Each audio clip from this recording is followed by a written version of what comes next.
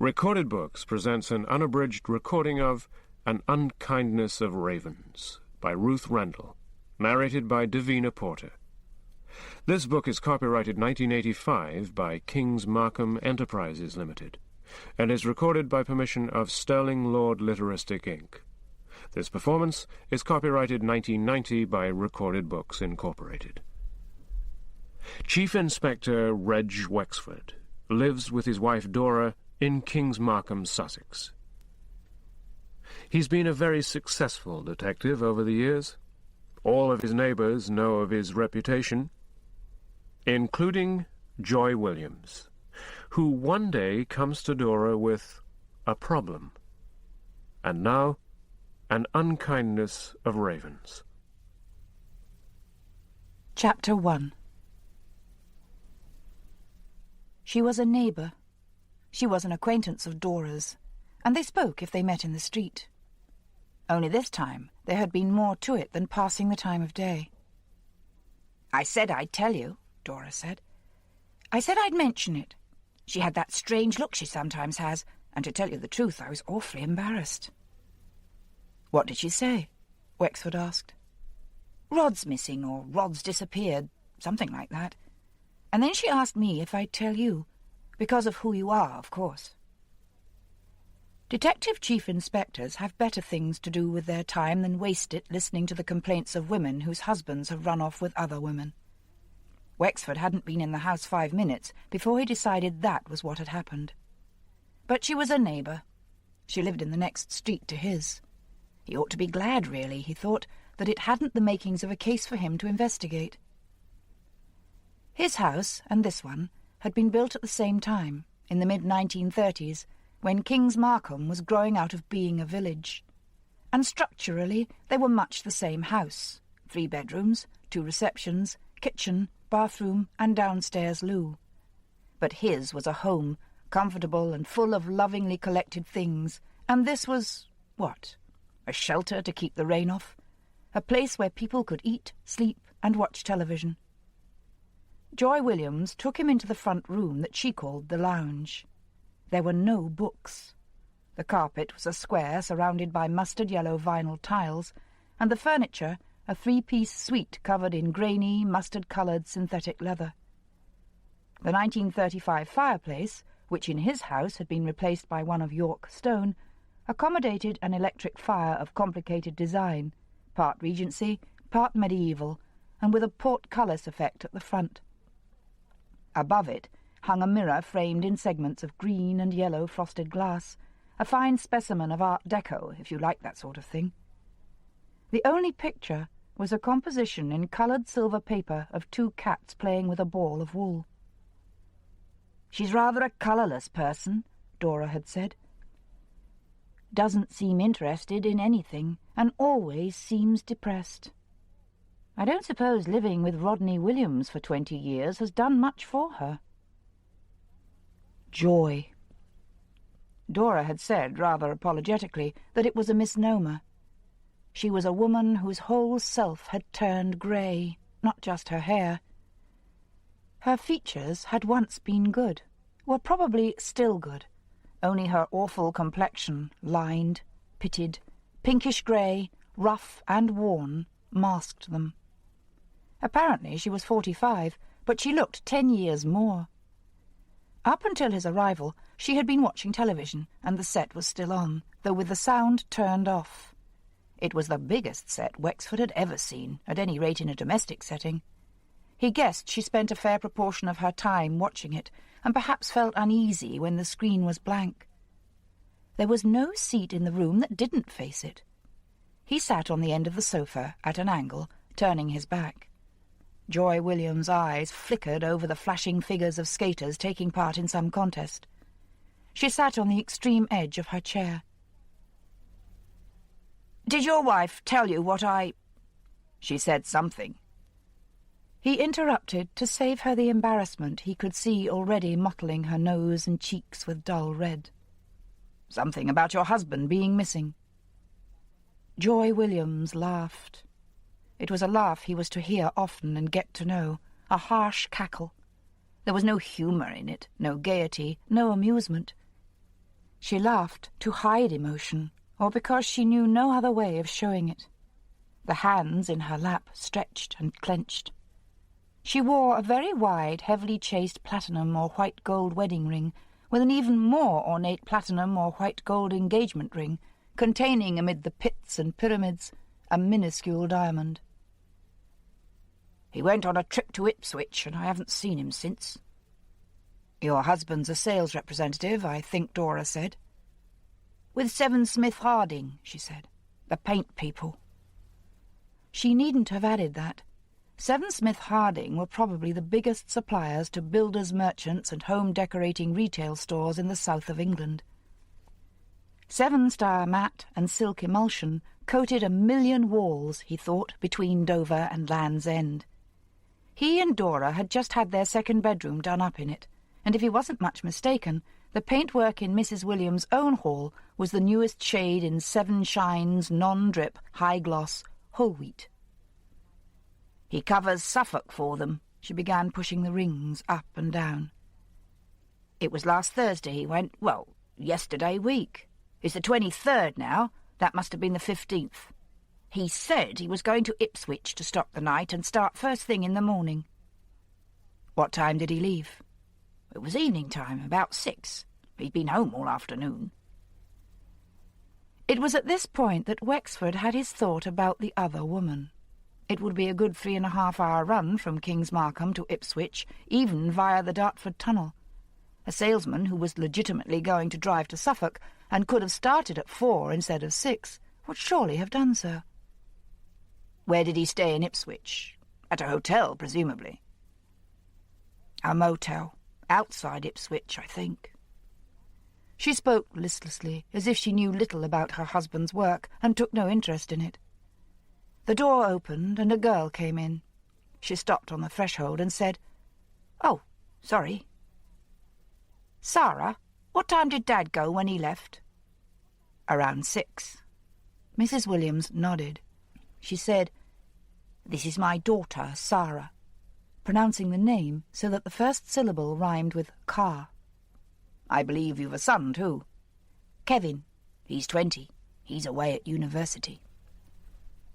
The girl stood with her arms over the back of the yellow plastic armchair no one was sitting in, her eyes fixed on her mother in a more or less neutral way, though one that tended towards the hostile rather than the friendly. She was very slender, fair, with the face of a Renaissance painter's model, small-featured, with a high forehead and a secretive look. Her hair was exceptionally long, reaching almost to her waist, and with the rippling appearance hair has, which is usually done up in plaits. She wore jeans and a T-shirt with a design on it of a raven, and the letters Aria superimposed over it. She picked up a photograph in a chrome frame off the only table in the room, a bamboo affair with a glass top almost hidden by the sofa back. Passing it to Wexford, she stuck her thumb at the head of a man sitting on a beach with a teenage boy and a girl who was herself 5 years before. The man was big, tall, but out of condition, and running to fat around his middle. He had a huge domed forehead. His features, perhaps because they were dominated by this bare dome, looked insignificant and crowded together, the mouth a lipless slit stretched into a smile for the camera. Wexford handed it back to her. She replaced it on the table, let her eyes linger on her mother for a moment, a curious, faintly contemptuous look, and walked out of the room. He heard her feet going upstairs. "When did you expect your husband to come back?" "The Sunday night, he said. I didn't think much about it when he didn't. I thought he'd stayed another night and he'd be back Monday. But he wasn't, and he never phoned." "You didn't phone the motel yourself?" She looked at him as if he had proposed to her some gargantuan and complex task quite beyond her capacity, writing a 50,000-word thesis, perhaps, or devising a computer program. "I wouldn't do that. I mean, it's a long-distance call. I haven't got the number anyway." "Did you do anything?" She laughed the dry, humourless cackle. "What could I do? Kevin was home for the weekend, but he went back to Kiel on the Sunday." She spoke as if action in such a matter could be taken only by a member of the male sex. "I knew I'd have been let know if he'd had an accident. He's got his name on him, his bank card and his cheque-book, and ever so many things with his name on." "You didn't phone 7 Smith Harding, for instance?" "What good would that have done? He never went in there for weeks on end."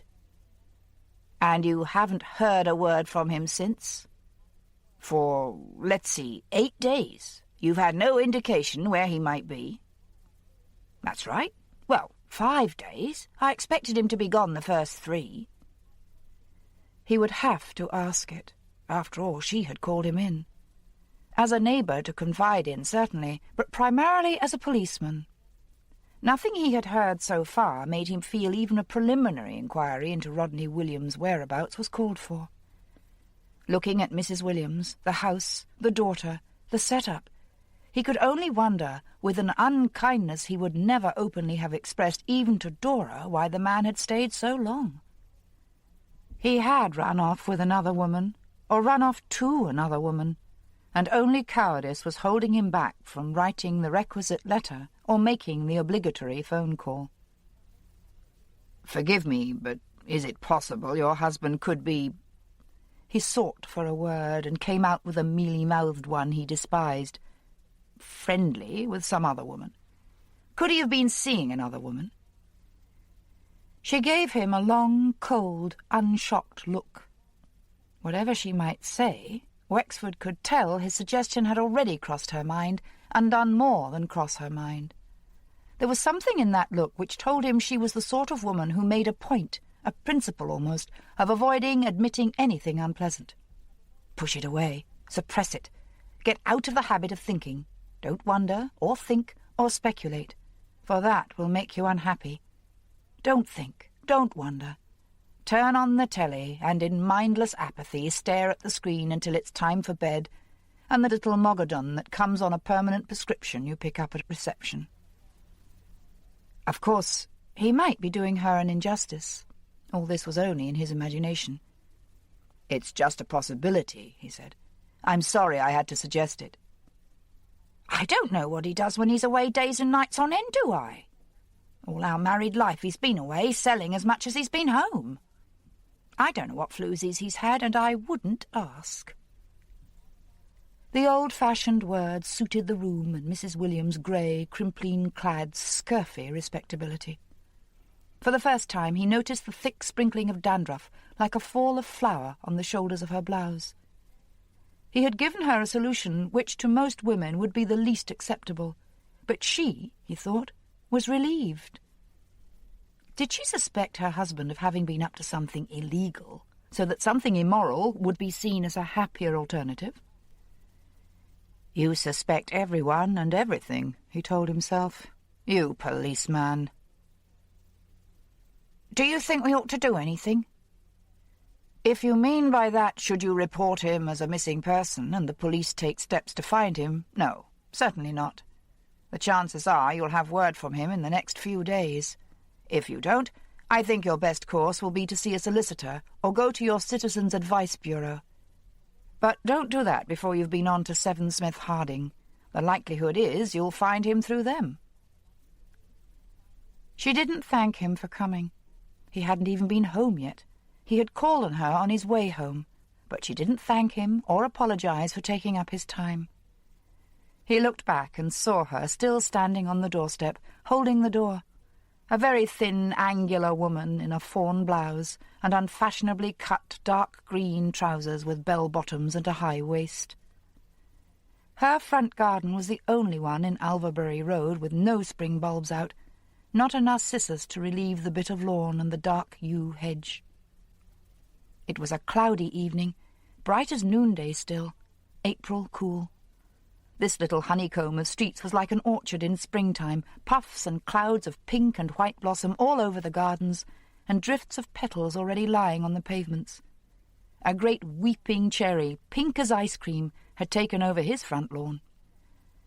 His wife was sitting in an armchair placed in much the same position, at the same angle to the fireplace, as the chair Joy Williams had sat in a room of the same size and proportions to the one he had just left. But there the resemblance ended. A log fire was burning. It had been a cold winter, and the spring was cold and protracted, frosts threatening nightly to nip that blossom. Dora was making patchwork, a bedspread in blues and reds, all shades of blues and reds in a multiplicity of patterns, and the finished part covered the long red velvet skirt of the housecoat she had taken to wearing in the evenings because of the cold. Her hair was dark and plentiful. Wexford had told her she must be a gypsy to have hair still not grey at nearly 60. "Did you see Mike today?" She meant Detective Inspector Burden. Wexford said no, he had been at court in Myringham. "Jenny came in to tell me she'd had the results of the amniocentesis. The baby's all right, and it's a girl." "What's amniocentesis?" "They stick something through the abdominal wall into the womb and take out a sample of amniotic fluid. The fluid's got cells from the fetus in it, and they grow them like a sort of culture, I think. Anyway, the cells divide, and they can tell if Down's syndrome is present, and spina bifida too. And of course they can tell the sex by whether the chromosomes come out XY or XX. What a lot you know. Where did you pick up all that?" "Jenny told me." She got up and transferred the patchwork to the seat of the chair. "They can't do an amniocentesis till the 16th week of pregnancy, and there's always a risk of losing the baby." He followed her out into the kitchen.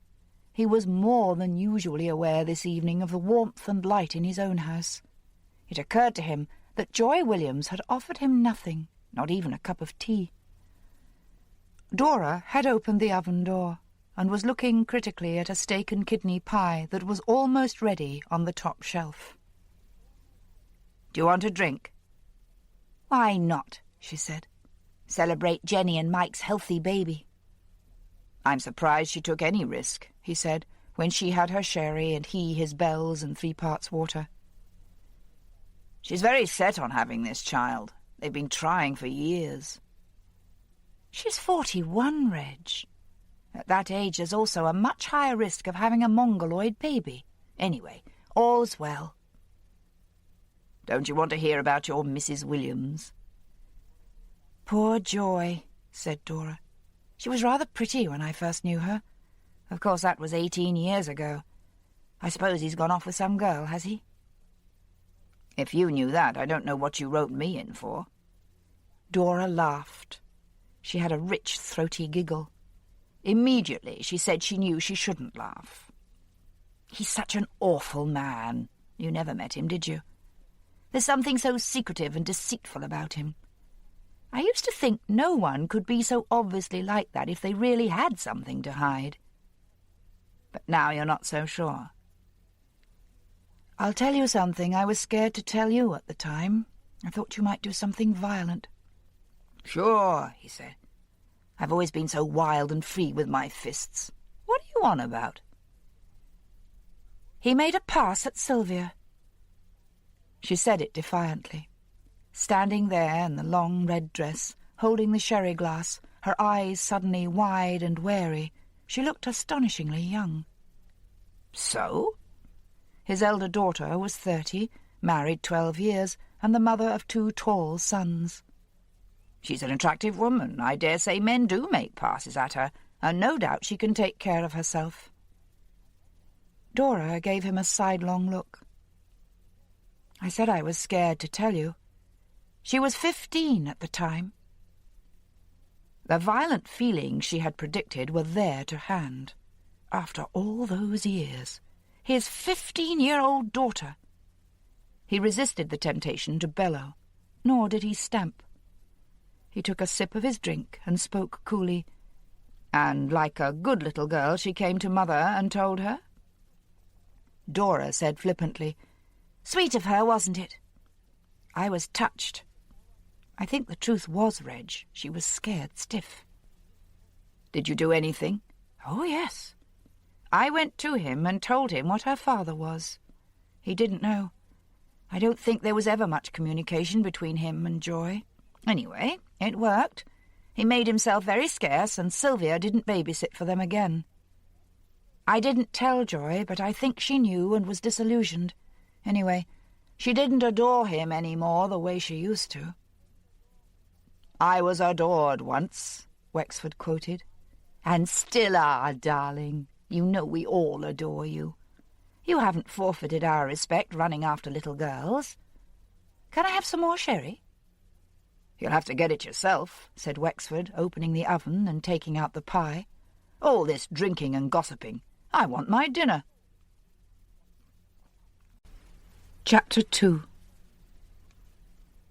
The firm of Sevensmith Harding had been founded in 1875 by Septimus Sevensmith, who called himself a colour man. He sold artists' materials in a shop in the High Street in Myringham. Paints for exterior and interior decorating use came along later. After the First World War, in fact, when Septimus's granddaughter married a Major John Harding, who left a leg behind him at Passchendaele.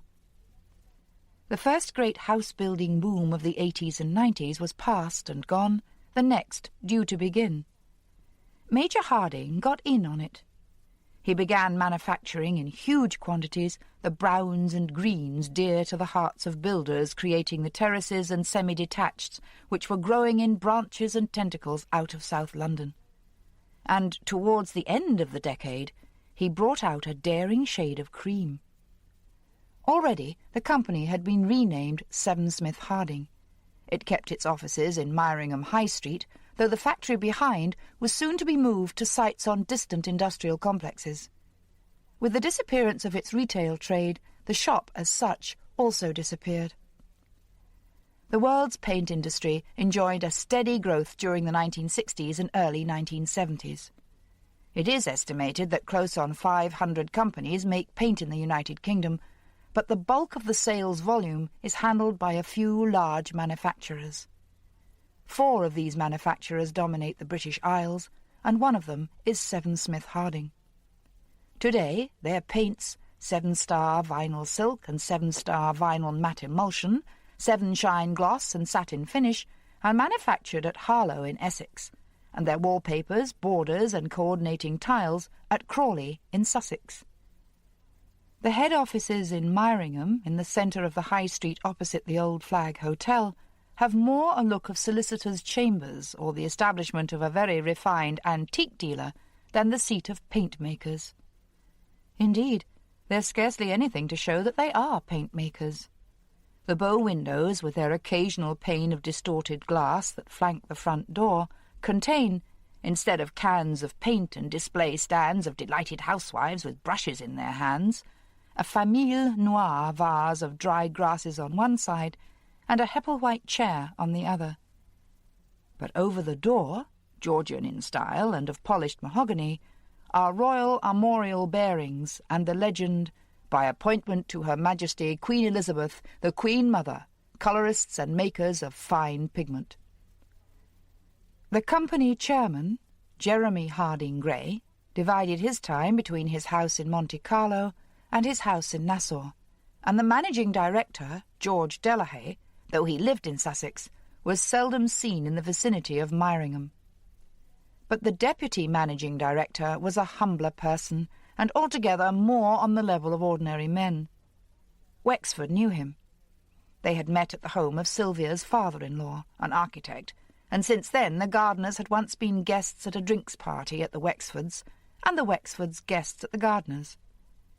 But for all that, Wexford would not have considered himself on the kind of terms with Miles Gardiner to warrant dropping in at Sevensmith Harding when he found himself in Myringham at lunchtime to ask Miles out for a drink and a sandwich.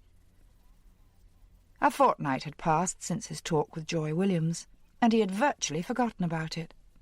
He had dismissed it from his mind before he went to bed that same night. And if he had thought about it at all since then, it had only been to tell himself that by now Mrs. Williams and her solicitor would be settling things to her satisfaction, or that Williams had returned home, having found, like many a man before him, that domesticity is the better part of economics. But even if Williams were still missing, there was nothing to justify Wexford's making inquiries about him at 7 Smith Harding. Let Joy Williams do that. He wouldn't be missing as far as his employers were concerned. No matter how complex a man's love life, he still has to go to work and earn his bread. Williams earned it on too humble a level, though, Wexford reflected, for it to be likely Miles Gardner had ever heard of him. He and Burden had both been at Myringham Crown Court, witnesses in 2 separate cases, and the court had adjourned for lunch. Burden would have to go back to watch his case, a rather ticklish matter concerning the receiving of stolen goods, through to the bitter end, but Wexford's day, at least as far as appearing in court went, was over. As they walked towards the hotel, Burden was silent and morose. He had been like this since they came out of court.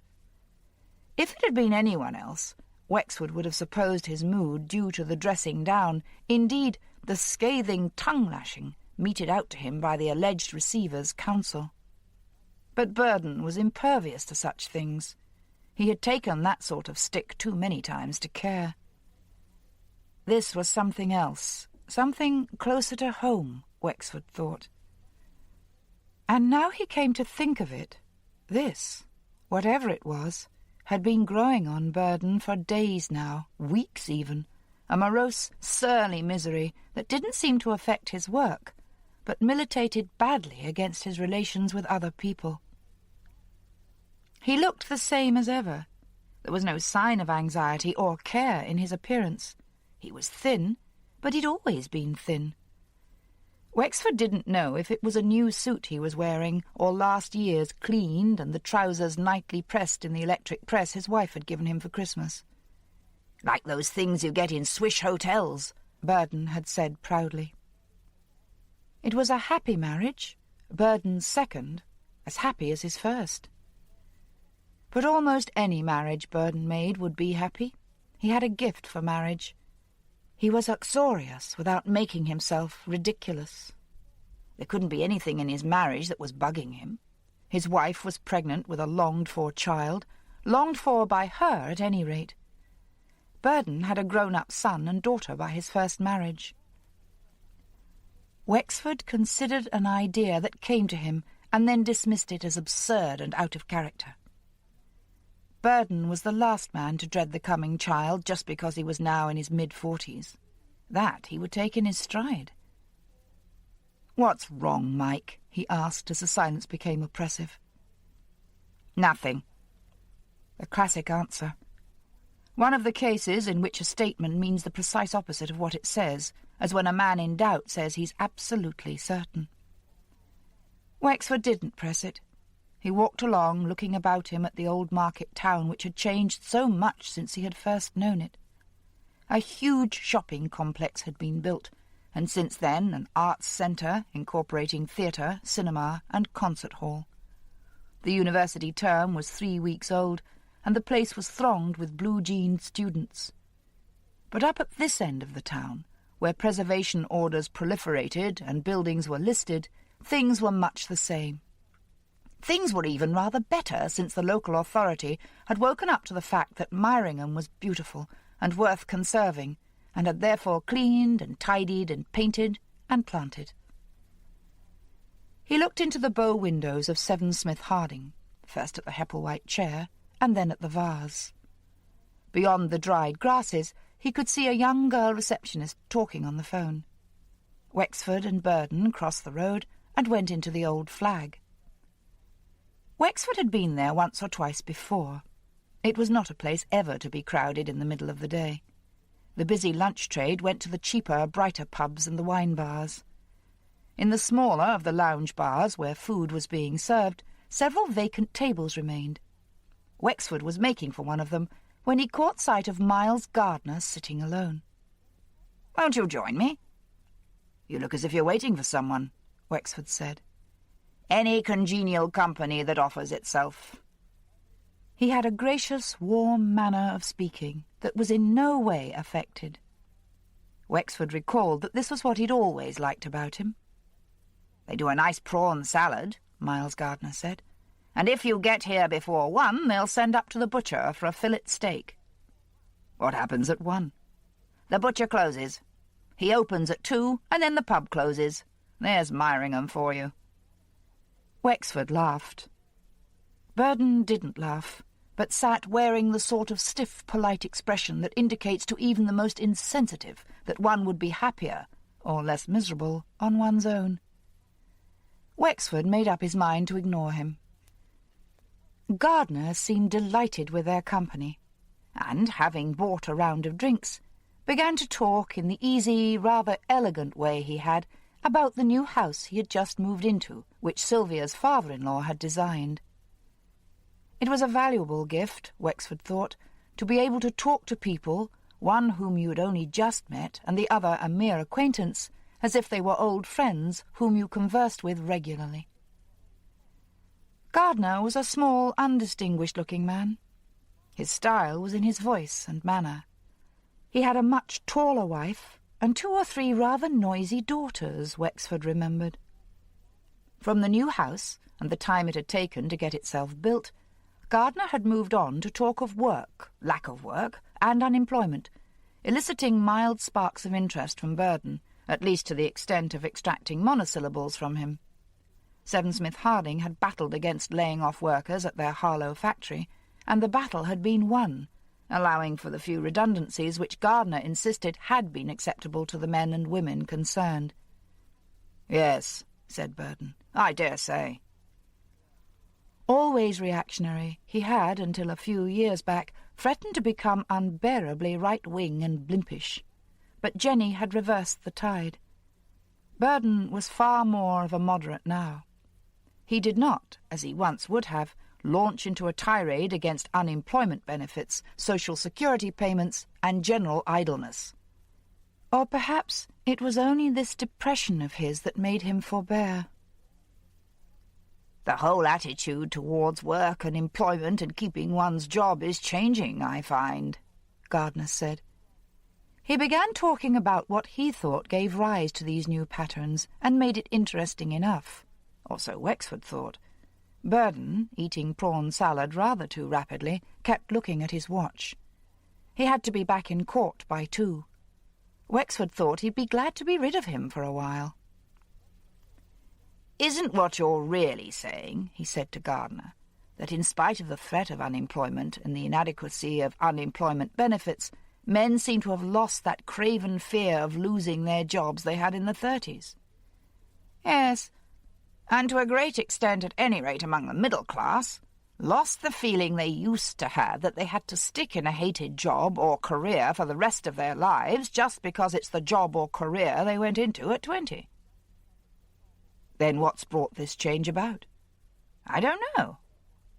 I've thought about it, but the answers I come up with don't satisfy me.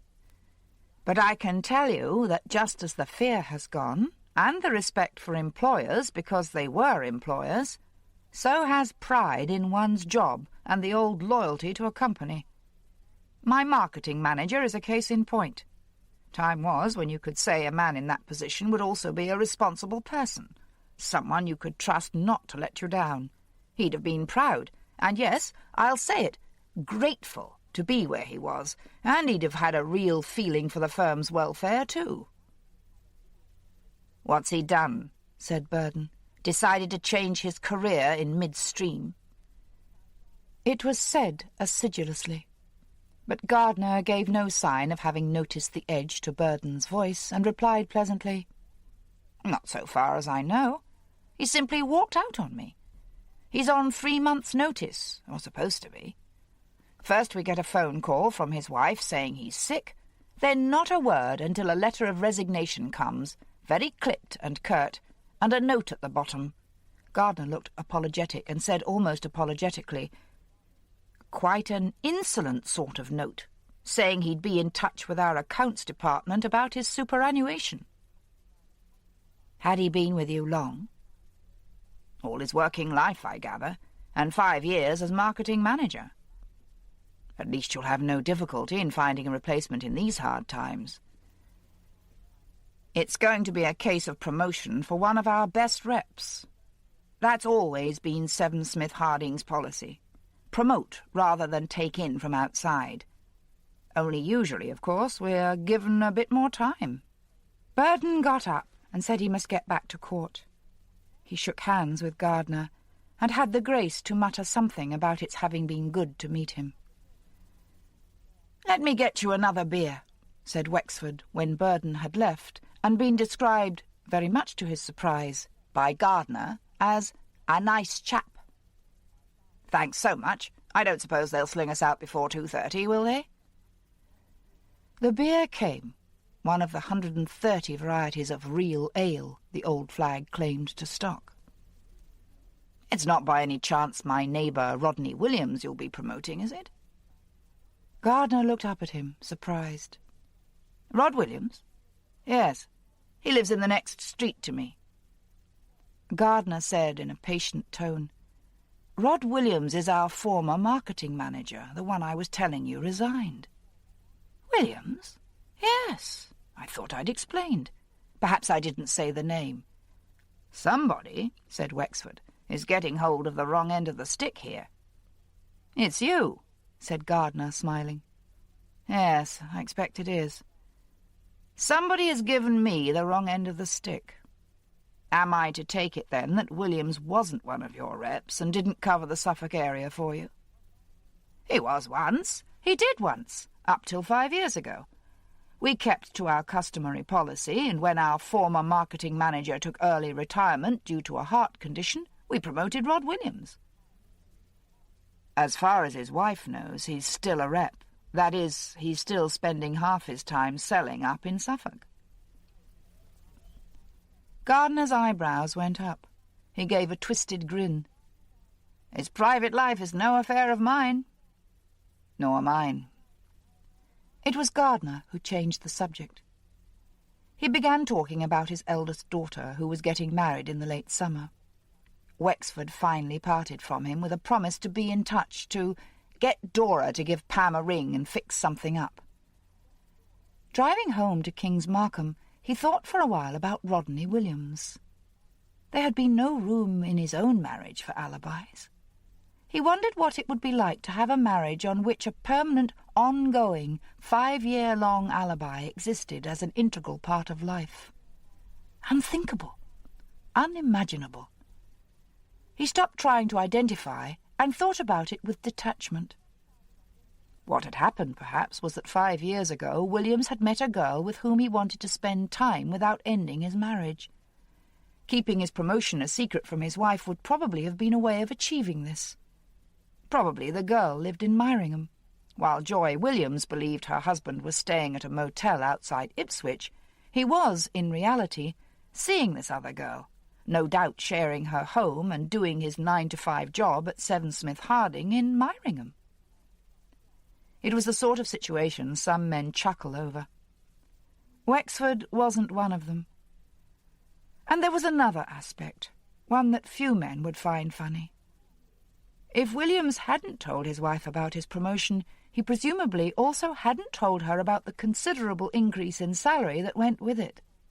Still, there was no more mystery. Williams had written to the company. Joy had phoned with excuses.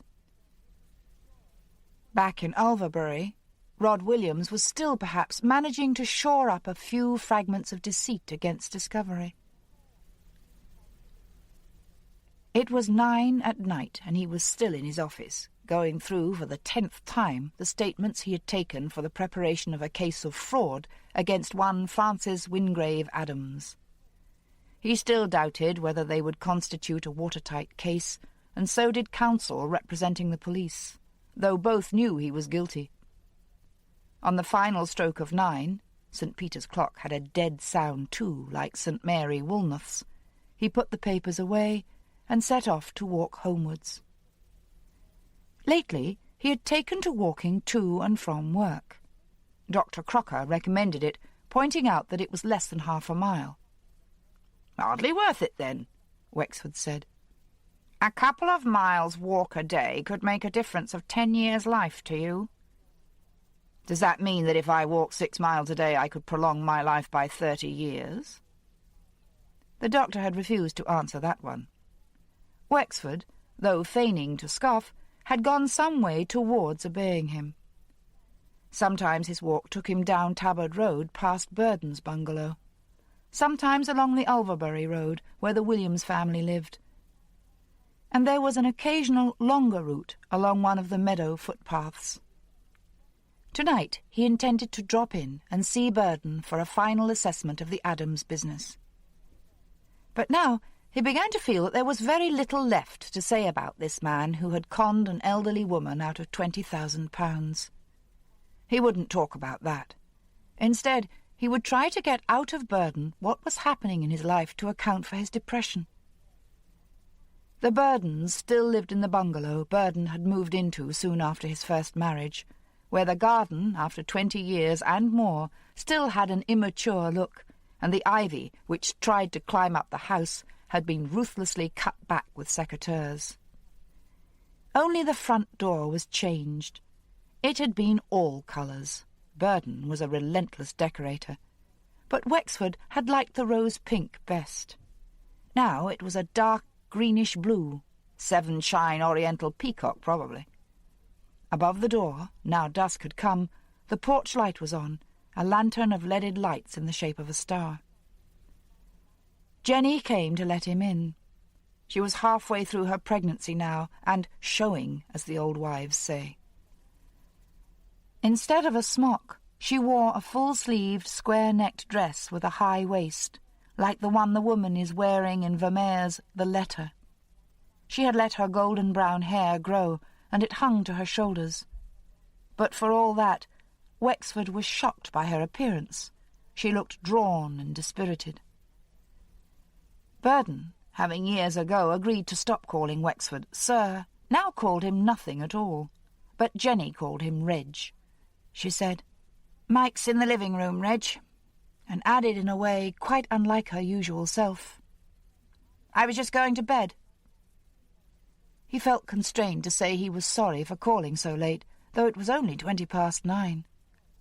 She shrugged and said it didn't matter, and she said it in a way which seemed to imply that nothing much mattered. He followed her into the room where Burden was.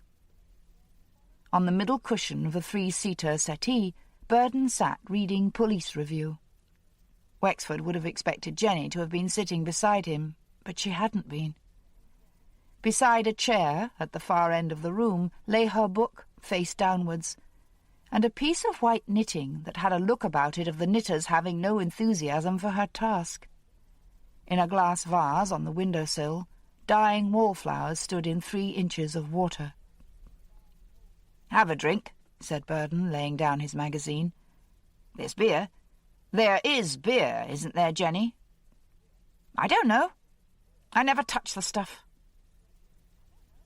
Burden said nothing. He left the room, went out to the kitchen, and came back with 2 cans on a tray. Burden's first wife would have said, and Jenny once would have said, that they must have glasses to drink the beer out of. Jenny, languidly sitting down, picking up book and knitting, but looking at neither, said, "You can drink it out of the can, can't you?" Wexford began to feel awkward. Some sort of powerful, angry tension that existed between these two seemed to hang in the air like smoke, to get in his throat, and give him a choky feeling. He snapped the top off his beer can. Jenny was holding the knitting needles in one clenched hand and staring at the wall. He had no intention of talking about Frances Wingrave Adams in her presence. On other occasions like this, he and Burden would have gone into one of the other rooms. Burden sat on the settee, wearing his half-frown. He opened the beer can with a sharp, rough movement, and a spurt of froth shot out across the carpet. 3 months before, Wexford had seen Jenny soothing and practical when her husband had dropped not a spoonful of beer, but a bowl of strawberry mousse on the paler, newer carpet of the dining room. She had laughed and told him to leave the clearing up to her. Now she gave a cry of real distress and jumped up out of her chair.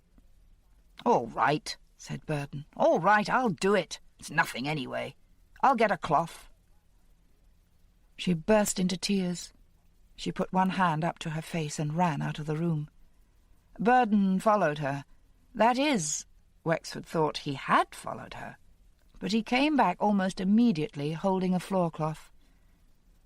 "Sorry about that," he said on his hands and knees. "Of course it's not the beer.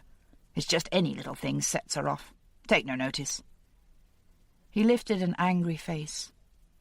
"I've made up my mind I'm simply not going to take any notice any more." "But if she's not well, Mike—" "She's perfectly well." Burden got up and dropped the cloth onto the tiled hearth of the fireplace. "She's having an ideal, trouble-free pregnancy. Why, she wasn't even sick. When I remember what Jean went through—" Wexford could hardly believe his ears. For a husband, and such a husband as Burden, to make that comparison. Burden seemed to realize what he had said, and a dull flush crept across his face. "No, honestly, she's perfectly fit. She says so herself. It's simply neurotic behaviour." Wexford had sometimes thought in the past that if every instance diagnosed by Burden as neurotic were taken as sound, almost the entire population would have to be tranquilized, not to say confined in mental hospitals. He said, "The amniocentesis was all right, wasn't it? They didn't tell her something to worry her?" Burden hesitated. "Well, as a matter of fact, they did." He gave an ugly, humourless laugh. "That's just what they did. They told her something to worry her. You've hit the nail bang on the head, but it doesn't worry me, and I'm the child's father. But it worries her like hell, and I'm the one who has to bear the brunt of it." He sat down and said very loudly, almost shouting, "I don't want to talk about it anyway. I've said too much already, and I've no intention of saying any more. I feel like learning a formula to explain my wife's conduct and repeating it to people when they first come in the door." Wexford said quietly, "You can do it extempore, for it is nothing but roaring." He got a glare for that. "I came to talk about Adams. Or are you too preoccupied with your domestic fracas to care?" "I told you I'm simply not going to take any notice any more," said Burden. And they talked about Adams not very profitably for the next half hour. Dora was in bed when he got home, sitting up reading. While he undressed, he told her about the Burdens. "They're too old to have babies," was all she would say. "Flying in the face of nature, would you call it?" "You'd be surprised, my lad. I might. And by the way, Rod Williams hasn't come back. I saw Joy, and she hasn't heard a word." "But I had the distinct impression she'd phoned Seven Smith Harding," Wexford began. "You told her to, you mean?" "You told her to phone them and find out if they could tell her anything, and she's going to." That wasn't what he had meant. He got into bed, sure now that he hadn't heard the last of the Williams affair. Chapter 3. For more than a couple of weeks now, he had been keeping his eye on the dark blue Ford Granada parked outside his house in Arnold Road, Myringham. It had appeared there for the first time soon after Easter. Graham G. couldn't see it from his front windows, nor, because of the tall Lonicera hedge, from his front garden. He saw it when he drove his own car out of the entrance to his garage each morning, and when he drove it in each afternoon at 5:30. At first, he told the police, he thought it might have something to do with the boy opposite, the teenage son of the people in the bungalow, but it was too respectable a car for that. Well, it was then. Dismissing that theory, he wondered if it belonged to some commuter who was using Arnold Road as a station car park. Arnold Road wasn't very near Myringham's Southern Region Station. It was a good quarter of a mile away, but it was probably the nearest street to the station not clogged on both sides with commuters' cars. Graham G. began to see the presence of the Ford Granada outside his gate as the thin end of the wedge. Soon, there would be 100 rail travellers' cars parked in Arnold Road. He was not a commuter himself, but a partner in a firm of accountants in Pomfret. Arnold Road was known as a nice neighbourhood. The houses were detached, standing in large gardens. There weren't any rough elements. There wasn't any trouble, except perhaps for the theft of dahlias from someone's front garden the previous autumn. So Graham G. was surprised to notice one morning that the Granadas' hubcaps had gone. Perhaps they'd always been gone, though. He couldn't remember. Still, he knew the wheels hadn't always been gone. The car hadn't always been propped up on bricks. Dirty now, streaked with rain, it sat on its brick supports, looking as if it might, after all, be the property of the teenager opposite. He still did nothing about it, though he knew by now that it was there all the time. It wasn't driven there in the morning and taken away in the evening. For a week now it hadn't been drivable. It took the smashing of a rear window to get him to do something. The rear window had been broken, the front doors opened, and the interior stripped. The radio had been removed, the headrests taken off the front seats, and something dug out of the dashboard, a clock perhaps. Though the boot was open, the thieves hadn't thought it worth their while to help themselves to the snow shovel inside. G. phoned the police. There was no need for the police to go through the procedure of tracing the driver through the vehicle licensing department in Swansea, for the vehicle registration document was in the Granada's glove compartment, along with a road map of southern England, a ballpoint pen, and a pair of sunglasses. Vehicle registration documents have named on them the keeper of the vehicle, not its owner, a fact which was also of assistance to the police. This one listed the keeper as Rodney John Williams, of 31 Alverbury Road, Kings Markham.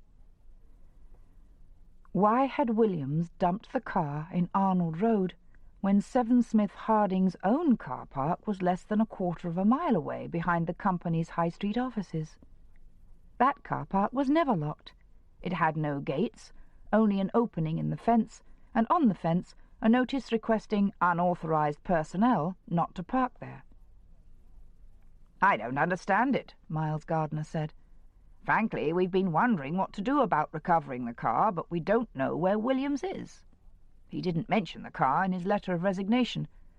Apparently, wherever he was when he first left, he's no longer with his wife, otherwise we would have tackled her. He's disappeared into thin air. It's a bit much, really, isn't it? I gather the car's in a state not much more than a shell. "The engine's still there," said Wexford. Gardner made a face. They were in his rather gloomy, though luxurious office, a room not so much panelled as lined with oak, the decor dating from those between-wars days when hardwood was plentiful. None of your 7-star matte emulsion here, Wexford thought to himself. There were more framed photographs than in the average elderly couple's living room. On Gardner's desk, placed to catch his eye every time he looked up, was a big one of tall Mrs. Gardner and her 3 girls, all affectionate nestling and entwined arms. The walls were reserved for various groups and gatherings of men at company functions or on sporting occasions. One was of a cricket match with a tall, gangling man going in to bat. Rodney Williams. The high forehead, slight concavity of features that would no doubt show more clearly in profile, the thin mouth stretched in a grin, were unmistakable. Gardner looked at it dolefully. "He was a lot younger then," he said. "The company had a crack team in those days." He made as if to take the photograph down, angered no doubt by the sight of the permanently grinning Williams, but seemed to change his mind. "The whole thing's extraordinary. He was very keen on cars, you know, one of those car men. You don't think anything's happened to him, do you?" The euphemism that always signified death. "If you mean some sort of accident, I don't know, but I don't think so. It's more, what has he been up to, isn't it?" Gardner looked mystified. It looks to me as if he may have been up to something he shouldn't have been. He's been on the fiddle. Either he decided he'd made enough of it and was going to call it a day, or else something happened to make him think discovery was imminent. Now, the most likely place for him to have been cooking the books is here. Do you have any thoughts on that one? He wouldn't have had the opportunity. He never went near any books, so to speak. Do you want me to have our chief accountant up? I mean, as far as I can see, any fiddle he was up to would have to be an expenses fiddle, and Ken Risby would be the man to tell you about that. Gardner made a call on the internal phone. While they waited for Risby, Wexford said, "There's nothing small, portable, but of considerable value he could have stolen. No cheque coming into his hands he could have falsified. No forgery he could have perpetrated." Gardner looked simply bewildered. "I don't think so. I'm sure not. I mean, I should know by now. Good God, the man's been gone over 3 weeks." He jumped up. "Here's Ken now. He'll tell us." But Risby wasn't able to tell them much. He was a thin, fair man in his 30s, with a nervous manner, and he seemed as shocked by Wexford's suggestion as Gardner had been. You'd think the pair of them lived in a world where fraud had never been heard of, Wexford thought impatiently, and every businessman was a sea-green incorruptible. He was a mite heavy on his expenses sometimes, but that's all, that's positively all. He never had the handling of the firm's money. What makes you think he's done something like that? You think about it. Look at it for yourself. For 5 years the man's been lying to his wife about his position with this firm. What salary was he getting, by the way? 25,000, said Gardner, rather grudgingly. More than Wexford had expected. £5,000 more. And lying about that, too. You can bet on it she thinks he was getting less than half that. One day he tells her he's going to Ipswich, a place he doubtless hasn't set foot in for 5 years, and off he goes, dumps his company car in the street, and disappears. Apart from getting the lady he's in cahoots with to phone here and say he's ill, and apart from writing his resignation, he's never heard from again. And you ask me why I think he's been up to something? Tell me about the man. If he's not a man who'd steal or forge, is there some other disgraceful thing he might have done? They looked at him.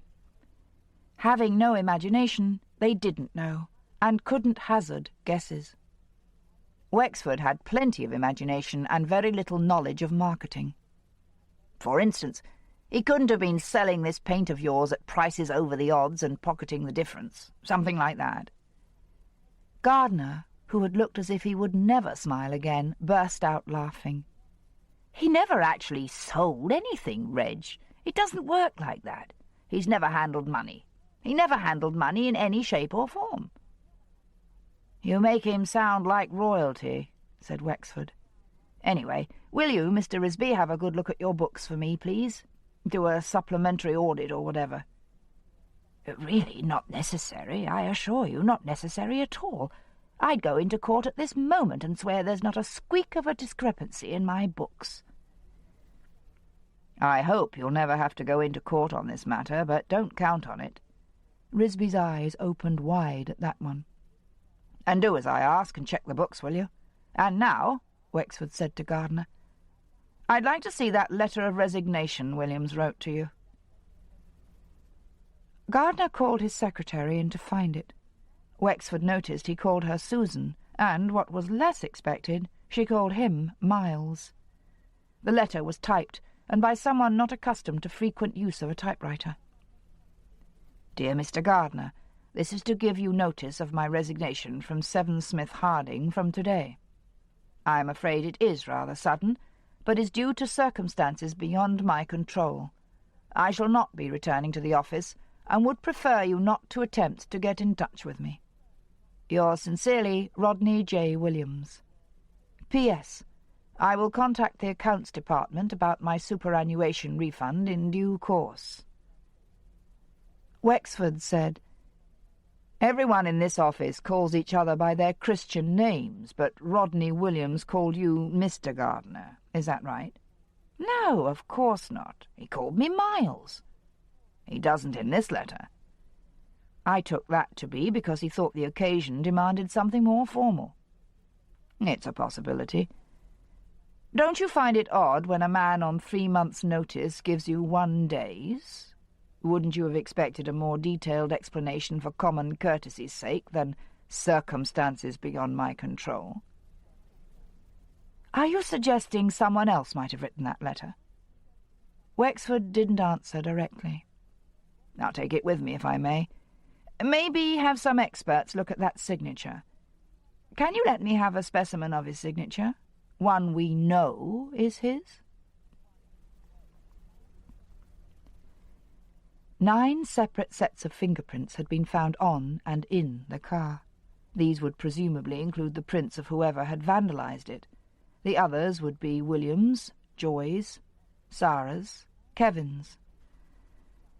Early days yet to ask these people to let him check their own prints against those in the car. A lot of hairs, fair and grey, had been found on the upholstery. No blood, of course, nothing dramatic. There was one odd thing, though. On the floor of the boot, along with the shovel, were some crumbs of plaster the lab had identified as either Tetrian or Seven Smith Harding's stopgap. It took a few more days to get a verdict on the letter. A manual, portable machine, the Remington 315, had been used to type it. There was a chip out of the apex of the capital A on this machine, a similar flaw in the ascender of the lowercase t, and a smudging of the head of the comma. As to the signature, it wasn't Williams. The handwriting expert was far more categorical than such people are usually willing to be. He was almost scathing in his incredulity that anyone could for a moment have believed that the signature was made by Williams. When Joy had told Dora of her intention to phone Seven Smith Harding, she had followed this up with a request to send Wexford round to her house once more. This time Dora had said in quite a sharp way that her husband wasn't a private detective, and Wexford, of course, hadn't gone. But William's disappearance had stopped being a private matter. At any rate, he thought, he wouldn't be unwelcome at 31 Alvabury Road. The answer to a prayer, in fact. He walked round there in the evening at about 8. This time the girl Sarah let him in. She spoke not a word, but closed the front door after him, opened the living-room door, left him, and went back upstairs. Joy Williams was watching television.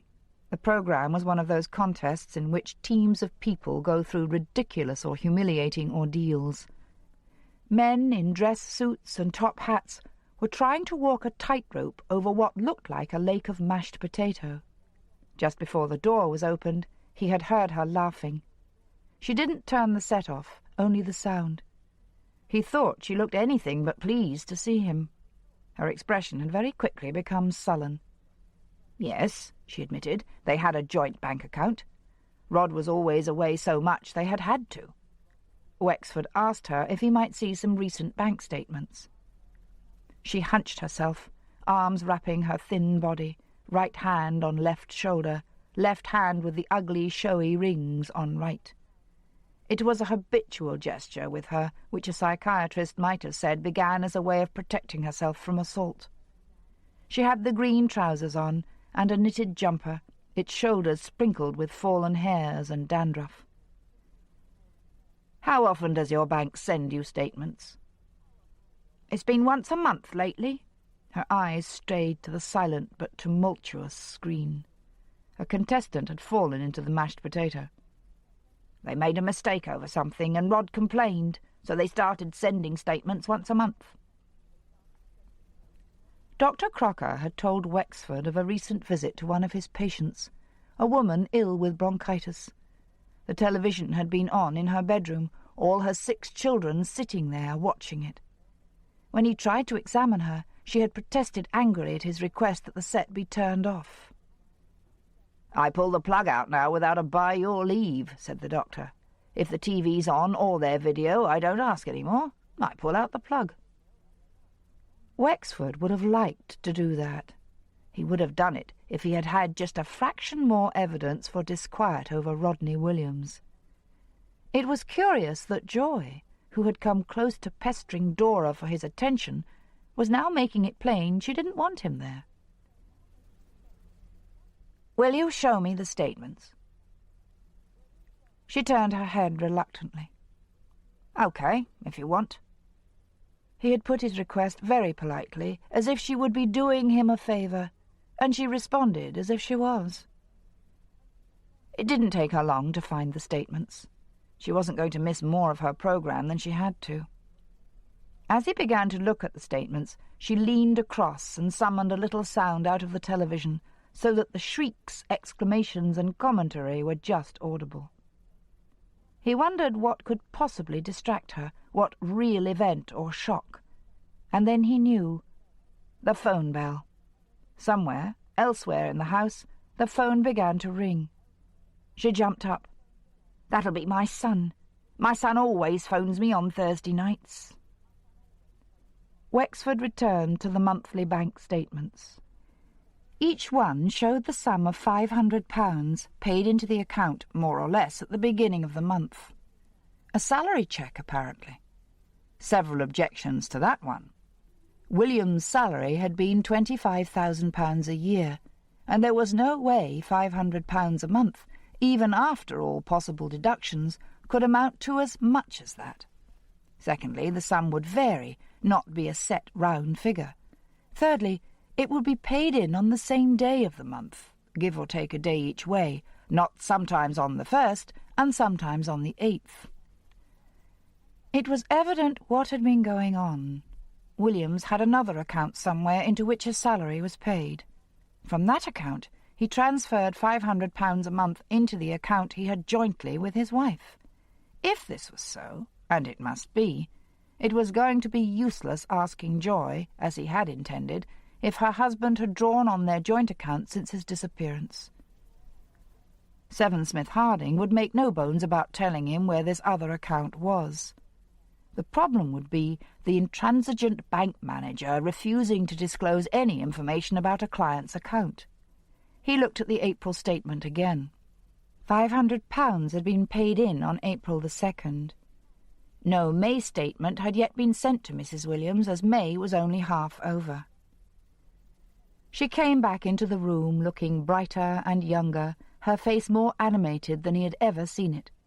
She'd been talking to her son, her favourite. "I'd like you to give your bank a ring," he said, "and ask them if the usual £500 was paid into the account at the beginning of the month. Will you do that?" She nodded.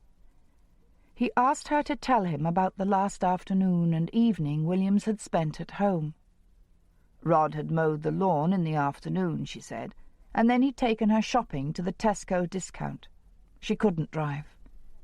We came back and had a cup of tea. Rod had a sandwich. He didn't want more than that. He said he'd get something on his way to Ipswich. Then he went upstairs and packed his bag and left. We'd be back on Sunday, he said. She gave one of her dull laughs. And that was the last of him, after 22 years. What did you do for the rest of the evening? Me? Yes. What did you do? Did you stay at home? Go out? Did anyone come here? I went over to my sister's. She lives in Pomfret. I went on the bus. I had something to eat, and then I went to my sister's. And Sarah?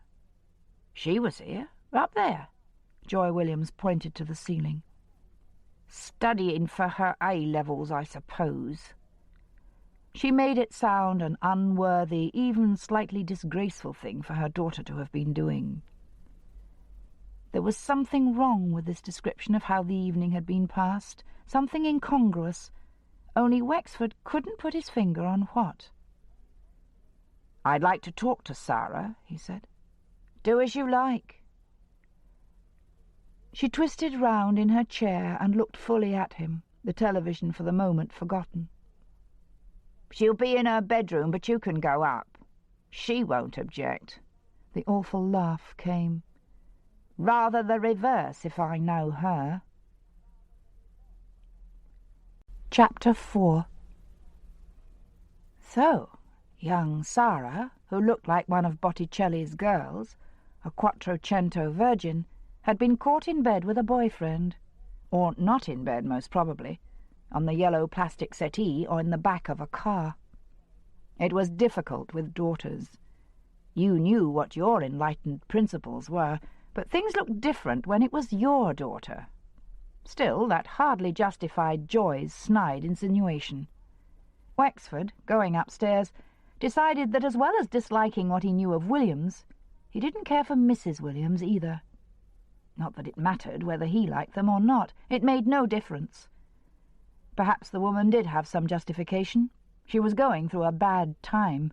She, who was surely in the process of losing her man, would feel bitter towards a daughter gaining one. And the discovery of Sara and the boy might have been made very recently. He knew which bedroom it was because music was coming from behind the door. Rock music of some kind, soft with a monotonous drumbeat. She must have heard his feet on the stairs by now. He had taken care to make a bit of noise, not difficult on the linoleum covered with thin hair cord. He knocked on the door. She didn't say, "Come in." She opened it herself. Wexford had often noted reactions to a knock at the door. They offered indications of character and motivation. The woman, for example, who calls out, "Come in," is more open, relaxed, and easy-going than she who opens the door herself. The latter will be cagey and reserved. In the 30 seconds or so before she opens the door, what does she put away in a drawer or hidden under a magazine? He could see that Sara had created the room herself. What attractiveness it had nothing to do with the furniture, carpets, and curtains provided by her parents. It was the smallest bedroom. Wexford had had an extension built onto his house when the girls were little, but this house remained as it had originally been. There would be a large front bedroom for the husband and wife, a slightly smaller back bedroom, in this case for the son, and a tiny box room, no more than 9 feet by 7 for the daughter. She had put posters all over the walls, one of a red horse galloping in the snow from the Yugoslav naive school of painting, another of a thin, naked black man playing a guitar. Between them hung a tennis racket, a corn dolly, and a montage of tarot cards. Perhaps the most striking poster was the one that faced the door. A harpy-like creature with the head and breasts of a woman, and the body, wings, and claws of a raven, clutched at an unfurling ribbon on which was painted the name, acronym, Aria. Wexford remembered the T-shirt Sara had been wearing when they first met. The raven woman had a face like Britannia, or maybe Boadicea, one of those noble, handsome, courageous, fanatical faces that made you feel like locking up the knives and reaching for the Valium. Bookshelves that looked as if put up by Sara herself held a paperback Life of Freud, Phyllis Grosskreutz Havelock Ellis, Fromm, Lang, Freud on the Wolfman and Leonardo, Erin Pizzey, and Jeff Shapiro on incest and child abuse, but not a single work of fiction. With her tiny radio providing background music, she had been sitting at a dressing table that doubled as a desk, swatting for an exam. It was evidently chemistry. The textbook lay open at a page of formulae. "We're trying to find your father, Sara. I wouldn't exactly say he's disappeared, but he's making himself very hard to find." She had fixed him with her grave, contained look. He noticed her skin, creamy and smooth like velvet, with a gold dusting of freckles on her small nose. When she opened the door to him, she'd been holding a green felt-tipped pen in her hand. On the back of the other hand, she had drawn a green snake. Teenagers had always drawn on their hands. They had done so when he was in his teens, and when his daughters were in their teens. But now some sort of specific fashion for it had sprung up. To have black and red and green drawings on your hands and arms and body was the in thing. Sara had drawn with her green pen a spotted snake, not curled round itself, but stretched out and slightly undulant, its forked tongue extended. "Have you any thoughts about where he might be?" She shook her head. She put the cap on the pen and laid it down. "Would you like to tell me about the last time you were with your father? Were you here when he left?" She hesitated and then gave a nod. "It was the second day of term after the Easter holidays. Well, I was late home because I went to the library. They'd got a book in for me, a new book. I put my name down for it, and they'd sent me a card to say it was in." She lifted 2 books off the stack and handed him one from underneath. She was out to impress, and the book was a learned work, Stern's Principles of Human Genetics. He didn't take much notice of that, but he did look at the date stamp in the back. "I rang the library to renew it," she said defensively. "I couldn't read it in 3 weeks. It's very difficult." She smiled at last and became at once a beauty. "I'm not saying it's too difficult for me, but genetics is an abstruse subject. I've got my A-levels and they have to take priority." "You're interested in this sort of thing?" "I've been offered a place in medical school, St. Biddulph's." Crocker had trained there, Wexford recalled. "I shall get it, of course, but in theory it depends on my A-level results." Her tone was such as to show she was in no real doubt that these would meet the standard. "I have to get at least 3 Bs, but an A and 2 Bs would be better."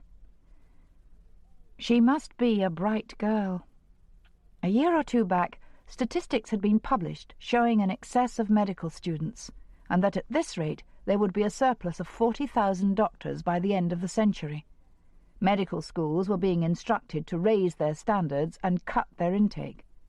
So if Sarah Williams had been offered a place at the highly prestigious St. Biddulph's— "Your mother and father must be proud of you." The sweeping glance she gave him told him he had said something stupid, or at least wide of the mark. "I can see you don't know my parents." "They'd prefer something else for you?" "I could be a shorthand typist, couldn't I? I could be a nurse.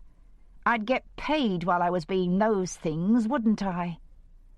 Her voice was full of scorn and anger. "I can't be stopped, though. I'll get a grant anyway. I don't know what I'd have done in olden times." By olden times he supposed she meant the days of his own youth, when your parents paid for your education, or you borrowed the money, or you worked your way. Things were different now. A father couldn't put his foot down with the same effect. He could only persuade or dissuade. "The last time you saw your father," he reminded her. Her anger had died. She was practical again, crisply reciting facts. But there was something derisive in the way she spoke of her father, as if he were a joke to her, or an organism under a microscope. "I came in and he was just leaving.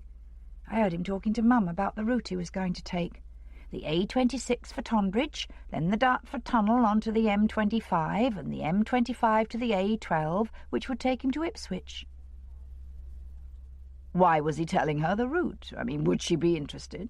I mean, wasn't it the route he normally took?" "I said you didn't know my father. I'd say for a start he wouldn't be much concerned about the other person's interest. Dad talks a lot about cars and driving and roads and that sort of thing. I'm not interested, but he talks to me about it. The car's a person to him, a woman, and she's got a Christian name. He calls her Greta. Greta the Granada, you see." "So your father left and your mother went to Pomfret and you stayed here on your own studying?" Was he imagining that hesitation, that brief, wary flare in her eyes? "That's right. I don't go out in the evenings at the moment. I haven't time." She smiled again, this time with great artificiality. "I heard they'd found his car." "In the process of being dismembered for its wheels and its radio." "Cannibalized," she said, and she laughed the way her mother did. Poor old Greta. Could he have a look round the rest of the house, notably through William's papers and clothes? Joy put up no objection. The television clacked through the floor, and the pop music thumped and droned through the wall. In the book of rules of human behaviour he kept in his head, one of the first laws was the one about who got which bedroom. The British middle class mostly lived in 3-bedroomed houses, 1 big bedroom, 1 slightly smaller, 1 little. In a family of parents, son and daughter, the daughter invariably got the 2nd bedroom, and the son the tiny one, irrespective of seniority. It was one aspect of life, the woman's movement might have said if they'd noticed it, in which the female had the advantage over the male. Presumably it came about because girls from the first were conditioned into being more at home, more centred on home things, and being confined within walls, in which case the woman's movement wouldn't like it so much. But it was the girl in this household who had the smallest bedroom, even though her brother was now away most of the time. Of course, it might be that she had chosen this arrangement, but somehow he didn't think so. He opened the door of the 2nd bedroom and looked inside. There was a newish pine bedroom suite, 2 bright Afghan rugs, a fringed bed cover that was recognisably one of Marks and Spencer's designs. It looked as if someone with not much taste or money had done her best to make a nice room of it, and the sole personal touch its occupant had contributed was to hang a map of the world on the wall opposite the bed. The main bedroom was like his own in size and proportions. The walls were even painted in the same colour as his own, 7-star emulsion orange blossom. There the resemblance ended. The Williamses slept in twin beds, each narrower than the standard 3 feet, he thought. He could tell hers was the one nearest the window by the nightdress case on it, quilted peach satin in the shape of a scallop shell. The rest of the furniture consisted of a wardrobe, dressing table stool, chest of drawers, and 2 bedside tables, all in some dark reddish wood with a matte finish, and with rather bright gold chrome handles.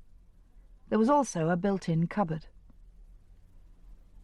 Wexford looked first in the drawer of the bedside cabinet between William's bed and the door. He found a box that had once held cufflinks, but was now empty, a comb, a tube of antiseptic skin cream, an unused toothbrush, a packet of tissues, a tube of throat pastilles, 2 safety pins, several plastic collar stiffeners, a half-full bottle of nasal drops, and an empty pill bottle labelled Mandarette, one to be taken twice daily, Rodney Williams. In the cupboard part of the cabinet were 2 paperback novels of espionage, an unused writing pad, a current British passport in the name of Mr. R.J. Williams, a clean handkerchief initialled R, and 2 electric shavers.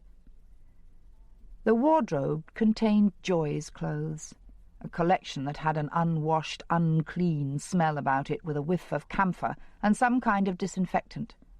Rodney Williams' clothes were in the cupboard, an overcoat, a sheepskin jacket, a plastic mac, 2 hip-length shower-proof jackets, a shabby sports jacket, and a new one, 4 suits, 2 pairs of slacks.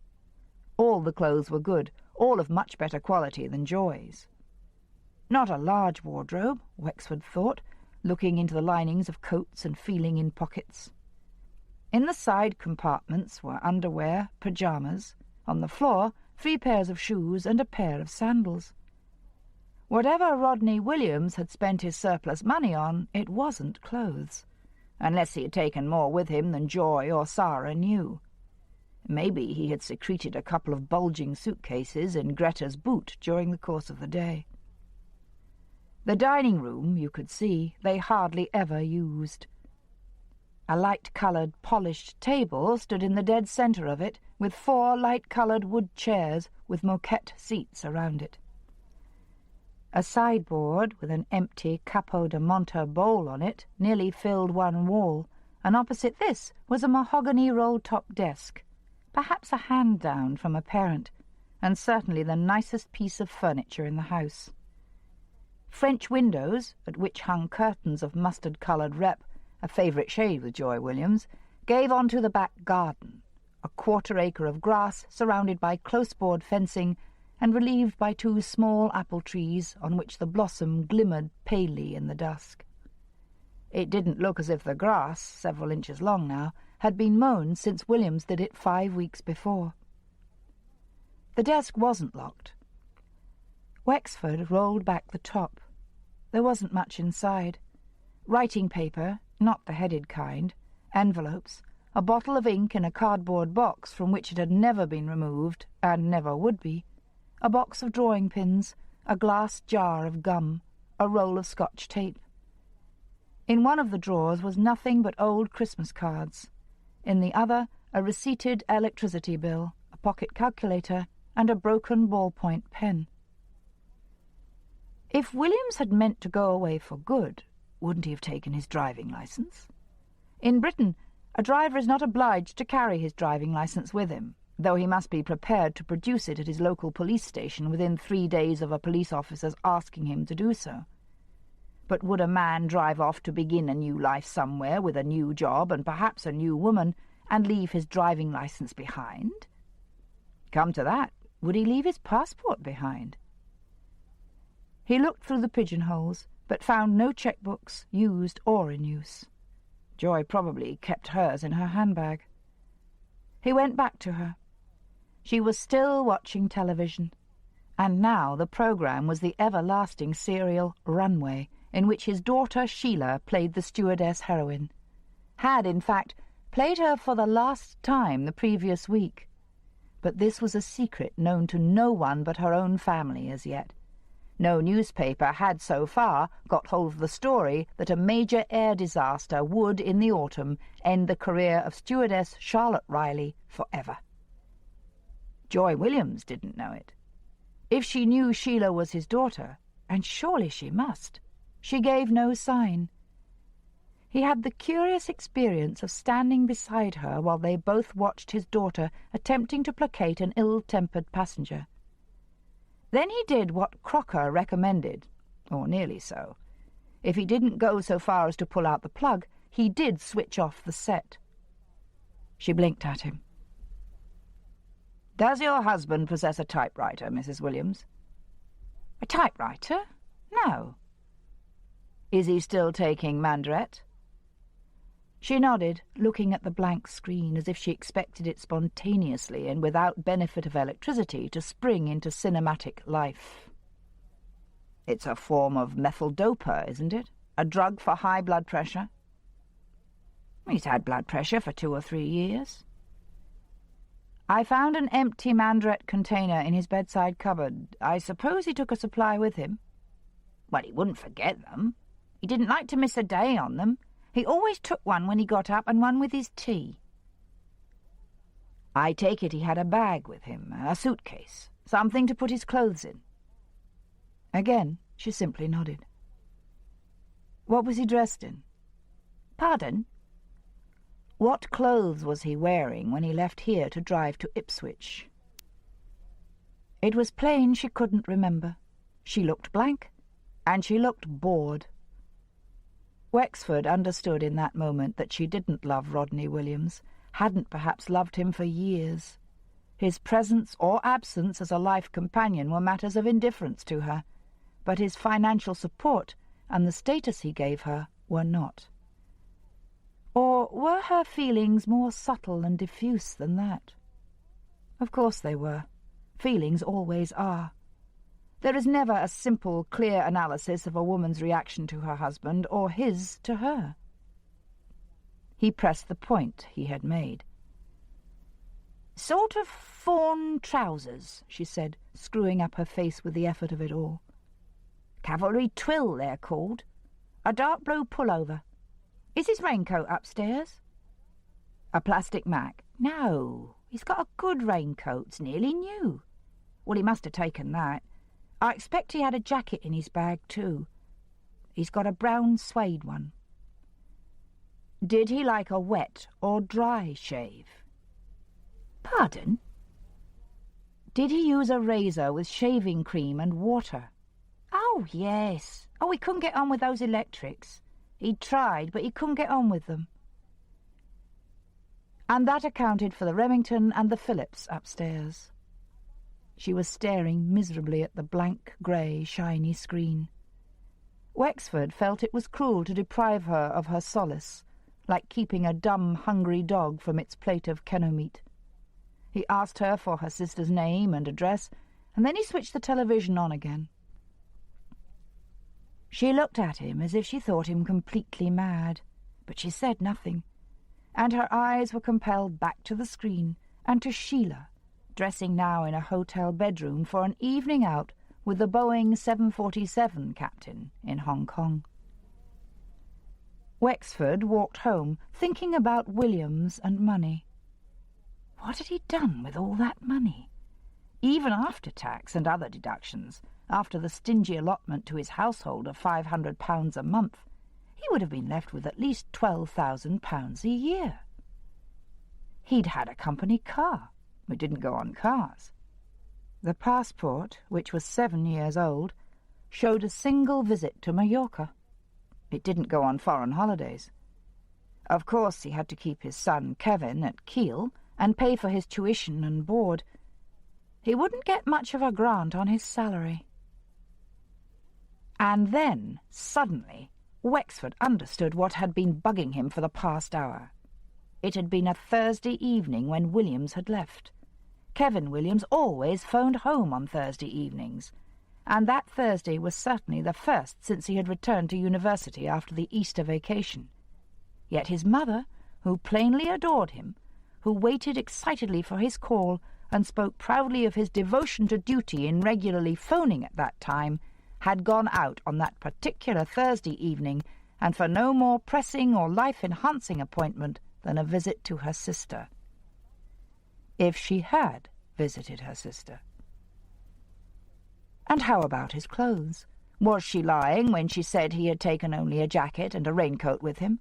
Or didn't she know? Somehow he couldn't imagine Williams leaving his car in Arnold Road and then humping huge, bulging suitcases the 1/4 of a mile to Myringham Station. Why go to Myringham anyway, when, if he wanted to catch a train to London, King's Markham Station was 8 miles nearer? The following week, the clothes, or some of them, turned up.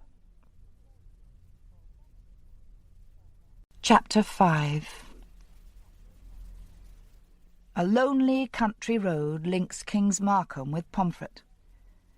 Once Forest Road, King's Markham, is passed, the only houses to be seen are those few up on the hillsides crowned by Cheriton Forest.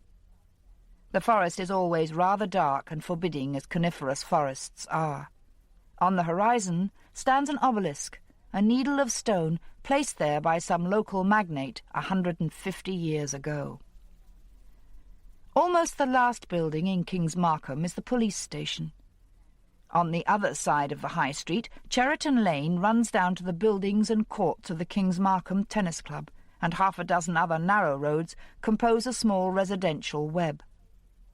The gardens of houses in Forest Park back onto open fields, and fields traversed by a footpath lie between the club grounds and the town.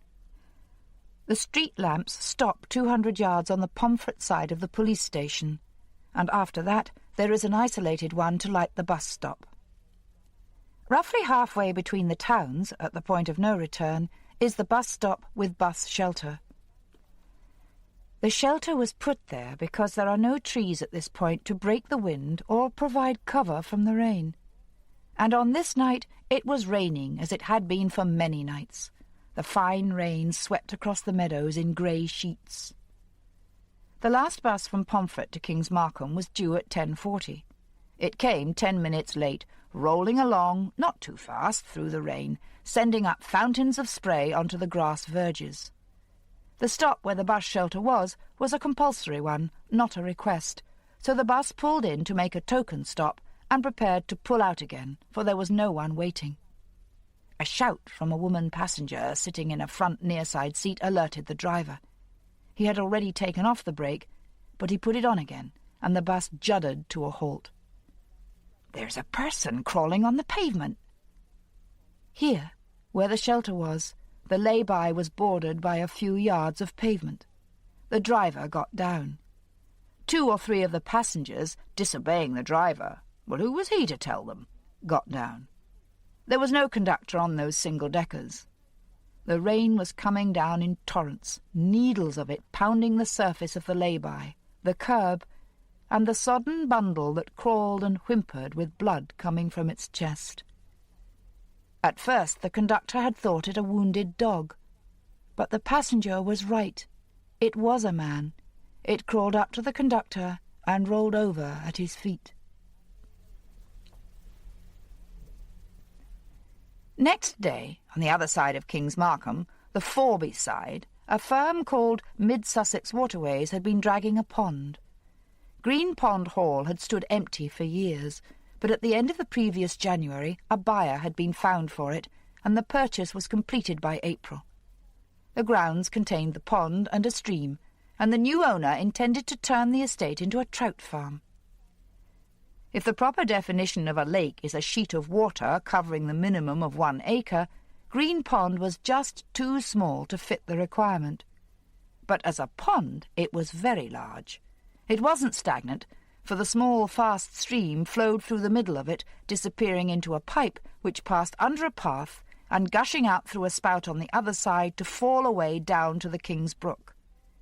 In spite of this, the pond was shallow and coated with a thick green slime of blanket weed. The purpose of the dragging was to clean it, increase its depth, and rid the water of the algae Mid-Sussex Waterways believed might be caused by an influx of the nitrates which had been applied as fertilizer to the nearby meadows.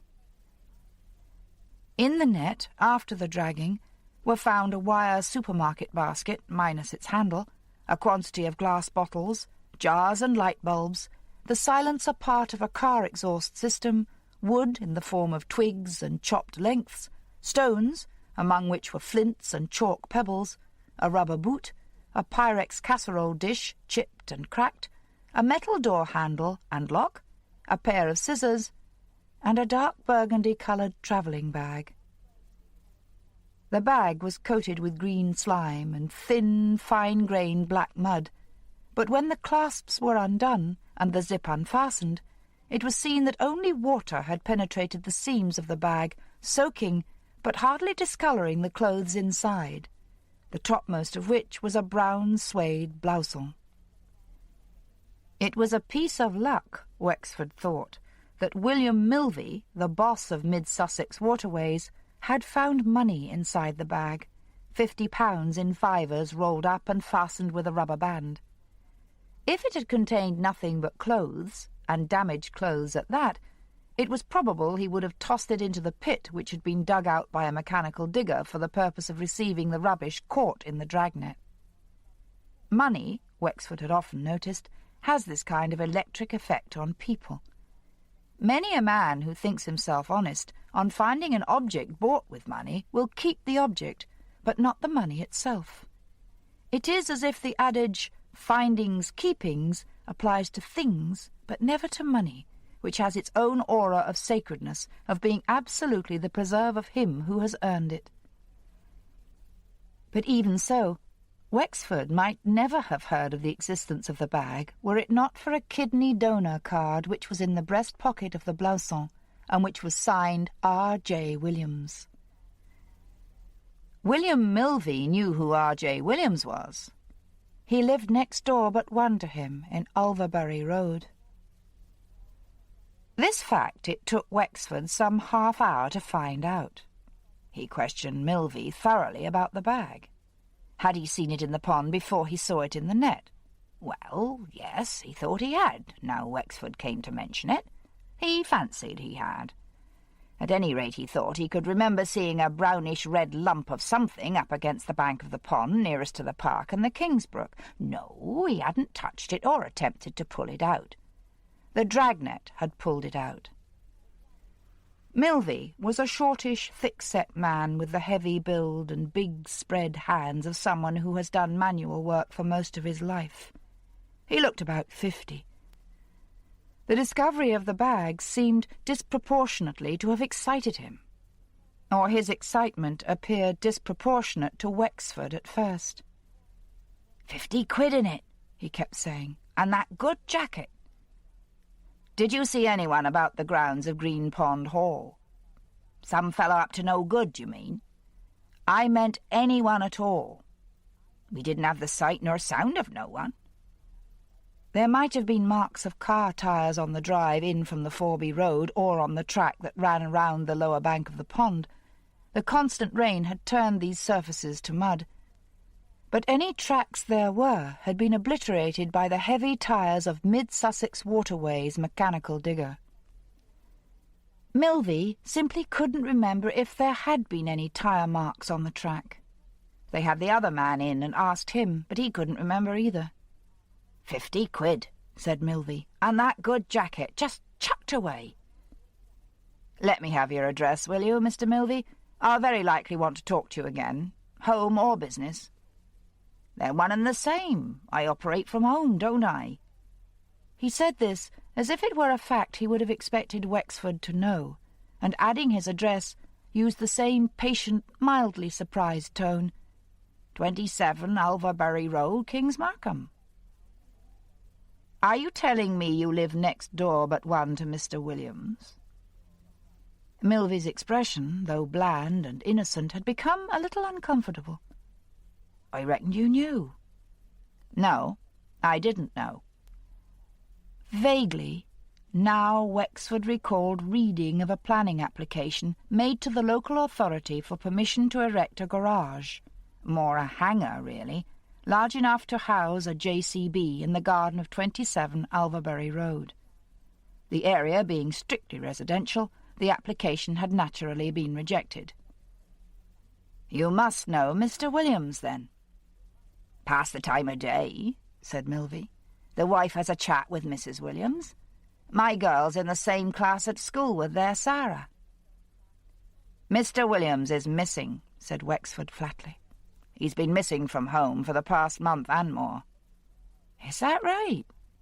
Milvey didn't look surprised, but he didn't say he knew either. £50 in notes," he said, "and a jacket worth 3 times that." Wexford let him go. "It has to be coincidence," Burden said.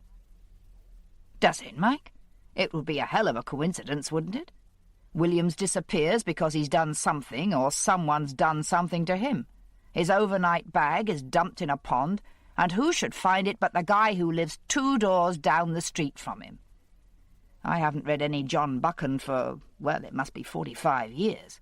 But I can remember in one of his books the hero's car breaks down and the house he calls at for help just happens to be the home of the master anarchist. A bit later on, the hitman who's sent to get him turns out to be a burglar he's recently successfully defended in court. Now that's fiction, and strictly for persons below 15, I'd say.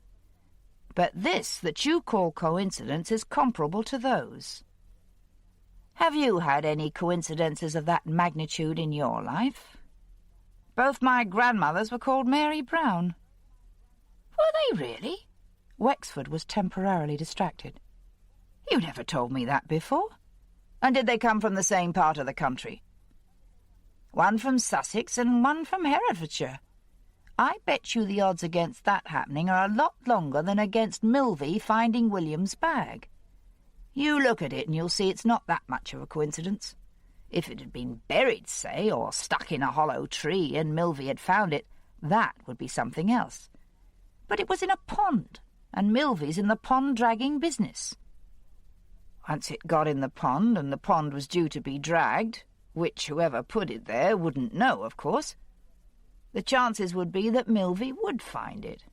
You want to look at it like that." Wexford knew there was more to it than that.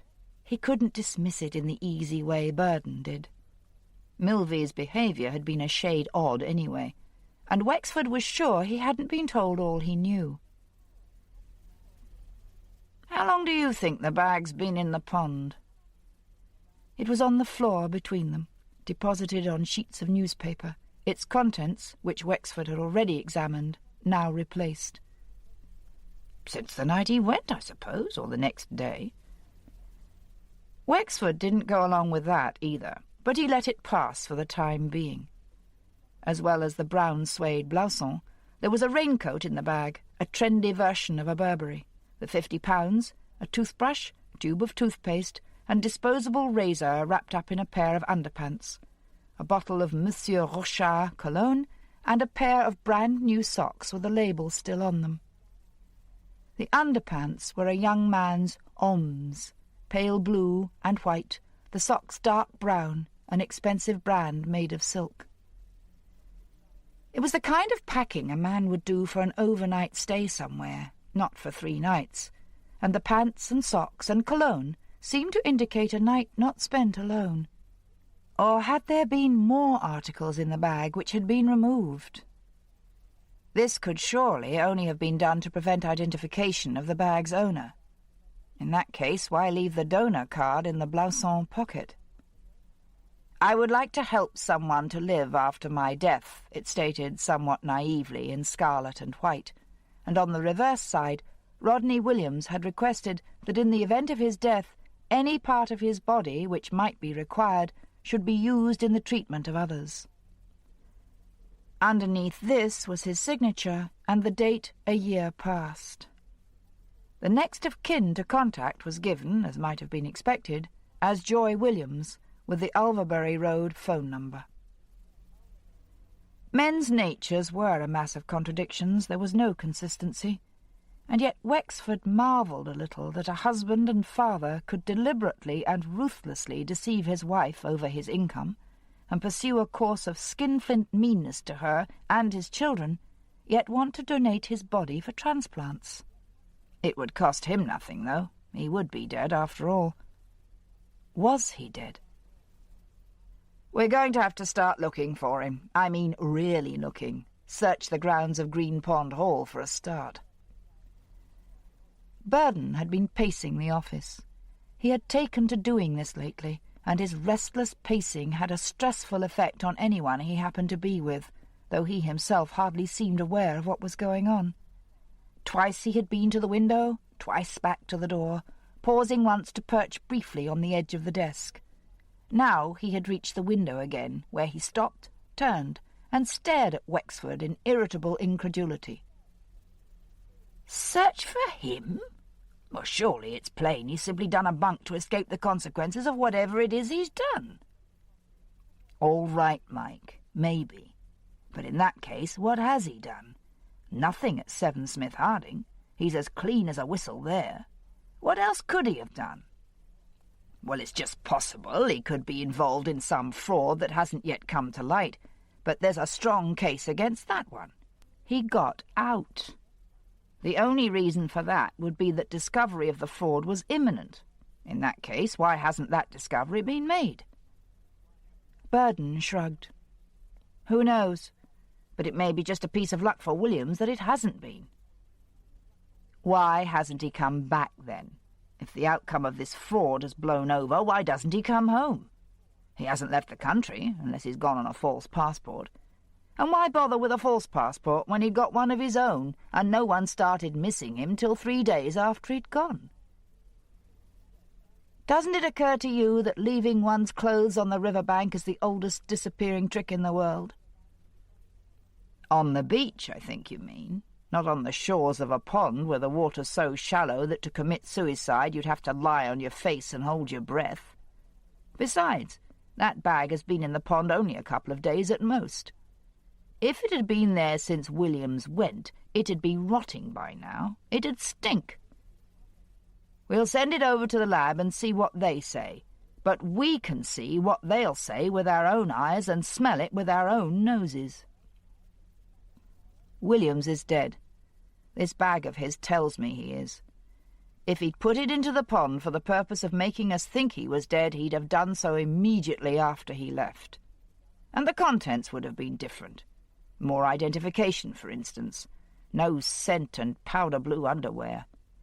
And I don't think the money would have been in it. He would have needed that money. He would have needed all the money he could lay hands on.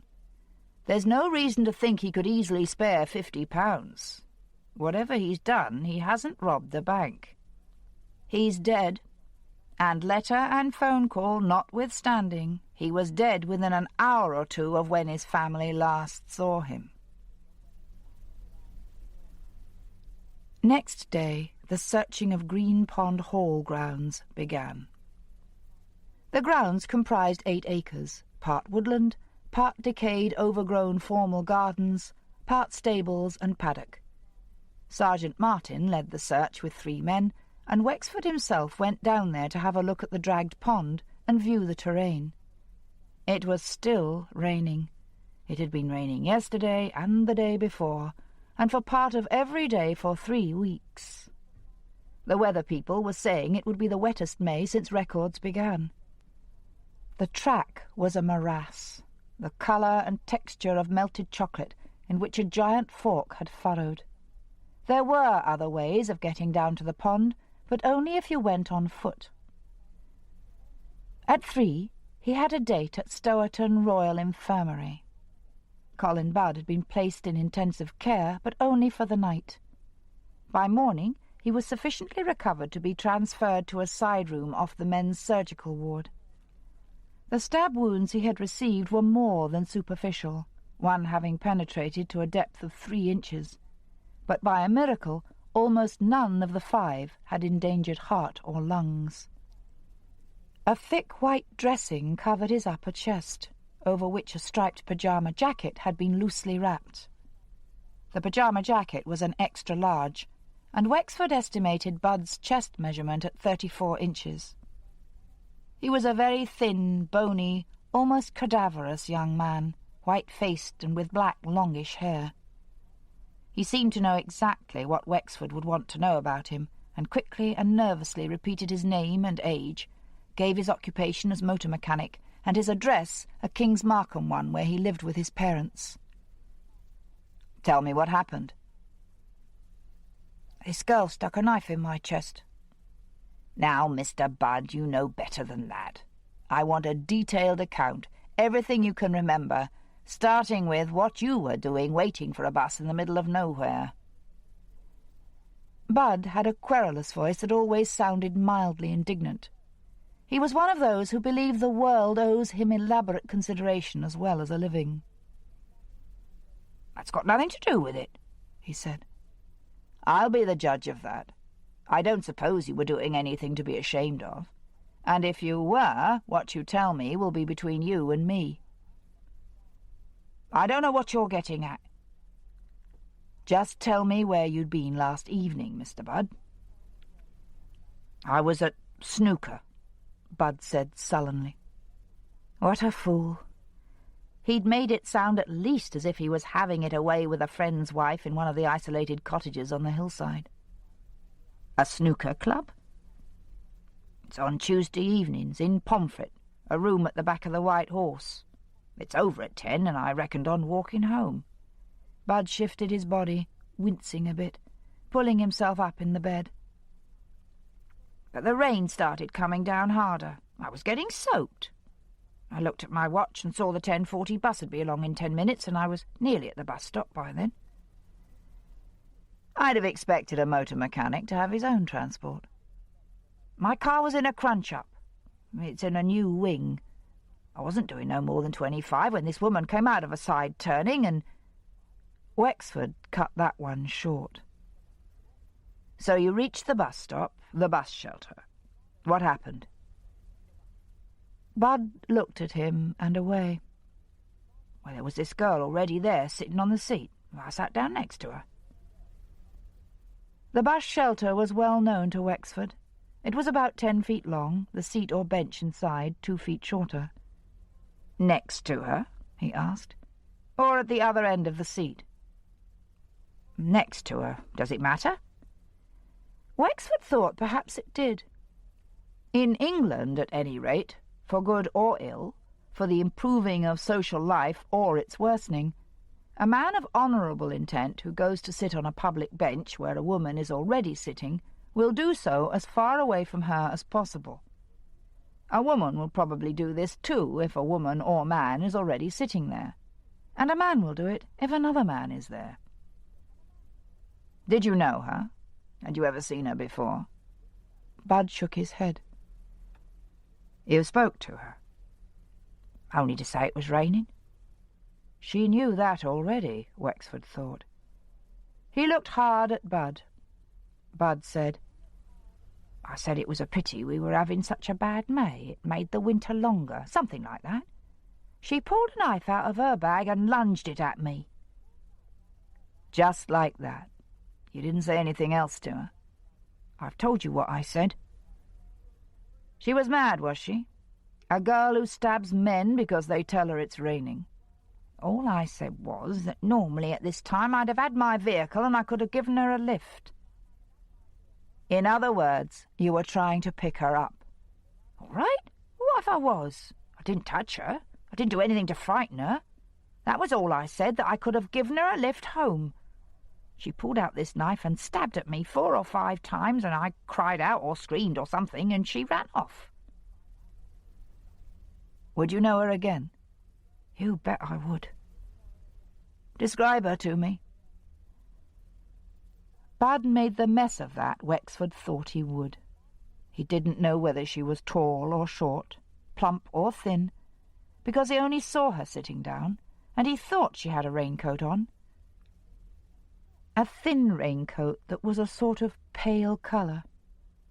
Her hair was fair, he did know that, though she had a hat on or a scarf. Bits of blonde hair showed under it. Her face was just an ordinary face, not what you'd call pretty.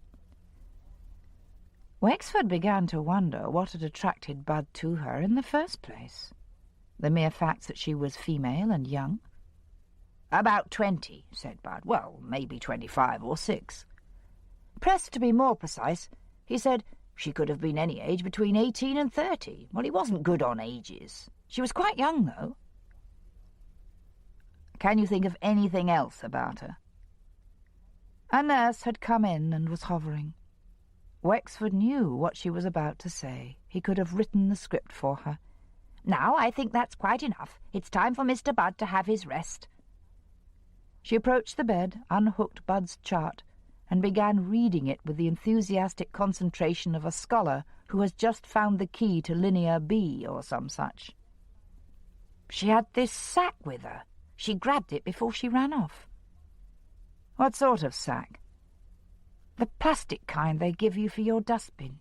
A black one. She picked it up and stuck it over her shoulder and ran off. I think that's quite enough for now, said the nurse, diverging slightly from Wexford's text. He got up. It was an extraordinary picture Bud's story had created, and one which appealed to his imagination. The dark, wet night, the knife flashing purposefully, even frenziedly. The girl running off into the rain with a sack slung over her shoulder. It was like an illustration in a fairy book of Andrew Lang, elusive, sinister, and otherworldly. Chapter 6. What had Burden meant when he said that this amniocentesis had discovered something to worry Jenny? Wexford found himself brooding on that. Once or twice he had woken in the night and the question had come into his mind. Sitting in the car, being driven to Myringham, he saw a woman on the pavement with a Down syndrome child, and the question was back, presenting itself again. He hadn't liked to pursue it with Burden. This wasn't the sort of thing you asked a prospective father about. What small defect was there a father wouldn't mind about, but a mother would? It was grotesque, ridiculous. There was nothing. Any defect would be a tragedy. His mind ranged over partial deafness, a heart murmur, palate or lip deformities. A test couldn't have shown those anyway. An extra chromosome. This was an area where he found himself floundering in ignorance. He thought of his own children, perfect, always healthy, giving him no trouble, really, and his heart warmed towards his girls. This reminded him that he had the National Theatre's programme brochure for the summer season in his pocket. Sheila was with the company, and this would be the first season she had top lead roles, hence the disengagement from further work on Runway. He got out the programme and looked at it. Dora had asked him to decide which days they should go to London and see the 3 productions Sheila was in. For obvious reasons, it always had to be he who made those kind of decisions. The New Stoppard, Ibsen's Little Eyolf, Shelley's The Cenci. Wexford had heard of Little Eyolf, but he had never seen it or read it, and as for The Cenci, he had to confess to himself that he hadn't known Shelley had written any plays. But there it was, Percy Bysshe Shelley, and the piece described as a tragedy in 5 acts. Wexford was making tentative marks on the programme for a Friday in July and 2 Saturdays in August, when Donaldson, his driver, drew into the curb outside Seven Smith Harding. Miles Gardner had been watching for him and came rushing out with an umbrella. It made Wexford feel like royalty. They splashed across the pavement to the mahogany doors.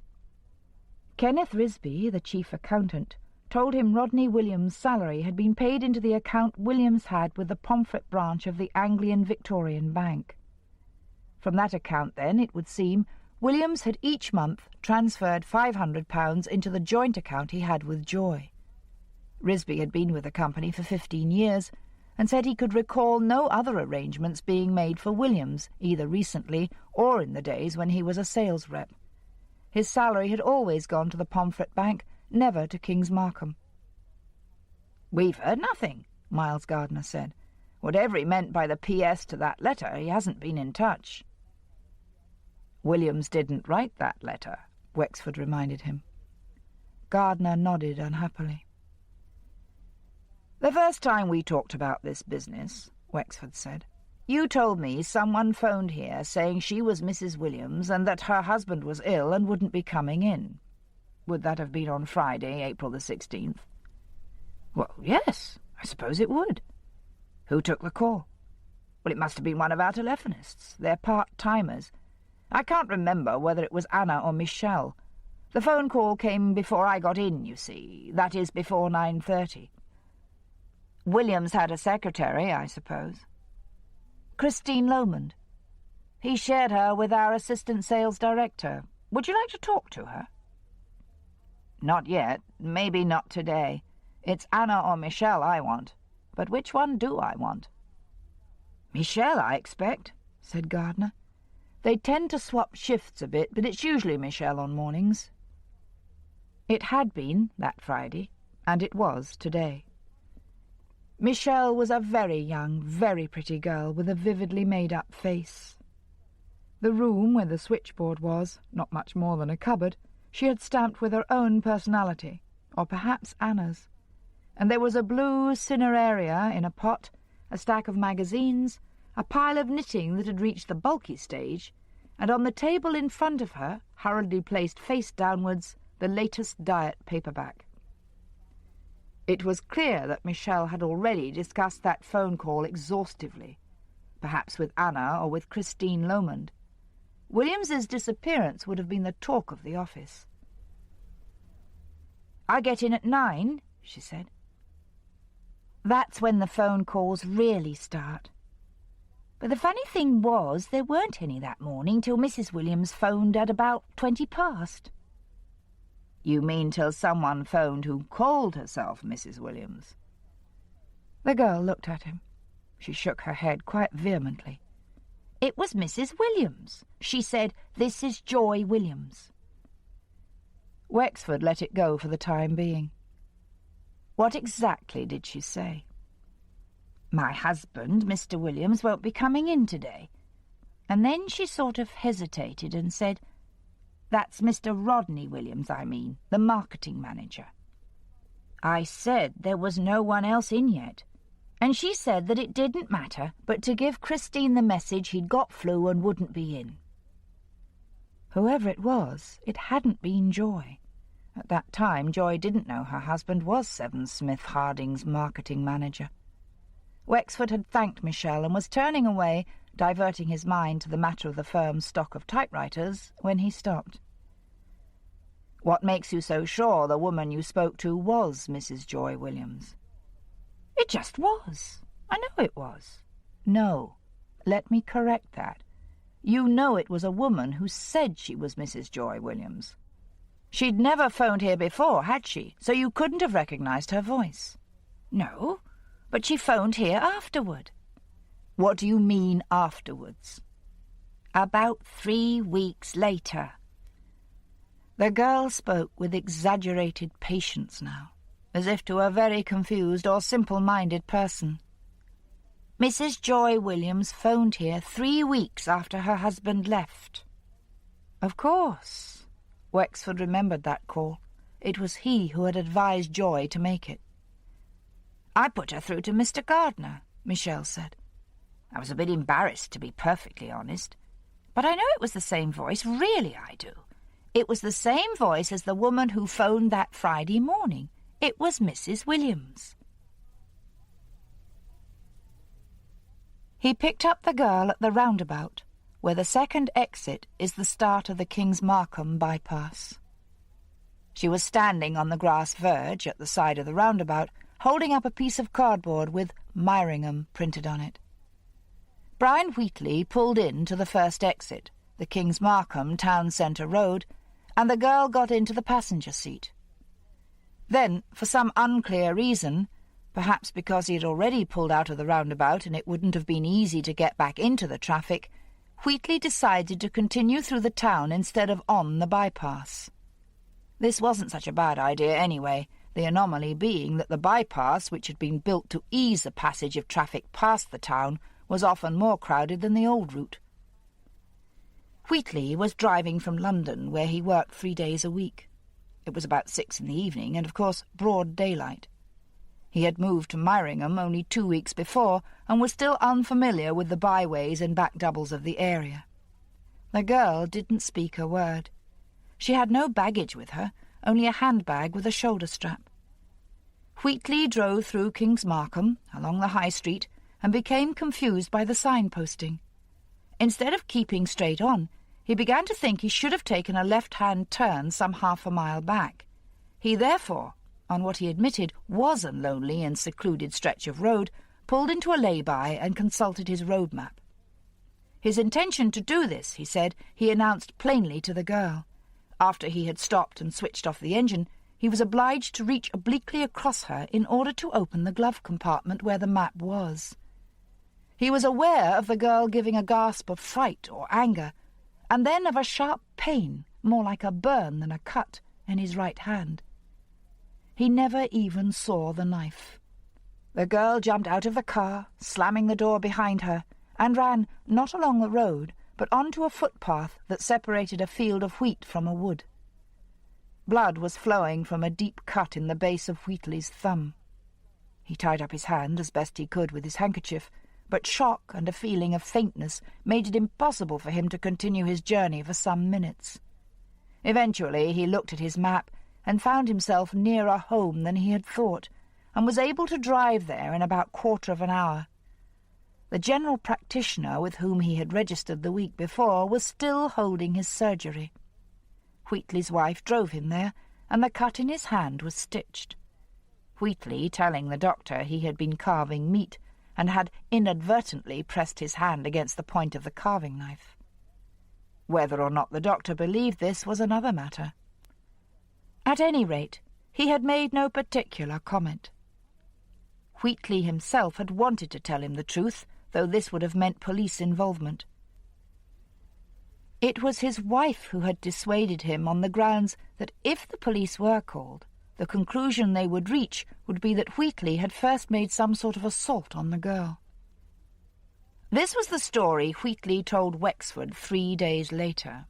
His wife didn't know he had changed his mind. He had come to the police, he said, because he felt more and more indignant that this girl, whom he hadn't touched, whom he had scarcely spoken to except to say he was going to stop and look at his map, should make an unprovoked attack on him and get away with it. "Can you describe her?" Wexford waited resignedly for the kind of useless description furnished by Colin Budd. He was surprised. In many ways, Wheatley didn't seem to know his way around, but he was observant and perceptive. She was tall for a woman, about 5 feet 8 or 9, young, 18 or 19, brown hair or lightish hair, shoulder length, Sunglasses, though it wasn't sunny. Fair skin. I noticed she had very white hands. Jeans and a blouse, I think, and a cardigan. The bag was some dark colour, black or navy blue. Did she give you the impression she lived in Myringham, that she was going home? She didn't give me any sort of impression. When she got into the car, she said, "Thanks," just the one word, "thanks." Otherwise she didn't speak. I said to her that I thought I'd drive through the town instead of the bypass, and she didn't answer. Later on I said I'd stop and look at the map, and she didn't answer that either. But when I reached across her, I didn't touch her. I could swear to that. She gave a sort of gasp. Those were the only sounds she made, "thanks" and a gasp. The same girl as attacked Budd, one would suppose.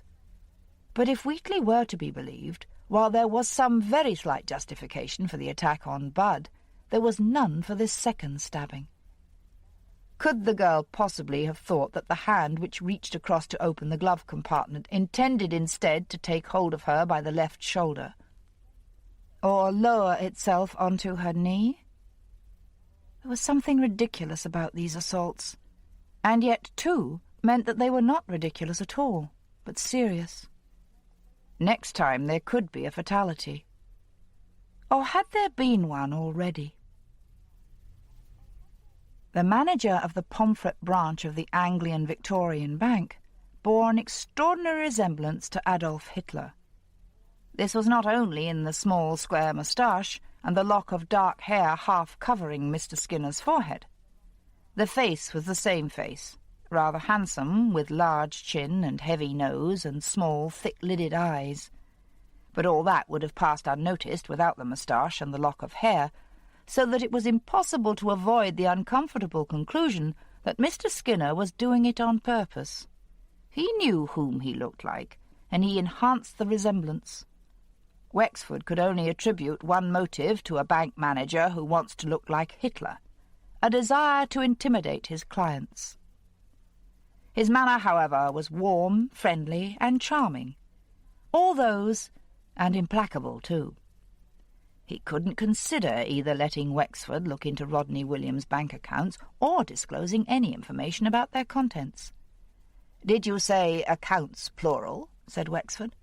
"Yes, Mr. Williams has 2 current accounts here, and now I've probably said more than I should." 2 current accounts in the name of Rodney Williams. Skinner was standing up with his head slightly on one side, looking like Hitler waiting for Franco's train at Hendaye. "I said 2 current accounts, Chief Inspector. We'll let it go at that, shall we?" One for his salary to be paid into, Wexford thought as he was driven away, and the other for what? His King's Markham household expenses were drawn from the King's Markham account, which he fed with £500 a month from Pomfret account A. Then what of account B? His wife didn't know of the existence of account A anyway. It alone was sufficient to keep his resources secret from her. Why did he need a 3rd current bank account? They were searching for him now on the open land, partly wooded, that lay between King's Markham and Forby. But so far, since the discovery of the bag in Green Pond, nothing further had come to light. "He's dead," Wexford thought. "He must be." Burden had been at Pomfret talking to the Harmer family, Joy Williams' sister, brother-in-law, and niece. John Harmer was a pharmacist with a chemist's shop in the High Street. "They say Joy was with them that evening," Burden said. "But I wouldn't put that much credence on what they say. Not that they're intentionally lying. They can't remember. It was 7 weeks ago. Besides, Joy often goes over there in the evenings. I suppose she's lonely. She wants company. Mrs. Harmer says she was definitely there that evening. Harmer says it must be if his wife says so, and the girl doesn't know. You can't expect a teenage girl to take much notice of when her aunt comes." Wexford told him what he had learned from the telephonist at 7 Smith Harding. Of course the girl may be mistaken about the voices, or she may have persuaded herself they were the same voice in order to get more drama out of the situation. But it's more than possible that the woman who phoned Seven Smith Harding the day after Williams left to say he was ill, and the woman who phoned 3 weeks later to inquire as to his whereabouts are one and the same. As we know, the second time was Joy. Now, Joy was very keen to have me look for her husband when he first disappeared, but later on much less so. Indeed, she was obstructive.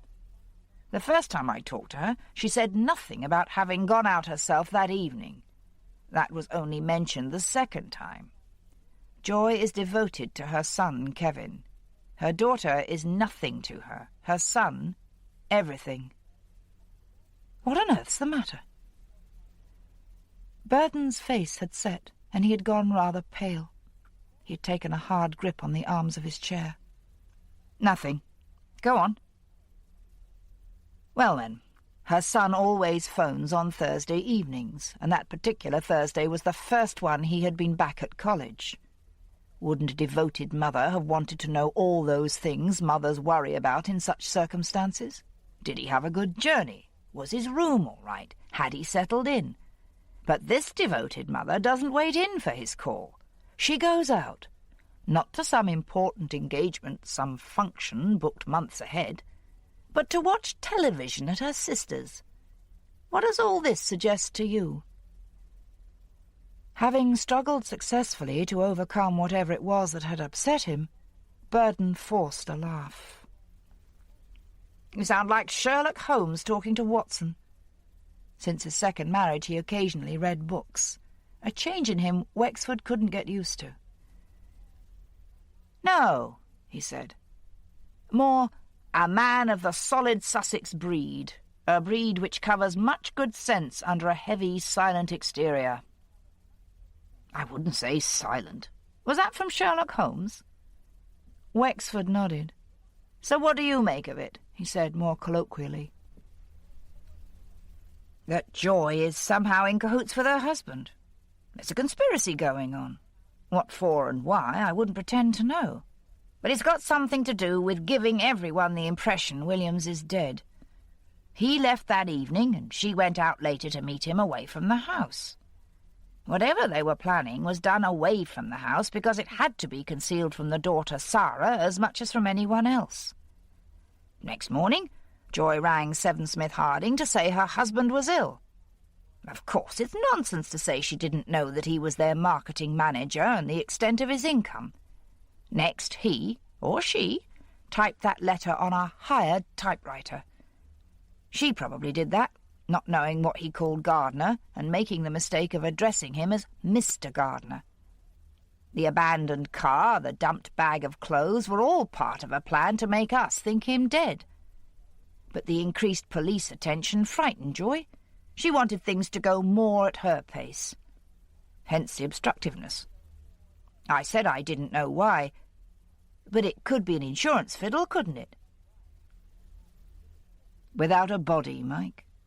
With no more proof of death than a dumped travelling bag.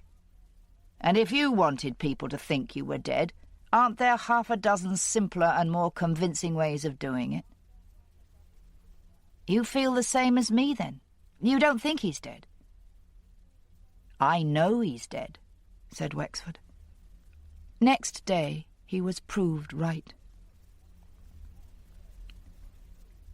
It looked like a grave. It was in the shape of a grave, as clearly demarcated as if a slab of stone lay upon it, though Edwin Fitzgerald didn't at first see this. In spite of its shape, he would have passed it by as a mere curiosity, a whim of nature. It was the dog Shep who drew his attention to it. Edwin Fitzgerald was a retired policeman who had been a dog handler. He lived in Pomfret, and had a job as a part-time security guard at a factory complex on Stourton's industrial estate. The dog, Shep, was not a trained dog in the sense of being police-trained, as a sniffer, for instance. Fitzgerald had bought him after his last dog died. A wonderful dog, that one, more intelligent than any human being, a dog that understood every word he said. Shep could only follow humbly in that dog's footsteps, and was often the subject of unfavourable comparisons. He didn't understand every word Fitzgerald said, or at any rate behaved as if he didn't.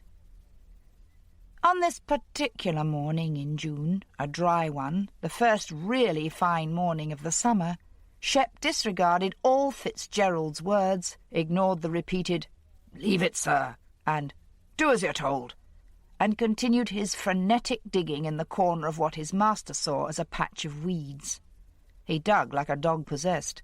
Indeed, Fitzgerald informed him that he was a devil, that he didn't know what had got into him. He shouted, which a good dog handler should never do, and he shook his fist until he saw what Shep had unearthed, and then he stopped. The dog had dug up a foot. Fitzgerald had been a policeman, which had the double advantage of having taught him not to be sickened by such a discovery, and not to disturb anything in its vicinity. He attached Shep's lead to his collar and pulled the dog away. This took some doing, as Shep was a big young German shepherd, intent on worrying at the protruding thing for some hours, if possible. As far as Fitzgerald could see, now he had got the dog clear, the foot was still attached to a limb, and the limb probably to a trunk. It was inside a sodden, blackened, slimy shoe, caked with mud, and about the ankle clung a bundling of muddy, wet cloth, once the hem of a trouser leg. Shep had dug it out from one of the corners of this curious little plot of ground. All around, on this edge of the meadow, grew tall grass ready to be cut for hay, high enough to hide the dog when he plunged in among it, but the rectangle, 7 feet by 3, which Shep had found in there and had dug into, was covered closely and in a neat, rather horticultural way with fresh green plants. Weeds they were, but weeds attractive enough to be called plants: red campion, clover, speedwell, and they covered the oblong patch as precisely as if they'd been sown there in a seedbed. The grass which surrounded it, gone to seed, bearing light feathery seed heads of brown and greyish cream and silvery gold, hid it from the sight of anyone who kept to the footpath. It took a dog to plunge in there and find the grave. A day or two of sunshine, Fitzgerald thought, and the farmer would have cut the hay, cut those weeds too, without a thought. Shep was a good dog, after all, even if he didn't understand every word Fitzgerald said. He retraced his steps to the branch of the lane that led to Myfleet, and hurried down the hill to his bungalow, where he phoned the police. Chapter 7. From the Pomfret Road, a narrow lane winds its way up into the hills and to the verge of the forest. All down the hedges here grows the wayfarer's tree with its flat, creamy bracts of blossom, and beneath, edging the meadows like a fringe of lace, the whiter, finer, more delicate cow parsley. There are houses, Edwin Fitzgerald's among them, approached by paths, cart tracks, or even smaller, narrower lanes, but the lane gives the impression of leading directly to the obelisk on the hill. It's like downland up here, the trees ceasing until the forest of conifers begins over there to the east, chalk showing in outcroppings and heather on the chalk, and all the way the obelisk looming larger, a needle of granite with its point a tetragon. The road never reaches it. A quarter of a mile this side it swerves, turns east, and divides, one fork making for Myfleet, the other for Pomfret, and soon there are meadows again, and the heath is past. It was in one of these meadows, close to the overhang of the forest, traversed by a footpath leading from the road to Myfleet, that the discovery had been made. Over to the west, the obelisk stabbed the blue sky, catching a shred of cloud on its point. The grave was in a triangle formed by the wood, the lane, and the footpath, in a slightly more than right-angled corner of the field. It was near enough to the forest for the air to smell resinous. The soil was light and sandy, with an admixture of pine needles. "Easy enough to dig," said Wexford to Burden. "Almost anyone not decrepit could dig a grave like that in half an hour. Digging it deep enough would have taken a little longer. They were viewing the terrain, the distance of the grave from the road, and the footpath, while Sir Hilary Tremlett, the pathologist, stood by with the scene of crimes officer to supervise the careful unearthing. Sir Hilary had happened to be at Stourton when Fitzgerald's call came in. By a piece of luck, he had just arrived at the infirmary to perform a post-mortem. It was not yet 10 o'clock, a morning of pearly sunshine, the blue sky dotted with innumerable puffs of tiny white cloud. But every man there, the short, portly, august pathologist included, had a raincoat on. It had rained daily for so many weeks that no one was going to take the risk of going without. No one, anyway, could yet believe his own eyes. "The rain made the weeds grow like that," said Wexford. "You can see what happened. It's rather interesting. All the ground here had grass growing on it, then a patch was dug to receive that. It was covered up again with overturned earth. The weed seeds came, and rain, seemingly endless rain. And what grew up on that fertile patch, and that patch only, were broad-leaved plants. If it had been a dry spring, there would have been more grass, and it would have been much less green. And the ground harder. If the ground hadn't been soft and moist, the dog might not have persisted with its digging. The mistake was in not digging the grave deep enough. It makes you wonder why he or she or they didn't. Laziness? Lack of time? Lack of light? The 6-foot rule is a good one because things of this kind do tend to work to the surface. "If that's so," said Dr. Crocker, coming up to them, "why is it they always have to dig so far down to find ancient cities and temples and so forth?" "Don't ask me," said Wexford. "Ask the dog. He's the archaeologist. Mind you, we don't have any lava in Sussex." They approached a little nearer to where Detectives Archbold and Bennett were carrying out their delicate spadework. It was apparent now that the corpse of the man that lay in the earth had been neither wrapped nor covered before it was buried. The earth didn't besmear it as a heavier, clayey soil might have done. It was emerging relatively clean, soaking wet, darkly stained, giving off the awful reek that was familiar to every man there, the sweetish, fishy, breath-catching, gaseous stench of decomposing flesh. That was what the dog had smelt, and liked, and wanted more of. "I often think," said Wexford to the doctor, "that we haven't much in common with dogs." "No, it's at times like this you know what you've always suspected, that they're not almost human at all." The face was pale, stained, bloated, the pale parts the colour of a dead fish's belly. Wexford, not squeamish at all, hardened by the years, decided not to look at the face again until he had to. The big domed forehead, bigger and more domed because the hair had fallen from it, looked like a great mottled stone or lump of fungus. It was that forehead which made him pretty sure that this must be Rodney Williams. Of course, he wasn't going to commit himself at this stage, but he'd have been surprised if it wasn't Williams. Sir Hilary, squatting down now, bent closer. Murdoch, the scene of crimes officer, was beginning to take measurements, make calculations. He called the photographer over, but Sir Hilary held up a delaying hand.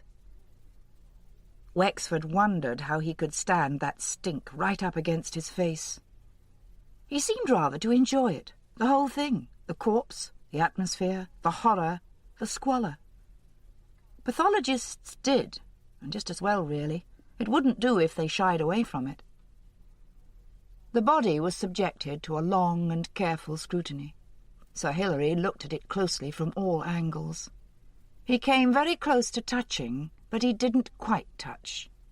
His fingers were plump, clean, the colour of a slice of roast pork. He stood up, nodded to Murdoch, and the photographer smiled at Wexford. "I could have a poke about at that after lunch," he said. He always spoke of his autopsies as having a poke about. "Not much doing today. Any idea who it might be?" "I think I have, Sir Hilary." "I'm glad to hear it. Saves a lot of hassle. We'll smarten him up a bit before his nearest and dearest come for a private view. Joy Williams, Wexford thought. No, she shouldn't be subjected to that. He felt the warmth of the mounting sun kind and soft on his face. He turned his back and looked across the sweep of meadows to the Pomfret Road, green hay gold-brushed, dark green hedgerows stitched in like tapestry, sheep on a hillside. All he could see was that face and a wife looking at it. This horrid image doth unfix my hair and make my seated heart knock at my ribs. It occurred to him that the nearest point on the main road to this place was the bus stop where Colin Budd had been attacked. Did that mean anything? The lane that passed within yards of the burial place met the road almost opposite the bus stop. But Budd had been stabbed weeks after this man's death. The brother-in-law might do the identification instead. John something, the chemist. John Harmer. He seemed a sensible man. Younger than Williams by 5 or 6 years, he was one of those tailored people, a neat, well-made, smallish man with regular features and short, crisply wavy hair. He had closed up his dispensary and left the shop in the care of his wife. Having taken a deep breath, he looked at the body. He looked at the face, his symmetrical features controlled in blankness. He wasn't going to show anything, not he. No shock, disgust, pity. You could almost hear his mother's voice saying to a small, curly-headed boy, "Be a man, John. Don't cry. Be a man." Harmer remembered, and was a man. But he might have said with Macduff that he must also feel it like a man, for his face gradually paled until it became as sickly greenish-white as the corpse's. His stomach, not his will, had betrayed him, or threatened to. He came out into the air, into the sunshine, away from the charnel house corpse rot, and smelt the summer noonday, and the bile receded. He nodded to Wexford. He nodded rather more and longer than was necessary. "Is that your brother-in-law, Rodney Williams?" "Yes." "You are quite certain of that?" "I'm certain." Wexford had thought of asking him to be the bearer of the news to Joy, but he had quickly seen Harmer wouldn't be a suitable, let alone a sympathetic messenger. He went himself, walking to Alverbury Road, thinking as he walked. There wasn't much he personally could do until the pathologist's report came and the lab had been over William's clothes. With distaste he recalled the bloodied mass of cloth that had wrapped the wounds. He felt glad now he had had the lab go over that car so carefully, and at a time when it looked as if Williams might have been guilty of some misdemeanour and have done a moonlight flit. Those crumbs of plaster in the boot could be vital evidence. At first he had supposed they derived from some routine of Williams' work, but Gardner had told him there was never a question of Williams having handled the stuff he sold. Most likely the truth was that those plaster crumbs had been caught up in the folds of that cloth, and the body itself had been in the boot of the car. In the front garden of 31 Alverbury Road, someone had mown the bit of lawn and cut the privet hedge. It looked as if both these tasks had been performed with the same pair of blunt shears. Rodney Williams had been in one respect domestically adequate. He had kept his garden trim. Zara opened the front door to him. He hadn't expected her to be there, and he was a little taken aback. He would have preferred breaking the news to her mother alone. The school term wasn't yet over, but A-levels were, and with those examinations behind her, there was perhaps nothing for her to go to school for.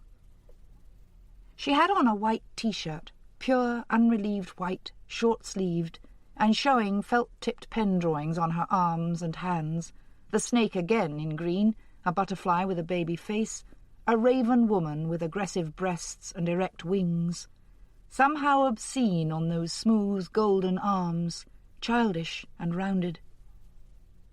"Is your mother in, Sarah?" She nodded. Had the tone of his voice told her? She looked sideways at him, fearfully, as they went down the short passage to the kitchen door. Joy Williams anticipated nothing. On the table at which she was sitting were the remains of lunch for two.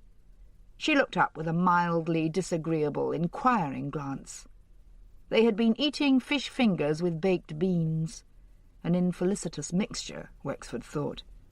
He could tell the constituents of their lunch by the quantity of it Sarah had left on her plate.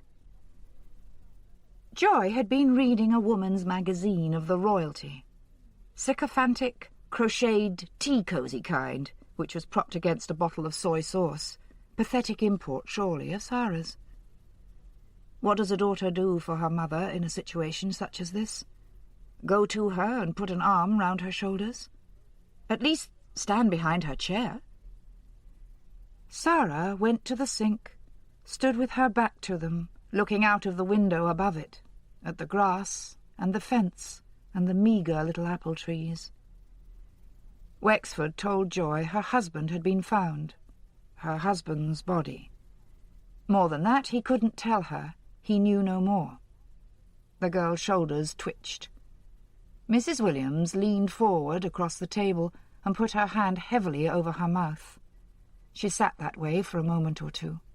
The whistling kettle on the stove began to screech. Sarah turned round, turned the gas off, looked at her mother with her mouth twisted up as if she had toothache. "Do you want a coffee?" Joy said to Wexford. He shook his head. Sarah made the coffee, instant, in 2 mugs, one with a big S on it, and the other with the head of the Princess of Wales. Joy put sugar into hers, 1 spoonful. Then, after reflection, another. "Shall I have to see him? Your brother-in-law has already made the identification." "John?" "Have you any other brothers-in-law, Mrs. Williams?" "Rod's got a brother in Bath. Had, I should say. I mean, he's still alive as far as I know, and Rod's not, is he?" "Oh, Mum," said Sarah, "for God's sake." "You shut your mouth, you little cow!" Joy Williams screamed it at her. She didn't utter any more words, but she went on screaming, drumming her fists on the table so that the mug bounced off and broke, and coffee went all over the strip of coconut matting on the floor. Joy screamed until Sarah slapped her face. The doctor already, the cool head in an emergency. Wexford knew better than to do it himself. Once he'd slapped a hysterical woman's face, and later been threatened with an action for assault. "Who can we get hold of to be with her?" he asked. "Mrs. Milvey?" He thought of Dora and dismissed the thought. "She hasn't any friends. I expect my Auntie Hope will come." Mrs. Harmer, that would be. Hope and Joy. My God, he thought. Although the girl was sitting beside her mother now, holding her hand, while Joy leaned back, spent, her head hanging over the back of the kitchen chair, the tears silently rolling out of her eyes, he could see that it was all Sarah could do to control her repugnance. She was almost shaking with it. The need to be parted, the one from the other, was mutual. Sarah, no doubt, couldn't wait for those exam results, the confirmation of St. Biddulph's acceptance of her, for October, and the start of term. It couldn't come fast enough for her. "I'll stay with Mum," she said, and there was stoicism in the way she said it. "I'll give her a pill. She's got Valium. I'll give her a couple of Valium and find something nice for her on the TV." The ever-ready panacea. It was too late for lunch now. He and Burden might have something in the office, get a sandwich sent down from the canteen. He had said he'd see the press at 2:30. Well, young Varney of the local paper, who was a stringer for the Nationals. There was a van on the police station forecourt marked TV South, and a camera crew getting out of it. "They've been up at the forest getting shots of the grave and Fitzgerald and the dog," Burden said. "And they want you next." "Good.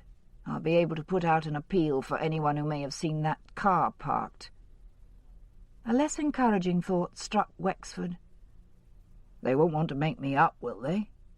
He'd never been on television before.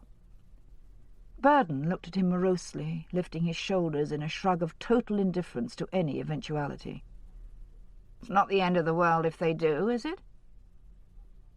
There was no time like the present, even a present that would end in 10 minutes with his first ever TV appearance. What's happened to end your world, Mike? Burden immediately looked away. He mumbled something which Wexford couldn't hear and had to ask him to repeat. I said that I supposed I should tell you what the trouble is. Yes, I want to know. Looking at Burden, Wexford noticed for the first time grey hairs among the fair ones. There's something wrong with the baby, isn't there? That's right. Burden's voice sounded very dry. In Jenny's opinion, mind you, not in mine. He gave a bark of laughter. It's a girl. What? Wexford's phone went. He picked up the receiver. TV South, the King's Markham Courier, and 2 other reporters were downstairs waiting for him. Burden had already gone, closing the door quietly behind him. Chapter 8. She was laying the table with their wedding present, glass and silver. The lace cloth had been bought in Venice, where they went for the first holiday after their honeymoon. Domesticity had delighted her when, as soon as she knew she was pregnant, she gave up teaching. It was the novelty, of course, being at home all day, playing house. Since then she had grown indifferent. She had grown indifferent to everything, except to the child, and that she hated. Sometimes, walking about the house after Mike had gone to work, pushing the vacuum cleaner or tidying up, the tears fell out of her eyes and streamed down her face. She cried because she couldn't believe that she, who had longed and longed for a baby, could hate the one inside her. All this she had told the psychiatrist at their second session. She had listened to her in almost total silence. Once she had said, "Why do you say that?" And once, "Go on." But otherwise she simply listened with a kind, interested look on her face. Mike had suggested the psychiatrist. She had been so surprised because Mike usually scoffed at psychiatry that she said yes without even protesting. It was somewhere to go anyway, something different to do from sitting at home brooding about the future and her marriage and the unwanted child.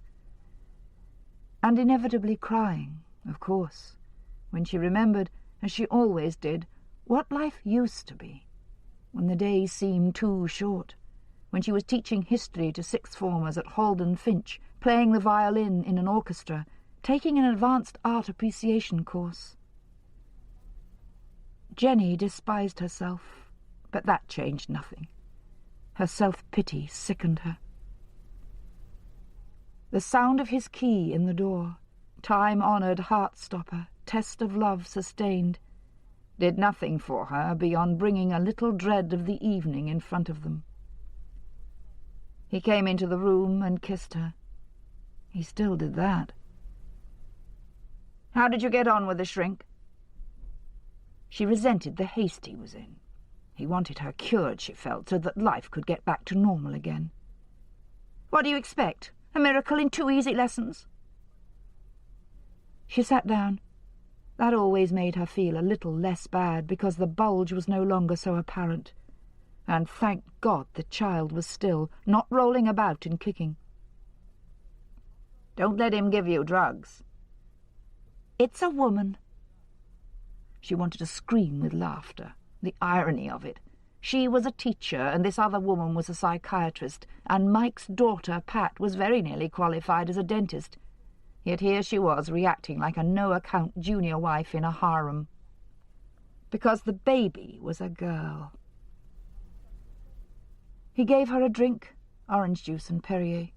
He had a whiskey, a large one, and in a minute he would have another. Not long ago he hadn't needed to drink when he got home. She looked at him, wishing she could bring herself to touch his arm or take his hand. An apathy as strong as energy held her back. "Mike," she said, and said for the 100th time, "I can't help it. I wish I could. I have tried."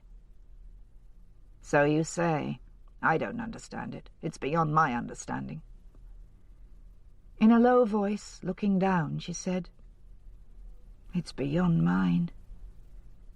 The child began to move, with flutters only at first. Then came a hearty kick right under her lower ribs, giving her a rush of heartburn. She cried out, "I wish to God I'd never had the thing done. I wish I'd never let them do it. They shouldn't have told me. Why did I let them? If I'd been ignorant, I'd have gone on being happy. I'd have had the baby, and I wouldn't have minded what it was. I'd have been pleased with any healthy baby. I didn't even specially want a son. Or I didn't know I did. I didn't mind what it was. But now I know what it is, I can't bear it. I can't go through all this, and all through having it, and the work, and the pain, and the trouble, and a lifetime of being with it, having it with me, for a girl." He had heard it all before. It seemed to him that she said it every night. This was what he came home to. With slight variations, with modifications, and changed turns of phrase. That was what she said to him on and on every evening, until she grew exhausted, or wept, or slumped, spent in her chair, until she went away to bed, earlier and earlier as the weeks passed. In vain he had asked why this prejudice against girls, she who was a feminist, a supporter of the woman's movement, who expressed a preference for her friends' small girls over their small sons, who got on better with her stepdaughter than her stepson, who professed to prefer teaching girls to boys. She didn't know why, only that it was so. Her pregnancy, so long desired, at first so ecstatically accepted, had driven her mad. The worst of it was that he was coming to hate the unborn child himself, and to wish it had never been conceived. The wine bar was dark and cool. The restoration of an old house in King's Markham's Queen Street had revealed and then opened up its cavernous cellars. The proprietor had resisted the temptations of roof beams, medieval pastiches, flintlocks, and copper warming pans, and simply painted the broad, squat arches white, tiled the floor, and furnished the place with tables and chairs in dark-stained pine. Wexford and Burden had taken to lunching at the old cellar a couple of times a week. It had the virtue of being warm on cold days and cool on hot ones like this. The food was quiche and salad, smoked mackerel, coleslaw, pork pie, quiche, and more quiche. What did they serve in these places before quiche caught on? I mean, there was a time not long ago when an Englishman could say he'd never heard of quiche. "He's always eaten it," said Wexford. "He called it cheese and onion flan." He had the morning papers with him. The King's Markham Courier was a weekly and wouldn't be out till Friday. The national dailies had given no more than a paragraph to the discovery of Rodney Williams' body, and had left out all the background details he was sure Varney had passed on to them. The Daily Telegraph merely stated that the body of a man had been found in a shallow grave, and later identified as Rodney John Williams, a salesman from King's Markham in Sussex. Nothing about Joy, his children, his job at Seven Smith Harding, or the fact that he had been missing for 2 months. True, they had put him, Wexford, on TV, but only on the regional bit that came after the news, and then only 45 seconds of a half-hour-long film they'd made. The corpses of middle-aged men weren't news, as women's were, or children's. Women were always news. Perhaps they would cease to be when the day came that they got their equality as well as their rights. An interesting speculation, and one which reminded him... "You were going to tell me, but we were interrupted." "It's not that she's anti-girls usually," Burden said. "For God's sake, she's a feminist. I mean, it's not some stupid I must have an heir thing, or every woman's got to have a son to prove herself. In fact, I think she secretly thinks women are better than men. I mean, cleverer and more versatile, all that. She says she doesn't understand it herself. She says she had no feelings about the child's sex one way or the other, but when they told her, when she knew, she was, well, dismayed. That was at first. It's got worse. It's not just dismay now, it's hatred. Why doesn't she want a girl? Wexford remembered certain sentiments expressed by his daughter Sylvia, mother of 2 sons. Is it that she feels women have a raw deal and she doesn't want to be responsible for bringing another into the world? By way of apology for this crassness, he added, I have heard that view put. She doesn't know. She says that ever since the world began, sons have been preferred over daughters, and now it's become part of race memory, what she calls the collective unconscious. What Young called it. Burden hesitated, and then passed over that one. She's mad, you know. Pregnancy has driven her mad. Oh, don't look at me like that. I've given up caring about being disloyal. I've given up damn well caring, if you must know. Do you know what she says? She says she can't contemplate a future with a daughter she doesn't want.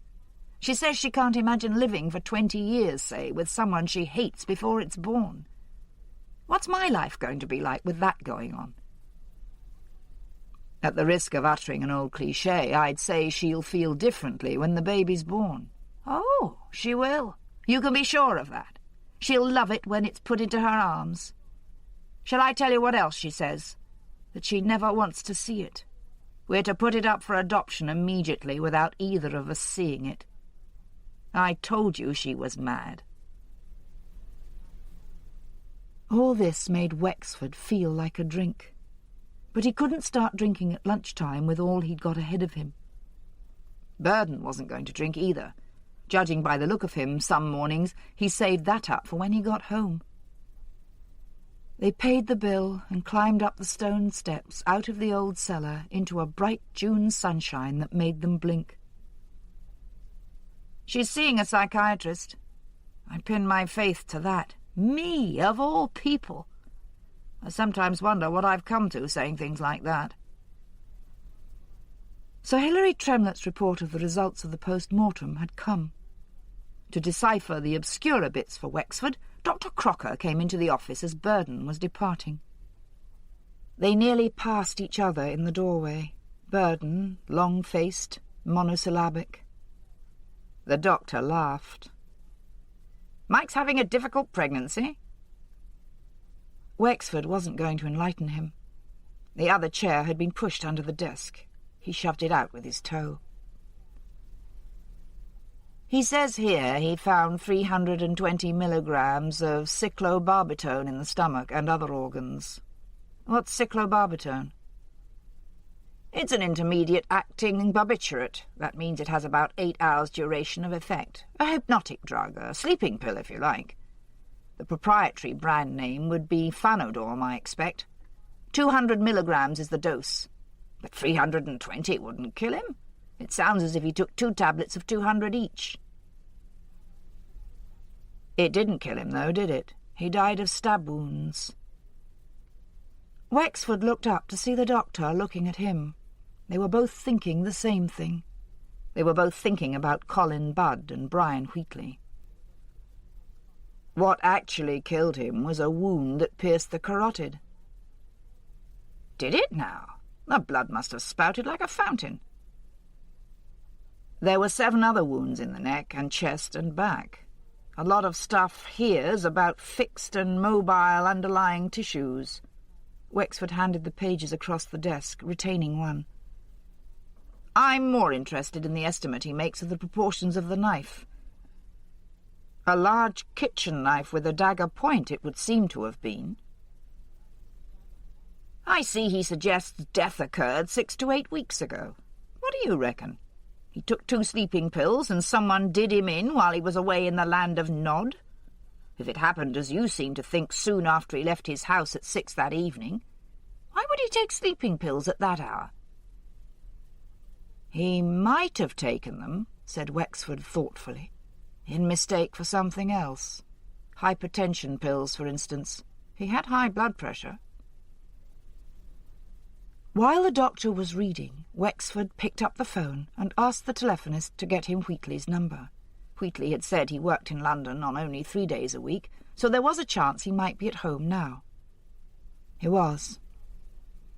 "I didn't think you showed much interest," he said in an injured way. That one Wexford wasn't going to answer. It was true, anyway. They hadn't shown all that much interest in a man getting his hands scratched by a girl hitcher. Things had taken on a different aspect since then. "You gave me a detailed description of the girl who attacked you, Mr. Wheatley. The fact that you're a good observer makes me think you may have observed more. Will you think about that, please, and try and remember everything that happened? Principally, give us some more information about what the girl looked like, her voice, and so on. We'd like to come and see you." Mollified, Wheatley said he'd give it some thought and tell them everything he could remember, and how about sometime that evening. The doctor said, "It couldn't have happened inside a car, you know, Reg. There'd have been too much blood." "Perhaps in the open air." "And tied his neck up in a Marks and Spencer's floral-printed tea-towel?" "It doesn't say that there." "I happened to notice it when the poor devil was resurrected. We've got one like it at home." The phone rang. The telephonist said, "Mr. Wexford, there's a Mrs. Williams here wanting to talk to someone about Mr. Rodney Williams." Joy, he thought. Well. "Mrs. Joy Williams?" "Mrs. Wendy Williams." "Have someone bring her up here, will you?" "The sister-in-law? The wife of the brother in Bath?"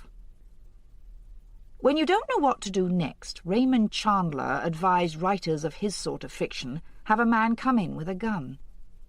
In a real-life murder case, thought Wexford, what better surprise visitor than the mysterious wife of Bath? He looked up as Burden re-entered the room. Burden had been going through the clothes found on William's body.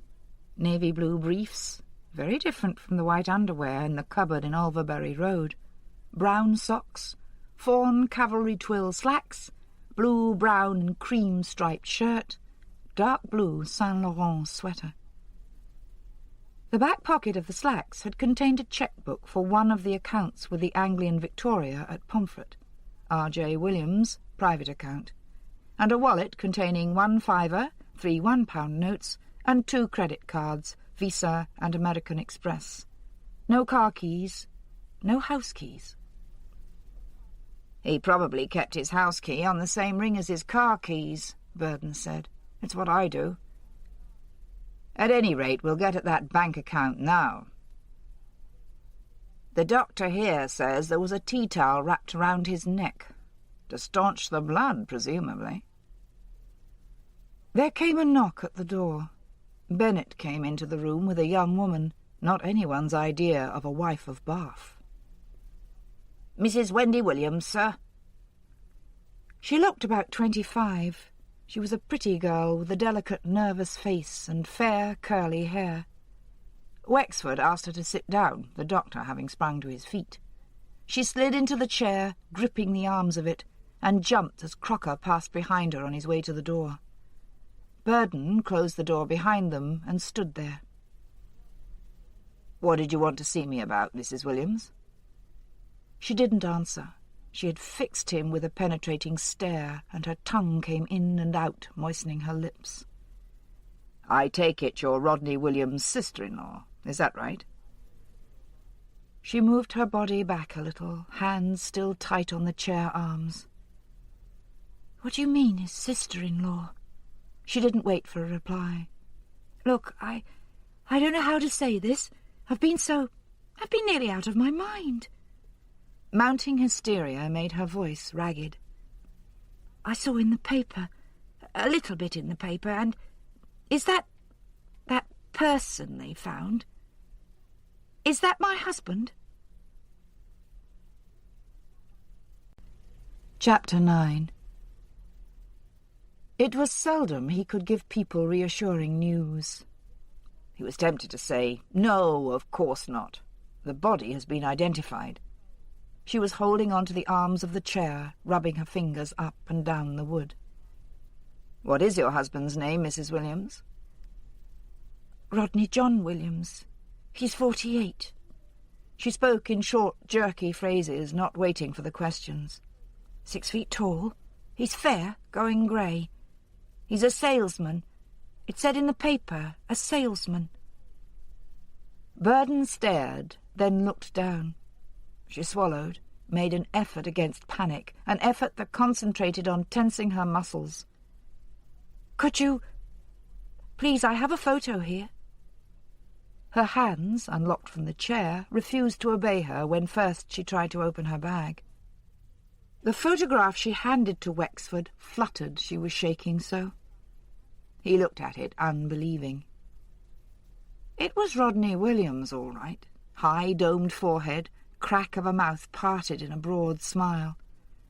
It was a more recent picture than the one Joy had, and showed Williams in swimming trunks, flabby, hairless chest, spindle shanks, a bit knock-kneed, with this girl in a black bikini, and another girl, also bikinied, but no more than 12 years old.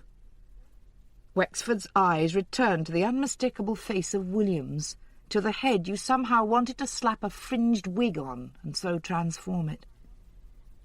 She was waiting, watching him. He nodded. She brought a fluttery hand up to her chest, to her heart perhaps, froze for a moment in this tragic pose. Then her eyelids fell and she sagged sideways in the chair.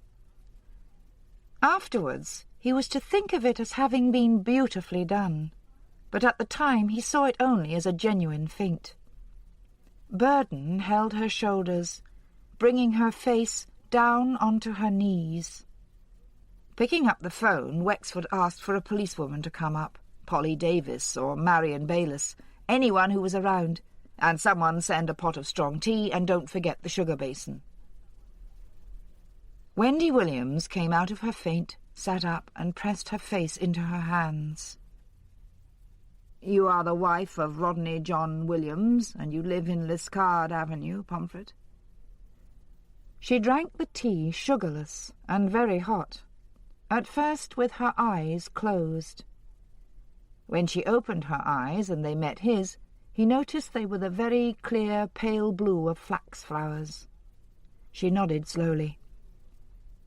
"How long have you been married, Mrs. Williams?" 16 years. We had our 16th wedding anniversary in March." He could hardly believe it. Her skin had the clear bloom of an adolescence. Her hair was baby-soft, and the curl in it looked natural. She saw his incredulity, and in spite of her emotion was flattered, a little buoyed up.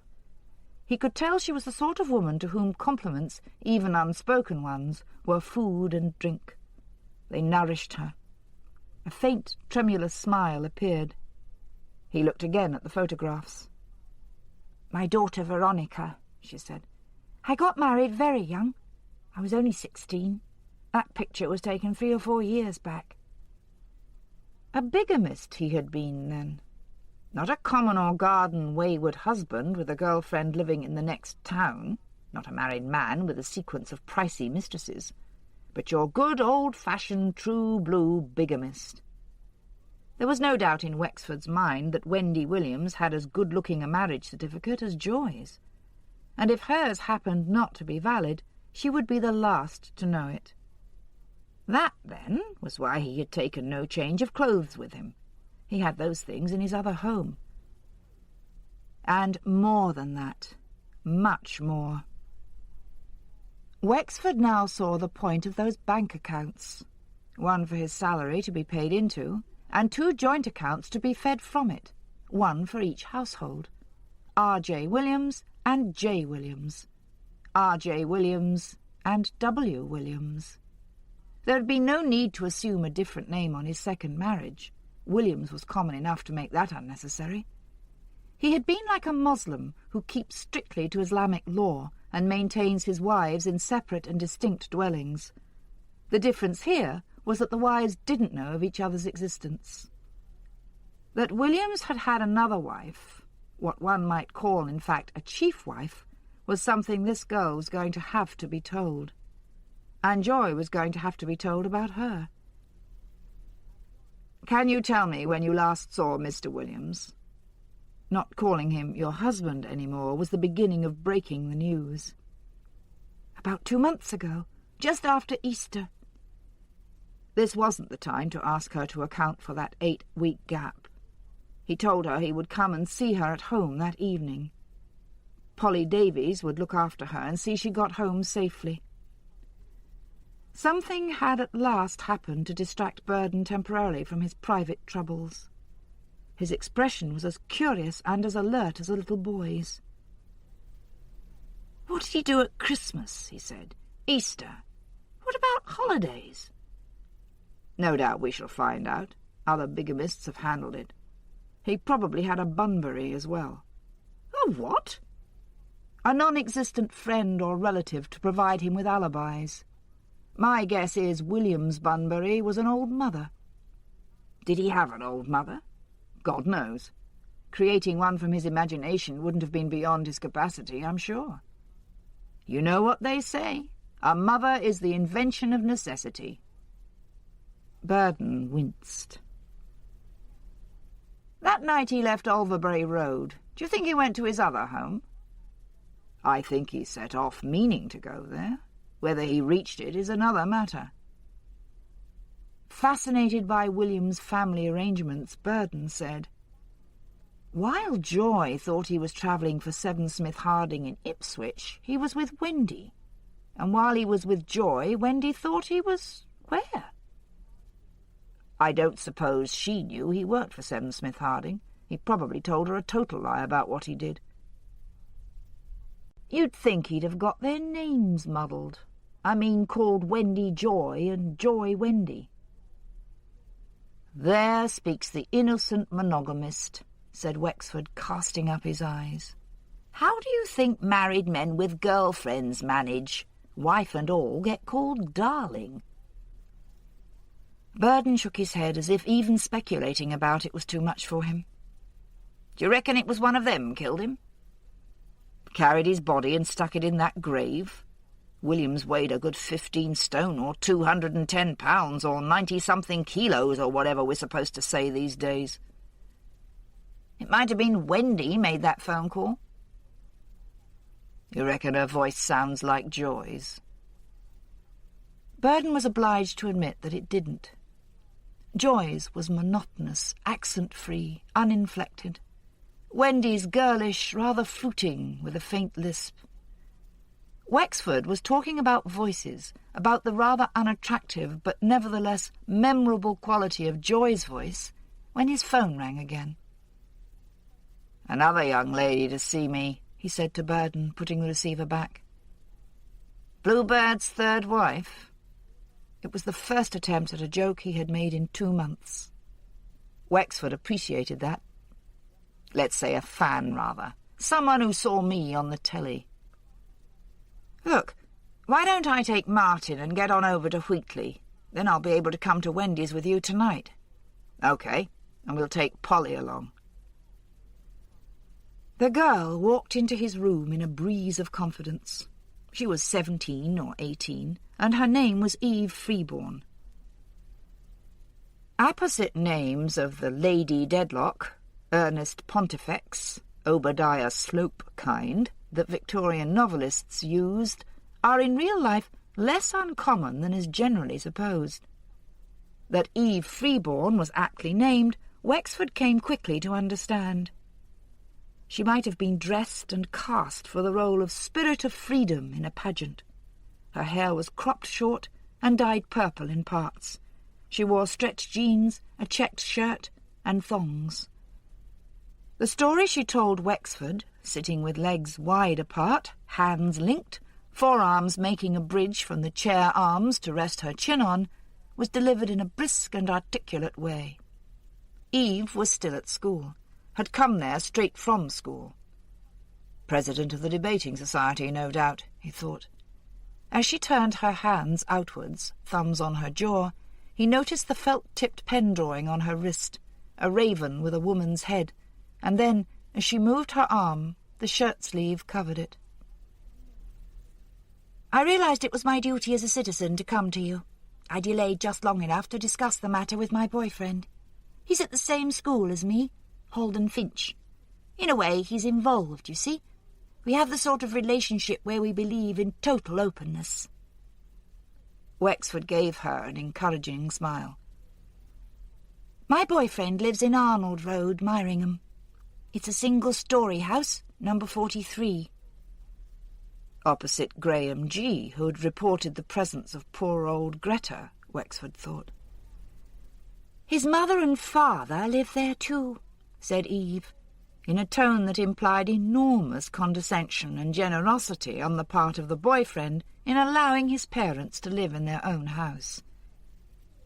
"The point is, and you may not believe this, but it's the honest truth, I promise you, they don't like him having me to stay the night with him. I mean, not me personally. You could understand that if they didn't like me, but any girl. So what we do is, I come round after he's gone to bed and get in the window."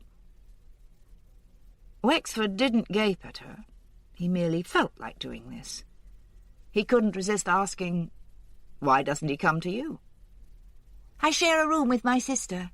Anyway, I was telling you. I went round to his place around 10 that Thursday night. There wasn't all that much space to park, and when I was reversing, I went into the car behind. I just bashed the wing of it a bit.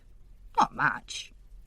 It wouldn't have had to have a new wing or anything, but I did think it was my duty to take responsibility and not just leave it, so I—" "Just a moment. This was the night of April the 15th. "Right. It was my boyfriend's birthday." And a charming present he must have had, Wexford thought. "What was this car you went into?" "A dark blue Ford Granada. It was the car you asked about on TV. I wrote a note and put it on the windscreen under a wiper, just with my name and address on and phone number. But it blew away or got lost or something, because the car was still there a long while after that, and the driver never got in touch with me."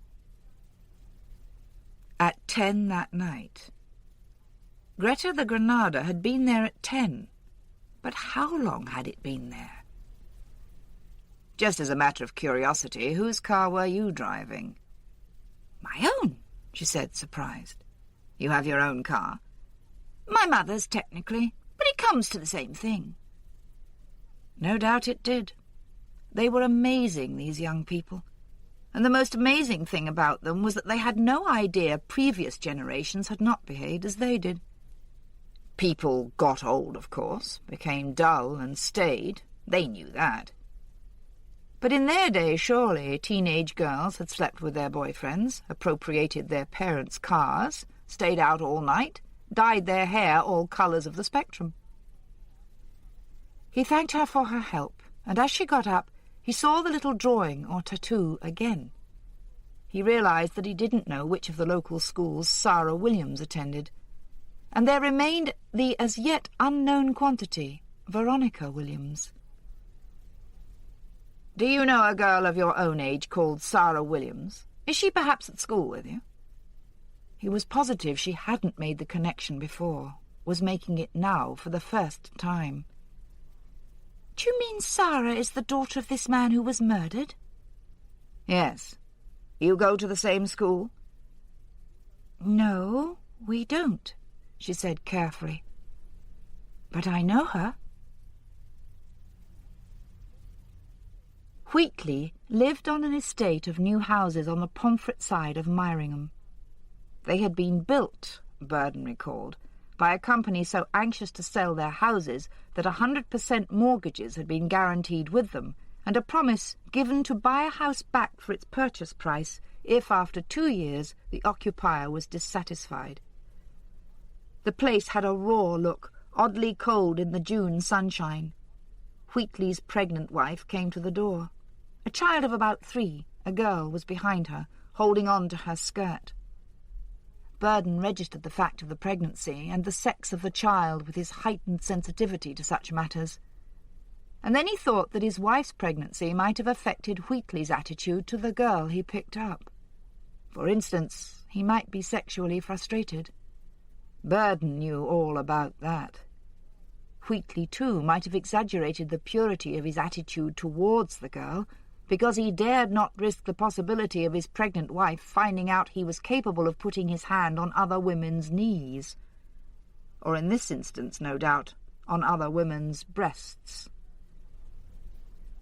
The third bedroom of this very small house had been turned into a study or office for Wheatley. He was on the phone, but rang off within seconds of Burden's and Martin's arrival. Yes, he had remembered some more about the girl. He was sure he could give them a more detailed description. There was no question of his remembering more of what the girl had said to him, because she hadn't said any more. Thanks and a gasp had been the only sounds that had come from her. "I told you she was tall for a woman, at least 5'9", still in her teens, I'm sure. She had dark brown shoulder-length hair with a fringe, very fair skin, and very white hands. I think I can remember a ring, not a wedding or engagement ring or anything, but one of those big silver rings they wear. I wouldn't call her pretty, not a bit." Was that a sop to the wife who had come quietly into the room carrying the little girl? Sunglasses, a dark leather shoulder bag. She had blue denim jeans on and a grey cardigan. She was thin. Oh, really skinny, I mean. Another matrimonial sop. And underneath the cardigan she had a T-shirt on. It was a white T-shirt with a crazy picture on it. Some kind of bird with a woman's head. "You didn't mention that before, Mr. Wheatley." "I didn't mention the ring before, or what colour her clothes were. You asked me to think about it, and I thought about it, and that's what I remember. You can take it or leave it. A white T-shirt with a bird on it with a woman's face." "I don't believe it." She stared at Wexford, her mouth open in an appalled sort of way, her eyelids moving. She brought her hands up and scrabbled at her neck. "I don't believe it." Now there was defiance in her tone. Then, by changing one word, she showed him she accepted. She understood that what he had told her was true. "I won't believe it." Polly Davis was with him, sitting there like a good chaperone, silent but attentive. She glanced at Wexford, got a nod from him. "I'm afraid it's true, Mrs. Williams." I don't have the right to be called that, do I?" "Of course you do. Your name doesn't depend on a marriage certificate." Wexford thought of Eve Freeborn. There was a world between her and Wendy Williams. There were mere 14 years, less than a generation, separated them. Would Eve know such a thing as a marriage certificate existed? "Mrs. Williams," said stalwart Polly, "why don't you and I go and make some coffee? We'd all like coffee, I'm sure. Mr. Wexford will want to ask you some questions, but I know he'd like you to have some time to get over the shock of this." She nodded and got up awkwardly, as if her bones were stiff. A glazed look had come across her face. She walked like a sleepwalker, and no one now would have mistaken her for a 25-year-old. Burden shrugged silently as the door closed behind them, and subsided into one of his typical morose reveries. Wexford had a look round the room they were sitting in. The house was newer than the Williams home in Kings Markham, a small townhouse with an integral garage, built probably in the late 1960s. Wendy was a thorough, meticulous, and perhaps fanatical housekeeper. This was a through room with a dining area, and it had very recently been redecorated in gleaming white with an undertone of palest pink. One of the colours in the Seven Smith Harding ice cream range. The carpet was deep strawberry pink, some of the furniture mahogany, some white canework, cushions in various shades of pink and red. It was tasteful. It was a far cry from the stereotyped shabbiness of Joy's home, but somehow it was also uncomfortable, as if everything had been placed there, hanging baskets, little tables, red Venetian glass, for effect rather than for use. He remembered that a young girl also lived here. There were no signs of her, but what sign did he expect, or would he recognise if he saw it? She had been 12 in the picture. "My daughter's 16 now," Wendy said when the coffee was brought. A slightly defiant note came into her voice as she added, "She was 16 3 weeks ago." Her gaze fell. He did some calculations, remembering what she had said about her wedding anniversary taking place in March. So Williams had married her 3 months before the child was born. He had had to wait until she reached the legal age of marriage. "Where were you married, Mrs. Williams?" "Myringham Registry Office. My mother wanted us to have a church wedding, but, well, for obvious reasons." Wexford could imagine one very obvious reason if she'd been 6 months pregnant. The nerve of Williams, a married man, marrying this child as she had been, a mere dozen miles from his hometown. The wedding to Joy, Dora had told him, had been at St. Peter's, Kings Markham, the bride in white slipper satin. Wendy was thrusting a paper at him. He saw it was her marriage certificate. In the registration district of Myringham, at the Register Office, Rodney John Williams, aged 32. In some respects, at any rate, he had been honest. Though he could hardly have distorted those facts. They'd been on his birth certificate. A Bath address, his brother's probably, his occupation sales representative.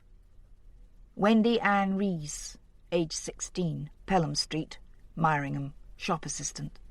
The witnesses had been Norman Rees and Brenda Rees, parents presumably, or brother and sister-in-law. He handed it back to her. She looked at it herself, and her tongue flicked out to moisten her lips. For a moment, from the way she was holding it, he thought she was going to tear the certificate across. But she replaced it in its envelope and laid the envelope on the low white melamine table that was close up against the arm of her chair. She pressed her knees together and folded her hands in her lap. Her legs were very good, with elongated slim ankles. To come to the police station she had worn a grey flannel suit with a white blouse. He had a feeling she was a woman who attached importance to being suitably dressed. The suit was changed now for a cotton dress. She was the type who would save her clothes, not sit about in a straight skirt, or risk a spot on white silk. In her sad, wistful look, youth had come back into her face. "Mrs. Williams," he began, "I'm sure you won't mind telling me how it was you weren't alarmed when your husband was away for so long." She did mind. She was reluctant. Patience, simply waiting quietly, succeeded with her where pressing the point might not have. "Rodney and I—" She paused. It was always Rodney with her, Wexford noted, never Rod. We quarrelled. Well, we had a very serious quarrel. That must have been a few days after Easter. Rodney spent Easter with his mother in Bath. He always spent Christmas and Easter with her. He was an only child, you see, and she's been in an old people's home for years and years. Wexford carefully avoided looking at Burden. Wendy said, reminded by her own explanation, "Has she been... has anyone told her?" Enigmatically, Wexford said that it had been taken care of. "Go on, please, Mrs. Williams." "We quarrelled," she went on. "It was a very private thing we quarrelled about. I'll keep that to myself, if you don't mind. I said to him that... I said that if it didn't stop, if he didn't promise me faithfully that never... I said I'd take Veronica away and he'd never see us again. I struck him. I was so angry, so distressed. I can't tell you... he was angry too. He denied it, of course. And then he said I needn't trouble about leaving him because he'd leave me. He said he couldn't stand my nagging any more." She lifted her head and looked Wexford straight in the eye. "I did nag him. I'll be honest about it. I couldn't bear it, never seeing him always being away. We'd never had a single Christmas together. I always had to go to my parents. We hardly ever had a holiday. I used to beg him." Her voice faltered, and Wexford understood that realization was dawning. She was beginning to see what the real reason was for those absences. "Anyway," she said, making an effort at control, he calmed down after a while. I suppose I did too. He was going away again, and he was due back on the Thursday. The 15th, that is. I was still very sore and upset, but I said goodbye to him, and that I'd see him on Thursday, and he said maybe I would, and maybe he'd never come back. So you see, when he didn't come back, I thought he'd left me." It wasn't a completely convincing explanation. He tried to put himself in her shoes. He tried to think how he would have felt years ago when he and Dora were young, if they'd had a row, and she, going away to visit her sister, say, had told him maybe she wouldn't come back. Probably such a thing had actually happened. It did happen in marriages, even in excellent ones. But even if she hadn't come back on the appointed day, if she'd been a couple of hours late even, he'd have started going out of his mind with worry. Of course, much depended on the seriousness of the quarrel and on the reasons for it. "Tell me what happened that Thursday." "In the evening, you mean?" "When he didn't come." "I was at work. Thursday's our late night." "Oh, I didn't tell you, did I?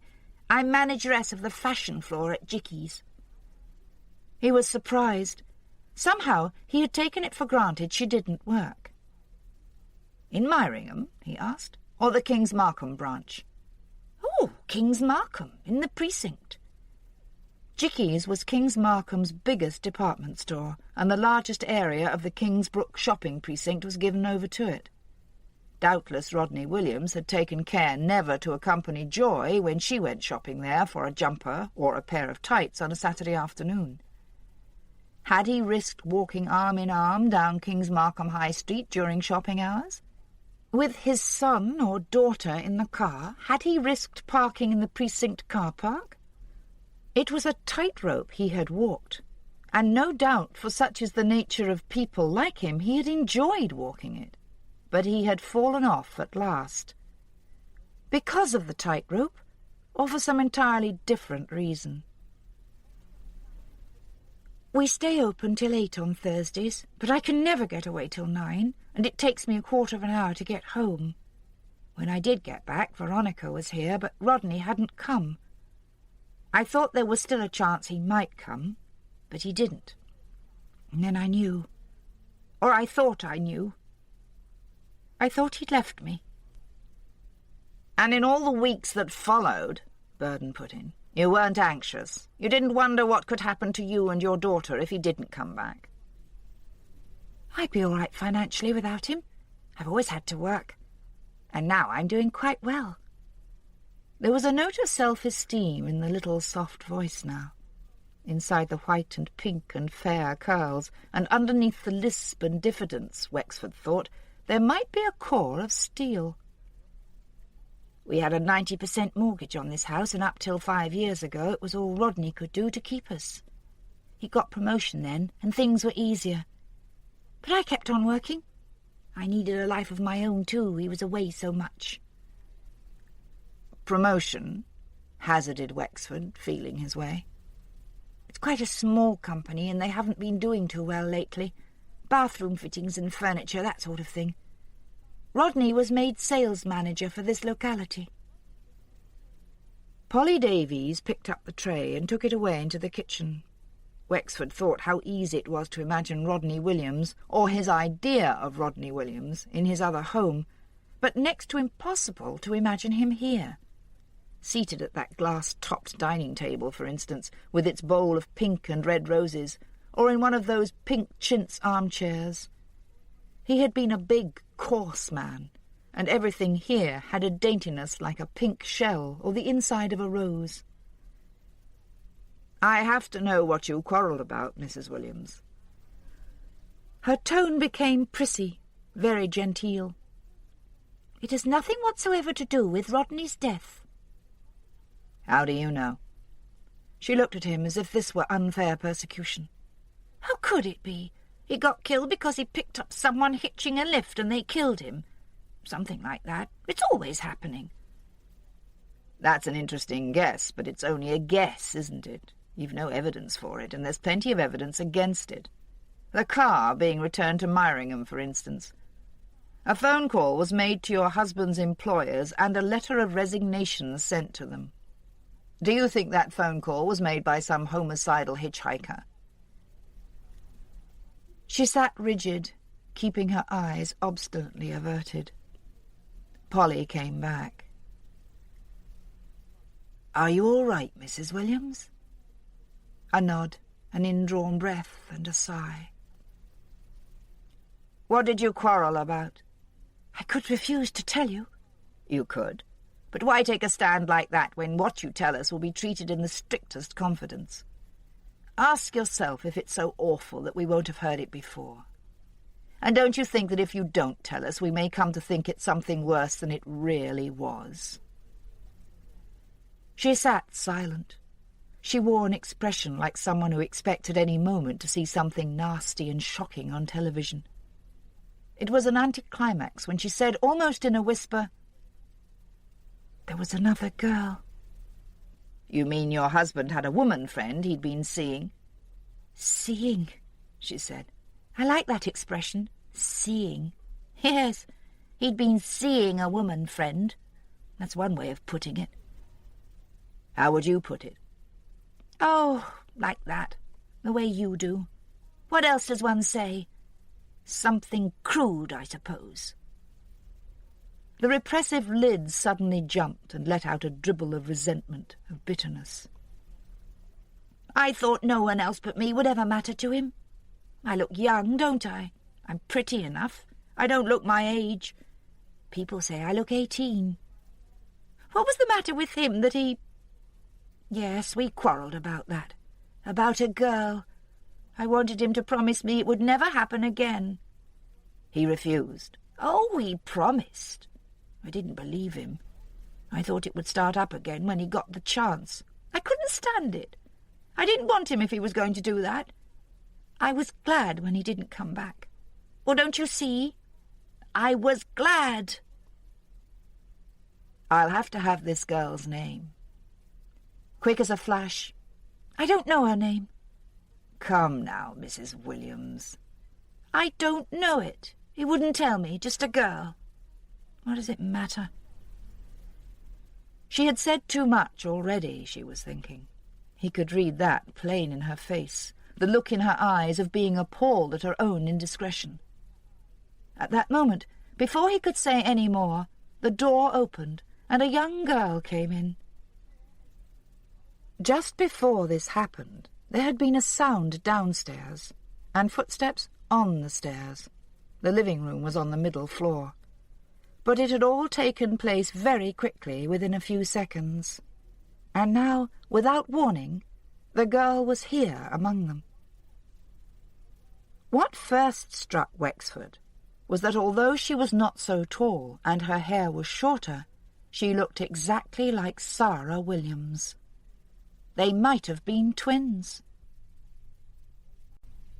Chapter 10. Her hair was the same pale fudge colour, not curly, but not quite straight either, the tips just touching her shoulders. Brown eyes, ellipse eyebrows, small straight nose, fine white skin sprinkled with freckles, Rodney Williams' high-domed forehead, and his small, narrow mouth. But instead of jeans, she wore a summer dress with white tights and white sandals. She stood in the doorway, looking surprised at the sight of them, a little more than just startled. Wendy Williams was taken aback. In a flustered way, she said, "This is my daughter, Veronica," and to the girl, "You're home early?" "Not much. It's after 9. The voice was her mother's, soft and slightly affected, but without the lisp. It was quite unlike Sarah's abrupt, uninflected tones. Recovering poise, Wendy said to her, These are police officers. They'll only be a few minutes." She lied fluently. "It's to do with trouble at the shop. You won't mind leaving us alone for a bit, will you, darling?" "I'm going to have a bath anyway." Closing the door with the sort of precision her mother might use, she went off up the spiral staircase that was the core of this house. "I don't know why she's so offhand with me lately. This past year—" Wexford said, "You haven't told her?" "I haven't seen her. She always goes to her friends straight from school on a Tuesday. Or so she says. She's so secretive." "Which school, Mrs. Williams?" "Holden Finch Comprehensive. I'll tell her about her father after you've gone. I suppose I shall have to tell her what he was. A bigamist, with another wife somewhere. It won't be easy. I don't know if you appreciate that." Wexford, when interrogating, would allow any amount of digression, but never total distraction. Those he questioned were obliged to come back to the point sooner or later. It was hard on them, for so often they believed they had escaped. The leash had snapped, and freedom was surely there for the taking, but the hand always came down and snatched up the broken end. "We were talking about this woman friend your husband had. He may have gone to her on the night he died." "I don't know any more about her." Fear had come into her voice now. It was what many would have called caution or apprehensiveness, but it was really fear. "You called her a girl. You implied a young girl." A panicky, jerky, rapid way of speaking. "A young single girl, very young. That's all I know. I told you I don't know any more." Wexford recalled the overtures Williams had once made to Sylvia, when Sylvia was 15. Was it something like that Wendy had implied when she asked so pathetically if she didn't still look young? That she, at 32 to his 48, might not be young enough for him? "Do you mean she's young enough to live at home with her parents?" A nod, painful and perplexed. "What else do you know of her, Mrs. Williams?" "Nothing. I don't know any more. Do you think I wanted him to talk to me about her?" That was reasonable enough. At first he thought she was lying when she said she was ignorant of the girl's name. Now he was less sure. How often had he heard people say, "If my husband, my wife, were unfaithful to me, I wouldn't want to know." And when they were forced to know, "I don't want to hear anything about it." The knives of jealousy are honed on details. The question he sensed she would hate, but which must be asked, he had saved till last. "How did you know it was happening at all? How did you know of her existence?" He had been wrong. She didn't mind. She didn't mind because her answer was a lie that she had been rehearsing in her mind silently and busily while they talked, waiting for the past half hour for the question to come. "I had an anonymous letter." Eventually he would get at the truth. It could wait. "Now, Mrs. Williams, your daughter—" "What about her?" Very quick and defensive. "I shall want to talk to Veronica." "Oh, no, not that. Please." "When you've told her and she has had a day or two to get over the shock." "But why?" "Her father has been murdered. He was due to come here, and she was here, alone here. It's possible he did come, and she was the last person to see him alive." "He didn't come here. She would have told me." "We'll see, Mrs. Williams. We shall also want to look over this house, particularly at any of your husband's personal property." "We keep coming back to these young girls," Burden said. "And to ravens with women's faces." "That too. Bud and Wheatley were both attacked by a young girl, not very seriously, either of them. But they were attacked, and the assault was with a knife. Rodney Williams liked young girls. I mean, he seems especially to have liked them very young, and he had a very young girlfriend. He died as the result of a knife attack. He was stabbed to death. Now, Wheatley says the girl who attacked him was wearing a white T-shirt with a design on it, a sort of bird with a woman's head. And Sarah Williams, said Wexford, possesses just such a T-shirt and has a poster with a similar motif on her bedroom wall. Does she? You're kidding. No, it's true. And Eve Freeborn has a raven with a woman's head tattooed or drawn on her left wrist. And since the sun came out, Mike, and women aren't bundling themselves up in cardigans and jackets, I've seen no less than 5 girls around Kings Markham and Pomfret wearing white T-shirts with ravens with women's faces on them. How about that? God, and I thought we were really getting somewhere. It's like that bit in Ali Baba and the 40 Thieves when the woman says he'll know the right oil jar because it'll have a cross on it. And when he gets there, someone's put crosses on all the oil jars. You've been reading again, or going to pantomimes. It looks to me as if these raven-happy pictures are the motif or symbol of some sort of society or cult. Latter-day anarchists or some sort of spurious freedom fighters. Animal rights? Said Burden doubtfully. Could be, I suppose.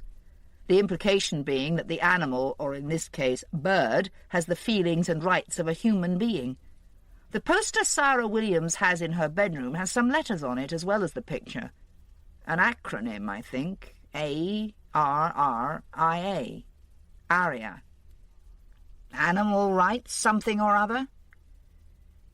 There was a woman called Arya in Roman history, I seem to remember. I'll try and find out.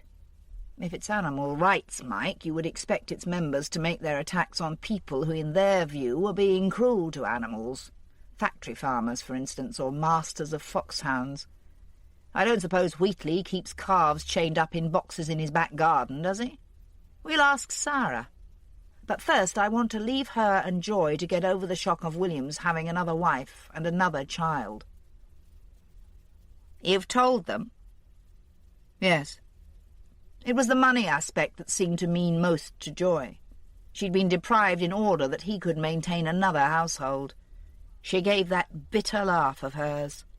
If I'd had to live with that laugh, it would have got horribly on my nerves. How's Martin getting on with his typewriter inquiries? Wexford threw the report across the desk. It was no Seven Smith Harding machine that had been used to type William's letter of resignation. All the typewriters in use in the Myringham office were of the sophisticated electronic kind. Neither of the Williams households contained a typewriter of any sort. The Harmers had a typewriter in the 2-story flat over the shop where they lived, and both Hope Harmer and her daughter Paulette used it. It was a small Olivetti, an electric machine. His new young lady typed that letter, Burden said. Find her, and we find the typewriter. Find her, and it won't matter whether we find the typewriter or not. Sergeant Martin had also been to Bath. There, it seemed, Rodney Williams had had his origins. On an estate of houses some few miles outside the city, in a house very like the one Rodney had bought for his second bride, lived his brother Howard. It was Howard's address that appeared on Wendy's marriage certificate.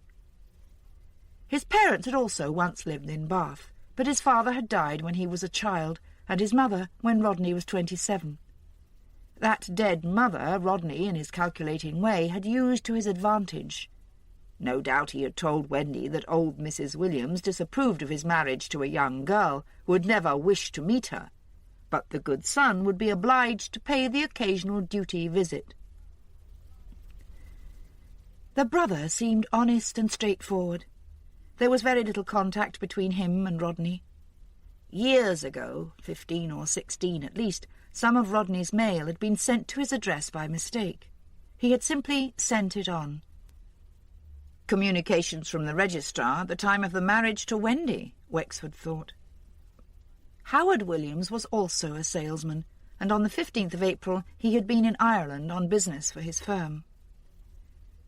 Joy hadn't told him of his brother's death. He had seen it in the papers and seemed to have reacted with calm indifference. Wendy Williams' home was on the outskirts of Pomfret and a mile from the Harmers' shop. Had the relative nearness of his in-laws to his second and bigamous home worried Williams? Had he agreed to buy a house there only to placate Wendy, or to gratify some wish of hers? Or did he see this sort of risk as just part of the tightrope walk? Between the estate and the nucleus of the town, that which not long ago was the town, lay the sports ground of the Halden Finch Comprehensive School, playing fields, tennis courts, fives courts, running track. The Halden Finch, though new, and an example of the new education with its 2,000 pupils of both sexes, housed in no less than 6 buildings, was as much into games as any public school of the past. You might get 10 O-levels, but you were nothing if you weren't good at games. At 5:30 in the afternoon, 12 girls were playing tennis on the courts adjacent to Proctor Road. "Must be a match with another school," Burden said. "They start after school's finished." He and Wexford were in the car on their way to see Veronica Williams. Donaldson had taken a shortcut, or at least a traffic-avoiding cut, and they had found themselves amid this complex of sports fields. "We'll get out and watch for a minute or two." Burden got out, though demurring. "Makes me feel funny standing about watching girls. I mean, you ask yourself, they ask themselves, what sort of blokes would do that? What would you think if you saw 2 middle-aged women watching young men playing squash?" Burden looked sideways at him. "Well, nothing, would I? I mean, I'd think they were their mothers or just women who liked watching sport." "Exactly. Doesn't that tell you something? 2 things. One is that whatever the woman's movement says, there's a fundamental difference between men and women in their attitude to sex, and the other, that this is an area in which women might claim, if it's occurred to them, to be superior to us. It's changing, though, you'd have to admit. Look at all those clubs up north where men do strips for women audiences. The attitude is still different. Men go to strip shows and gawp in a sort of seething silence. Well, don't women? Apparently women laugh, said Wexford. One of the tennis players was Eve Freeborn. He spotted her from the purple slick in her hair. Her partner was a thin, dark girl. Their opponents a big, heavily built blonde, and another thin, dark girl, this one wearing glasses. This 4 was on the court nearest to the road.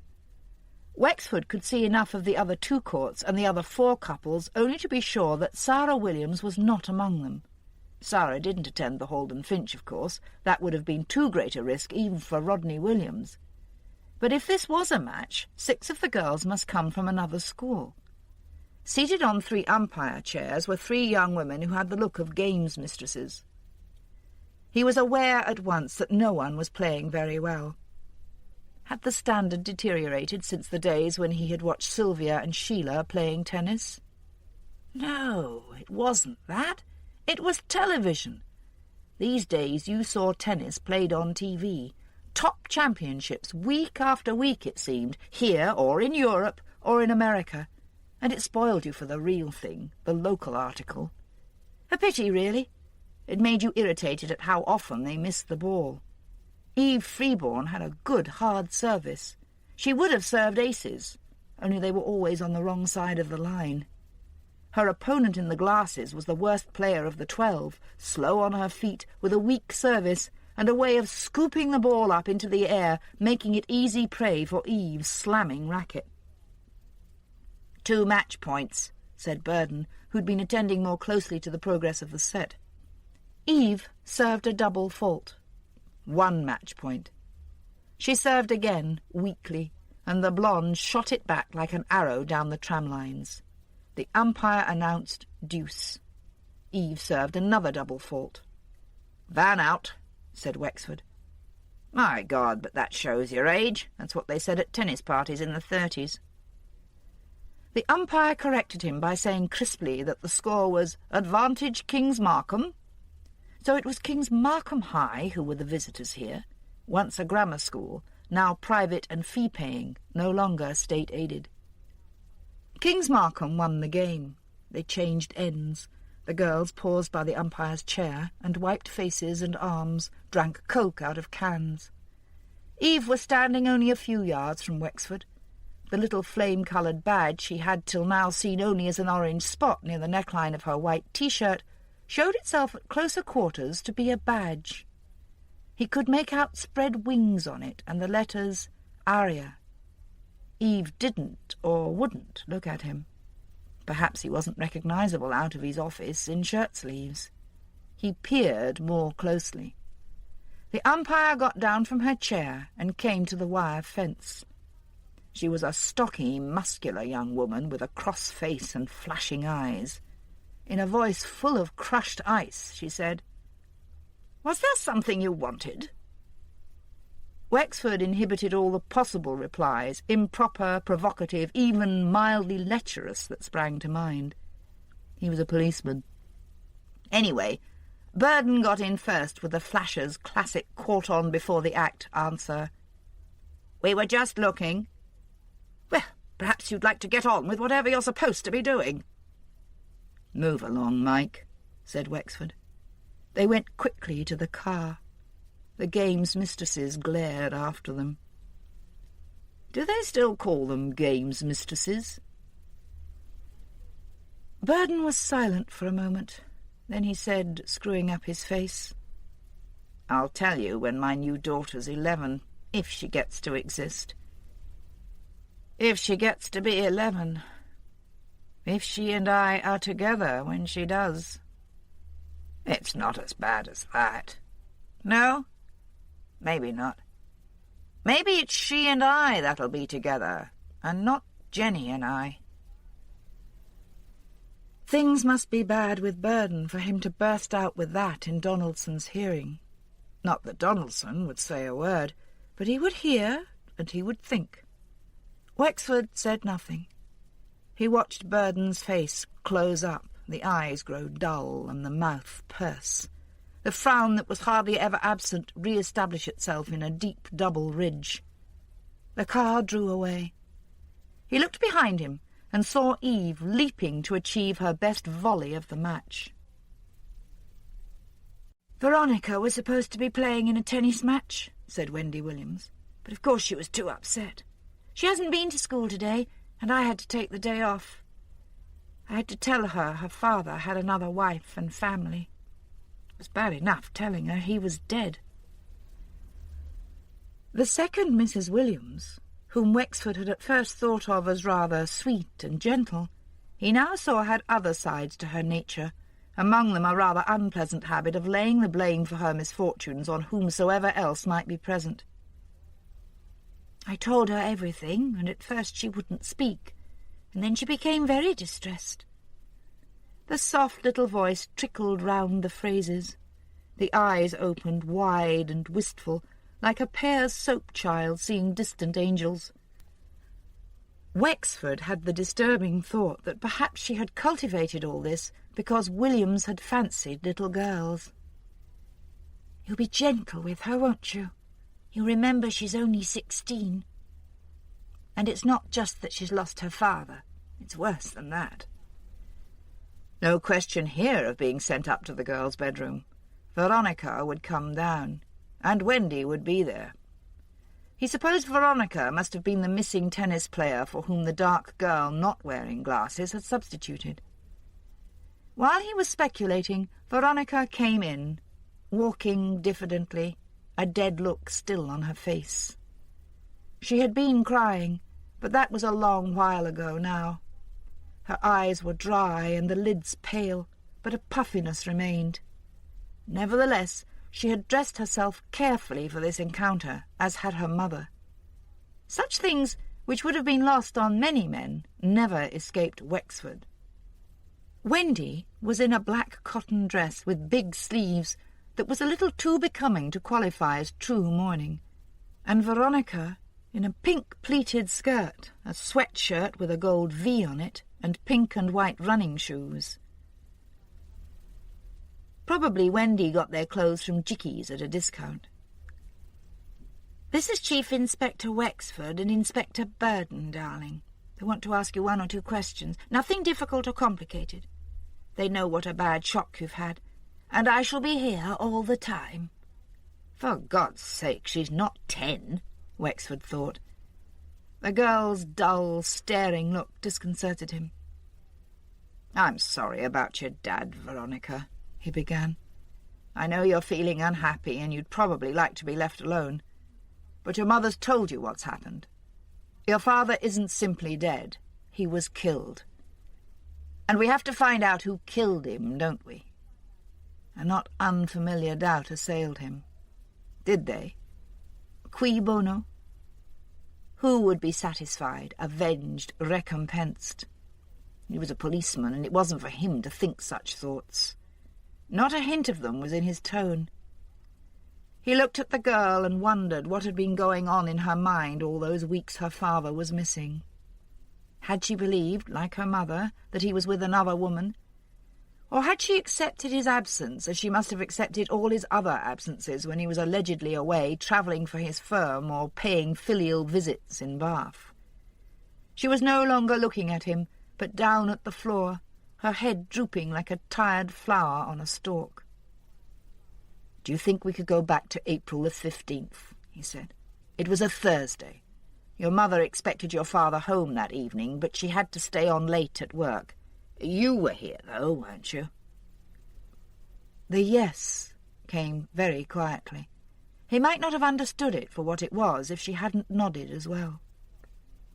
"What did you do? You came home from school when? At 4? He, too, was talking to her as if she were 10, but something in her attitude, her bowed head, feet crossed, hands in lap, seemed to invite it. Again that nod, the head lifted a little to make it. "And then what happened?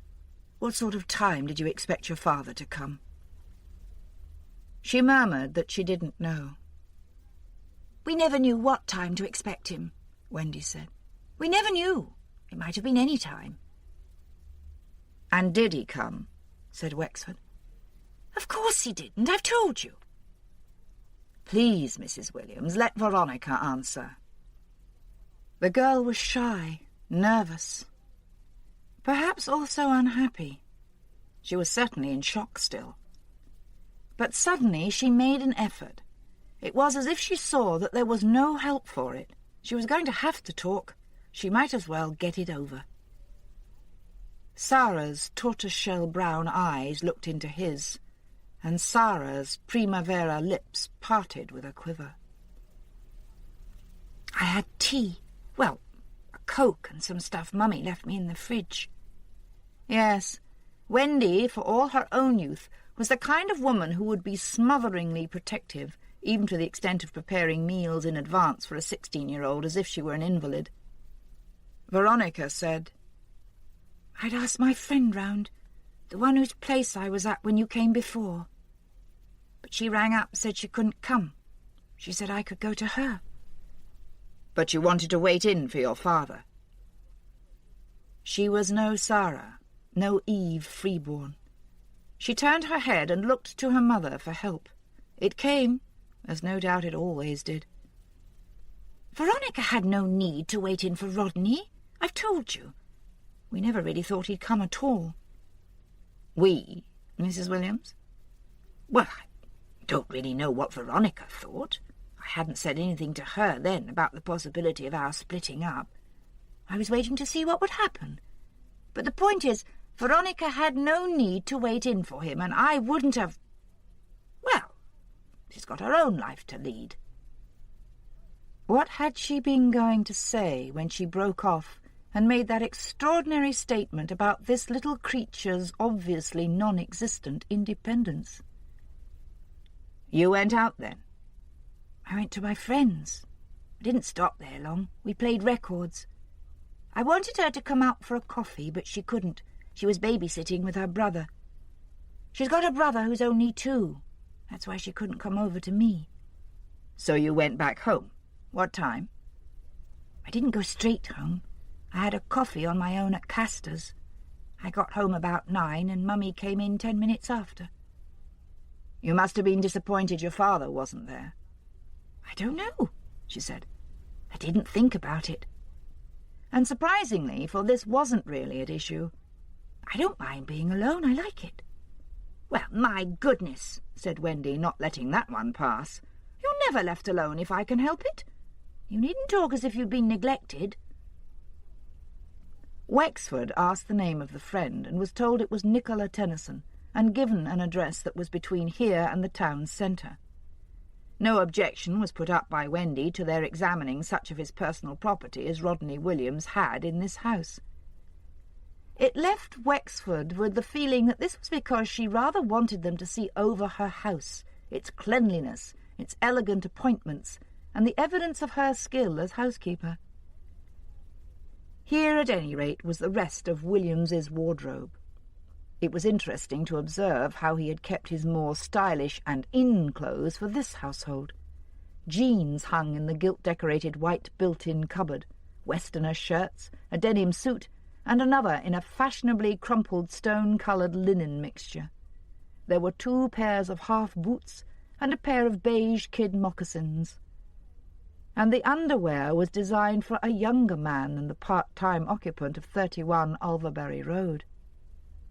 "He was 2 different men," Wexford said. "Perhaps 3. We shall see. At any rate, he was 2. One middle-aged, set in his ways, bored maybe, taking his family for granted. The other young still, even swinging.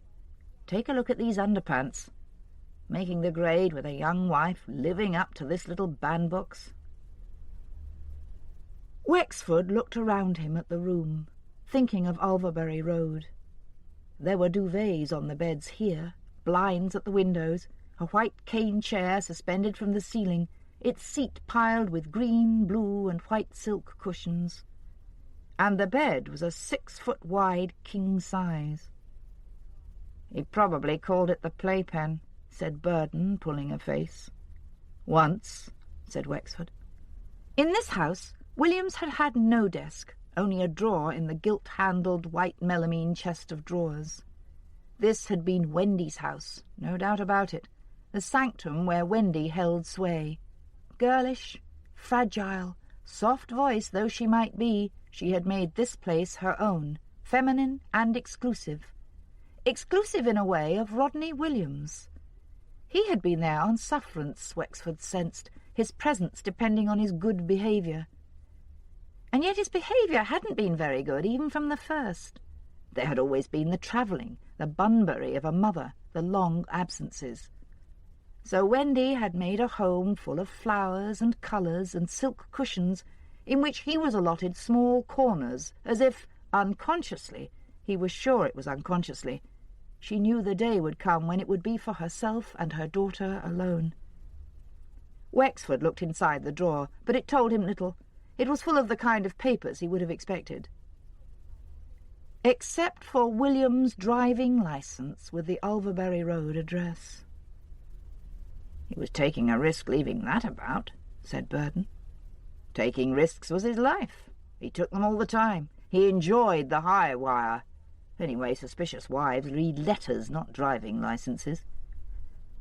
There were bills in the drawer, the carbons from credit card chits, an American Express monthly account. Which address had that gone to? Yes, this one. It fitted somehow. Visa and Access were the workaday cards, American Express more cosmopolitan, more for the playboy. No doubt it was Wendy who paid the services bills from the joint account. There was none in the drawer, only a rates demand, a television rental account book, an estimate from Godwin and Sculp, builders of Pomfret, dated the 30th of March, for painting the living room, and an invoice from the same firm, stamped paid, for renewal of a bathroom cistern. Under this lot lay Rodney's joint account cheque-book, a paying-in book for the joint account, and a small glass bottle half full of tablets, labelled Mandaret. On this, the top floor of the house, were 2 more bedrooms and a bathroom. Veronica's room was as neat as a pin, white with a good deal of broderie anglaise about it, and owing much to those magazine articles prevalent in Wendy's own childhood on how to make a dream bedroom for your daughter. No doubt poor Wendy had never had a dream bedroom of her own, Wexford thought. and he sensed that her youth had been nearer to that of Sarah. No posters here, no homemade mobiles, and no books either. It was designed for a girl who would do nothing in it but sit in the window seat looking pensive and wearing white socks. The spiral staircase, a contraption of hideous discomfort and a danger to all but the most agile, went through the middle of the house like a screw in a press. Down on the ground floor was a shower room, a separate lavatory, the third door on that side opening into the integral garage, and at the end of the passage a room the width of the house that opened through French windows onto patio and garden, roughly the size of a large dining table. The room, which might have been for dining in, or as a study for Rodney Williams, if he'd been allowed one, was plainly devoted to Wendy's interests. She had a sewing machine in it, and a knitting machine, an ironing board set up with 2 irons on it, one dry and one steam, and there were clothes everywhere, neatly hung or draped, sheathed in plastic bags. Mother and daughter were still sitting upstairs at the glass-topped table. Wendy had taken up some sewing, a handkerchief or possibly a tray cloth, into which she was inserting tiny stitches. Her little finger, crooked in the way it used to be said was vulgar to hold a teacup. Veronica nibbled at dry roasted peanuts out of a foil packet. The dry kind it would be, the other sort tending to leave grease spots. They were both as tense as compressed springs, waiting for the police to go and leave them alone. "Have you heard of a society or club called Aria?" Wexford said to Veronica. The spring didn't leap free of its bonds. There was no shock. Veronica merely nodded. She didn't screw up the empty peanut packet, but flattened it and began folding it very carefully, first into halves, then quarters. "At school?" She looked up. "Some of the girls in the 6th and 7th years belong to it." "But you don't?" "You have to be over 16. "Why girls?" he said. "Holden Finch is co-ed. Don't any boys belong?" She was a normal teenager, really. Underneath the prissy looks, the shyness, the mummy's girl air, she was one of them. The look she gave him seethed with their scorn for the cretinous incomprehension evinced by adults. "Well, it's all women, isn't it? It's for women. They're, what do you call it, feminists. Militant feminists." "Then I hope you'll keep clear of it, Veronica," Wendy said very quickly and sharply for her. "I hope you'll have nothing to do with it. If there's anything I really hate, it's women's liberation. I'm liberated, and look where it's got me. I just hope you'll do better than I have when the time comes and find a man who'll really support you and look after you. A nice, good man who'll cherish you." Her lips trembled with emotion. She laid down her sewing. "I wasn't enough of a woman for Rodney," she said, as if the girl wasn't there. "I wasn't enough of a girl. I got too hard and independent and mature. I know I did." A heroic effort was made to keep the tears in, the break out of the voice, and a victory was won. "You just remember that, Veronica, when your turn comes." Sergeant Martin was handling the complaint, though, as he told Wexford, he hadn't much to go on, nor had any harm been done, yet. Ms. Carolyn Peters, who's a physical education instructor at the Holden Finch Comprehensive," Martin said. "Ms., not Miss. She got very stroppy, sir, when I called her Miss. I called her an instructress, too, and had a job getting my tongue round it, but that wasn't right either. She says 2 men were hanging about watching the girls playing a tennis match. Acting in a suspicious manner, she says. Came in a car, which was parked for the express purpose of them getting out to watch. Voyeurs, she called 'em. Afterwards she asked the girls if any of them knew the men, but they denied all knowledge." "Thank you, Miss Freeborn," thought Wexford. "Leave it, Martin. Forget it. We've better things to do." "Leave it altogether, sir? I'll handle it. A note to the woman or a phone call explaining all, he supposed. She had a right to that. She was a good, conscientious teacher acting in a responsible manner. He mustn't laugh. Except later, perhaps, with Burden. There had been much food for thought picked up on his visits to Liskeard Avenue, and there had been something to make him wonder, something that was neither a piece of information nor the germ of an idea, but entirely negative. Wasn't it extraordinary that during those visits, those long talks, and during his initial interview with her, Wendy Williams had shown not the slightest interest in Rodney's other family? She had asked not a single question about the wife she had supplanted but not replaced, nor about the children who were siblings by half-blood of her own Veronica. Because she was inhibited by intense jealousy, or for some other reason more germane to this inquiry? Chapter 11. Kevin Williams looked more like his mother than his father. He wouldn't have been recognizable as Veronica's half-brother. The genetic hand-down, which was so distinctive a feature in Sarah and Veronica, had missed him, and his forehead was narrow, with the hair growing low on it. His manner was laconic, casual, indifferent. Wexford, who had Martin with him, had interrupted what seemed to be a family conclave. For once the television was off, sight and sound. Joy Williams introduced no one but her son, and this introduction she made proudly and with abnormal enthusiasm. Wexford was left to deduce that the woman and the girl who sat side by side on the yellow sofa must be Hope Harmer and her daughter Paulette. Mrs. Harmer, though plumper, fairer, and better cared for than her sister, looked too much like her for her identity to be in doubt. She was a pretty woman, and even in the present crisis she looked pleased with life. But the girl, to use an expression favoured by Wexford's grandsons, was something else again. She was beautiful, with a beauty that made Sarah and Veronica merely pretty young girls. She reminded Wexford of a picture he had once seen, Rossetti's portrait of Mrs. William Morris. This girl was dark, and her face had the same dark glow as the face in the picture, her features the same symmetry, and her large dark eyes the same otherworldly soulfulness. When he asked her if she was who he thought she was, she raised those dark grey, dreaming eyes and nodded, and then returned to what she'd been looking at, a magazine that seemed entirely devoted to hairstyles. Kevin's term had ended the day before, and he had come straight home. Not to stay, though, he made clear to Wexford when they were alone in the Stark dining-room. He owed it to his mother to stay a few days, but next week he intended to stick to the plan he had made months before, of going down to Cornwall to stay with a friend, and later he would be camping in France.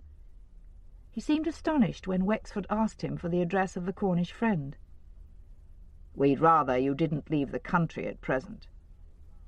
"Well, you can't keep me here. My father's death has nothing to do with me." "Tell me what you did on the evening of Thursday, April the 15th. "Was that when he died?" The casual manner had grown sullen. He was his mother in truculent mood all over again. "I'll ask the questions, Kevin." It wasn't said roughly, but nevertheless the boy looked as if no one had spoken like that to him before. His low forehead creased, and his mouth pouted. "I only asked." "He was my father." In his tone, that of contrived, badly acted sentiment, Wexford suddenly understood that no one in this household had cared a damn for Rodney Williams, and they hadn't in the other household either. People didn't care for him for long. In this area he had, at any rate, got his deserts. "What happened that evening? What did you do?" "Phoned home, I suppose," he said, careless again. "I always do on Thursdays, or my mother goes bananas." "You phoned from college?" "No, the phones are always out of order, or it's a hassle finding one that's free." Kevin seemed to have decided he might as well give in to Wexford's questioning, if not with a good grace. I go out to phone, well, 2 or 3 of us do, to a pub. I phone home and transfer the charge. You remember that Thursday if I tell you it was the first Thursday after you got back to college from the Easter vacation? The boy thought about it, seeming to concentrate. Wexford had no doubt he had known perfectly well all along. Yeah, I remember. I phoned home around 8:30. I don't reckon you want to know to the minute, do you? My mother was out. I talked to Sarah. That must have surprised you, your mother being out when you phoned. Yeah, it was unusual. She thinks the sun shines out of my arse, as you've maybe noticed. He jerked his shoulders in an exaggerated shrug. Unusual, he said, but not unknown. More indignation came when Wexford asked for the names of Kevin's companions on the trip to the pub where the phone was. But it was hot air, pointless obstructiveness. The names were forthcoming after some expostulation. How did you get on with your father? There was no communication. We didn't talk. The usual sort of situation, right? And your father and Sarah? The reply came sharply. It was incredible. It was exactly the reply a boy of Kevin's age might have made 100 years before, or, according to literature, might have made. You can leave my sister out of this. Wexford tried not to laugh. I will for now. He found Joy and her sister questioning Martin in depth about Wendy Williams. The girls, the 2 cousins, had gone. Martin was answering in monosyllables, and he looked relieved when Wexford came in. Joy broke off at once, and having seen he was alone, said, "Where's my son?" as if Wexford might have arrested him and already stowed him away in a police car. This would be his first encounter with Miles Gardner since the discovery of Rodney Williams' body. He and Burden waited for him in the managing director's office. The panelled room was dim and shadowy in spite of the bright day outside. A copper pot filled with Russell lupins stood on the windowsill. Wexford picked up the desk photograph of Gardner's family and looked at it dubiously. "I suppose I'm sensitized to adolescent girls," he said. "I see them everywhere." "Just remember what the games mistress said." "I don't think I'm in danger, though they're a very pretty lot we're in contact with. One can almost see William's point of view." "He was just a dirty old lecher," said Burden, apparently forgetting Williams had been a mere 3 years his senior. "The Primrose Way to the everlasting bonfire." Gardner came in, apologising for having kept them waiting. He began on some insincere-sounding expressions of sorrow at Williams's demise, which Wexford listened to patiently and then cut short. "If you're free for lunch, we might all go over to the Old Flag." But this was something Gardner, regretfully, couldn't manage. "Oh, I've promised to give my daughter lunch, my youngest one, Jane. She's got the day off school to go for an interview at the university here. A bit of an ordeal. She's a nervous kid, so I bribed her with the offer of a slap-up lunch." The University of the South was situated at Myringham.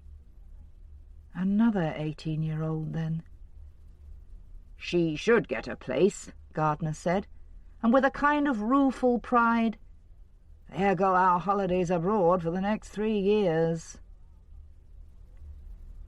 Wexford said he would like to talk to Christine Lomond, and in the room that had been Williams, if possible. Gardner took him there himself, up in the small, slow lift. There were 2 desks and 2 typewriters, a Sierra 3400 and an Olympia ES 100. But this place was clean as far as typewriters went. Martin had seen to that. The girl who came in was fresh paint glossy in a suit of geranium red linen, dark green cotton blouse, green glass rhomboid hanging on a chain, and on her left wrist a watch with a red and green strap. Her hair had been touched with what his daughter Sylvia assured him were called lowlights, though Wexford couldn't quite believe this, and thought she must have been having him on. Christine Lohmann's fingernails were the brilliant carmine of the latest Sevenshine front door shade pillar box, a rich, true red without a hint of blue, a robust high gloss that stands up ideally to wind and weather. They scuttled over the filing cabinet like so many red beetles. Wexford had asked her to see what she could find him as samples of William's own typing. Any report, assessment, rough notes even, he might have brought to the office with him. She said she was sure anything of that sort would have been handwritten, and it was 2 or 3 handwritten sheets that she produced for him, and then several more which she told him had probably been typed on the Olympia machine, but using a different daisy wheel, thus altering the typeface. Wexford was particularly interested because there seemed to him to be a flaw in the apex of the capital A. The experiment, however, showed nothing but his own ignorance of typewriters, or at any rate of recent technological advances made in typewriters. The red-tipped white fingers whipped a sheet of paper into the machine, switched it on, switched it off, whipped out the daisy wheel, inserted another, and rapidly produced a facsimile of the first 4 lines of William's sales forecast for the first 3 months of the year. "It's getting a bit ragged," Christine Lohmann said. "We need a new wheel." And she pulled the damaged one out and dropped it into the waste paper basket. "Where do you live, Miss Lohmann?" "Here, in Myringham. Why?" She had a rather abrupt manner, of the kind that is usually called crisp. "Did you like Mr. Williams?" She was silent. She seemed affronted, having anticipated perhaps nothing more than an investigation of papers and machines. How old was she? 26? 27? She could be a good deal less than that. The heavy make-up and elaborate hairstyle aged her. "Well, Miss Lohmann?" "Yes, I liked him. Well, I liked him all right. I didn't think about liking or disliking him." "Would you think back, please, and give me some idea of what you were doing on the evening of April the 15th? "I can't possibly remember that far back." Her eyelids flapped.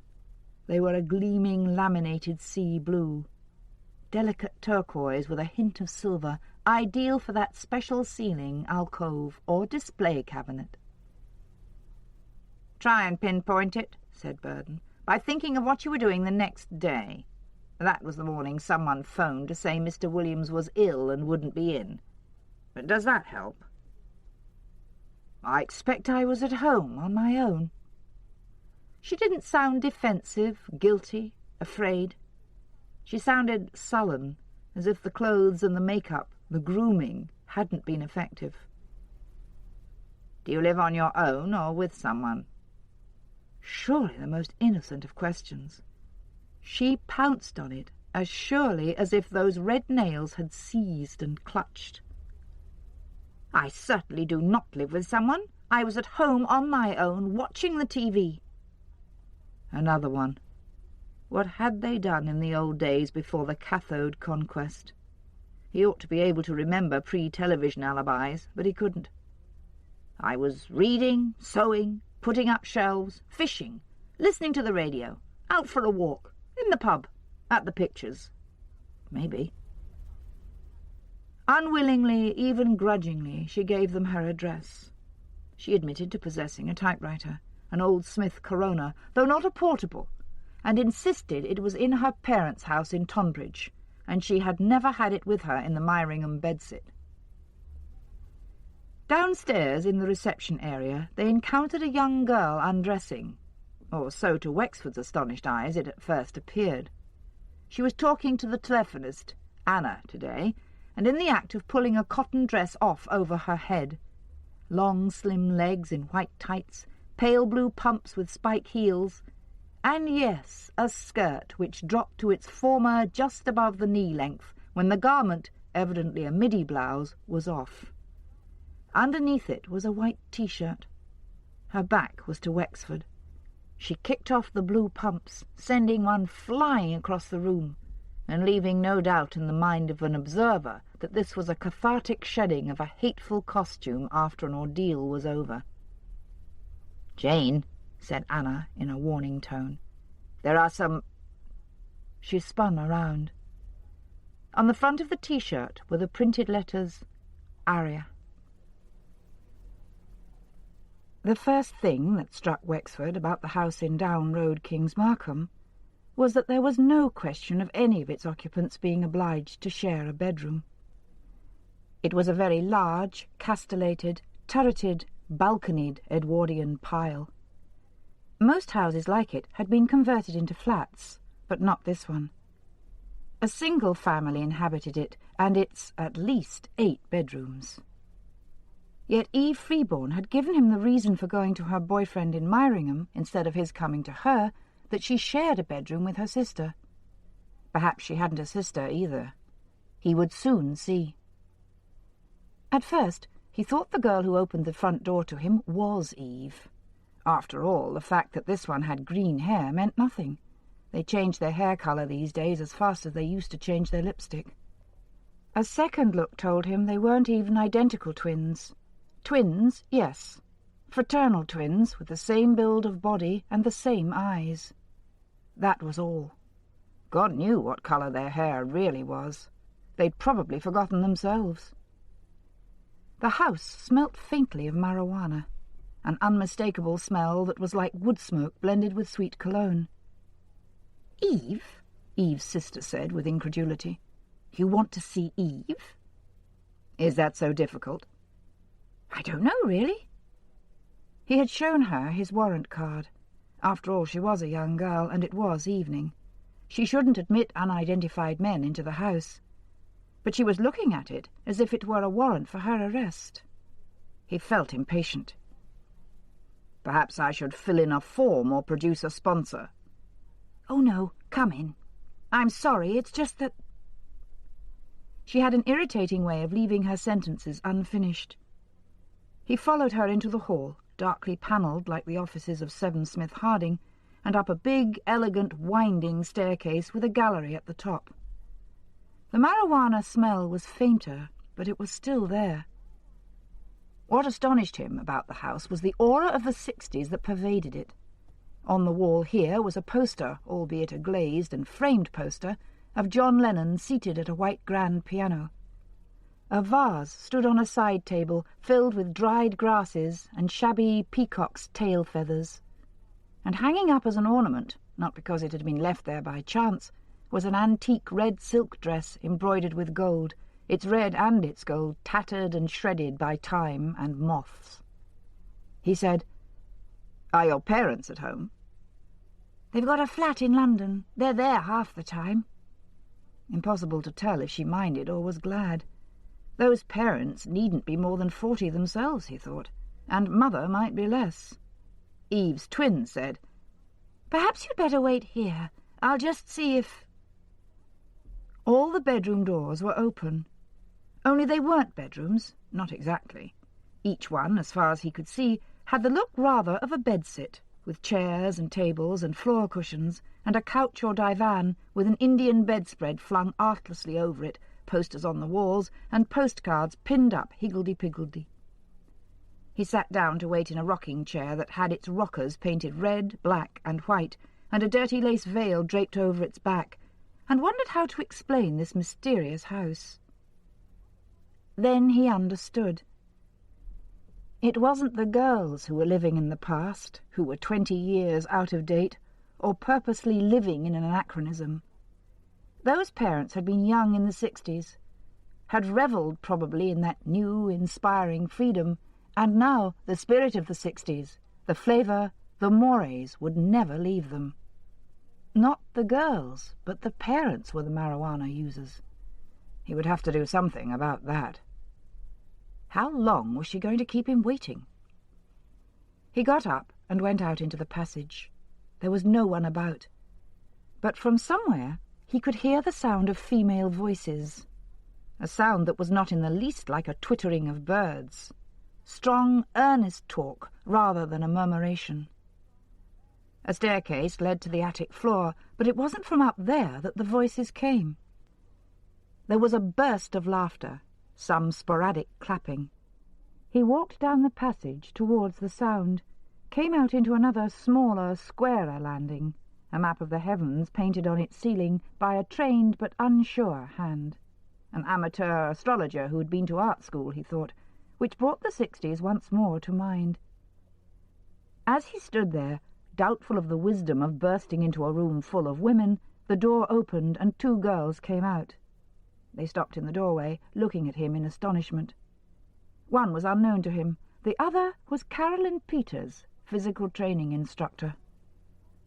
Before anyone spoke, Eve Freeborn came out of the room, shouldering her way past the 2 who blocked the doorway. She was once more in the pelvis-crusher jeans, but this time with a purple satin blouse to match her hair. Carolyn Peters, on the other hand, was dressed exactly like a boy, or like boys used to dress before punk apparel came to stay. Blue jeans, brown leather jacket, half boots, no makeup, hair cropped in a crew cut. "Sorry," Eve said. "Have you been waiting long?" "They kept us waiting," said Carolyn Peters with the maximum venom, "for 4,000 years. She had recognized him and wasn't pleased. Or had he been recognized for what he was, in addition to being a policeman? A man? Wexford had never before personally encountered the kind of militant feminist who advocates total separatism. Enlightenment broke upon him. "Have I by any chance interrupted a meeting of Aria?"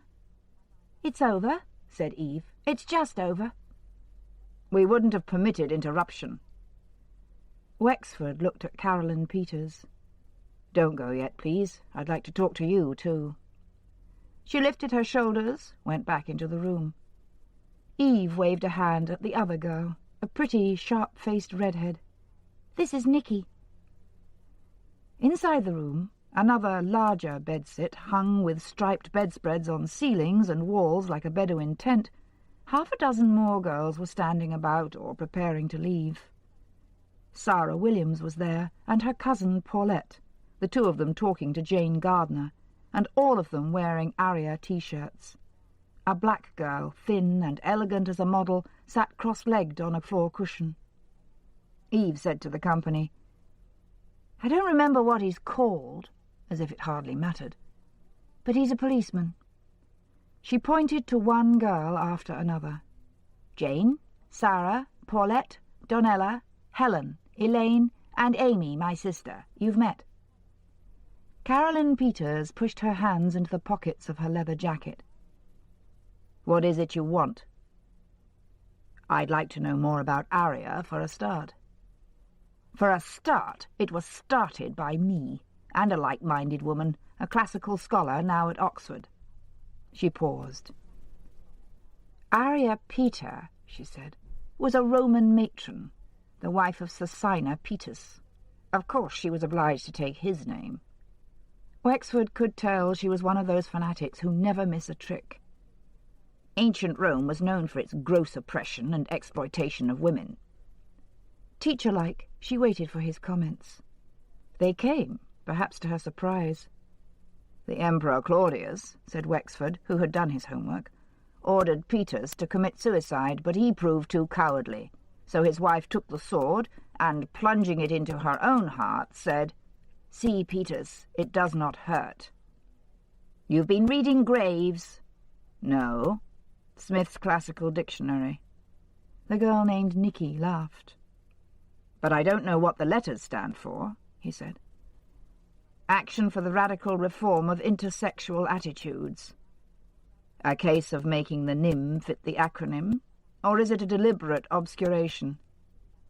"Perhaps it is." "How many schools are involved?"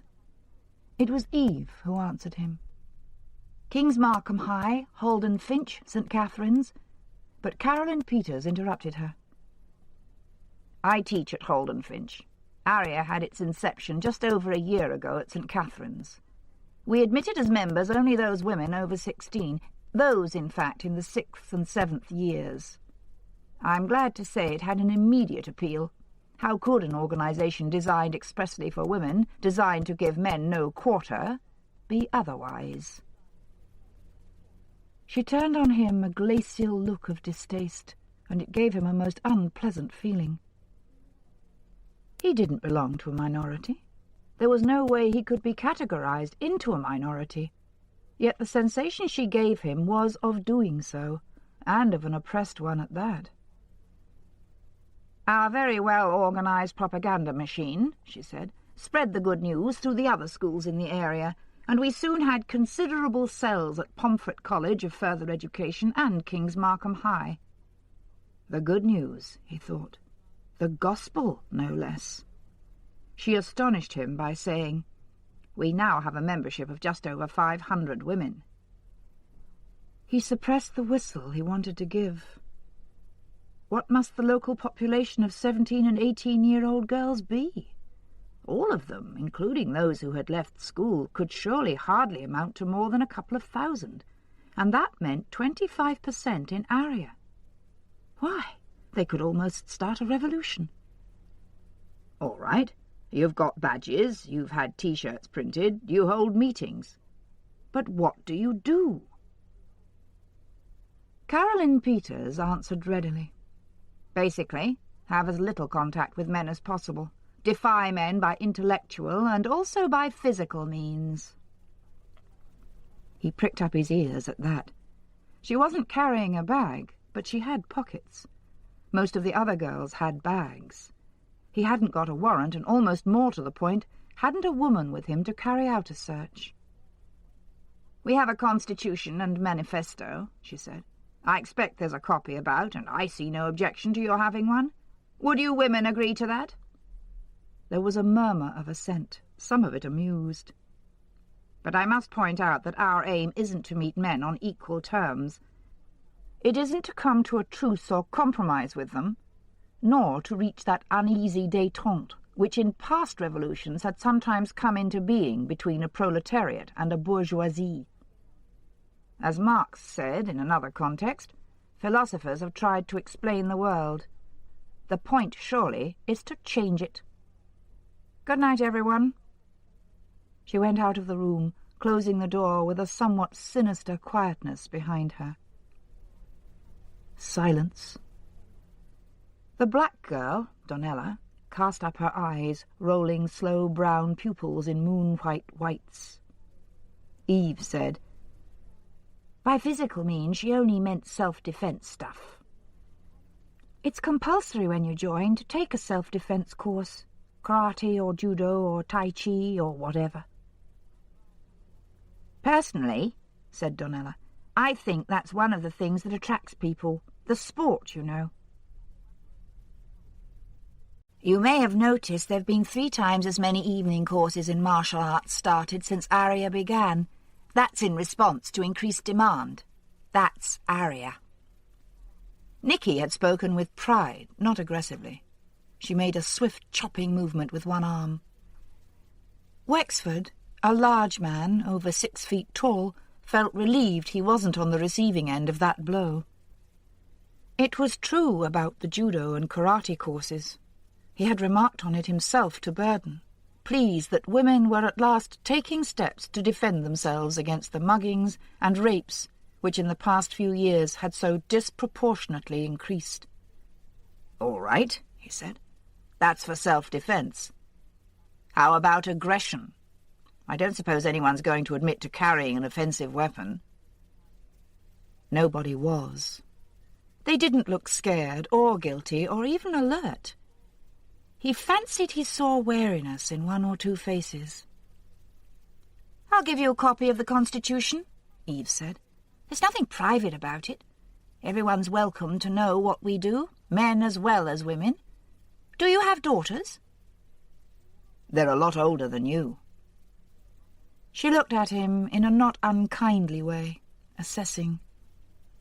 "Well, they would be, wouldn't they? You can't be too old for Aria, though." The Constitution was typed and photocopied. He noted that there were no flaws in the apex of the capital A's or the ascenders of the lowercase t's. It went into his pocket to be read at leisure. Sarah Williams, he observed, was watching his every movement. The big, fair girl called Helen, he now realized had been Eve's partner in the tennis match. He said to Eve, If everyone is in fact going, I'd like to talk to you alone for 5 minutes. The brisk policeman's tone, replacing the one of easy jocularity, seemed to jolt her. She pushed fingers through the purple crest of hair. "Okay, if that's the way you want it. Everybody out, right?" She gave a hiccuping giggle. "Home, women." Amy said, "Well, I think I'll just..." and drifted vaguely towards the door. They all began to take their leave in ways peculiar to young girls, whether feminists or reactionaries. Helen and Donella closed in upon each other with a tight bear hug, which ended in giggles and heads subsiding on each other's shoulders. Sarah wrapped her arms round herself and moved across the floor with vague dancing steps. Jane humped her bag, filled with Aria constitution sheets, as if it weighed a ton, making agony faces. Nicky was lost in a dream that seemed to turn her into a sleepwalker, so that she neither paused in her exit nor spoke, but merely raised a languid flapping hand in farewell as she passed through the doorway. Alone with Eve, Wexford said, "You've been telling me lies." "I have not." "Why did you tell me your boyfriend couldn't come here because you had to share a bedroom with your sister? This is an enormous house, and as far as I can see, your parents mostly aren't here anyway. But you told me lack of space, and you implied lack of privacy stopped him coming here." "Well," she said, a sly look in her eyes, "I can explain that. You'll see the answer in our Constitution, actually. Rule 4. He pulled the Constitution out of his pocket. Here it was, Rule 4. Women, not Aria members, he saw, but always women, as if the society contained the world's entire female population. Women shall avoid the company of men wherever possible, but should their presence be required for sexual, biological, business or career purposes, it is expedient and desirable for women to go to them, rather than permit them to come to us. But why? Carolyn and Edwina, she's the classical one who's at Oxford. They said it smacked of the Sultan visiting his harem. You've got to think it through, you know. When you do, you can see what they mean. So that's why you went to your boyfriend in Arnold Road. You required his presence for sexual or even biological purposes? Isn't that why women usually require men? There are more ways of putting it. More aesthetic ways, I'd say. Maybe more civilized. Oh, civilized. Men made civilization, and it's not up to much, is it? It's no big deal. He left it. Did you know Sarah Williams was the daughter of the murdered man whose car you saw in Arnold Road? Not then, I didn't. I do now. Look, I only know her through Aria, and I didn't know her father. For all I knew, she mightn't have had a father. He accepted that. Miss Peters didn't tell me much about this society of yours, did she? Only that it's a wildfire movement. It's caught on in all the local schools. How about the, what shall I call it, esoteric stuff? How do you join? Do you pay a subscription?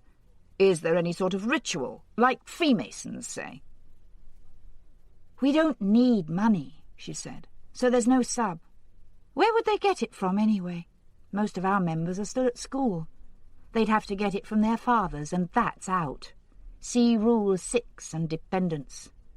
The only thing that costs us is the photocopying, only it doesn't, because Nicky does it on her dad's Xerox in the night when he's asleep. There was an irony there, but Wexford didn't point it out. Anyone can join. Any woman over 16 who's not married. Obviously a married woman has already capitulated. Anyway, it wouldn't be possible for her to keep to the rules. That would let my daughters out. She ignored him. I'm a founder member. When we started, there was a lot of really way-out stuff going on. Edwina wanted initiation ceremonies, sort of baptisms of fire, if you can imagine. What sort? He was deeply curious. At the same time, he was afraid she would soon realize she was spending too much time unnecessarily in the society of a man. She considered his question in thoughtful silence. She wasn't a pretty girl, but perhaps this didn't matter in these days when beauty was no longer at a premium. She had one of those chinless faces, long-nosed, full-lipped, but with creamy, delicate skin. A frown creased, or rather crumpled, her forehead. Creasing was for older people. Eve's frown was like the bunching of a piece of cream velvet. "Some of the others went along with her ideas," she said. "I mean, she was a radical feminist. For instance, she used to say we couldn't make revolution on Marxist principles on account of Marx having been a man. She said sexuality was politics, and the only way to get freedom was for all women to be lesbians. Any hetero behaviour was collaborating with the enemy. Even Caroline Peters never went as far as that." "You were going to tell me about initiation." Eve seemed reluctant to reach the subject. "They actually formed a splinter group over it. Sarah, the one whose father was murdered, she was one of them, and Nikki Annerly was another. One of the things they objected to was being educated along with the other sex. They wanted schools and colleges run by women and with women teachers. Of course it would be best. It's the ideal, if you know what I mean, but it's a bit fantastic." "Particularly as it's only in very recent years that women have gained admission to certain men's colleges, notably at Oxford." "That's beside the point. This would be a question of getting the men out altogether. Edwina and the rest of them who were at mixed schools wanted to go on strike until they agreed not to admit boys. But Caroline wouldn't have that. I suppose she was afraid of losing her job." "And that's what caused the rift in the party?" "Well, partly. This was all last summer and autumn. It more or less stopped when Edwina went up to Oxford in October and the others drifted back. I may as well tell you. It was all a sort of fantasy anyway. Edwina said in order to prove herself a true feminist, a woman ought to kill a man." Eve looked at him warily. "I don't mean everyone who joined ARIA was to have to kill a man to get to be a member. The idea was for groups of 3 or 4 to get together and—" "But that's not an initiation ceremony, really, is it? I could tell you about some of those if you want."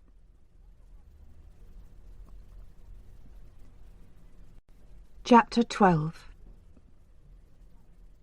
With inscrutable face, Jenny Burden sat reading Aria's manifesto. She was past the stage now of prettifying disguises of her pregnancy. It was beyond disguise, and her condition didn't flatter her. Younger than her years, though she had always looked, she now appeared too old to be having a baby. Her face was not so much lined as lacking in its former firmness, caverns hollowed out under the eyes and chin muscles sagging. She had no lap now, so she held the flimsy sheets against a book propped upon the table in front of her. But Wexford could tell by Burden's pleased expression that he was content to see his wife making even this small effort to escape from the apathy that had settled on her as the psychotherapy she was having progressed. No longer in revolt, no longer violent in her hatred of the child, she had become resigned. She waited in hopeless passivity.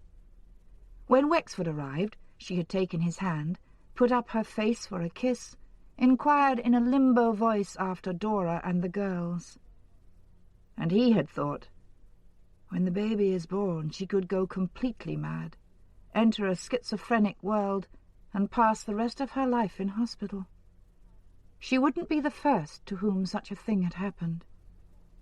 Still, now she was reading Aria's Constitution, and apparently reading every word with care.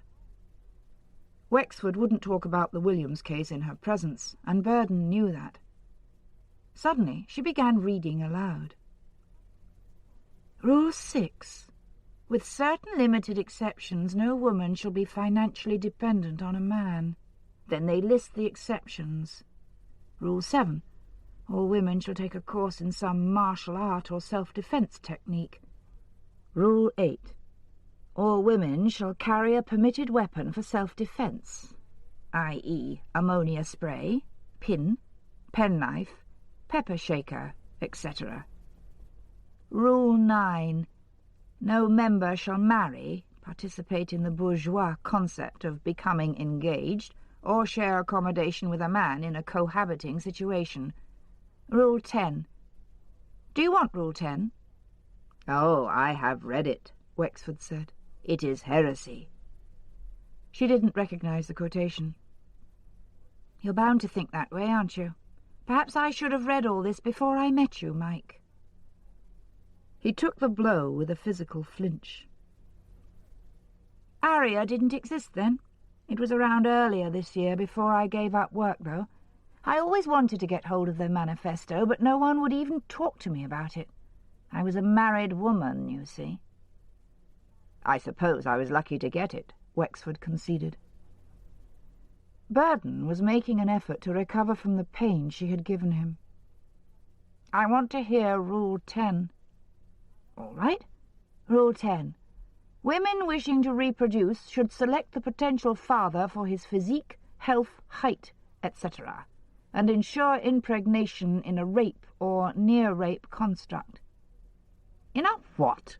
What the hell does it mean? Wexford said, Margaret Mead says men of the Arapesh fear rape by women just as women in other cultures fear rape by men. The mind boggles. By this, Wexford knew, Burden meant he would dearly have loved to inquire further into the mechanics and techniques, but was hampered by inhibitions. The trouble is, surely, that most of this was written by lesbians like Edwina Klein and Carolyn Peters. It doesn't seem to cater for women who actually love men, and those are surely in the vast majority. Jenny looked coldly at her husband.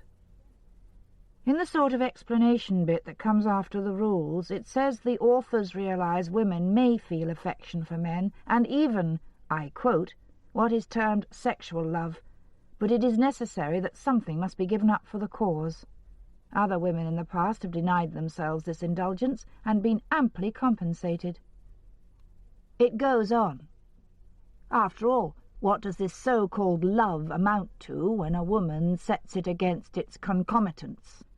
Gross exploitation, pornography degradation, career prohibition or curtailment, rape, father-daughter incest, and the still persisting double standard. It doesn't seem to bear much relation to our own home lives, does it? Said Burden. Jenny had tears in her eyes, Wexford saw. They shone there, unshed. Revolutionaries are always extreme, she said. Look at the terror of 1793. Look at Stalinism. If they're not, if they compromise with liberalism, all their principles fizzle out and you're back with the status quo. Isn't that what's happened to the broader woman's liberation movement? The men looked at her with varying expressions of doubt and dismay. Burden had gone rather pale. If these girls, said Jenny, can accomplish just a fraction of what they're setting out to do, if they can begin to make people see what inequitable arbitration really amounts to, perhaps I shan't so much mind my daughter being born. This time she didn't break down into tears. I know you want to talk. I'll leave you. She turned to her husband, kissed his forehead, carried herself clumsily to the door. There was no dignity there, and no beauty, because the child that made her heavy was unwanted. Burden put out one finger to touch the ARIA manifesto, like someone steeling himself to make contact with something he has a phobia about. I feel it threatens me, all this. I'm frightened of it. It's good that you're honest enough to admit it. Do you really think there's anything in this killing a man stuff?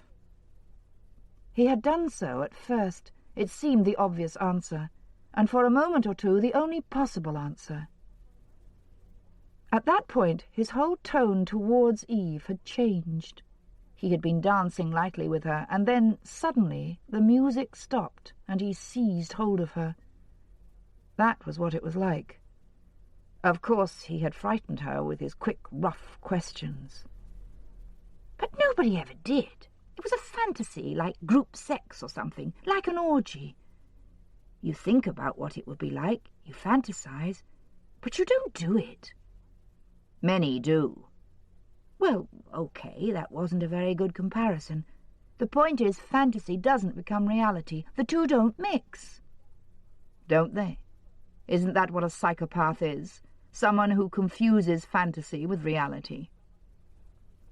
She had insisted, with the panic of someone who realizes she had said too much, that Edwina Klein's idea had been hers alone. Even the Splinter Group had opposed it. Knives next. He had gone on to ask her what was meant by permitted weapons. Did this category include knives? Not real knives, she said, and she had looked at him as a child might, round-eyed, afraid of something it doesn't understand. It's tempting, he said to Burden, to think of a group of those Aria girls grabbing hold of poor old Williams like the Maenads with Orpheus and doing him in on the lesbian shore. Burden looked at him, mystified. "Shall we have a beer?" he said. "Good idea. Malt does more than Milton can to justify God's ways to man." "You're right there," Burden said feelingly. He came back with 2 cans and 2 tankards on a tray. Poor chap, Wexford thought. He's had enough. And how curious it was that all these dramatic things happened to Burden, who was such an ordinary, unimaginative, salt-of-the-earth person.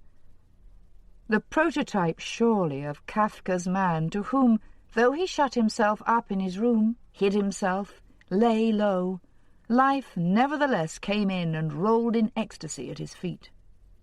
Whereas for him, Wexford, nothing much came along to disturb his private peace. Thank God for it. "Just the same," he said, "we're going to have our work cut out checking out every one of Aria's members. There are said to be 500 of them, remember? Well, the girl who stabbed Bud may not be the same girl who stabbed Wheatley, who may not be the same girl as the one that killed Williams. But on the other hand, they may be one and the same." "Right," said Wexford. "But don't let's talk of the one that killed Williams. No girl on her own could have carried his body into that car and then carried it out again and buried him. The way I see it, we'll have to think of it along these lines. On the one hand, we have the radical feminists, of whom we know, A, that the notion of killing a man was at any rate considered by them, and B, that they are required by their own rules to carry offensive weapons. We also know that Wheatley, certainly, and Budd, probably, were stabbed by Aria members. We've been told, too, that Williams, pursuing his well-known tastes, had a very young girlfriend. Now, is this girlfriend a member of Aria? "Whatever the Aria rules may say," said Wexford, "we know members do have to do with the opposite sex. Well, look at Eve climbing in through her boyfriend's window. She hasn't made the supreme sacrifice of giving up men.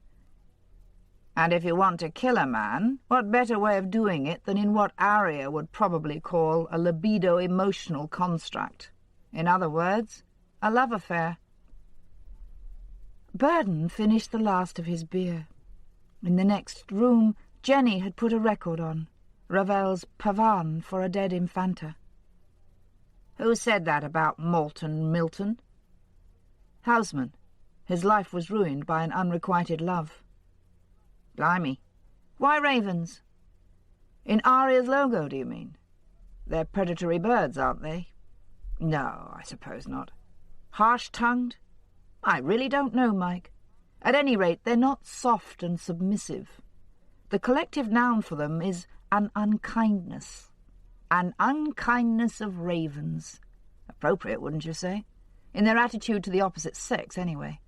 They stab at us with knives rather than beaks. Not without provocation, of course." "That's true. Bard, on his own admission, tried to get fresh with the girl who attacked him.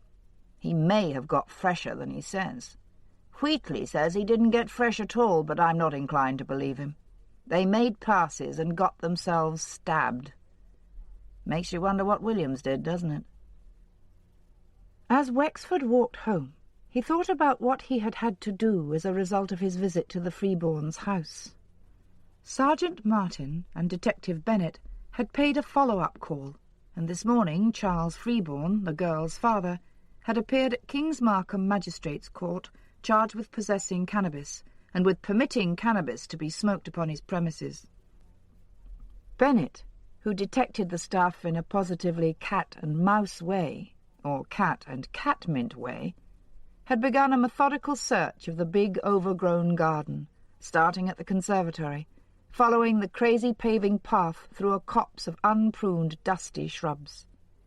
This path curved all round the perimeter of the garden, winding its way between ghosts of flower beds, where a few attenuated cultivated plants thrust their heads through a matting of bindweed, ground elder, and thistles.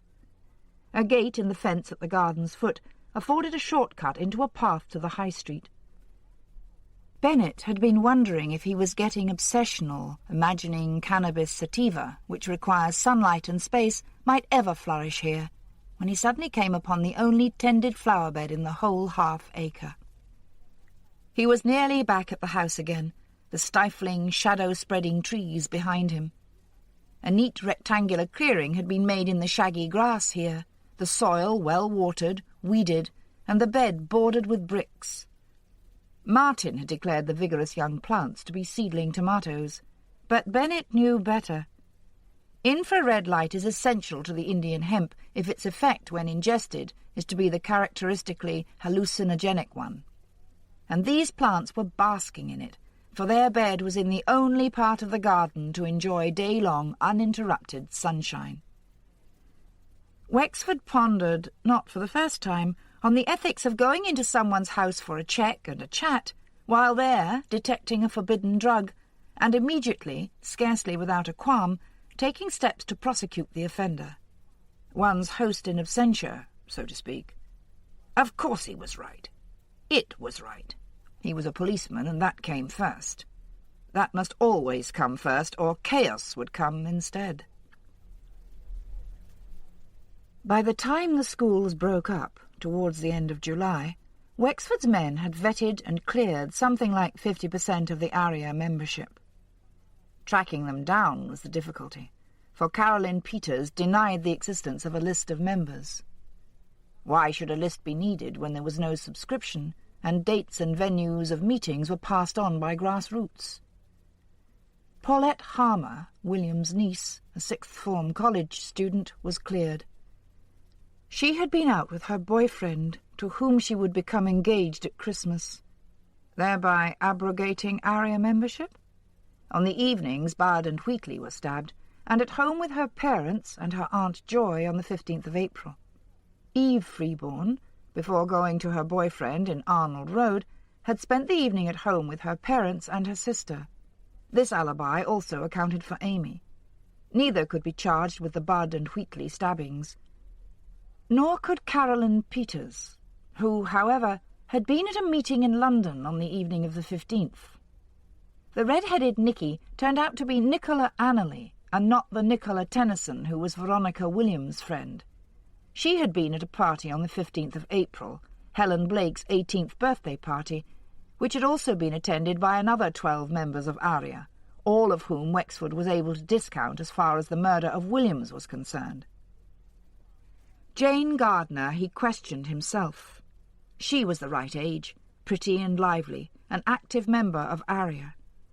He owed it to the cordial relationship he had had with her father to go himself and not send Bennett, say, or Archibald. Miles was at home, had made a point, evidently, of being at home. He was affronted and preparing to be bitterly offended. He and his tall wife were in the drawing-room, walls of 7-star Chinese yellow, black carpet, famille jaune porcelain. And Wexford was shown in by the cleaning lady masquerading as a maid. They spoke to him, he thought, in the aghast tones of parents asking a headmaster why he intends to expel their daughter from his school. Pamela Gardner called him Mr. Wexford, though it had been Reg in the past. Since she had no means of summoning the cleaning lady except by shouting, she went to fetch Jane herself. "This is so entirely unnecessary," Gardner said in a hard voice. Wexford said it was routine, and felt like a cop in an ancient Cyril Hare detective story. The girl came in smiling and perfectly at ease. Then he had to ask the parents to go. They did, but with a very ill grace. At first Pamela Gardner pretended she didn't understand what he meant. Light dawned, then came incredulity, lastly disgusted acceptance. She took her husband's arm as if the very cornerstones of their home life had been threatened. "Did you get a university place?" Wexford asked Jane as soon as they were alone. "Oh, yes, thanks. We met before, didn't we? At Dad's office? I never thought I would, actually. I'd even enrolled at Secretarial College in London, just in case. My school doesn't have a commercial department." There came back to him a recollection of this girl changing her clothes in full view of the street, in Dad's office. And when she had turned round to see him looking at her, she hadn't turned a hair. "Did you know Rodney Williams, Jane?" "I'd met him, at the office. Dad introduced us. He had a lot of charm, you know." She smiled reminiscently, a bit sadly. He could make you feel you were the only person there worth talking to.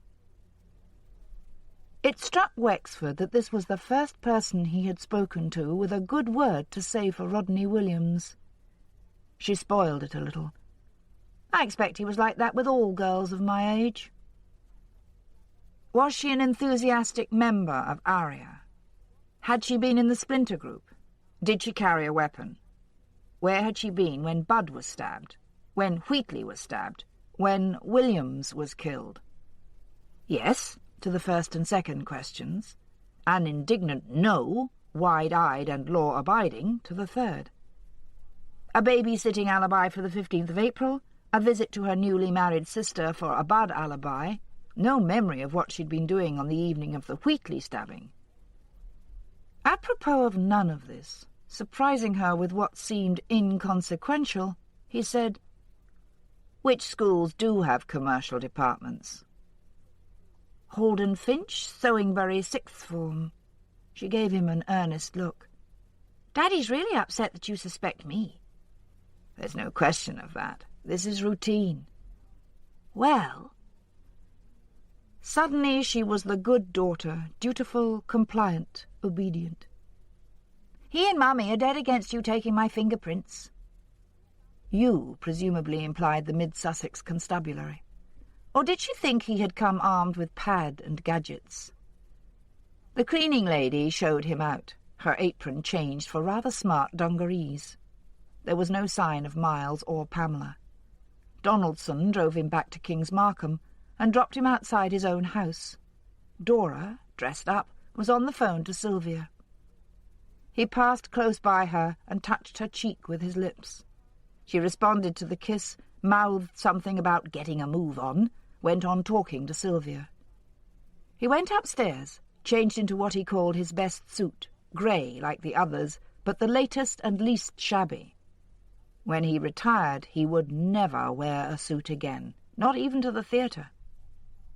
In the train, he told Dora about the Gardners, and said he had a feeling they wouldn't be asked to any more garden parties. She said that didn't matter, did it? She didn't care. And he shouldn't care either. He should relax, especially tonight.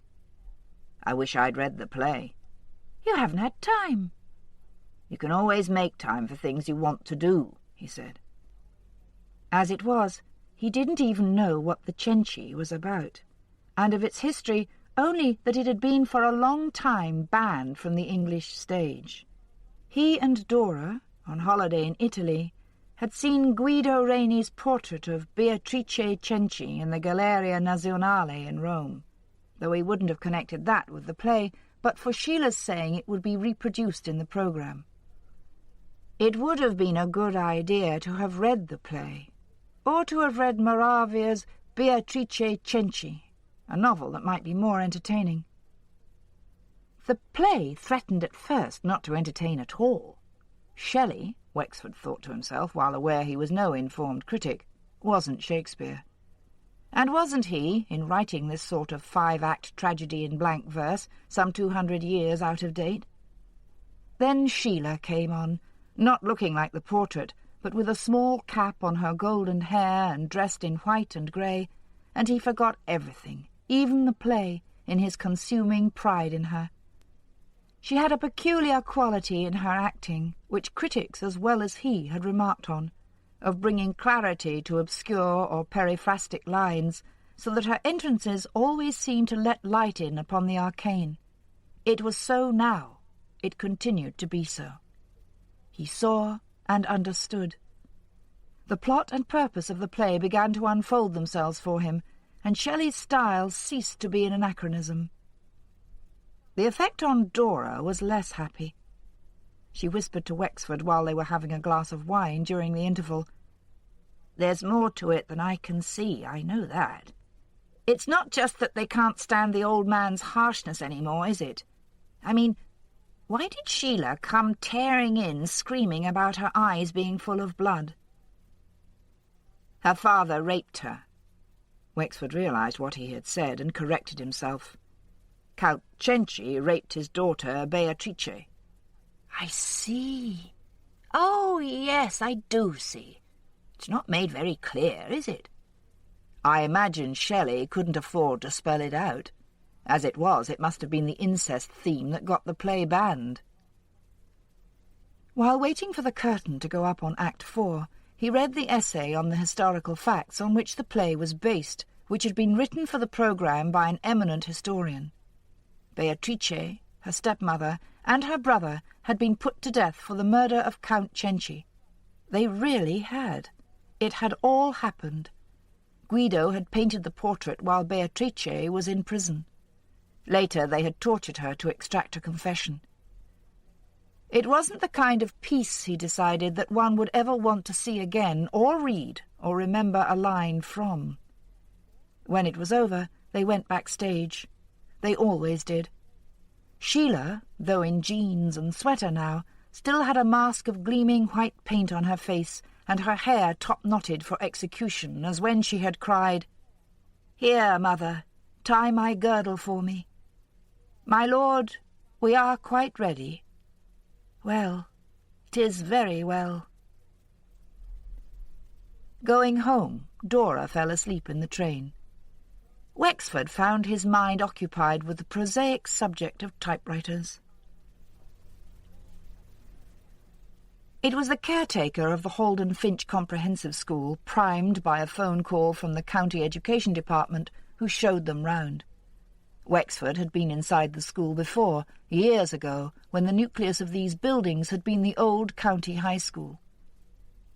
Incorporated into it now were the buildings next door, a former clinic and health centre, as well as a vast new assembly hall, and the glass, concrete and blue slate complex of classrooms, music room and concert hall, with the sports centre a gilt-roofed rotunda that the sun set ablaze.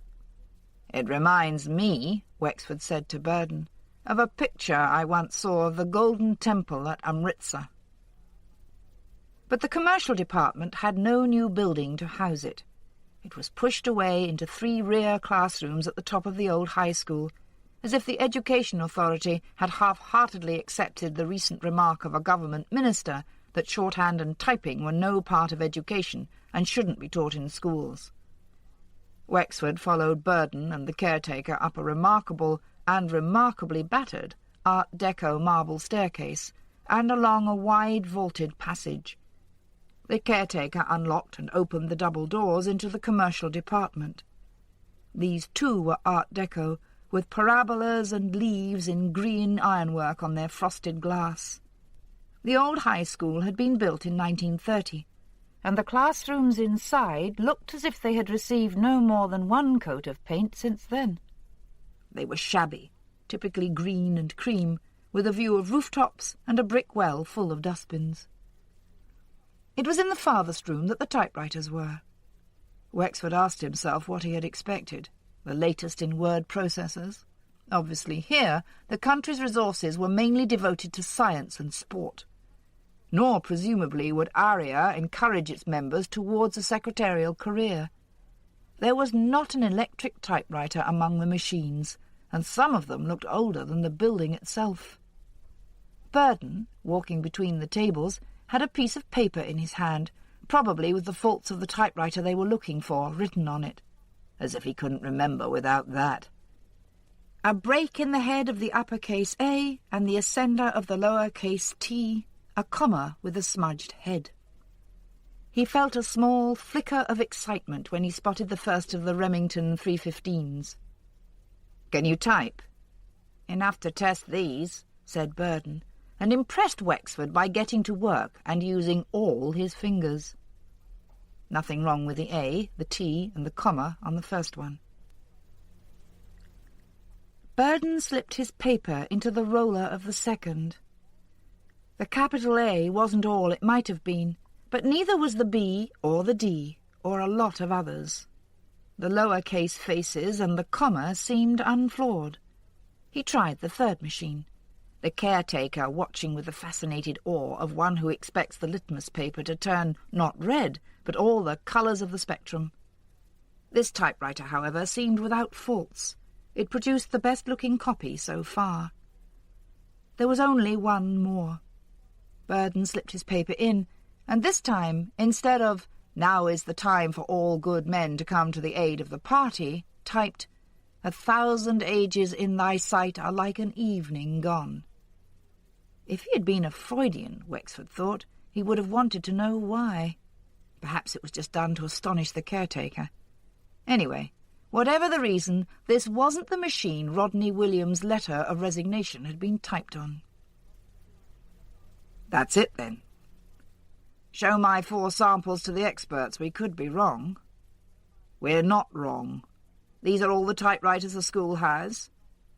"Apart from them as has gone away to be serviced." "Now he tells me," said Wexford. "There's always some go away in the summer holidays. It's never the lot of them. They go in like rotation." "Do you know how many have gone and where?" The caretaker didn't know the answer to either question. No more than, say, 5, he thought. He'd never heard the name of any firm which might be servicing the machines or seen a van arrive to take them away. "We must be thankful," Wexford said as they came out of the school, "that at least it's an old manual portable we're looking for, and not one of the modern kind with a golf ball or daisy wheel." "A what? Or a what?" "Let's say with a detachable typeface that our perpetrator could simply have taken out and thrown away." School might have broken up, but sport went on.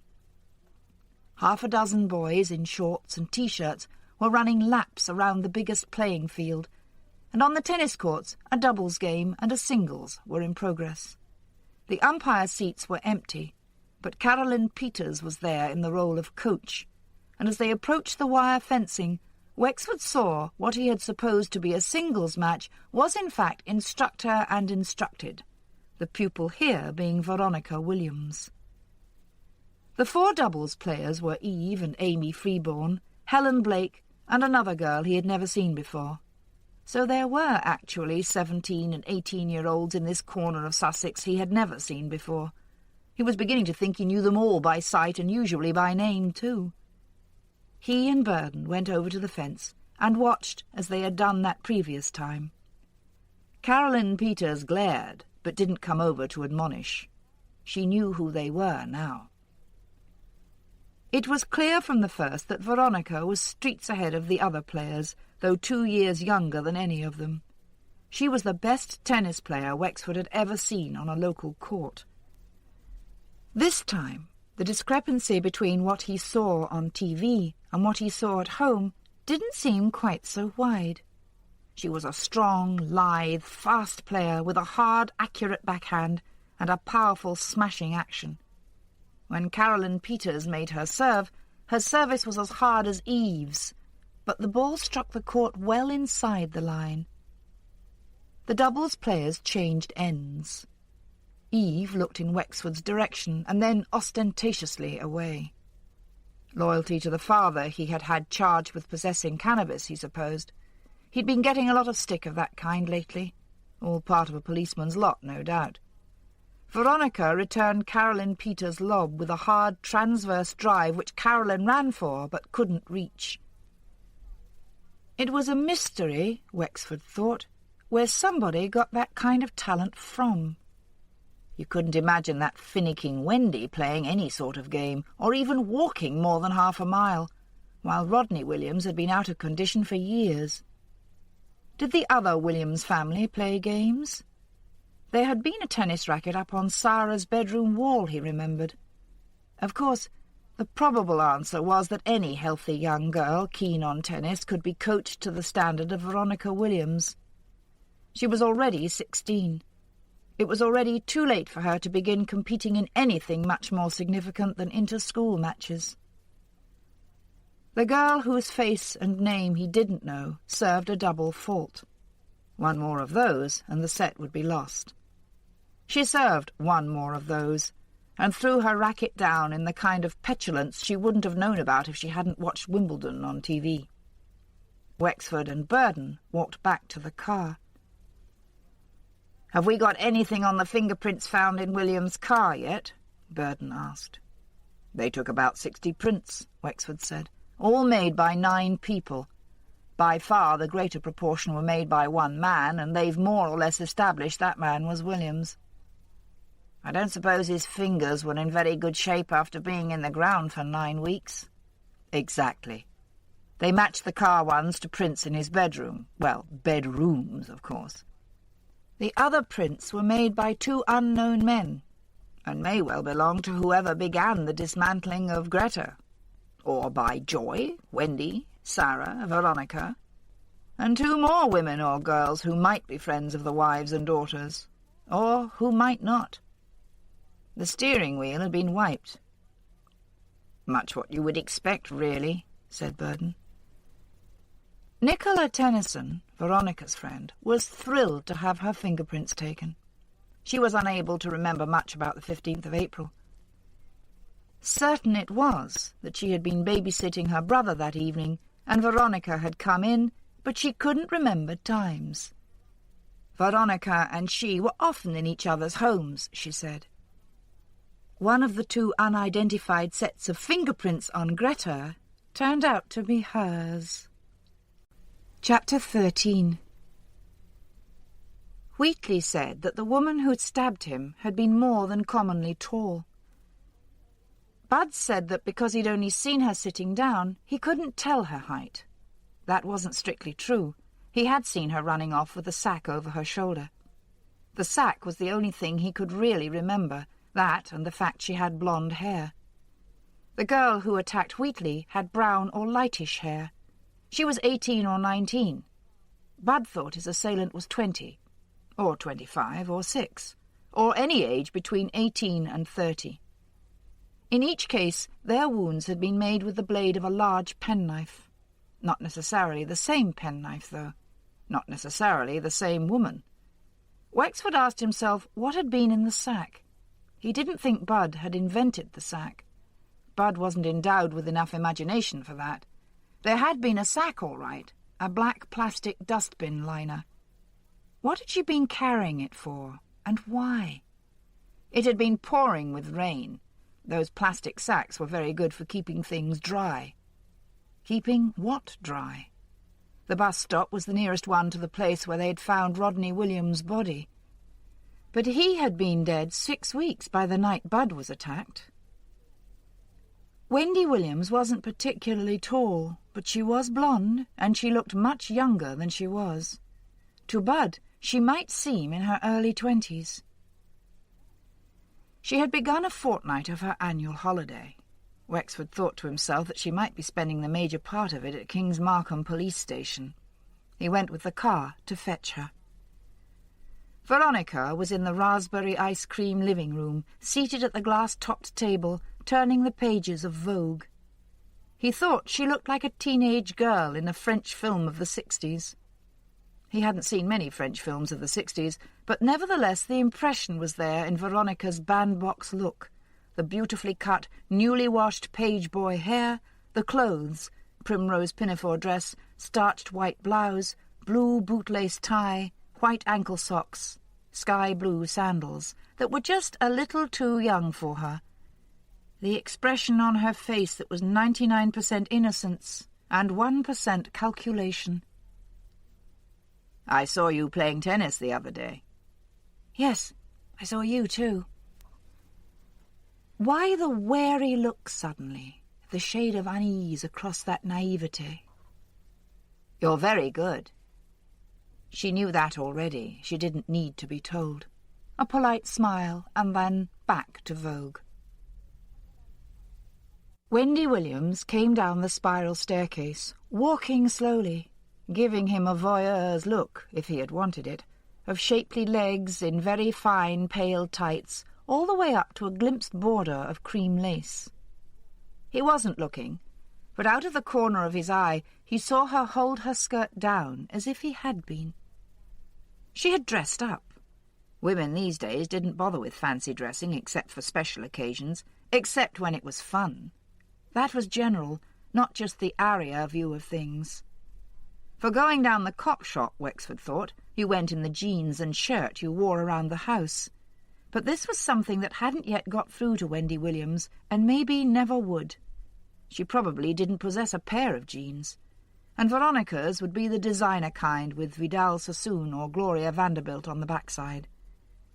Wendy had a pretty cotton dress on, the kind that needs a lot of ironing, a wide black patent belt to show she still had an adolescent waist, and red wedge-heeled shoes that pinched where they touched. The car filled with her perfume. Estee Lauder's white linen, decided Wexford, who was good on scent. He made up his mind to take her up to his office, not into one of the interview rooms. "You haven't told me much about this girlfriend of your husband's, Mrs. Williams," he said when they were there. "I've told you all I know. I told you it was a very young girl, and that's all I know." "I don't think so," he said. "There's more if you search your memory." A secretive look was closing up her face. Why? Why should she want to conceal this girl's identity from him? "I wish I'd never mentioned any girl to you." Exasperated. The tone of a mother to a child who keeps nagging her about a treat she has promised him. "You had an anonymous letter, you said." She hesitated. She opened her mouth to begin an explanation. He cut her short. "You didn't keep it, though. You burned it." "How did you know?" "Mrs. Williams, let me tell you what I do know. First, it's only in books that people burn anonymous letters. In real life they may not care much for them. They may even recoil from them in disgust, but they don't burn them. Most people don't have fires anymore, for one thing. Where would you burn something?" She didn't say anything. A sullen, crushed look made her almost ugly. People who get anonymous letters may not like looking at them. Usually they put them away in a drawer in case or until we want to see them. Or there's the dustbin. You read somewhere that the requisite thing to do with an anonymous letter was burn it, didn't you? In a detective story, probably. The truth is, you never received one." "All right, I didn't." "Hasn't anyone ever told you you mustn't tell lies to the police?" He hadn't spoken harshly. His tone was almost bantering. It was mockery, even as mild as this, she couldn't stand. She flushed, and her mouth set mulishly.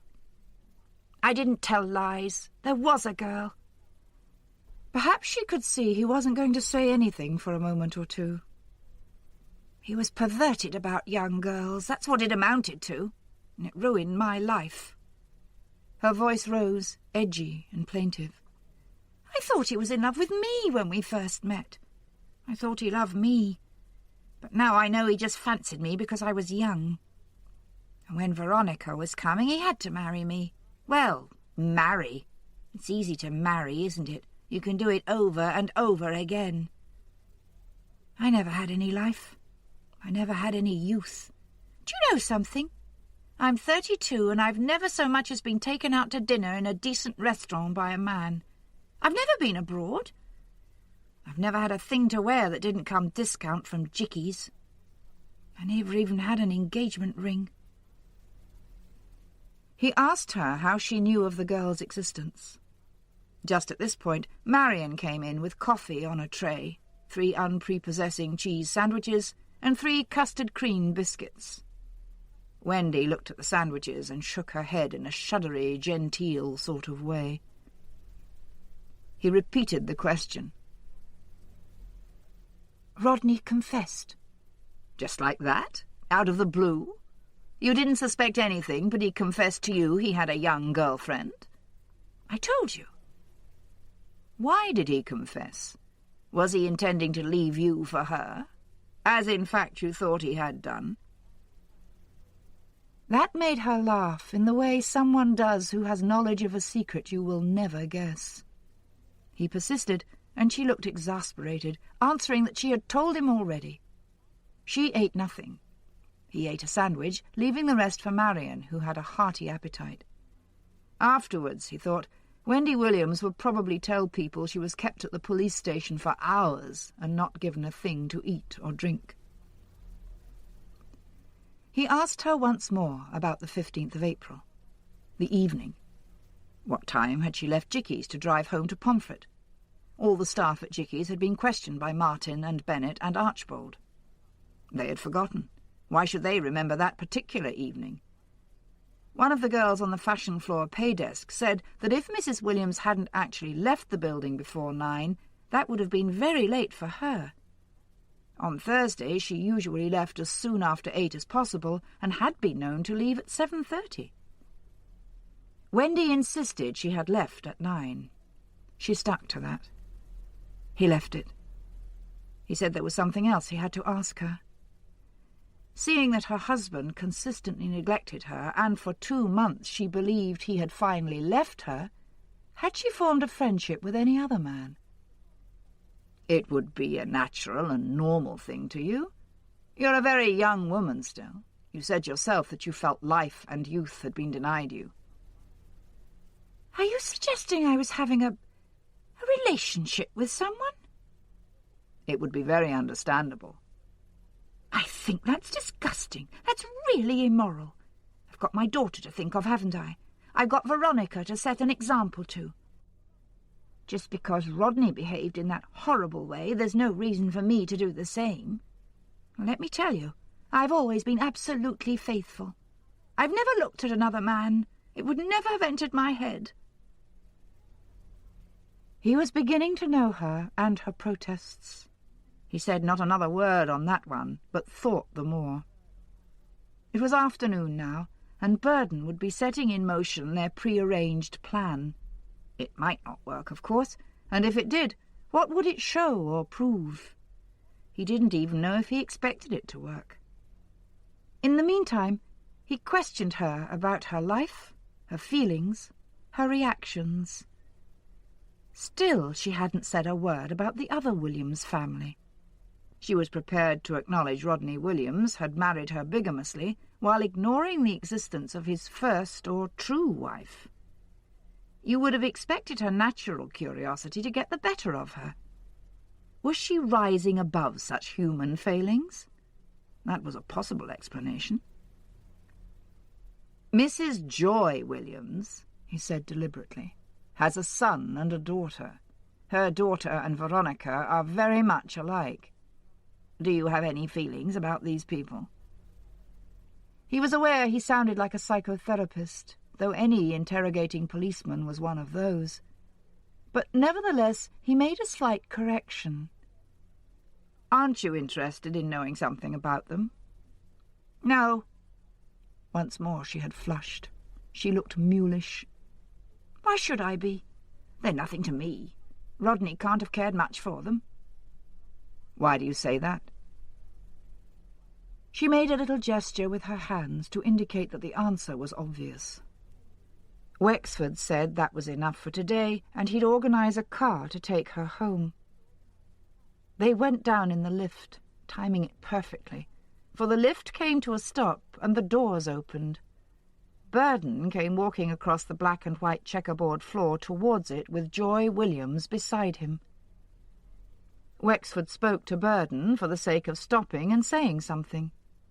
The two women stood there, Joy staring at Wendy, Wendy contemplating the wall ahead of her as if it were the most fascinating example of interior decor since the cave paintings of Trois Frères. They presented a contrast, pathetic and grotesque. It was almost too marked to be quite real. They were like a cartoon for an old-fashioned advertisement. The wife who doesn't use the face cream, floor polish, deodorant, stock cubes, and the wife who does. Joy had a cardigan on over a cotton dress with half its hem coming down. All her shoes had a curious way of looking like carpet slippers, though they weren't. Wendy swayed a little on her high heels, craning her neck and putting on a winsome look. Wexford smelt a gush of white linen from her, perhaps because she was sweating. The irony was that both these women had been rejected. Burden and Joy went into the lift. The doors closed. "Do you know who that woman was?" "What woman?" said Wendy. "I'm not talking about Detective Bayliss. The woman who has just gone up in the lift with Inspector Burden." She raised her eyebrows, moved her shoulders. "That was Mrs. Joy Williams." "His wife?"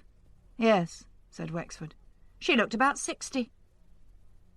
Upstairs, Burden was asking Joy about the phone call, the letter of resignation. Why had she gone out on the evening of the 15th of April instead of remaining at home to await her son's phone call? "I can't always be at his beck and call," she said, her voice full of bitterness. "It's all one to him whether I'm there or not. He's his father all over again, indifferent. I've done everything for him, worshipped the ground he walked on. Might as well not have bothered. Do you know where he is now? In Cornwall, on holiday. That's all it means to him that his mother's a widow." It could just be true. It could just be that she had at last seen the results of spoiling a son.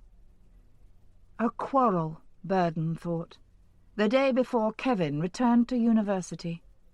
He could hear the things that would have been said.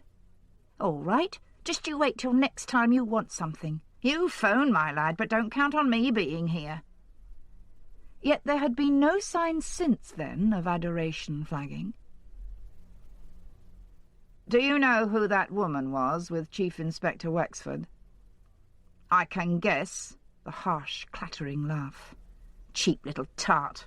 I don't admire his taste." He asked her if Sarah had a boyfriend. Incredibly, she said she didn't know. It was plain she didn't care. Hatred came into her eyes when her daughter's name was mentioned. "And after all I've done for her," said Joy, as if their discussion had been on the subject of the host of services she had performed for Sarah and the girls in gratitude. Burden had her driven home. He felt as if he'd been brought up against a wall, the solid brick an inch from his face. Carol Milvey was not a member of ARIA, but she was 18 years old and lived next door but one to Joy Williams. And it was her father, the boss of Mid-Sussex Waterways, who had found Rodney Williams's travelling bag in Green Pond, a coincidence which had never been explained. Sergeant Martin saw her. The interview was a brief one, for Carol Milvey had been ill in bed with tonsillitis on the 15th of April and had taken 2 days off school. A further 10 members of ARIA were cleared, both for the 15th of April and for the evening on which Brian Wheatley had been stabbed in the hand. It was August now, and people were beginning to go away on holiday, ARIA members surely included. The Annerley family and their daughter, the red-headed Nicola, had been in France since the end of the school term and were not expected back until the 12th of August. On this date, too, Pomfret Office Equipment Limited were due to reopen after 2 weeks' holiday closure, a southern version of North Country Wakes Weeks, as Wexford remarked. If the typewriters missing from Halden Finch were serviced in the neighbourhood, it was with the Pomfret Office Equipment they had to be. No other firm of typewriter engineers admitted to knowledge of their whereabouts. The Commerce Department at Sowingbury Sixth Form College had been checked out.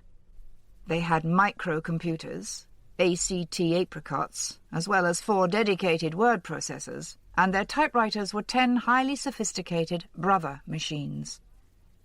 King's Markham High School had only 1 typewriter in the building, and that in the school secretary's office. Kevin Williams came back from Cornwall and left again with 6 like-minded students to camp in the Channel Islands. The Harmers, with Paulette's boyfriend, went to North Wales for a week, leaving an Indian pharmacist and his wife, both highly qualified but jobless, in charge of shop and dispensary. Sarah went nowhere. Sarah stayed at home, awaiting, no doubt, the A-level results due the 2nd or 3rd week of the month, after the degree results, and before the O-levels. "I can't help wondering if there'll still be A-levels when this new baby of ours grows up," said Burden. Nowadays he talked gingerly and awkwardly about the coming child, but as if its birth were a certainty and its future more or less assured. "I'll be an old man by the time she wants to go to university. Well, I'll be in my 60s. I'll be retired. Do you remember filling in those grant forms, getting one's employer to vouch for one's earnings and all that? Still, by then they'll do it all on a computer, I suppose, a kind of 21st century apricot." "Or an apple," said Wexford. "Why do computer makers call their wares after fruit? There must be some unexpected Freudian explanation." A glazed look of boredom blanked Burden's face. "Talking of unexpected explanations," Wexford said quickly, "do you realise there's one aspect of this case we've given no thought to? Motive. Motive has scarcely been mentioned." Burden looked as if he were going to say that the police needn't concern themselves with motive, that perpetrators in any case often stated motives that seemed thin or incredible. But he didn't say that. He said hesitantly, "Aren't we concluding Williams was killed in what Aria would call self-defence? Surely the difficulty there is that if we assume, which we are doing, that the woman or girl who made the phone call and wrote the letter was William's girlfriend, why should she need to defend herself against him? Budd and Wheatley were attacked because they made sexual advances. But this girl, being his girlfriend, presumably welcomed his sexual advances." Burden said in his prudish way, "That might depend on their nature." "You mean they were sadistic, or he wanted to wear one of her nightdresses? We've no evidence Williams was funny in that way. And aren't you forgetting something? It looks as if this murder was somewhat premeditated. Williams was given a sleeping drug before he was stabbed. I don't see my way to accept a theory that one day Williams suggested to his girlfriend that they have sex in this new naughty way, whereupon she substitutes a sedative for his blood pressure pill, and when he's asleep, stabs him 8 times with a French cook's knife. Then what motive do you suggest?" "I don't. I can't see a girlfriend killing him to be rid of him, because surely all she had to do was give him the out. Tell him to go back to his wife, or wives. And although a girl could have killed him on her own, she couldn't have disposed of his body on her own. A girl with a jealous husband or boyfriend? ARIA members don't have husbands. ARIA members aren't supposed to get sufficiently involved with men for a triangular jealousy situation to arise. But is she an ARIA member? Does she exist?" "If one could only read the Book of Fate," said Burden, unaware that he was quoting, and no longer thinking about the Williams case anyway. "If this were seen," said Wexford, "the happiest youth, viewing his progress through, would shut the book and sit him down and die." He went home to fetch Dora, and the two of them went to see Sheila in Little Eyolf at the Olivier.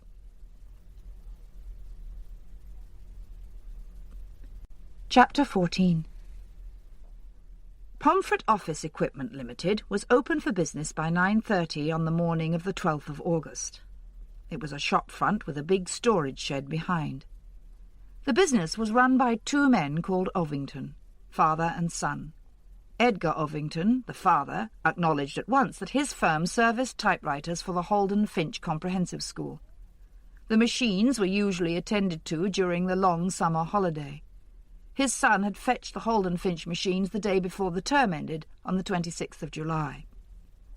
Wexford and Burden followed him into the shed at the back. It was full of typewriters, manual, electric, and electronic machines.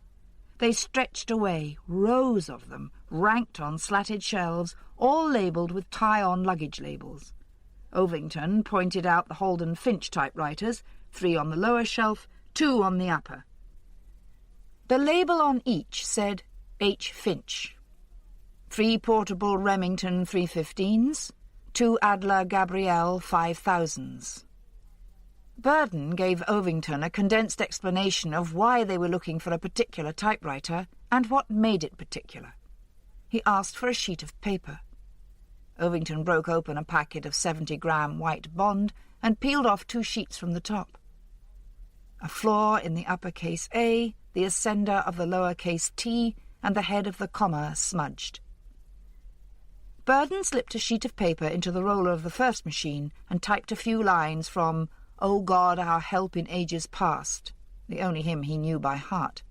No flaws. No flaws in the second machine either. "You haven't put a new typeface on any of these machines?" Wexford asked. "I haven't so much as touched them yet," said Ovington. Burden tried the third Remington. It was perfect. A better face than the others had, its need of servicing apparently only in the tendency of 1 or 2 of the keys to stick. "These were the only typewriters fetched from the Holden Finch Comprehensive School?" "That's right. I label everything the minute it comes in to be on the safe side." "Yes, I see.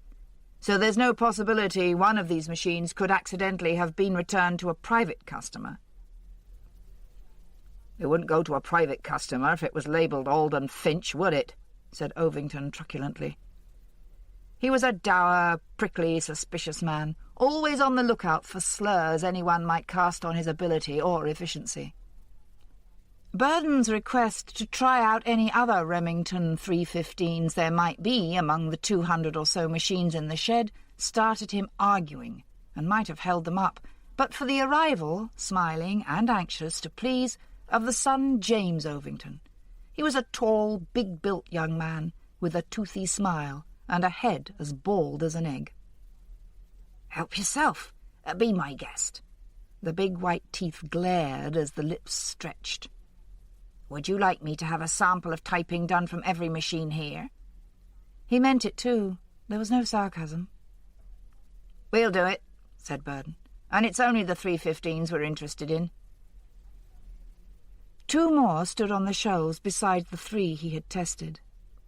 "Sufficient is thine arm alone," he typed, "and our defence is sure." Nothing wrong with that one. "The busy tribes of flesh and blood, with all their cares and fears, are carried downward by the flood, and lost in following years." No flaws. "Thanks for your help," said Wexford. James Ovington said it was his pleasure, and smiled so widely that his dragon-seed teeth threatened to spill out. His father scowled. "It's going to be in a ditch somewhere, or a pond," said Burden. "Not in Green Pond, anyway, or Milvey would have found it." Wexford was reminded again of the as-yet unexplained coincidence.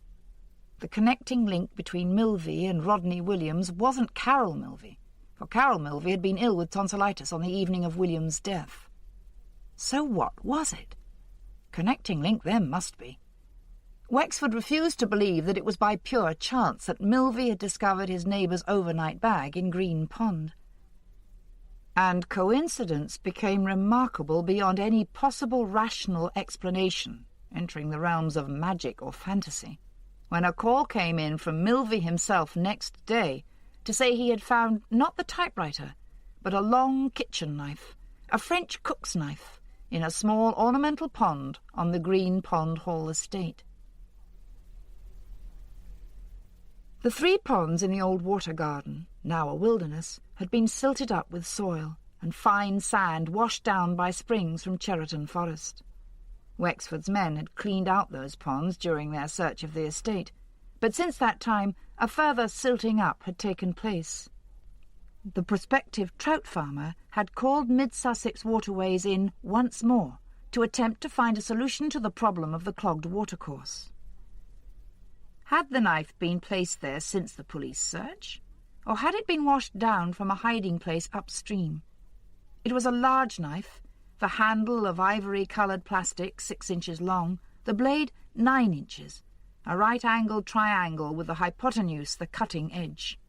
It had a sharp and vicious-looking point. There were traces of grey mud in the rivet sockets of the handle, but not a streak or pinpoint of rust anywhere. Wexford had the knife sent to forensics at Stourton. The Milvey link was still a mystery to him. He confronted Milvey across his desk, at a loss for what to ask him next. The wild thought entered his head that Milvey and Joy Williams might have been lovers. It was too wild. Not fat, dull Milvey and draggle-tailed Joy. And if Milvey were involved in William's death, why should he produce the weapon? He found himself reduced to saying, "You do see, don't you, Mr. Milvey, that this situation and your position in it is a very mystifying one. The man who lives next door but one to you is murdered. You find first the bag he had with him when he disappeared, then a knife that in all probability is the murder weapon." "Somebody," said Milvey, who didn't seem to see the point, "had to find them sooner or later." The population of Kings Markham is somewhere in the area of 78,000 souls. Milvey stared at him with bull-headed stupidity. At last he said, with truculence, "Next time I find something I reckon will help the police with their inquiries, I'll keep quiet about it." While forensics were testing the knife against William's wound measurements, Sergeant Martin, with Bennett and Archbold, made inquiries as to its provenance. They listed 39 shops and stores in the area where similar knives were sold. Only Jickey's, however, stocked that particular brand of French cook's knife. "Wendy Williams may work there," Wexford said, "but everyone shops there. We do. You do. Martin's asking the staff in the hardware department if they can remember anyone recently buying a French cook's knife.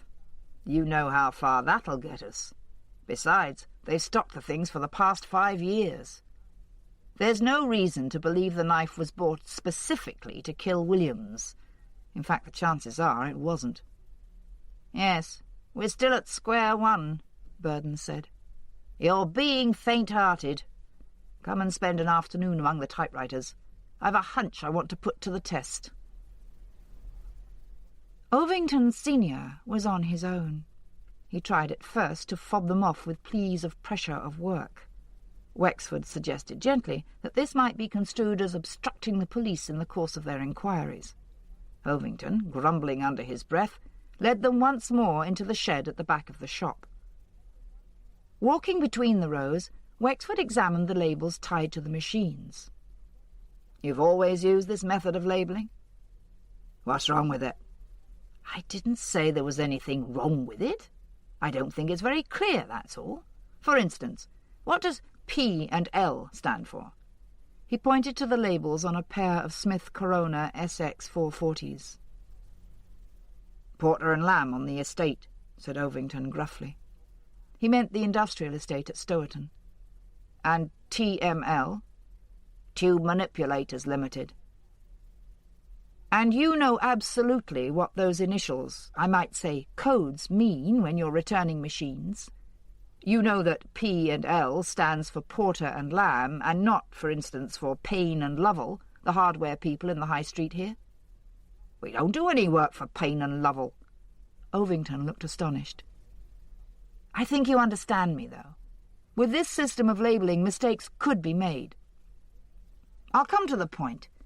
H. Finch is rather a rough and ready way of indicating the Holden Finch Comprehensive School. It serves its purpose.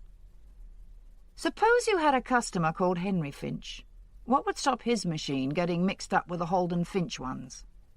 We don't have a customer called Henry Finch, that's what. Burden said sharply, Do you have any customers called Finch? We might have. It was the curious reply, or a version of it, Wexford had so often heard witnesses give in court when they didn't want to commit themselves to a positive yes. I might have. I may have done. Ovington, in his greasy old suit, open-necked shirt, his chin pulled back into his neck and his lips thrust forward, looked shifty, guilty, suspected and suspicious, truculent for the mere sake of truculence. I'd like you to check, please. Not Henry, said Ovington. Definitely not. A lady, not an H at all. You're wasting my time, Mr. Ovington. He was enjoying it with sly malice. We did some repairs on a Remington for her a while back. Not a 315, though. At last, scratching his head, I could look in the book.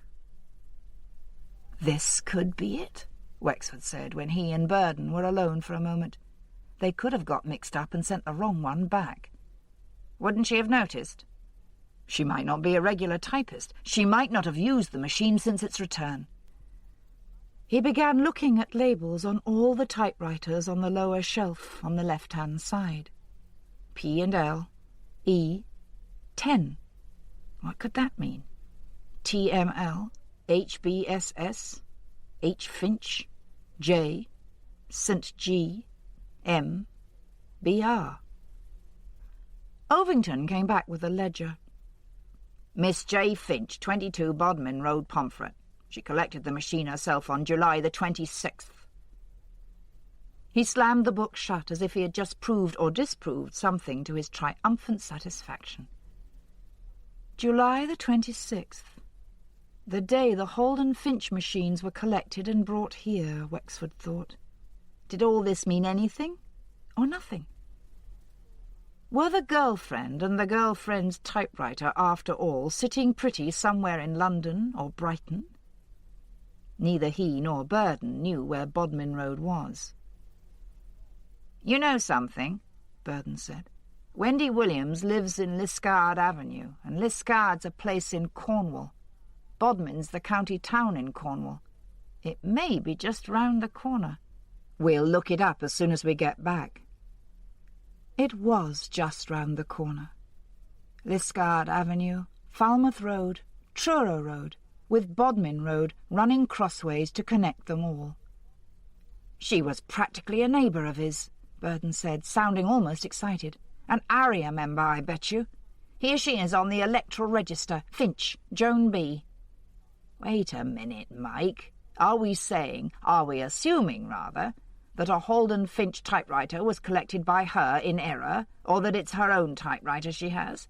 That this is the machine we're looking for, and we've stumbled upon her not by deduction, but by pure luck? What does that matter? Burden said simply. 22 Bodmin Road was a small, purpose-built block of 4 flats. According to the doorbells, J.B. Finch lived on the first floor. However, she was not at home either in the afternoon or at their 2 further calls at 7 and 8 in the evening. Wexford had been home an hour when a call came through to him to say a 4th man had been stabbed, this time in the upper arm. Not a serious wound, though there had been considerable loss of blood. The difference was that this time his cries were heard by 2 policemen sitting in a patrol car in a lay-by on the Kings Markham bypass. It was after sunset, the beginning of dusk. They had found the victim of the attack lying half across a public footpath, bleeding from a wound near his shoulder. While they were bending over him, a girl came out from among the trees of the woodland on the north side of the path, announced her name as Edwina Klein, and handed them a penknife from which she had wiped most of the blood.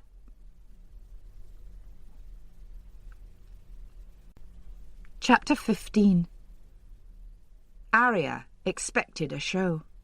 Its members were in King's Markham Magistrates' Court in force.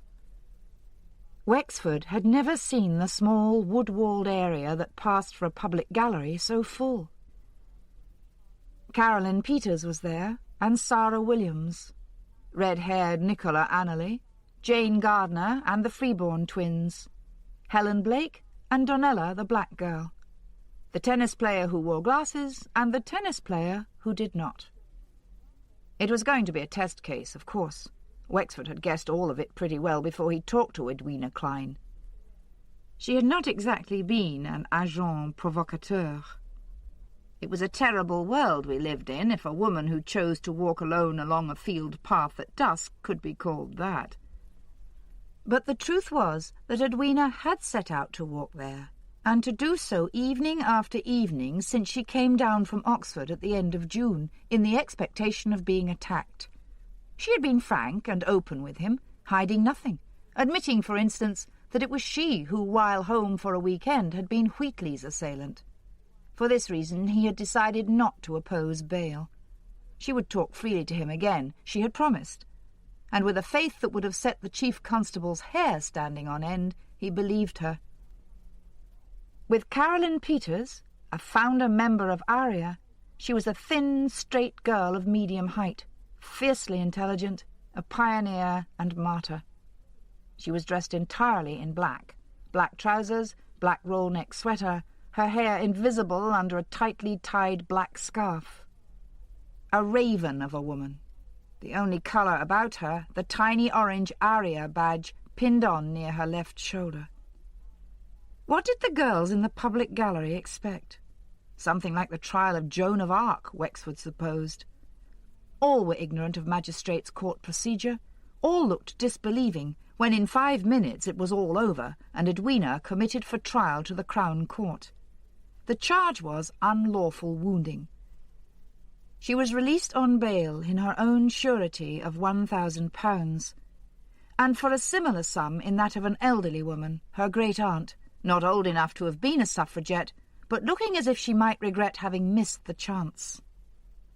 The Aria contingent filed out, muttering indignantly to each other. Helen Blake and Amy Freeborn picked up the orange banner with a woman raven on it that they had been obliged to leave outside. The others fell in behind them, and what had been a group became a march. "We shall overcome," they sang. "We shall overcome some day." They marched behind the banner up to the police station forecourt and across it and out into the High Street. Joan Finch was 65 years old, perhaps more. Wexford wasn't surprised. There must be few women called Joan under 50, and even 50 years ago Joan was becoming an old-fashioned name. It was Burden who had built so much on the chance of her being the girl they were looking for. She took them into the poky little den, designed for surely no more than luggage storage, where she worked, and showed them the typewriter, a big manual Remington, at least as old as herself.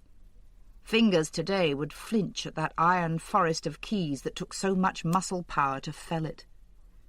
As Ovington had told them, she had collected it from Pomfret office equipment on the 26th of July. There was no doubt at all that it was hers. It had been her mother's before her, and seemed as much of a family heirloom as any clock or piece of china. Of sole significance to Wexford and Burden was the fact that it wasn't a Remington 315 portable machine. This was something Miss Finch seemed unable to grasp. She insisted on sitting down at the typewriter and producing for them a half-page of men coming to the aid of the party and quick brown foxes. The Ovingtons had done a good job. There wasn't a flaw or an irregularity to be seen. They had lunch at the little bow-fronted wine bar 2 doors away. Pamela Gardner was at a corner table lunching with a woman friend. She looked through Wexford with a contemptuous stare. Her daughter had bounced along that morning, singing as heartily as anyone, and a good deal more loudly, waving to him as if they were old friends. Edwina Klein was coming to the police station at 2:30 to talk to him. It was no part of the conditions of her bail that she should do this, but he felt sure she wouldn't fail him. Burden said, "Only 3 weeks to go now." He was talking of the coming baby. "They say it'll be on time. They don't really know, though." "There's more they don't know than they ever let on." Burden picked at his quiche. "She had the heartburn at the beginning, and I'm getting it now." He was pale, bilious-looking. "We'll see if the Harmers can supply you with an indigestion remedy." The pre-Raphaelite head of Paulette could be seen through the window of the dispensary, where she was evidently helping her father.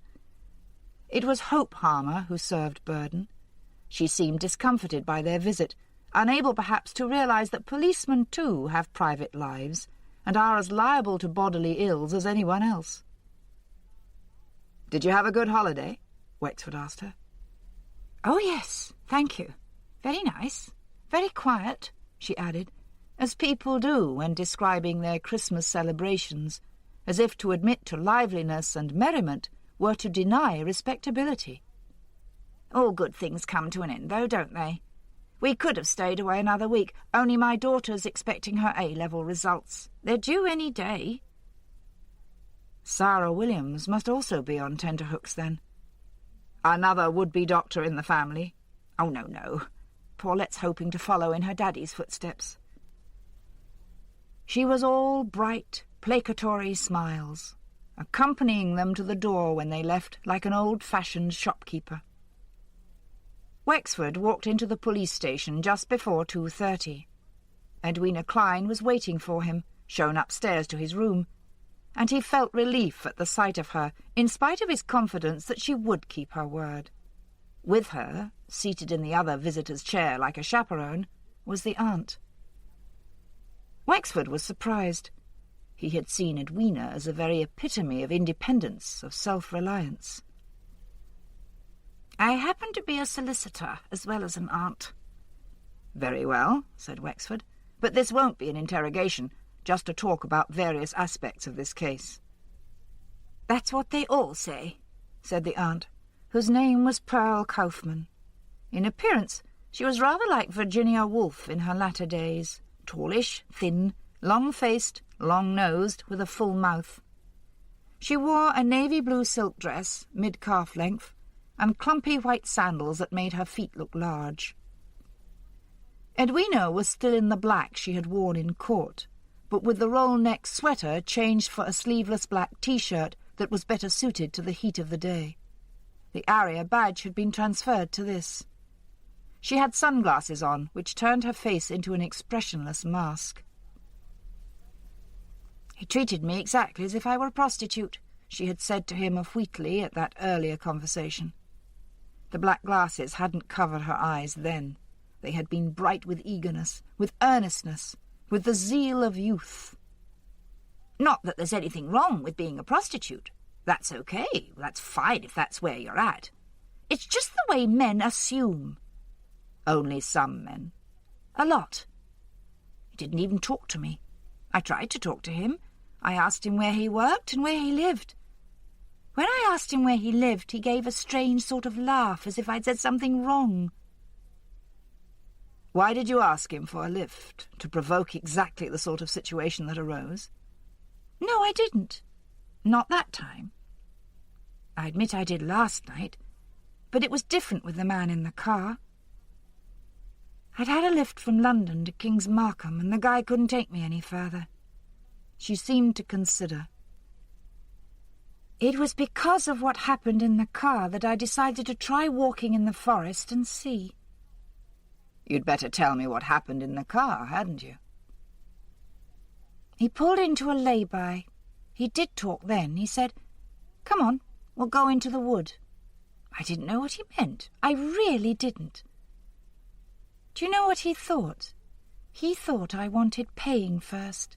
He said, 'Will £10 do?' And then he touched me. Edwina Klein laid her right hand on her left breast. "He touched me like I'm doing now, like it was a tap or a switch.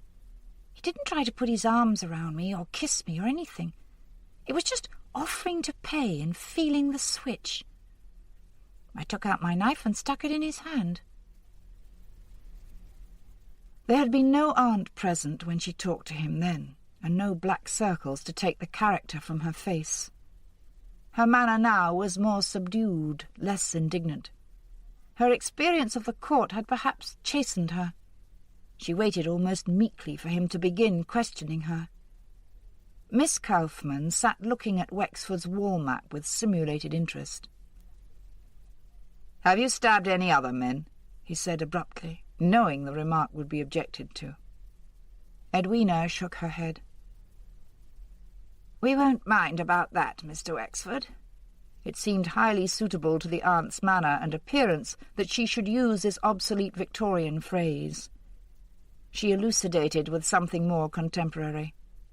"We'll forget you said that." "As you please," said Wexford. "When the police use agent provocateur, as, for example, in the case of a policewoman sitting in a cinema where a member of the audience is suspected of assaulting women, the public, particularly the public of your sort of persuasion, gets up in arms. There's an outcry when a young policeman deliberately uses a public lavatory frequented by homosexuals. In other words, it's not all right for them to do this in the interests of justice, but it's all right for you to, in the mere interest of a principle. There's rather a crude name for what you did and were, isn't there?" He had been too mealy-mouthed, too gentlemanly, he quickly saw. "A prick tease," she said flatly. The aunt didn't move an eyelid. "I didn't do that. I didn't do anything but go for a walk in a wood. I wasn't provocatively dressed." Scorn came into her voice now, and she lifted up her head. "I wouldn't be. I had jeans on and a jacket. I never wear makeup, not ever. The only thing I did to provoke anyone was be there and be a woman." "I think my niece is saying," said Miss Kauffmann dryly, "that it isn't possible to be a woman in certain places with impunity. She was out to prove this, and she did prove it." He let it go. He left it. He felt the force of what the two women said, and he knew it was true, and that this was an instance of a policeman knowing that the opposing argument is sounder than his own, but of having to stick to his own just the same. That all women who intended to go about by themselves at night should learn self-defense techniques seemed to him the best answer. The alternative was that men's natures should change, and this was something which might slowly happen over centuries, but not in years or even decades. He wrote busy nothings on the sheet of paper in front of him to fill 30 seconds of time and keep them temporarily silent. At last he lifted his head and looked at Edwina Klein. For some reason, perhaps because his eyes were naked, she took off her glasses. Immediately she looked earnest again and very young. "You know the Williams family, I think?" She was prepared for this. Somehow she knew that this was what she was really there for. Her answer surprised him. "Which Williams family? There are two, aren't there?" "There may be 200 in this neighbourhood for all I know," he said sharply. "It's a common name. I'm talking about the Williams family that live in Ulverbury Road, Kings Markham. The girl is called Sarah. She was in court this morning. I think you know her." She nodded. "We were at school together. She's a year younger than I am." "Did you know Rodney Williams, the dead man?" She was very quick to reply. Miss Kauffmann looked up as if warningly. "He and Mrs. Williams, yes." "Sarah and I used to do ballet together," she smiled, "believe it or not." Miss Kauffmann cast up her eyes as if she could hardly believe it. "They'd come for Sarah, or one of them would. I remember him because he was the only father who ever came. Sometimes he'd come and sit through the whole class. Watching pubescent girls in little tutus, thought Wexford, or more likely leotards these days. You asked me which family I meant, he said. I slightly know the other one. She lifted her shoulders. Veronica Williams looks exactly like Sarah. He felt a tightening of nerves. She might be a link between the two families. She was the only person he had yet talked to who knew, or admitted to knowing, both sets of Williamses. You were aware that they were half-sisters, then? You knew Williams was their father? No. Oh, no. I suppose I thought... Well, I didn't think about it. I honestly don't know, really. Perhaps that they might be cousins. When did you last see Rodney Williams? Years ago. She was becoming nervous, frightened. It meant nothing. It was evidence only of her realization that she had been brought here to face one sort of ordeal, and, that over, was being subjected to another of an unexpected kind. I haven't seen him for years. Then how do you know Veronica? No dramatic crise de nerfs, and no hesitation either. I played tennis against her when I was at school.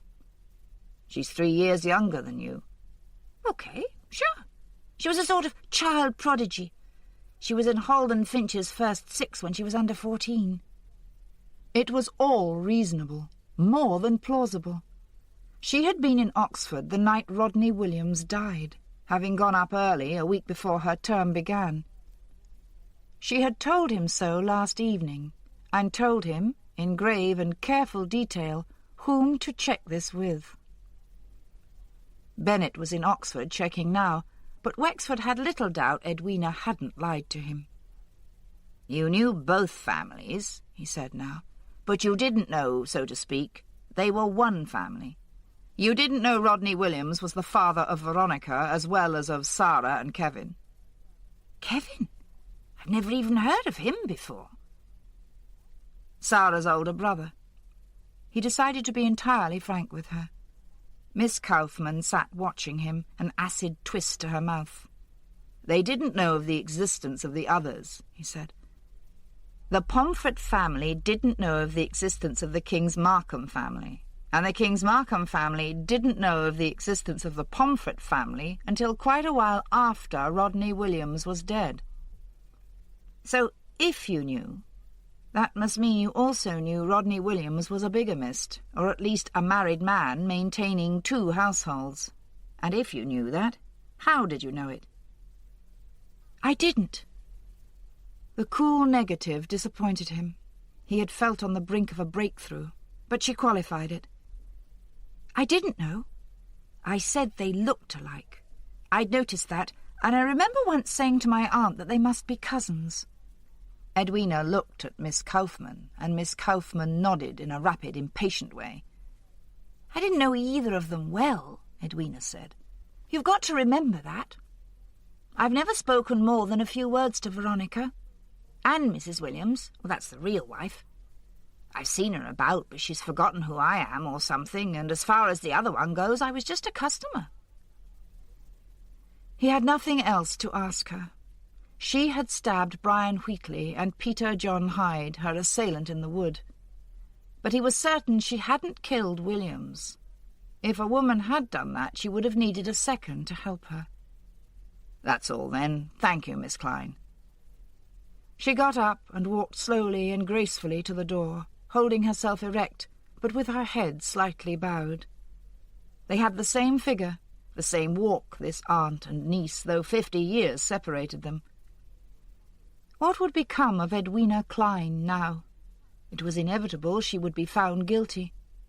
Would her college have her back, or was her whole future spoiled? Had she blown it for the sake of a lost cause? At the door, just before he opened it for her, she said, "There's one thing. You said the Pomfret Williamses and the King's Markham Williamses didn't know about each other. For the sake of setting the record straight, that's not right." The excitement was back, drying his throat. "What do you mean?" "What I say. They did know about each other. He took his hand from the door and leaned against it like someone barring egress. But Edwina Klein stood there willingly, looking a little puzzled, the aunt bored but patient. "How do you know that?" "Because I've seen them together," she said. Relief ran over him like sweat. He felt cool and light-headed with it. She was aware now that she had told him something revelatory, unguessed at, and her face, close to his, was full of alert inquiry. "Whom did you see together?" he asked her. "Those two women. I saw them in the precinct cafe in King's Markham having coffee together." "When? Can you remember when?" If it were a week ago, or even a month ago, it meant nothing. "Last Christmas, I think. It must have been Christmas or Easter for me to have been home. The only weekend I've been home was when Wheatley gave me that lift." Edwina put infinite scorn into the pronunciation of his name. "It wasn't then, and it wasn't Easter. I know it can't have been because there was snow on the ground."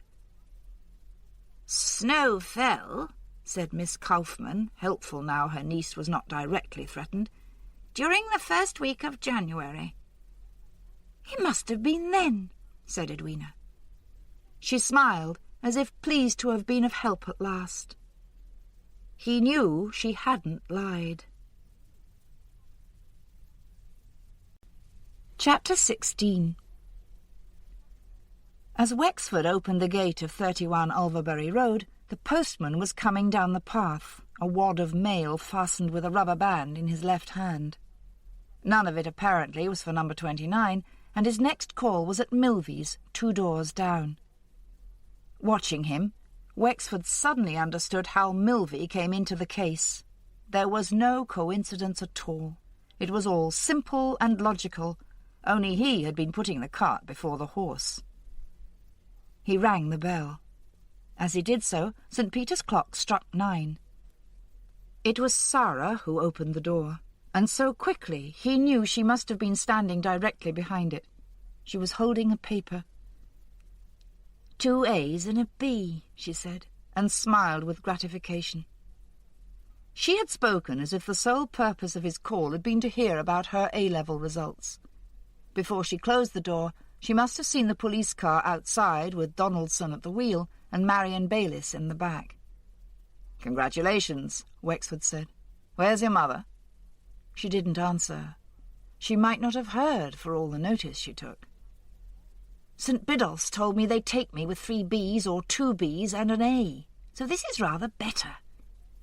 Frenetic excitement was in the girl's eyes, an excitement that was manic and all the more disconcerting for being under such tight control.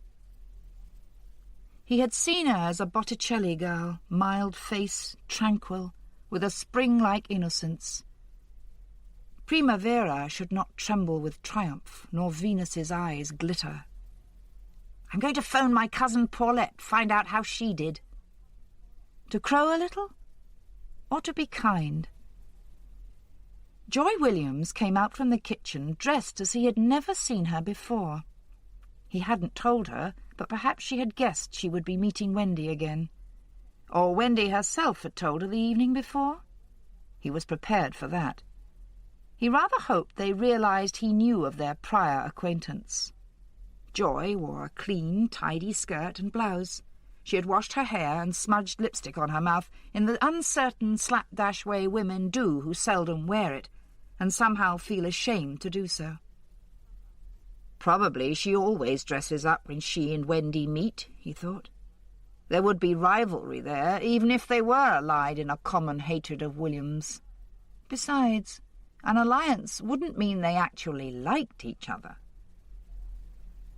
Sarah could be heard on the phone. "Have they come? Well?" Not much of a bedside manner. He imagined her talking in that hectoring way to a patient. A hard, neurotic little go-getter, he thought her, without an atom of concern for the mother whom the police suspected of murdering her father. "That's not bad, though, is it?" she was saying. "It's not as if you need A's or even B's." patronising, somewhat lofty. The pharmacist, of course, was the poor man's doctor, or the doctor for the faint-hearted. "I'll ask the chemist to give me something for my throat. Or my head, back, cystitis, bleeding, lump in the breast."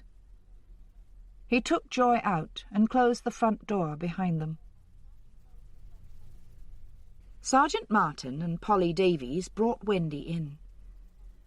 The evening before she had been in tears of vexation at missing a day's work, but that she could have refused to come, that the police were still in a position only to ask and persuade, seemed no more to have occurred to her than to Joy.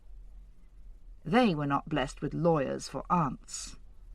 The senior wife, the Sultana Valida, was already seated in the interview-room when Wendy was brought in, the expressionless face averted, the dark brown animal eyes staring past her at the window.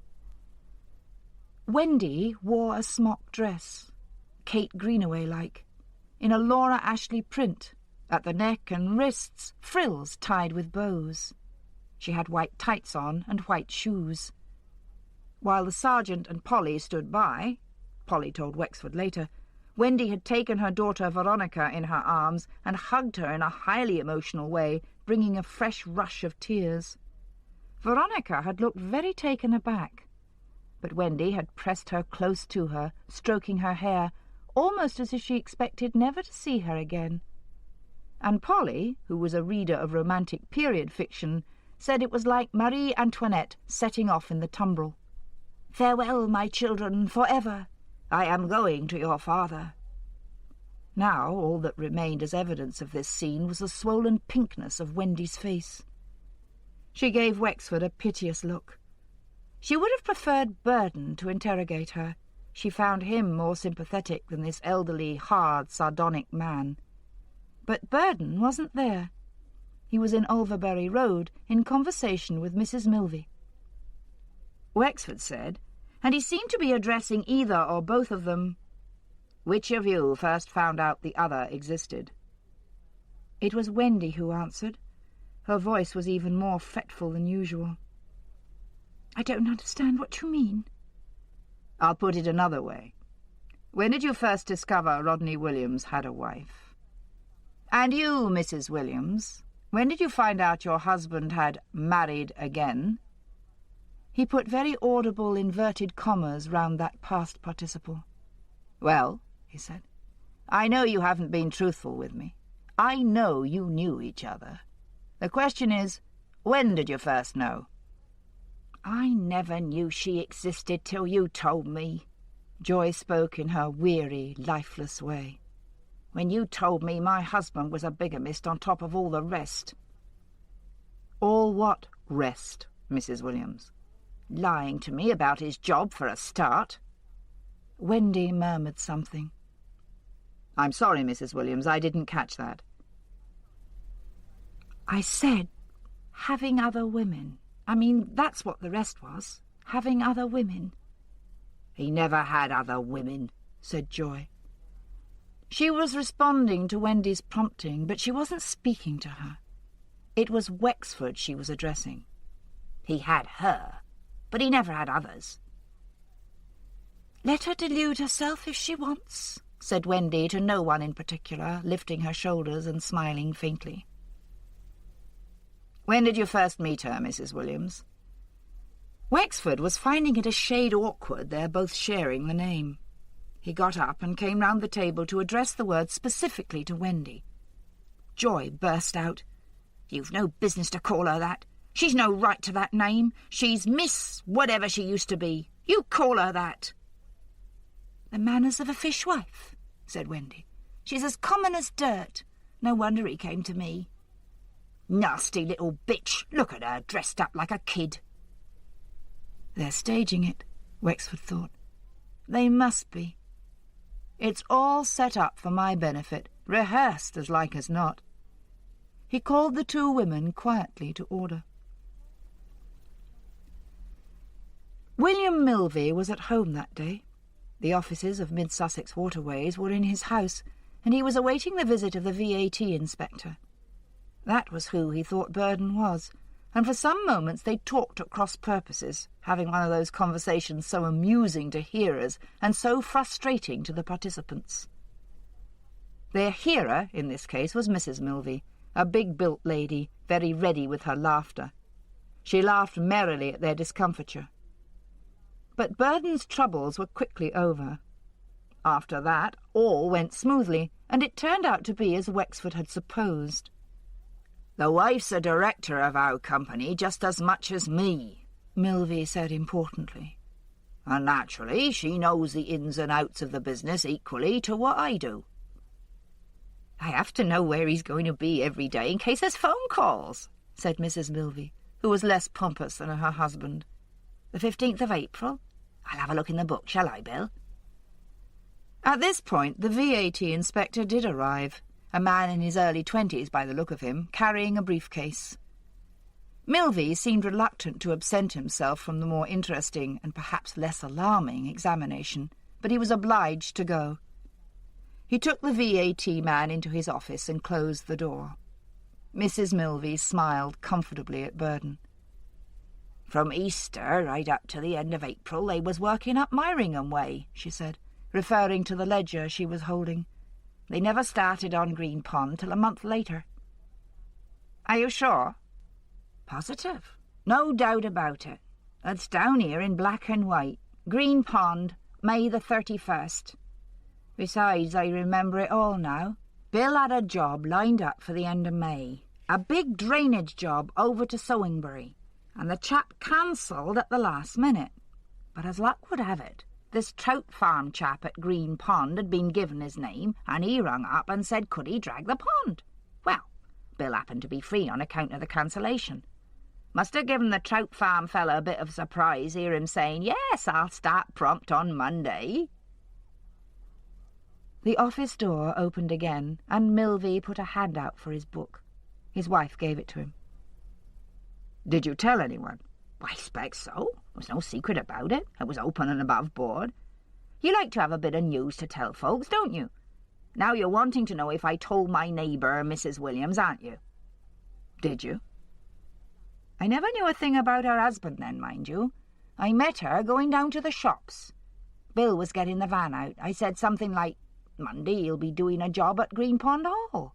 There's going to be a trout farm, did you know?' Something like that." "But you definitely told her your husband would be dragging the pond on Monday, May the 31st. "I couldn't see it would do any harm, could I?" Had it? Wexford hadn't been entirely correct in his supposition, which was that Mrs. Milvey had told Joy the pond had already been dragged, or was not to be dragged until a much later date. But this gave a different and incomprehensible look to things. If Joy had known Green Pond was to be dragged on the following Monday, the pond into which she had dumped her husband's travelling bag, wouldn't she have retrieved it during the weekend? The alternative possibility was that she had hidden it elsewhere and put it in Green Pond only when she knew it was to be immediately dragged.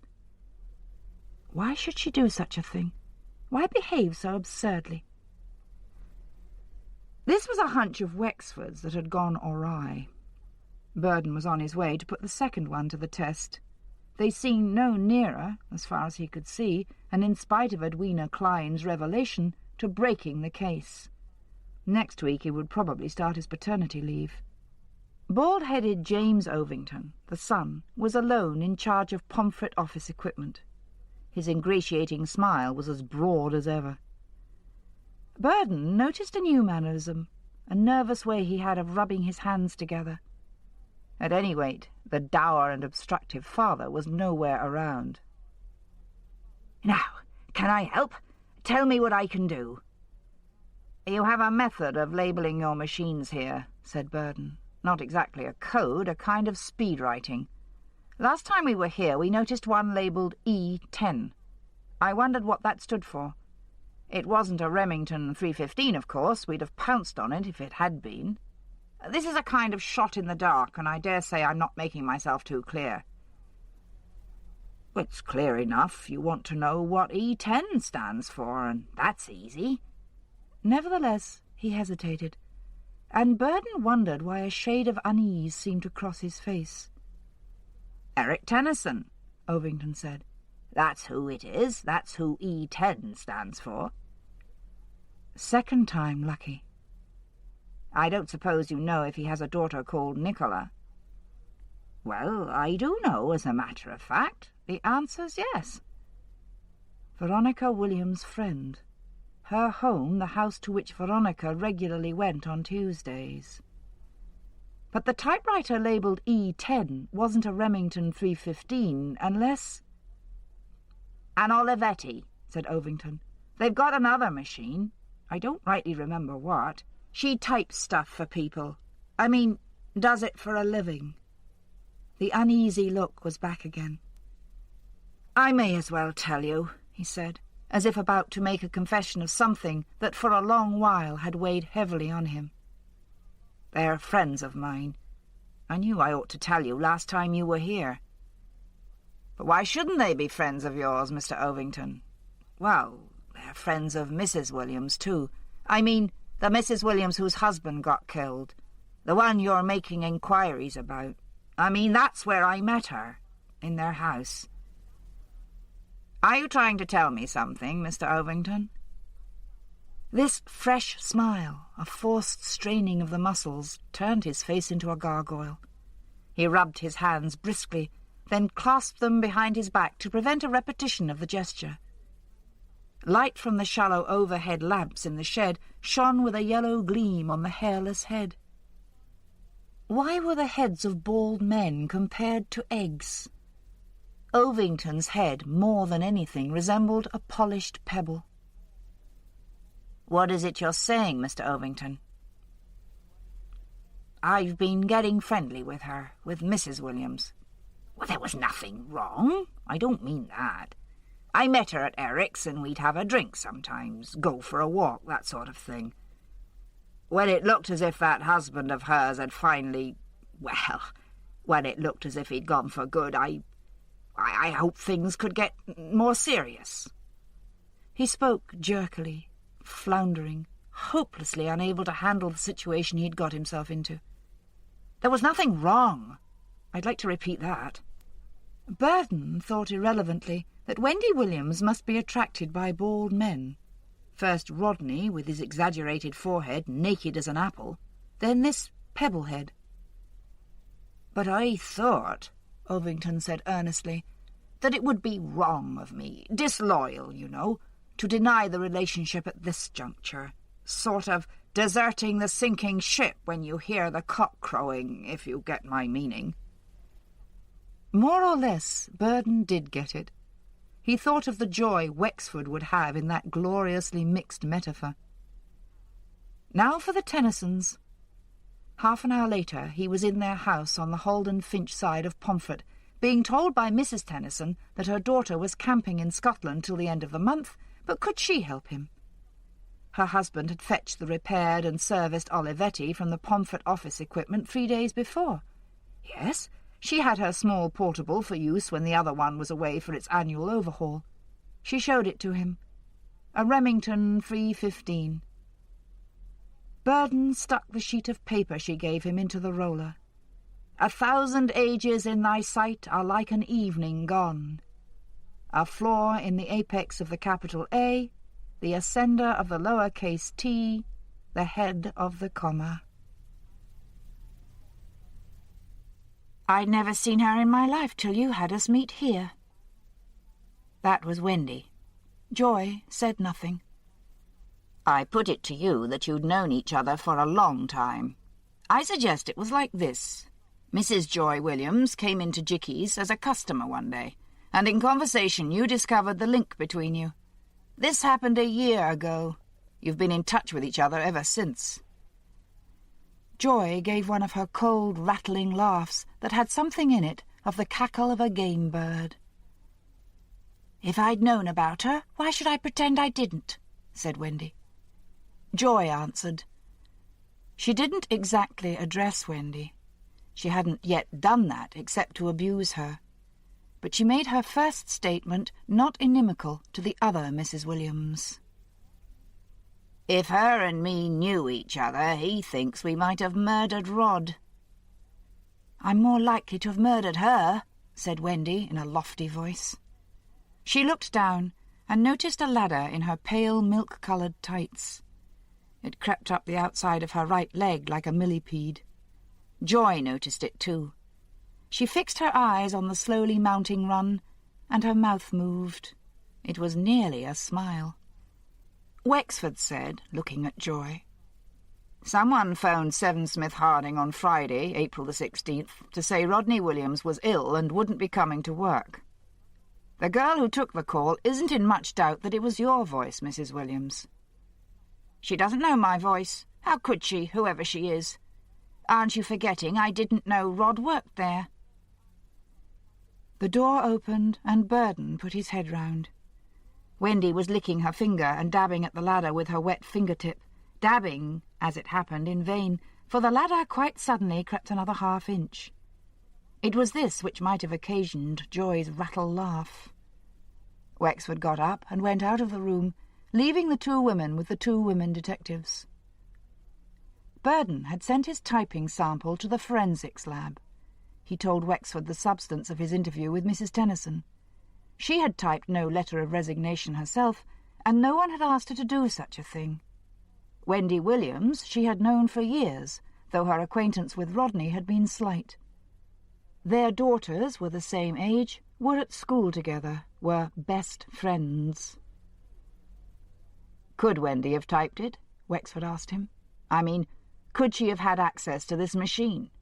If this killing was premeditated, and it looks as if it was, she could have typed that letter days or even weeks before." "The Tennyson woman shuts herself up in a room she uses as an office and types for 3 or 4 hours a day. As a regular thing, she uses the Olivetti, and the Remington isn't even kept in there. It's usually in a cupboard in the hall, unless the husband Eric wants it, or the daughter Nicola uses it to type a school essay. Apparently they're allowed to do that at the Holden Finch. Could you credit it?" "It seems a sensible and harmless practice," said Wexford. "Was Wendy ever alone in that house?" "Early in April she came to call for Veronica, take her home or something. It was dark or late, or she was passing. Anyway, the 2 girls were still out, and Mrs. Tennyson was typing something. She left Wendy alone for at most 10 minutes, she says, until she finished off what she was doing." Wendy would have to know the machine was there. She would have to have paper. But I agree it goes a long way to answering the question of how and where the letter was typed. As to typewriters, what better than to use one that was normally kept shut up in a cupboard? It was by the merest luck that we got onto it." He listened while Burden told him about Ovington. "Is that a motive, Mike? We keep coming back to that, the lack of motive. But if Wendy wanted to marry Ovington..." "Who did Joy want to marry?" "Yes, okay, I see your point. If they did it together, and Joy wouldn't be likely to help murder Rodney so that Wendy could marry someone else." Wexford brought his fist to his forehead and drummed against it. "I'm a fool. There's no motive. If Wendy knew about Joy, she also knew she wasn't married to Rodney, so there was no legal bar to her marrying someone else." "What about the knife? The weapon we're never going to prove was the weapon beyond a doubt. It could have been Joy's or Wendy's." "Wendy works at Jickey's, and Jickey's stock those knives." "Wendy works there, but the whole neighbourhood shops there." Wexford thought for a moment. "Among the stuff we found in Rodney Williams' bedroom in Liscard Avenue," he said, "was an estimate from a firm of decorators for painting Wendy's living room. When we saw that room, it had obviously been painted very recently. By that firm? By another? By Wendy herself? I think we ought to find out, don't you?" Burden looked at him. They were both thinking that Rodney Williams had been stabbed to death. One of the knife thrusts had pierced the carotid. "Yes, I do," he said. The day was very warm and close, a heavy, sultry, almost sunless day of the kind that only comes as August wanes. For the few moments he and Burden were in his office, the window open and the half-closed blinds swaying slightly in a hint of breeze, he had kept his jacket off. Now he put it on again and went back downstairs to the interview room where the two women were. Chapter 17. A picture of Joy and Wendy leaving Kings Markham police station was on most front pages of the national press next day. The more sensational of the newspapers managed to give the impression that they weren't leaving but entering, and that readers wouldn't be too wide of the mark in concluding that they had never left. Joy had her hand up over her face. Wendy looked piteously into the cameras, a distraught waif in her little girl's smock. The ladder in her tights was cruelly evident. Burden stood by, cool and rather aloof in a newish suit. "You look young and handsome," said Jenny at the breakfast table. "You look so thin." She shifted her huge weight, pushing back her chair. "It's the worry." "I expect it is." Poor Mike. She put up her arms and hugged him. It was now possible for her to do this only while sitting down. He held her and thought, "It may still be all right. We may still survive." He went out before 9 into a morning that was anything but fresh. A grey, sultry, sticky day. The sky was a flat, very pale grey, with the sun a puddle of white glowing through it. This was the kind of day, he thought, that only England knows. 50 of them can compose a summer. How many builders and decorators were there in Pomfret, in Kings Markham? Not just the established firms, but the one-man bands, the man who works in his spare time for money in the back pocket. With luck, the Pomfret Williamses had availed themselves of the services of the firm who sent Rodney the estimate. He didn't go to the police station first, so he wasn't present when Hope Harmer phoned to say her daughter was missing and had not been home all night or reappeared that morning. John Harmer was in his dispensary and business was as usual. That is, when customers wanted soap or disposable razors, instead of a prescription made up, he came out and served them. He refused to believe anything had happened to his daughter. She was a grown woman, well able to take care of herself, as her prowess at that judo stuff evinced. Her absence probably had something to do with this woman's movement nonsense. Paulette's mother had come to work, but only perhaps because of the pressures put on her by her husband. It was from there that she had phoned, the culminating act of a scene between them, Wexford guessed. She was in a piteous state. Hope Harmer was a woman whom it suited only to be happy. She was easily content, and in contentment her plump, fair good looks bloomed. Unease affected her, as it does an animal, drawing her face, freezing her features, mysteriously making bright hair lank and placid eyes stark with fear. Wexford had Martin with him, the two of them top brass for the mere matter of a missing girl, but circumstances alter cases. "My husband says, what do I expect when I let her go out with her boyfriend at all hours and stay the night at his place? But they all do it these days, and you can't be different.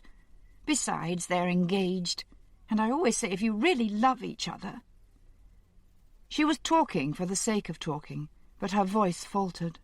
She began twisting her hands. "Did Paulette go out with her fiancé last night?" "No, he's in Birmingham. He had to go to Birmingham for his firm." Not for the first time, Wexford marvelled at how illogical human thinking can be. "But she did go out. Where did she go?" "I don't know. She didn't say. She just went out at about 7. Martin said, "You didn't want to know where she was going?" "Want to know? Of course I wanted to know. If I had my way, I'd know where she was every minute of the day and night. I mean, I didn't ask her. I'd forced myself to that.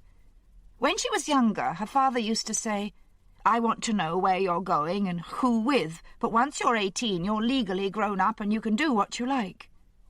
Well, she's 18, and she remembered that, and my husband remembers it, and he stops me asking, and Paulette wouldn't answer anyway. The poor woman was wretchedly caught between husband and daughter, and bullied, doubtless, by both. Or had she been happy to have decision-making taken out of her hands? Tell me what happened later on. Of course you didn't wait up for her. I would have. I knew Richard was in Birmingham, you see. John said he wasn't having me get in an hysterical state. He took a sleeping pill and he made me take one. Presumably sedatives were unlimitedly on tap, chez Harmer. This morning I left her bedroom door open before I went to sleep. That way, if it was shut, you see, I'd know she'd come in. I had to make myself open my own bedroom door and look. Her door was still open. It was such a shock. I went to look in case she'd come in and left her door, but of course she hadn't. John still wasn't alarmed. Somehow I couldn't make him see that if Richard was in Birmingham, Paulette couldn't have been with him. Mrs. Harmer burst into raging tears. Instead of falling forward onto her arms to cry, she lay back, let her head hang back, and wailed. Martin went into the dispensary and fetched John Harmer. He came in looking cross and harassed. The noise his wife was making had the effect of causing him to put his hands over his ears in the manner that does nothing to block out sound, but indicates that the sound is in some way distasteful or irritating. She'd better have a Valium. That'll help her pull herself together. What she'd better do, Mr. Harmer, said Wexford, is get off home. And you had better take her. Never mind the shop. Godwin and Sculp had not done Wendy Williams' decorating, but they knew who had. A man who had once worked for them, who had left to set up in business on his own, and who undercut them, Burden was told at every opportunity. Running Leslie Kitman to earth was less simple. He had no wife, and his mother was no Mrs. Milvey to have his precise location at her fingertips. She gave Burden 5 possible addresses at which her son might be found: a farmhouse between Pomfret and Myfleet, a block of flats in Queen Street, Kings Markham, a cottage in Pomfret, and 2 houses on new estates outside Stourton. Kitman was at none of them, but the second Stourton household told Burden he might just be lucky and find him in Liscard Avenue. And it was there, 3 houses away from Wendy Williams, that Burden discovered Kitman on top of a ladder.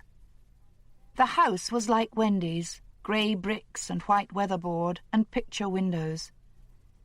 Kitman was painting a top-floor window frame when Burden, standing at the foot of the ladder, shouted up who he was. Kitman launched immediately into a catalogue of reasons for not renewing his car tax. Burden hadn't even noticed his car, still less that the tax disc showed an expiry date of the end of June. At last, though, Kitman was made to understand, and he came quickly down the ladder, his brush dripping white paint onto the lawn beneath. The evening before, Wendy Williams had spent in bed, where she had retired, worn out, as soon as she had returned from the police station. Veronica had brought her tea and bread and butter. It was all she ever seemed to fancy when upset. Joy Williams had also been at home with her daughter. At any rate, they'd been in the same house, Sarah in her room as usual, Joy watching television, and intermittently struggling to complete the form of application for a grant that would take Sarah through medical school. And although it was a Thursday evening, there had been no phone call from Kevin, who extended this courtesy to his mother only when he was at college, and not while junketing around holiday resorts. These were the alibis Wexford was given by his 2 principal suspects. Richard Cobb came back from Birmingham in the course of the afternoon, and furnished Wexford with a very detailed and apparently satisfactory account of where he had been the night before. Police in Birmingham would help with a check on that. By 6, Paulette hadn't come home, and Wexford knew she never would. He felt in his bones she wouldn't. The day was sultry and overcast. For hours the thunder had been growling and rumbling, and gradually a wind had risen, a dry, gusty wind that did nothing to lower the temperature. It still remained hot and stuffy. Wexford and Burden sat in Wexford's office. A search for Paulette hadn't begun yet. Where would one search?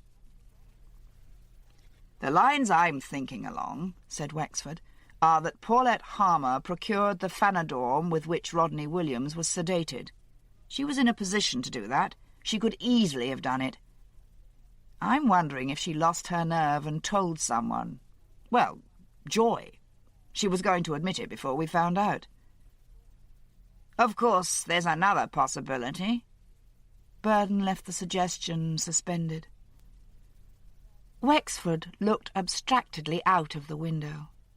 It was time to go home, but he had no inclination to go. The weather, the atmosphere, the late day hung heavy with expectation. The thunder, of course, was a threat in itself, a sign of imminent storm. Yet it seemed to contain some kind of emotional menace as well, as of looming tragedy. "Tell me about Kitman," Wexford said, "in detail." Burden had already given him an outline of his talk with the painter. "He started doing that job for Wendy on April the 14th. There was paper on the walls, he said, and he had a job stripping it off. He was doing it all through the 14th and the 15th, and he still hadn't finished by the time he knocked off on the 15th. "Should have used 7 Smith Harding's 7 Starker, shouldn't he?" said Wexford, and quoting, "the slick, sheer, clean way to strip your walls." Maybe he did. He says the room was still furnished, but he'd covered the pieces of furniture up with his own dust sheets. When he came back in the morning of Friday the 16th, that is, some of the sheets were off and folded up. But that was also the morning of the 15th and other mornings, I gather. Wendy and Veronica were, to some extent, still living in that room. Did he notice anything else that Friday morning? A bloodstain on the wall is what we want, isn't it? A great bloodstain, and blood all over his dust sheets. There wasn't anything like that, or if there was, he didn't notice or can't remember. The walls were splashed and marked and patchy anyway, you can imagine. And on the 16th he covered up whatever might have been there by putting his first coat of paint on. 7-star emulsion, no doubt. One thing he did notice, though, and I didn't ask him about this, he volunteered it. Apparently it's been vaguely preying on his mind ever since. One of the dust sheets wasn't his. What? Yes, I thought that'd make you sit up. He has a few dust sheets he takes about with him. Some of them are old bed sheets, and there are a couple of curtains and a candlewick bedspread, too. Well, according to him, when he left on the 15th, all 7 of his sheets were covering the furniture and part of the carpet. Next morning he came in to find that 3 of the sheets had been taken off the furniture and were folded up on the floor. He thought nothing much of it, but later he noticed that one of the folded sheets wasn't his. It was newer than his and in better condition. Did he ask Wendy about it? He says he did, on the Saturday. She told him she knew nothing about it, and what did it matter to him, after all? He'd got the right number of dust sheets. You don't go to the police because someone has taken one of your dust sheets and substituted another. But he wondered about it, he said. It niggled him, is the way he puts it. Are we going to have those 2 women back? Of course we are. It was Friday, the last Friday in the month. Aria met on the last Friday of the month, Wexford thought. No, the last Thursday. It was 2 months ago yesterday that he had gone to the Freeborns' house and interrupted a meeting. He picked up the phone and spoke to John Harmer. Paulette's father was anxious now, no longer calm and scathing. He said his wife was asleep. Heavily sedated, Wexford guessed. The place is crawling with police, said Harmer. Wexford replied dryly, I know. He thought it an unfortunate way of describing the initial search he had mounted in the environs of the Harmers' home. The man's breathing at the other end of the line was audible. His voice had been rough and shaky. If insulting the police helped him, well...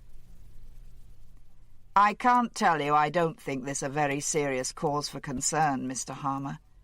I'm very sorry. I think you should prepare yourself for bad news. Perhaps it would be best to say nothing to your wife as yet." "I'm not likely to wake her up and tell her you think her only child's dead, am I?" Wexford said a polite goodbye and rang off. Harmer's rudeness gratified him a little. It was more than excusable in the circumstances, and at least it showed Harmer wasn't the unfeeling husband he had thought him. Tomorrow morning they would widen the search for Paulette. By then he might have some idea of where and how to widen it. A few drops of rain struck the windows, needles on the glass. The thunder thudded and cracked over Myringham Way. Martin and Marion Bayliss brought the two Mrs. Williamses in, and Wexford went down to the interview room to confront them. Wendy, in her Jickey's suit, hair freshly set, in Jickey's hairdressing department, was in tears, dabbing at her eyes with a pink tissue. Joy had never looked so down at heel, broken sandals on her bare feet, a button missing from her creased cotton dress, a scarf tied round her head. She looked like a refugee, such as have passed in streams across Europe at frequent times in modern history. Her face was grey and drawn. Burton came in and sat beside him. The room had got so dark they had to have the light on. Still, it wasn't really raining. When no one attempted to comfort Wendy, and no offers of cups of tea were made, she stopped crying. Rather defiantly, she produced the box of pink tissues from her bag and set it on the table in front of her. "Was Paulette Harmer the girl your husband was seeing?" Wexford addressed the question to both women. It was awkward. It seemed to treat polygamy as a legal state. Joy gave a dry cackle, more than usually scornful.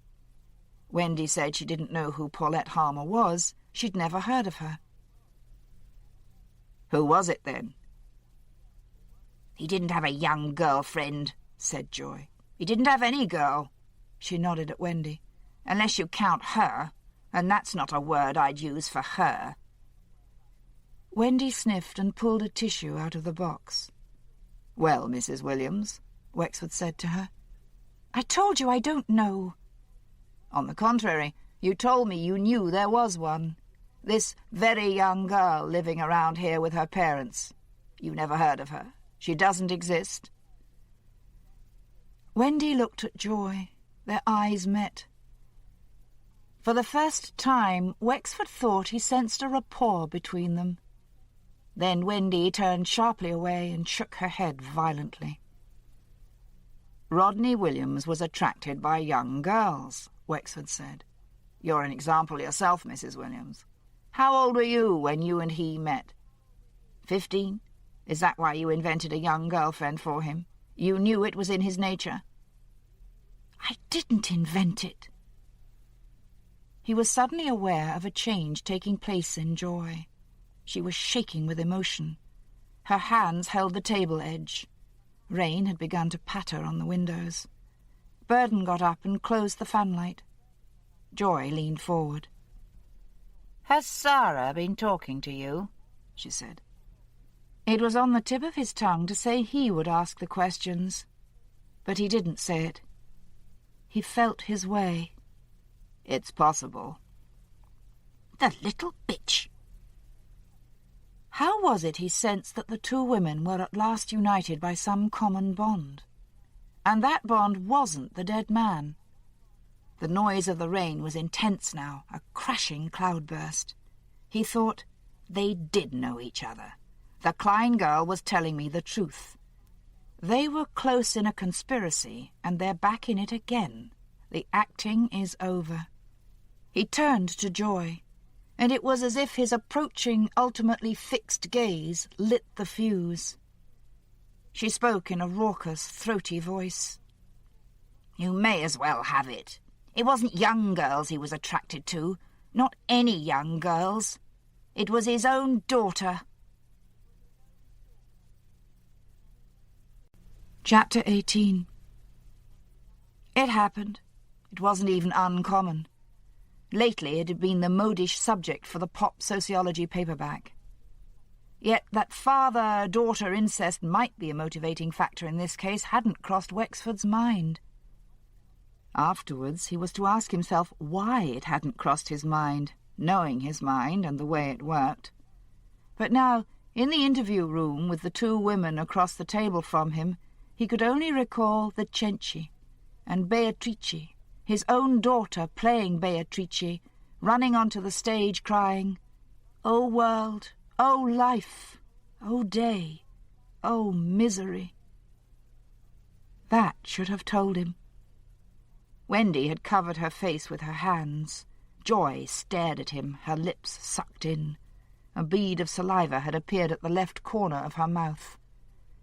She put her hand out for one of Wendy's tissues, tentatively, cautiously, watching Wendy, like an old dog approaching the food bowl, but uncertain as to what the young dog will do. Wendy took her hands down. She didn't speak. She gave the tissue box a little push in Joy's direction. Burden sat, wearing his stony, contemptuous look. Wexford was framing a question. Before he could utter it, Joy spoke. "She came and told me. Her own mother. His own wife. She said he'd come into her bedroom in the middle of the night. He said he was cold. He never seemed to get warm since we'd slept in twin beds. That's what he said to her. He said she could make him warm. Why didn't she scream out? Why didn't she run away? He got into bed with her and did it to her. I'm not going to repeat the word she used. They all use it for that. It was while I was asleep. I was asleep, and he was doing that with his own daughter." She laughed. The sound was drier than ever, with more of a rattle in it, but it was a laugh. She looked at Wendy and directed the laugh at her. And Wexford thought, she may have been in cahoots with her. She may have told her all this before in womanly confidence, in sisters-under-the-skin conspiracy, but she enjoys telling it now, in our presence, a public triumphant put-down. Like the therapist to whom he had compared himself, he would let her talk without interruptions, without breaking in to question. If she would talk. The pause endured. Wendy looked away, and at the screen of water, curiously claustrophobic, the rain was making down the panes. She had pushed her fingers so hard into the skin of her face that they left pink pressure marks. Without prompting, Joy went on. She waited till he'd gone to work, and then she told me. I was ironing her a blouse for school. Insult had been thus added to injury, she implied.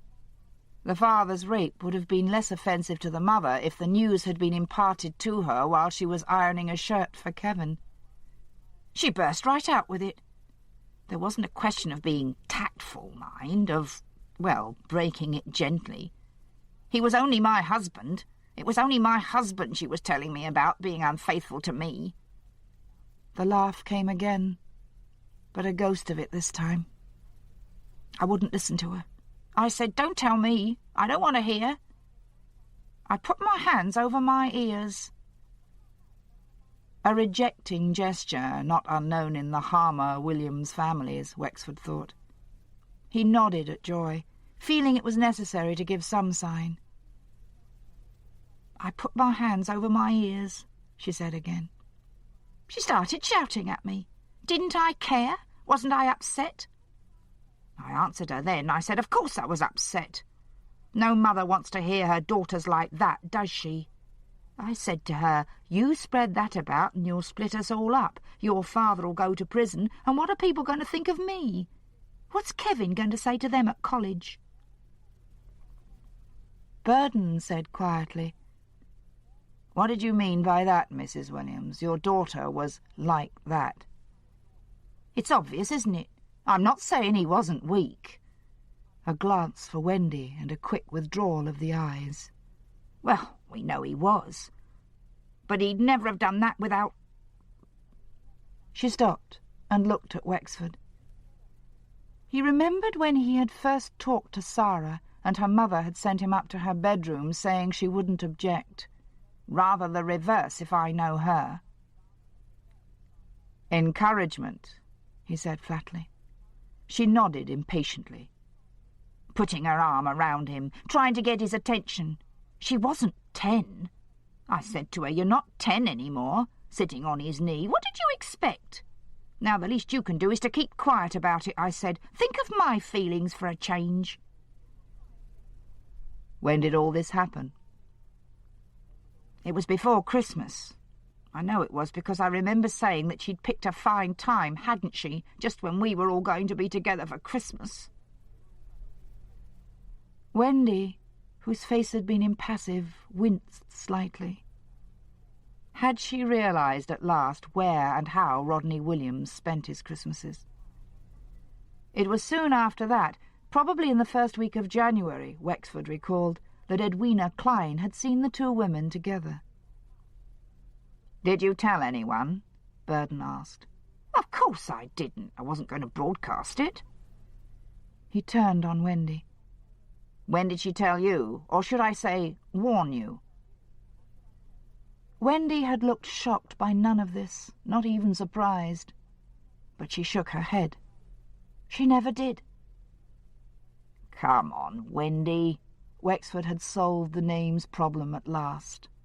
"Joy found out you existed, sought you out especially to tell you what Rodney was really like. To tell you, in fact, to have a care to your own daughter." "Tell her?" said Joy. "Why should I care?" "Wendy," Wexford said, more gently, almost insinuatingly.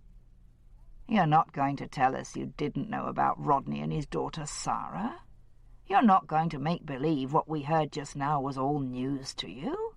You couldn't have looked less surprised than if I told you it was raining. Joy came into Jickey's, didn't she, and told you who she was? I'll make a guess at the week before Christmas. How did she know who you were? She'd seen Veronica in the street and spotted the resemblance to Sarah, a likeness no one could mistake. That they were surprised now, both of them, he couldn't doubt. He'd been wrong there, then.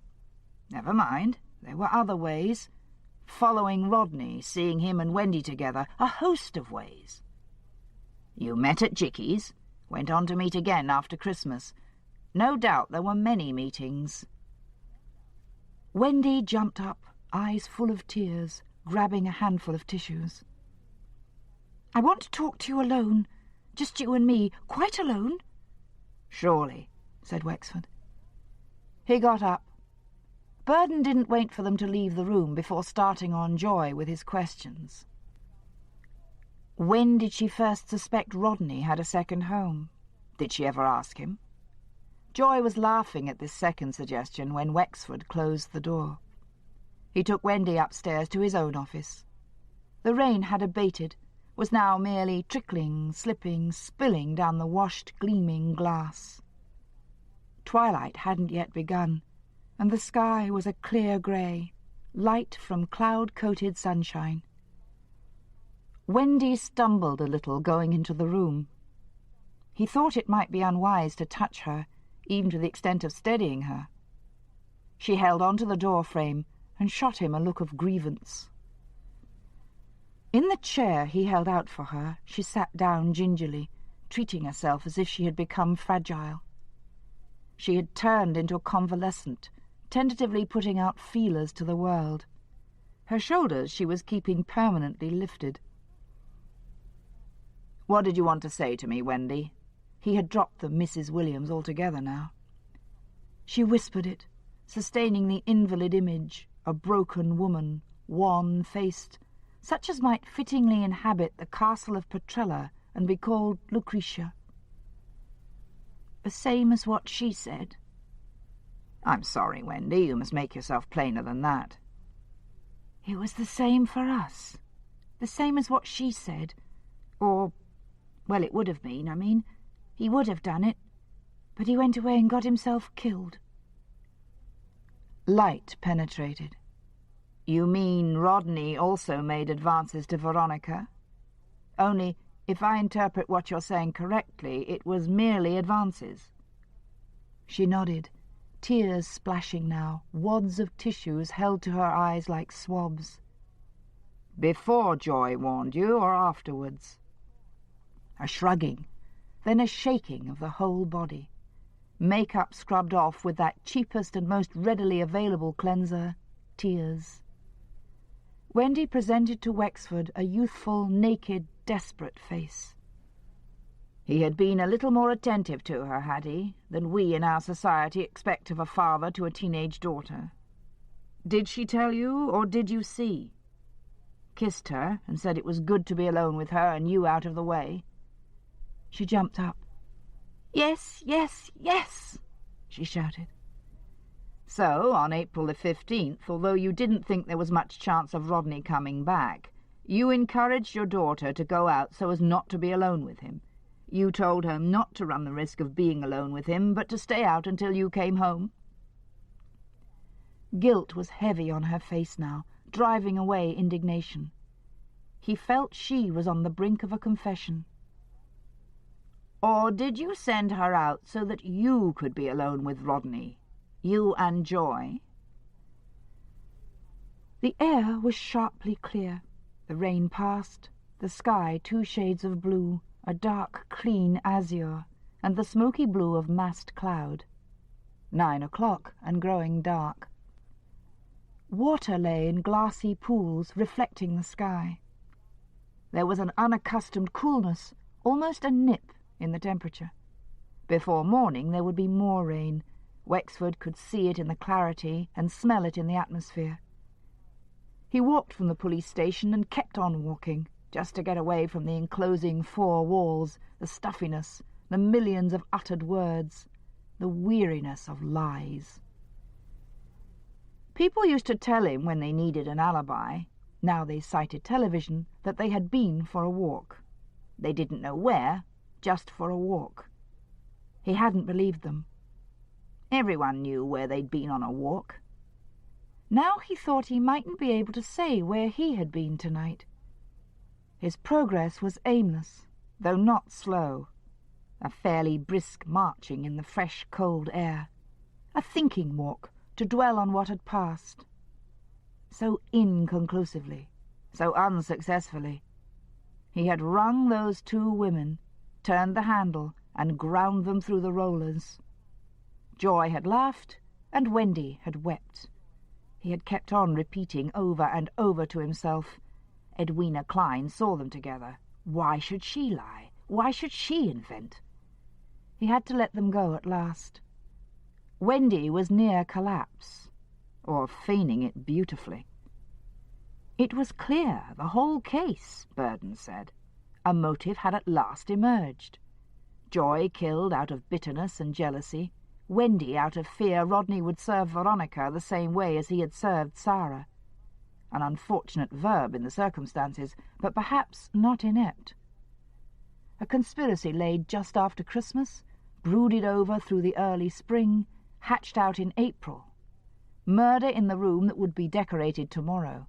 Staunch the blood with Kitman's dust sheet, realize too late what you have used. It must have happened that way. There was no other. Perhaps they hadn't intended to kill, only confront him jointly, threaten and shock. But the French cook's knife had been handy, lying on the table maybe. That didn't explain drugging him with Phanodorm. The knife Milvey had found. Its blade matched the width and depth of the wounds. So would 1,000 knives. He was in Down Road, under the dripping lime trees. Perhaps all along he had known he was making his way here. The big old houses, houses that could justly be called piles, seemed sunken tonight in dark, still, sodden foliage. A dark green perfume arose from grass and leaf and rain-bathed flowers. Somewhere nearby, a spoilt dog, left alone for the evening, vented its complaints in little bitter whimpering wails. Wexford opened the gate to the Freeborns' house. Lights were on, one upstairs and one down. The dustman had been that morning, long before the rain started, and left the scattering of litter they didn't bother to remove from the places where the occupants failed to tip lavishly. A sodden sheet of paper, pasted by rain onto the gravel, bore the ARIA logo, and a lot of printing it was too dark to read. Both twins came to the door. He approved their caution. Once more they were alone in the house, left to their own devices, the switched-on parents far away at some veteran hippie's haunt. Both had pale blue hair tonight, pink stuff on the eyelids. Otherwise, the nearly identical faces were bare.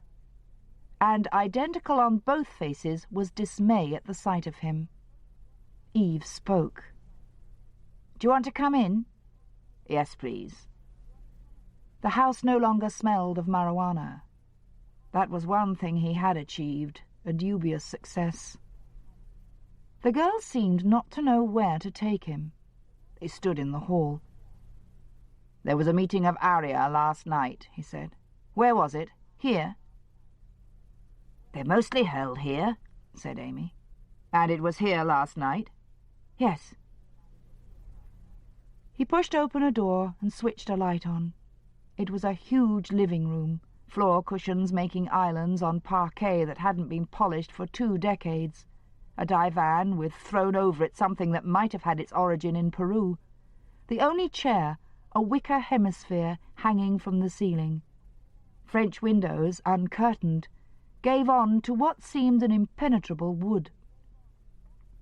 He sat in the hanging chair, refusing to be alarmed by its immediate swinging motion. "Who was at the meeting?" They exchanged glances, looked at him. "The usual crowd," said Amy, and conversationally, "It's always the same lot that turns up, isn't it?"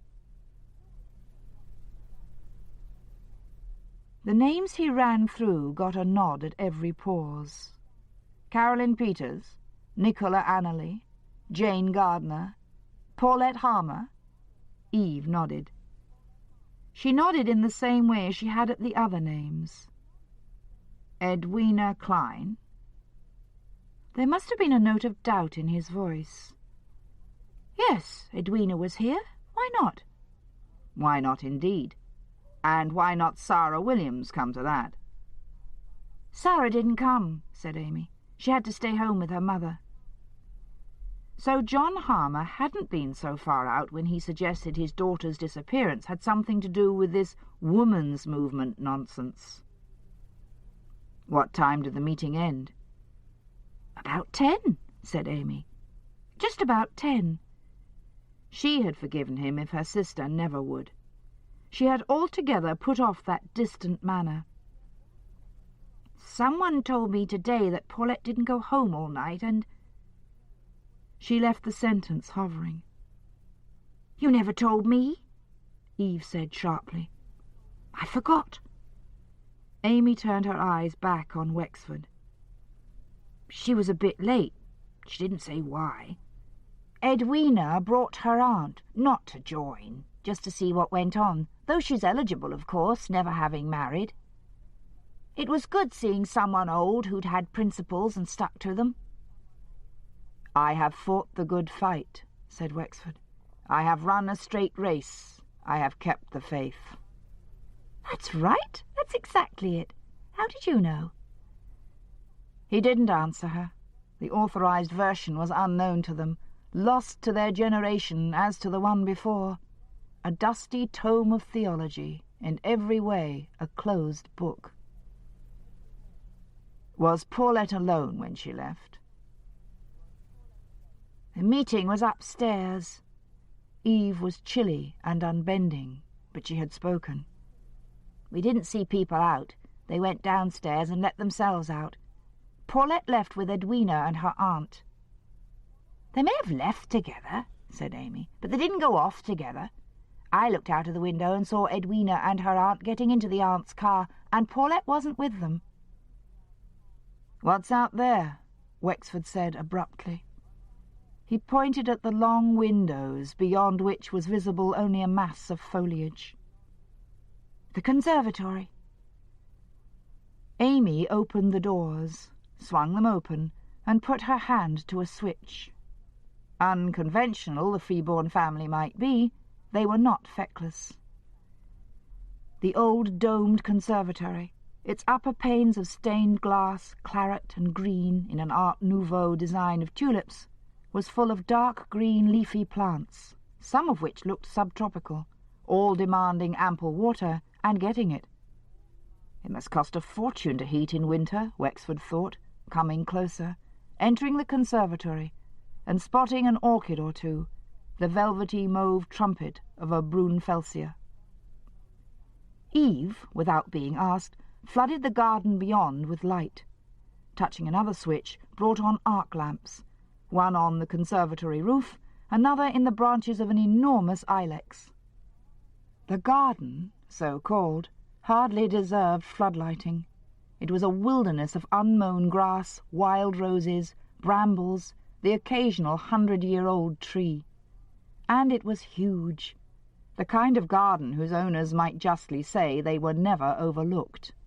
Shrubs that appeared dense black at this hour made an encircling, irregular wall around its perimeter. "We don't any of us go in it much," said Amy, "except as a short-cut to the High Street. And when it's muddy or whatever." Another sentence was left hanging. She went on vaguely. "Dad's keen on the conservatory. It's him that grows the plants." The cannabis sativa, thought Wexford, but hardly in here. You needed infrared light for that, and plenty of it. He opened the door into the garden, a glass door of slender green and white panels. The cold, damp air breathed water in suspension at him. He noticed a path among the grass. Pieces of crazy paving let into what had once been turf was now wet hay. The girls weren't coming with him. Eve wound her arms round her body, hugging herself against the cold. Amy breathed on the glass, and with her fingertip began drawing a raven with a woman's face. Wexford went down the path. The arc lamps reached no further than 30 feet or so. He took his torch out of his pocket and switched it on. The path led to the gate in the far fence, he thought. That's what Amy meant by a short-cut to the High Street. First it wound through a copse of dark shrubs, laurels, rhododendrons, all glistening and dripping with water. He was curiously reminded of walking in a cemetery. Cemeteries were like this, untended often, places of ornamental shrubs, funereal trees, like this, without flowers, unlike this, with gravestones. He came upon the fence and the gate quite suddenly, almost bumping into the gate, which was in a break in the untrimmed hedge that followed the line of the close boarding. From here the backs of other big houses could just be seen, 2 of them with yellow rectangles on black that were lights in their windows. The light didn't reach here, and no moon had appeared. The path curved itself all round the garden. He followed its ellipse, returning on the right-hand side. Bamboo here, half dead most of it, a mass of canes. Then something prickly that caught at his raincoat. He pulled and heard the tearing sound. Turned the torch on it to see what had happened. Turned the torch into the midst of this circle of briar roses, brambles with wicked thorns, onto an outflung arm, a buried face, a logo and acronym red on white cotton, Aria and the Raven Woman. It was more like a cemetery here than he had supposed. Chapter 19. The Scene of Crimes officer. Dr. Crocker. Sir Hilary Tremlett fetched out of his bed and wearing a camel hair coat over pyjama top and grey slacks. Burden as neat and cool as at mid-morning, and the rain coming down in summer tempests. They had to rig a sort of tent up over the body. She had been strangled, with a piece of string or cord perhaps. Wexford himself could see that without reference to Dr. Crocker or Sir Hilary. The photographer's flash going off made him blink. He didn't want to look at her any more. It sickened him, though not with physical nausea. He was far beyond that. No pharmacology degree now, no marriage to Richard Cobb, no full flowering of that strange beauty that had been both sultry and remote. The girls worried him. Eve and Amy alone in that house with a young girl, a contemporary dead in the garden. Marion Bayliss had tried to reach their parents, but they were at none of the phone numbers the twins could produce. Neighbours shunned the freeborns. With the families immediately next door, they weren't even on speaking terms. Eve thought of Caroline Peters, and it was she who came to the house in Down Road and stayed for the rest of the night. Wexford crawled into bed at around 3. There was a note for him from Dora, which he read but didn't mark or inwardly digest. "A man called Ovington keeps phoning for you." She was deeply asleep, and in sleep she looked young. He lay down beside her, and the last thing he remembered before sleeping himself was laying his hand on her still slender waist. "She'd been dead about 24 hours, said Crocker, "which is about what you thought, isn't it?" When you don't get enough sleep, Wexford thought, it's not so much tired that you feel as weak, though perhaps they were the same thing. "Strangled with what?" he asked. "Wire, cord, string, electric cable?" "Because it's easily obtainable and pretty well impossible to break, I'd guess the kind of nylon cord you use for hanging pictures." "And where were your suspects?" Crocker looked at his watch. 36 hours ago." "At home with their daughters, they say." Wexford began going through the statement Burden had taken from Leslie Kitman, the painter. A description of the missing dust sheet was gone into in some detail. Useless now, of course. It was 4 months since that dust sheet, concealed in a plastic bag, had been removed by the council's refuse collectors, and the knife as likely as not with it. Somehow he couldn't believe in Milvy's knife. He couldn't take 2 Milvy coincidences. The walls had been stained and pitted, Kitman said. He couldn't remember if the stains had looked any different on the morning of the 16th of April from the afternoon of the 15th of April. Some of the holes, he thought, might have been filled in by someone else. He'd made good some of the cracks and holes with filler, which, when it dried, left white patches. On the 16th of April and the morning of the 17th, he had lined the walls with wood-chip paper, and on the Monday following begun painting over the paper. Was he going to have those women in again? One of them had killed the girl the night before last.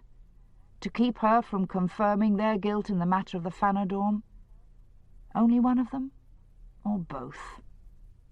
Joy could easily have known where she would be, and that she left by the short cut to the High Street, where she would catch the Pomfret bus. Burden was late, but then he too had been up and on the go since early yesterday morning, finally getting to bed even later than Wexford. To be up after midnight, thought Wexford, is to be up betimes. He'd always liked that, only no one knew what betimes meant any more, which rather spoiled the wit of it. Thinking of going to bed reminded him of Dora's note, and he was about to pick up the phone and get hold of Ovington when Burden walked in. He didn't look tired, just about 10 years older and a stone thinner. He was wearing his stone-coloured suit with a shirt the same shade and a rust tie with narrow chocolate lines on it. Might be going to a wedding, thought Wexford. All he needed was a clove carnation. "Jenny's started," he said. "I took her to the infirmary this morning at 8. There's not going to be anything doing much yet a while, but they wanted her in promptly." "You'd better start your leave as from now." "Thanks. I thought you'd say that. I must say these babies do pick their moments. Couldn't she have waited a week?" She's going to be Mary, by the way. After your grandmother's, no doubt. But the coincidence he had related to Wexford had slipped Burton's memory. Do you know, that never crossed my mind. Perhaps Mary Brown Burton, then? Forget it, said Wexford. It sounds like an American revivalist preacher. Keep in touch, won't you, Mike? Later in the day, with luck, the pathologist's report on Paulette Harmer would come, and also perhaps something from forensics on the murder weapon. He had Martin go to a magistrate and swear out a warrant to search the Williams home in Liscard Avenue, and he wasn't anticipating any difficulties in getting it. In the meantime, he had himself driven to the other Williams home. He didn't feel up to walking, whatever Crocker might advise. Sarah was mowing the front grass with one of those small electric mowers that cut by means of a line wound on a spool and are principally intended for trimming edges. As he got out of the car, the motor whined and stopped cutting, and the girl, crimson with bad temper, upended the flimsy machine and began tugging furiously at the line. He heard a hissed repetition of the word Joy disliked so much that she had used of her father's assault. Fuck, fuck, fuck, fuck. If you do that with a current switched on, Wexford said, one day you're going to cut your hand off. She cooled as rapidly as she had become incensed. I know. I've promised myself I'll always switch it off before I fiddle with it, but these goddamn things never work for long.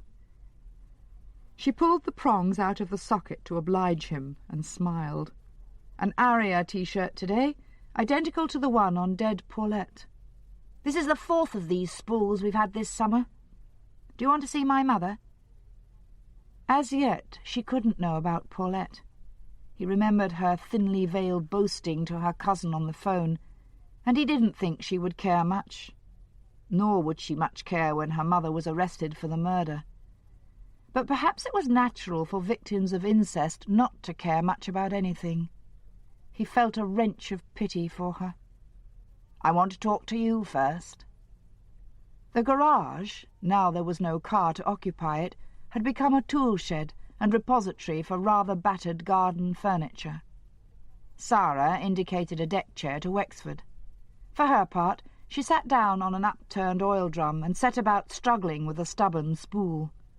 This looked as if it might go the way of its fellows, 3 of which lay on a shelf next to a dozen half-used 7-star paint cans. He supposed she was busying herself so as not to have to look at him while he talked to her about her father.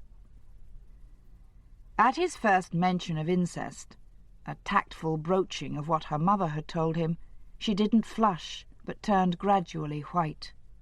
Her skin, always pale, grew milk-like. And he noticed a phenomenon, perhaps peculiar to her. The fine gold down on her forearms erected itself. He asked her gently when it had first happened. She kept her head bent, with her right hand attempting to rotate the spool, while with her left forefinger and thumb she tugged at the slippery red line. November, she said, confirming his own ideas. November the 5th.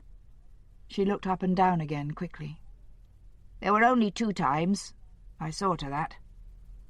You threatened him? She hesitated. Only with the police. Why didn't you tell your brother? Or did you?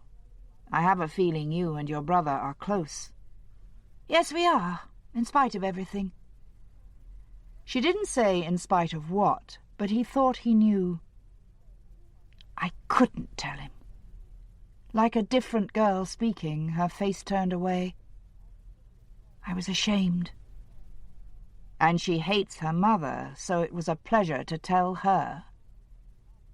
She gave a final tug, and the line came through, far too much of it, yards of loosely coiled scarlet flecks. Kevin was indoors, having unexpectedly arrived that morning by means of some comfortless and inefficient transport. He was lying, spent, exhausted, dirty and unkempt, on the yellow sofa, his booted feet up on one of its arms. Joy had answered Wexford's knock with refreshments for Kevin in her hands, a tray full of sandwiches, coffee, something in a carton that was ice cream or yoghurt. Wexford shut the door on him, hustled Joy into the kitchen. She was dressed exactly as she had been the day before, even to the headscarf. Had she tied it on to run to the shops for Kevin provender, and gave the impression of having never taken her clothes off, of sleeping in them? He told her, quite baldly, about Paulette. But she knew. John Harmer had phoned her while Sarah was in the garden. Or was that the explanation she gave Wexford for knowing? He said he would want her later at the police station, she and Wendy. He would send a car for her. The next stop was Liscard Avenue, Pomfret. Martin had got his warrant and was there with Archbold and 2 uniformed men, P.C. Palmer and P.C. Allison, King's Markham's only black policeman. A tearful Wendy was trying to persuade them that it wouldn't be necessary to strip the paper off her living-room walls. At the glass table sat Veronica. Evidently she had been at work on the hem of a white garment that lay in front of her, but had laid down her needle when the policeman arrived. Wexford thought of the girl in the nursery rhyme who sat on a cushion and sewed a fine seam, feeding on strawberries, sugar, and cream. It must have been her dress which suggested it to him, with its pattern of small wild strawberries and green leaves on a creamy ground. Tights again, dark blue this time, white pumps. Another thing that made those girls look alike was the way neither of their faces showed their feelings. They were the faintly melancholy, faintly smug, nearly always impassive faces of Madonnas in Florentine paintings. Wexford's daughter Sylvia had a cat which uttered soundless mews, going through the mouth-stretching motion of mewing only. Veronica's hello reminded him of that cat, a greeting for a lip-reader, not even as audible as a whisper. Wendy renewed her appeals as he came in, now making them to him only. "I'm sorry, Wendy. I understand your feelings. We'll have the room redecorated for you." Or for someone, he thought, but didn't say aloud. "And there'll be as little mess as possible." And it really was 7 Smith Harding's 7 Starker they intended to use for the job. 4 large cans of it, each labelled in red italic script that this was the slick, sheer, clean way to strip your walls. Wexford found himself hoping this wasn't too gross an exaggeration. "But what for?" Wendy kept saying, at the same time, curiously enough, picking up ornaments and pushing them into a wall cupboard, loading a tray. "That I'm not at liberty to say," said Wexford, falling back on one of the stock answers of official ease. "But there's plenty of time. Please clear the room yourself if you want to." In silence, Veronica picked up her sewing. She threaded her needle, using a small device manufactured for that purpose, and slipped a pink thimble onto her forefinger. "She's doing the hem of her tennis dress. She's playing in the women's singles final at the club this afternoon." Wendy spoke in tragic tones, only slightly modified by a faint proud stress on the word club. King's Markham Tennis Club, presumably, or even Mid-Sussex. "We shan't stop her," Wexford said. "You'll upset her." She drew him into the kitchen through the already open doorway. "You're not going to say anything to her about you-know-what? I mean, you're not going to go into it?" "I'm not a social worker," he said. "Nothing actually happened anyway. I saw to it nothing happened." Impossible, though, not to see Rodney Williams, hitherto no more than a liar and conman, as some sort of monster. To make a sexual assault on one daughter was heinous enough, but almost immediately to have designs on her younger half-sister? "Of course, you wouldn't have suspected anything might happen if Joy hadn't warned you." "How many times do I have to tell you I never saw the woman till you introduced us?" "Something you haven't told me is how you knew Rodney made sexual advances to Veronica. He didn't tell you, but you knew. Veronica was the young girl living at home with her family you led us a wild goose chase about, wasn't she?" He closed the door between the rooms and leaned against it. Wendy nodded, not looking at him. "How did you know, Wendy? Did you see something? Did you notice something in his behaviour when he thought you weren't looking? Was that after or before Joy warned you?" She mumbled, "I didn't see anything. Veronica told me." "Veronica? That innocent child in there who's more like 12 than 16? That child you very obviously sheltered from every exposure to life? She interpreted her father's affectionate kisses, his arm round her, his compliments as sexual advances?"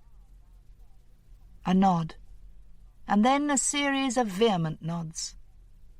"And yet you say nothing actually happened. By that, I take it, you mean there was no more than a kiss and a touch and a compliment. But she saw this as an incestuous approach?" Wendy's response was characteristic. She burst into tears. Wexford pushed up a stool for her to sit on and found a box of tissues, never a difficult task in that house. He returned to the living room, where the carpet was now covered with sheets, and from which Veronica had disappeared. Alison was daubing the walls with 7 Starker, Palmer already at work with a metal stripping tool.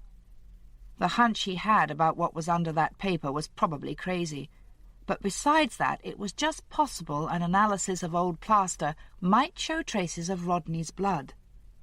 And might not. Anyway, it was work for Leslie Kitman. He could come in next week and put it all back again at the expense of the Mid-Sussex Constabulary. The rain had started again. That would put paid to Veronica's match in the afternoon, as neither the King's Markham Tennis Club nor the Mid-Sussex County at Myringham had covered courts.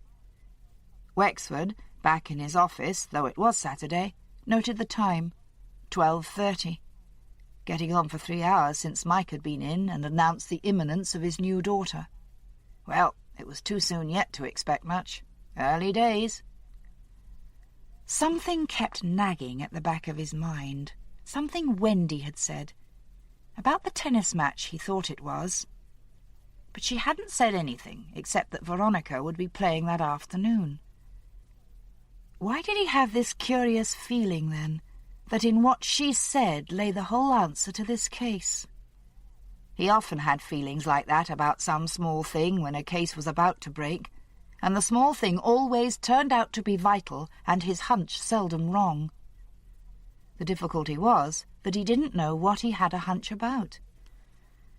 All the available men he had were either at Wendy's, taking her room apart, or else the far greater number of them conducting a house-to-house in Down Road and interrogating every girl who had been at the Aria meeting. A mood of loneliness and isolation enclosed him. Dora had gone to London and to stay the night with Sheila in Hampstead. His elder grandson, Robin, would be 9 today, his birthday party due to begin 3 hours from now. Crocker played golf all day on Saturdays. Wexford would have liked to sleep, but he found it hard to sleep in the daytime. What the hell was it Wendy had said? What was it?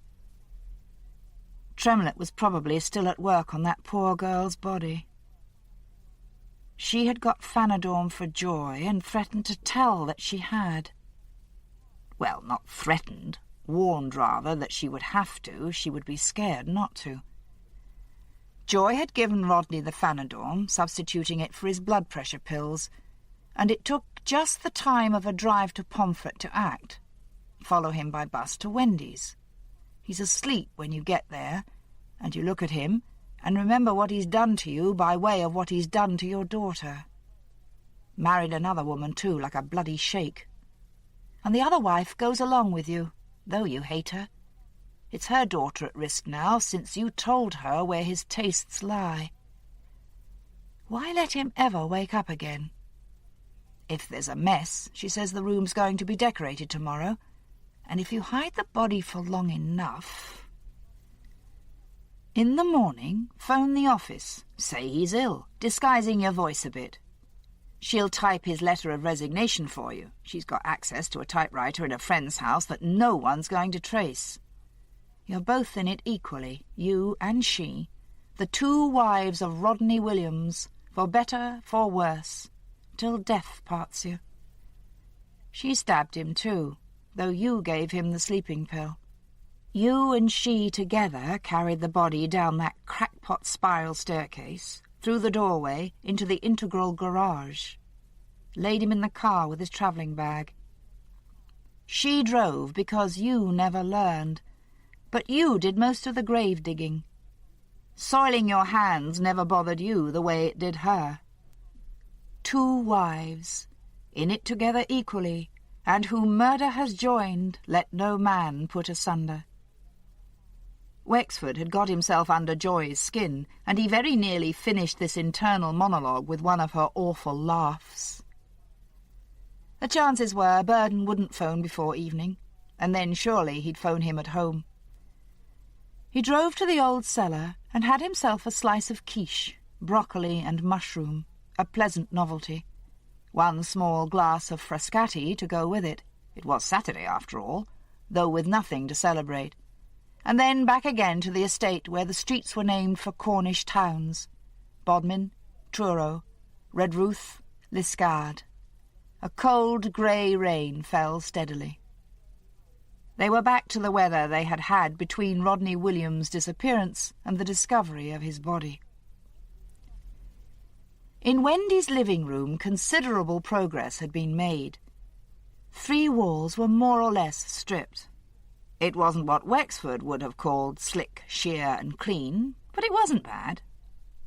Martin had got hold of someone from forensics, a shaggy girl in navy all-in-ones, who nevertheless had the air of an expert and was painstakingly scraping samples of brownish plaster off the walls.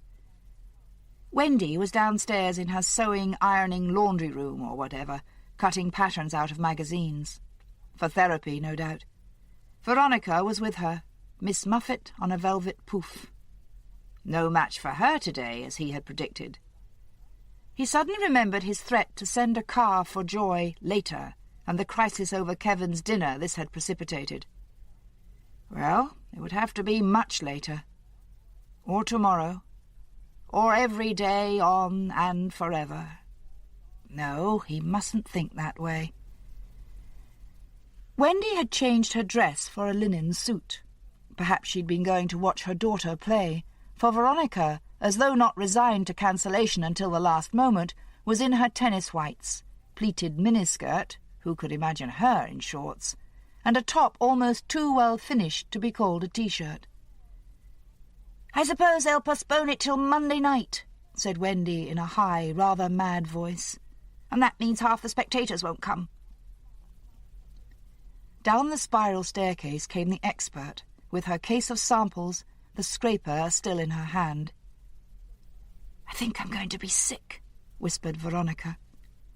Her mother was all care, all solicitude, jumping up, hastening her to the ground-floor bathroom. Wexford went back upstairs. Archbold had gone. The expert had gone. Martin was drinking tea from a flask, and the other 2 Coke from cans while they waited for the 7 Star car on the 4th wall to do its stuff. Wexford felt something very near a qualm. The room, which had been a shell-pink sanctuary, was a nasty mess. A shambles, Martin called it.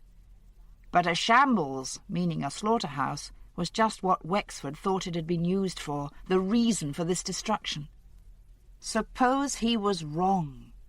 Suppose the killing of Rodney Williams had taken place elsewhere. Too late now. The police's loss would be Kitman's gain. It is the business of the thinking man, he paraphrased, to give employment to the artisan. "Let me have one of those, will you?" he said to Martin, pointing to the scrapers. The white patches of plaster among the brown were the areas Wendy herself had filled before Kitman began papering. It wouldn't budge the white plaster. "Want me to have a go, sir?" Allison produced what Wexford thought might be a cold chisel. We'll all have a go." It made Allison's day. He had never before distinguished himself in any way since joining the force 2 years before. Sometimes he thought, and his wife, that they had taken him only because he was black, and not because he was suitable or any good. They were inverted race snobs. For weeks, everyone had bent over backwards to treat him with more kindness, courtesy, and consideration than they would show, for instance, to a millionaire grandfather on his deathbed. That had worn off after a while. He was a bit lonely, too, in King's Markham, where only his wife, his kids, and 2 other families were West Indian like him. But today paid for all that. It was what made him, in his own eyes, an officer of the law. "Sir, I think I've found," he began. Wexford was there beside him like a shot. Under his eyes, Allison dug in carefully, thanking his stars he'd remembered to put his gloves on. The object was stuck in the fissure, wrapped up in newspaper, plastered over. He chipped and dug, and then put his hand to it, looking at Wexford, and Wexford nodded. The knife didn't clatter out. It was unveiled as reverently as if it were a piece of cut glass. They all looked at it lying there on its wrappings, clean as a whistle and polished bright as a long prism in a chandelier. Chapter 20. Wexford had them with him all day Sunday, and Monday morning's papers said an arrest was imminent. But Wexford wanted the 2 women, not just one, Joy as well as Wendy. Charging Wendy with Rodney Williams' murder was an obvious act. The knife buried in her living-room wall had a blade which exactly matched the knife wounds on the body, and it was wrapped in part of the Daily Mail of the 15th of April. Still, he wanted Joy as well, and Joy had no apparent connection with the crime. The only evidence he had was a witness who claimed to have seen the 2 women together, and a voice on the phone that was probably hers. Joy also had an alibi. Wendy didn't. All day long, nails were going into Wendy's coffin, or at least the shades of the prison house were closing about her. Until Ovington came.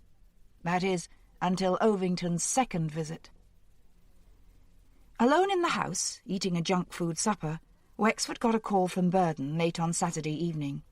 Jenny's labour hadn't exactly been a false alarm, but it had gradually subsided during the day. They were keeping her in, though, and considering some method of induction. "You wanted her to wait a week," said Wexford nastily. "You'd better come back to work." He phoned Ovington first thing in the morning. Never mind about Sunday and all that. By the time Ovington arrived at the police station, he and Sergeant Martin and Polly Davies had Joy and Wendy in an interview room, the demented refugee and the broken doll. The curious thing was, they had come closer to each other. In appearance, that is. There had been a sort of blending, and he thought of Kipling's hedgehog and tortoise combining to make an armadillo. Joy and Wendy hadn't gone that far, but anxiety and harassment had done their work on the younger woman, and the older had smartened herself up, perhaps because her son was back. At any rate, the headscarf was gone, and she had proper shoes on. But Wendy's make-up was stale. She had hairs all over the shoulders of her black cotton dress, and the ladder that sprang in her tights didn't fidget her. He left them to go and talk to Ovington. Smiling as usual, absurdly ingratiating, he could hardly have persuaded even the most gullible to believe him, certainly not a hard-headed policeman. "She was with you on April the 15th, Wexford said. "She came to your place after work for a drink? Why hasn't she so much as mentioned this to me?" "She doesn't want anyone to know she was seeing me while her husband was still alive." That was in character. Wifely virtue was one of the aspects of the image Wendy liked to present. That didn't mean Ovington's story was true. Ovington was trying it on, a kind, stupid man with a misplaced idea of duty. Absently, Wexford thanked him for coming. Then, As he was going back to the Williams wives, it occurred to him Ovington might have been in it with Wendy instead of Wendy with Joy. In that case, who had made the phone call? Wendy was crying. She said she was cold. It was true that the weather had turned very cold for the time of year, but she should have been prepared for that, sacrificed vanity, and brought a coat. He thought of all the places in the world and all the policemen in them where Wendy would have been allowed to shiver, where the temperature would have been lowered if possible, a little hypothermia encouraged. You couldn't call it torture, cooling someone into admissions. "Get us something to put on," he said to Polly. He took them through the incest again, and he got more stories full of holes. Joy hadn't believed Rodney would do that, yet she insisted Sarah had led him on, insisted, too, that he would have gone to prison if she had breathed a word. Wendy now said Veronica had told her Rodney had started coming into her bedroom to kiss her good night, and it wasn't nice. That, said Joy, forgetting her former statement, was just how it had begun with Sarah. Polly came back into the room with a grey knitted garment, something from Marks and Spencer's range for old ladies, God knows where she found it, which Wendy put on with a show of reluctance. Sandwiches were brought into them at lunchtime, one lot corned beef, the other egg and cress. Not exactly the Sunday joint 2 veg and Yorkshire pudding. By that time, Wexford had taken them through the 15th of April and was getting on to last Thursday night. Wendy had forgotten her coat, but not her box of tissues, shades of peach this time. She sat snivelling into handfuls of them. Just before 3, Joy broke at last. She started to howl like a dog. She rocked back and forth in her chair, howling and drumming her fists on the table. Wexford stopped the proceedings and sent for a cup of tea. He took Wendy into the interview room next door and asked her about Ovington. Rather to his surprise, she agreed without much reluctance that she had been in Ovington's flat on the 15th of April, from about 7:45 until about 9:15. Why hadn't she said so before? She gave the reason Ovington had given for her. They had hatched this up together, Wexford thought. "I thought I might as well tell you," she said, with an aplomb that almost staggered him. "I didn't before, because you've all got minds capable of anything. But there's been so much real dirt dug up, I don't think my innocent little friendship amounts to much." What did any of it weigh against that knife in the wall? Late in the afternoon, Burden walked in, looking 100 years old. "For God's sake," said Wexford, "I wasn't serious." The truth was, Burden didn't know how otherwise to pass the time. He started on Joy, trying to break her alibi, but the tea had done wonders for her. She stuck to her story about watching television at the Harmers, and after half an hour of that had the brainwave that might have struck her days ago. She didn't have to talk at all if she didn't want to. Nobody had charged her with anything. Unfortunately, by this time Wendy was back in the room with her and heard what she said. Through her tears, she smiled quite amicably at Joy. "Good idea.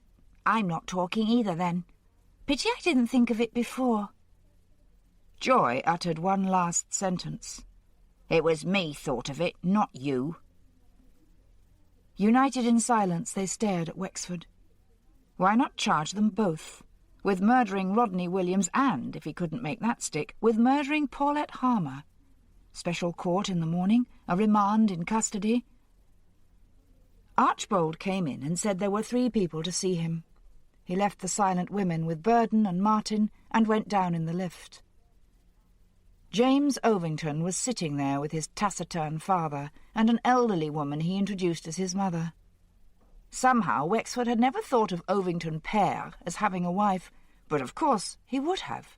James Ovington must have come from somewhere. He only looked like a waxwork. More so than ever this afternoon, his complexion fresher, his cheeks pinker, his smile flashing. "My parents want to tell you something." That was one way of putting it. They didn't look as if they had any desire beyond that of going home again. Wexford asked them to go up to the first floor with him to his office, but Mrs. Ovington said she'd rather not, thank you, as if any suggestion of going upstairs in the company of men was indecent. They compromised with an interview room. Mrs. Ovington looked disparagingly about her, evidently thinking it wasn't very cosy. James Ovington said, "What were you going to tell the Chief Inspector, Dad?" "Nothing, apparently." "Now, you know you were willing to come here and tell him." "Not willing," said Ovington Senior. "If I must, I must. That's what I said." "Is this something about Mrs. Wendy Williams, Mr. Ovington?" prompted Wexford. Very slowly and grudgingly, Ovington said, "I saw her." "We both did," said Mrs. Ovington, suddenly brave. "We both saw her." Wexford decided patience was the only thing. "You saw her, yes. When was this?" James opened his mouth to speak, wisely shut it again. His father pondered, at last said, "She's got a car. She parked it outside the shop on the yellow line. That don't matter after 6:30. We never saw her go in." Silence fell and endured. Wexford had to prompt. "Go in where?" "My son's place, of course. What else are we talking about? He's got the bottom flat and we got the top, haven't we?" "Up 4 flights," said his wife. "Wear the old ones out first, that's what it is." "We saw her come out," said Ovington, "out of our front window. Round 9:15, tripped over and nearly fell in them heels. That's how Mother come to see her. I said, 'Here, Mother, look at this, them heels'll have her over.'" "It was April the 15th, said James, unable to contain himself any longer. "I don't know about that." His father shook his head. "But it was the first Thursday after Easter." That night he went to bed early and slept for 9 hours. He didn't let himself think about the 2 women, Joy with no evidence against her, Wendy exonerated by the Ovingtons. They had been sent home with the warning that he would very likely want them back again on Monday morning.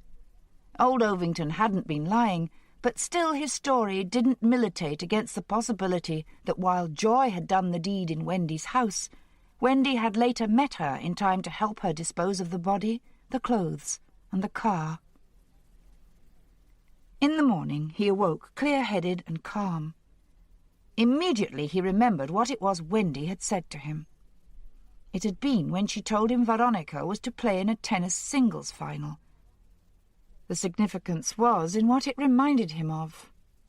And now he remembered that too, and as he did so, everything began to fall gently and smoothly into place, so that he felt like one recalling and then using the combination of a safe until the door slowly swings open. "But what a fool I've been," he said aloud. "Have you, darling? If I'd got on to it sooner, maybe that poor girl wouldn't have died." "Come on," said Dora. "You're not God." The phone was ringing as he left the house. It was Burden, but Wexford wasn't there to answer it, and Dora spoke to him. A report on the post-mortem, rushed through by Sir Hilary Tremlett, was awaiting Wexford. He went through it with Crocker beside him. Strangling had been with a fine, powerful cord, and whatever this was had left a red staining in the deep indentation it made around the victim's neck. "The nylon line from the spool of an electric edge trimmer," said Wexford. Crocker looked at him. "That's a bit esoteric." "I don't think so. Joy Williams has 3 such spools in her garage, and one of them, unless I'm much mistaken, will be empty." "Are you going to go there and check that?" "Not just at the moment. Maybe later. Do you think it wrong to encourage a child to inform against its immediate family?" "Like what happens in totalitarian societies, do you mean?" "Or what I suppose happens." Extremists always believe the means are justified by the end. It depends what you mean by immediate family, too. I mean, against a parent is a bit grim. That sticks in one's throat. Drugging a man and stabbing him and burying the knife in a wall sticks in one's throat, too. Wexford picked up the phone and put it down again. "I've got 2 women to arrest," he said, "and the way things are, I'll never make the charges stand up. When do the schools go back?" Crocker looked a little startled at this apparent non sequitur. "The state schools, that is, the older kids, sometime this week." "I'd better do it today if I'm to catch her without her mother." He lifted the phone again, this time asked for an outside line. It rang for so long he began to think she must be out. Then at last Veronica Williams' soft, rather high voice answered, giving the number all its 10 digits. Wexford spoke her name. "Veronica," then said, "this is Chief Inspector Wexford at Kings Markham CID. "Oh, hello. Yes." Was she afraid, or did she always answer the phone in this cautious, breathless way? "Just 1 or 2 things to check with you, Veronica. First, what time is your match tonight, and where is it?" "Kings Markham Tennis Club," she said. "It's at 6. She gathered some courage. "Why?" Wexford was too old a hand to answer that. "After that's over, I'd like to talk to you. Not you and your mother, just you alone. All right? I think you have quite a lot of things you'd like to tell me, haven't you?" The silence was so heavy he thought he'd gone too far. But no. And it was better than he had hoped. "I have got things to tell you. There are things I've got to tell you." He thought he heard a sob, but she might only have been clearing her throat. "All right, then. When you've finished your match, come straight here. Do you know where it is?" He gave her directions. "About 10 minutes' walk from the club. I'll have a car to send you home in." She said, "I'll have to tell my mother." "By all means tell your mother. Tell anyone you like." Did he sound too eager? "But make sure your mother knows I want to see you alone." The enormity of what he was doing hit him as he put the phone down. Could anything justify it? She was a 16-year-old girl with vital information for him. The last teenage girl with vital information for him had been strangled before she could impart it. Was he sending her to the same death as Paulette Harmer? If Burden had been there, he would have told him everything, but with the doctor he had reservations. "You're not going round there, then?" Crocker said, a little mystified as much by Wexford's expression as by the cryptic phone conversation. "That's the last thing I must do." Later, when the doctor had gone, Wexford thought, "I hope I have the nerve to stick it out. Pity it's so many hours off." But the advantage of an evening match was that afterwards it would soon be dark. Advantage? She would be phoning her mother now at Jickey's to tell her, he thought, and somehow, hopefully, persuading Wendy not to come with her. He would have that girl watched every step of the way. The phone rang. He picked it up, and the telephonist said she had a Miss Veronica Williams for him. What a little madam she was, giving her name as Miss. "I could come and see you now," the childish voice said. "That might be easier. Then I wouldn't have to upset Mummy. I mean, I wouldn't have to tell her I don't want her with me." He braced himself. He hardened his heart. "I'm too busy to see you before this evening, Veronica. And I'd like you to tell your mother, please. Tell her now." If she called back, he thought, he'd relent and let her come. He wouldn't be able to hold out. Would she recognize Martin, Archbold, Palmer? Certainly she'd know Alison. But would it matter if she did recognize them? He'd be there himself anyway. There was no way he was going to let her take that 10-minute walk in the half-dark from the club down a lane off the Pomfret Road to the police station, especially in the case of her following his directions and taking the footpath across 1.5 fields. The phone rang again. That's it, he thought. I can't keep it up. I'll go round there and she'll tell me, and that'll be evidence enough. He picked up the receiver. Inspector Burden for you, Mr. Wexford. Burden's voice sounded strange, not really like his voice at all. It's all over. Mother and baby are doing fine. Jenny had a cesarean at 9 this morning. Congratulations. That's great, Mike. Give my love to Jenny, won't you? You'd better tell me what Mary weighed, so that I can tell Dora. 8 pounds 9 ounces, but it's not going to be Mary. We're changing just one letter in the name. Wexford didn't feel up to guessing. Jenny's persuaded him into something fancy against his better judgment, he thought. Mark, actually, said Burden. I'll see you later. Cheers for now. Chapter 21. A woman had once been found murdered on that very footpath. They would all have that in their minds, even Palmer and Archbold, who hadn't been there at the time, who had probably still been at school, as Veronica Williams still was. Had she ever heard of the murder? Did people still talk about it? That woman had lived in Forest Road, the last street in the area to bear the postal address Kings Markham. The Pomfret boundary begins there, though it is open country all the way to Pomfret in one direction, and nearly all the way to Kings Markham Police Station in the other. The tennis club, however, is not in Forest Road, but in Cheriton Lane, which runs more or less parallel to it on the Kings Markham side. Smallish meadows, enclosed by hedges, cover the few acres between the club and the town, and the footpath runs alongside one of these hedges, at one point skirting a little copse. It emerges into the High Street 50 yards north of the police station and on the opposite side. Wexford had Martin and Palmer in a car in Cheriton Lane, would station himself and Archbold in the copse. Loring among the spectators at the match, Bennett to start walking from the High Street end, Allison to follow her at a discreet distance.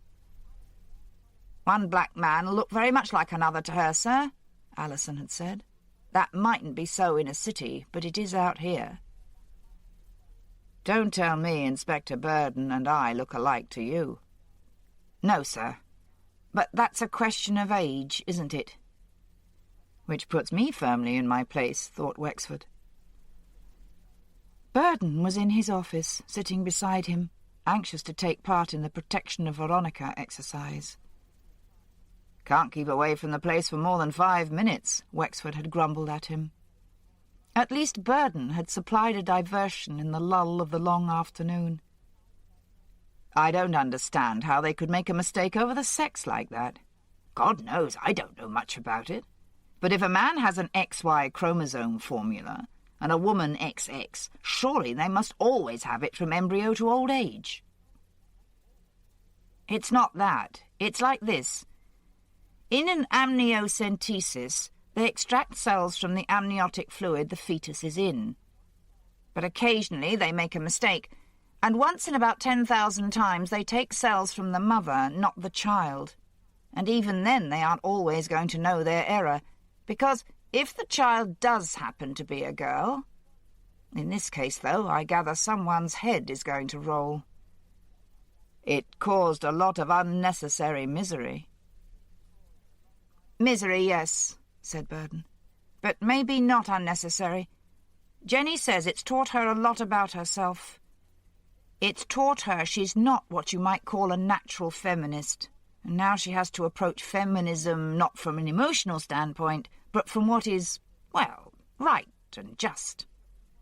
We didn't know, either of us, what a lot of deep-rooted, old-fashioned prejudices we had. Because I felt it too, you know. I also wanted a son, though I never said. It's taught us how much we've concealed from the other when we thought we were open and frank. All this has been, well, not far from, what does Jenny call it? Guided confrontation therapy. With difficulty, Wexford kept a straight face. So long as now you've got a son, you don't wish it was a girl. He said you, but he meant Jenny, whom he thought the kind of woman for whom the unattainable grass might always be the greener. Of course not, Burden exclaimed, looking very sour. After all, as Jenny says, what does it really matter so long as it's healthy and has all its fingers and toes? This was a cliché Wexford didn't feel he could compete with. Now Burden was here, how would he feel about taking part in the Veronica watch? Not much, said Burden. He had to be back at the hospital. Then Wexford thought it might start raining. If it rained, the match would be cancelled, and in all probability Veronica would simply take the bus to the police station from Pomfret. But the sky lightened round about 5:30. He wondered what those two women were thinking. How had they reacted to being left all day to their own devices? Unless the match was over in 2 straight sets, Veronica could hardly expect to leave the club before 7. Should he fill in the time by seeing what he could get out of Kevin Williams? But he didn't really want to get anything out of him. He knew it all already. Why not simply go and watch the match? It hadn't occurred to him to ask himself, or anyone else for that matter, if the tournaments of the King's Markham Tennis Club were or were not open to the public. And it wasn't until he walked through the doors of the clubhouse that the question came into his mind. But a hearty, elderly man with the air of a retired Air Force officer, who said he was the secretary, welcomed him with open arms. They loved spectators. If only they could get more spectators. It provided such encouragement for the players. He had already spotted Martin and Archbold sitting in the car a discreet distance from the gates. Now, if Veronica saw him, as it was most likely she would do, his best course would be to leave. Then, later, she wouldn't fail to follow. The great thing was not to give her a chance to speak to him. Therefore, to the bar, a refuge which was also the last place to which a 16-year-old competitor was likely to retreat before a match.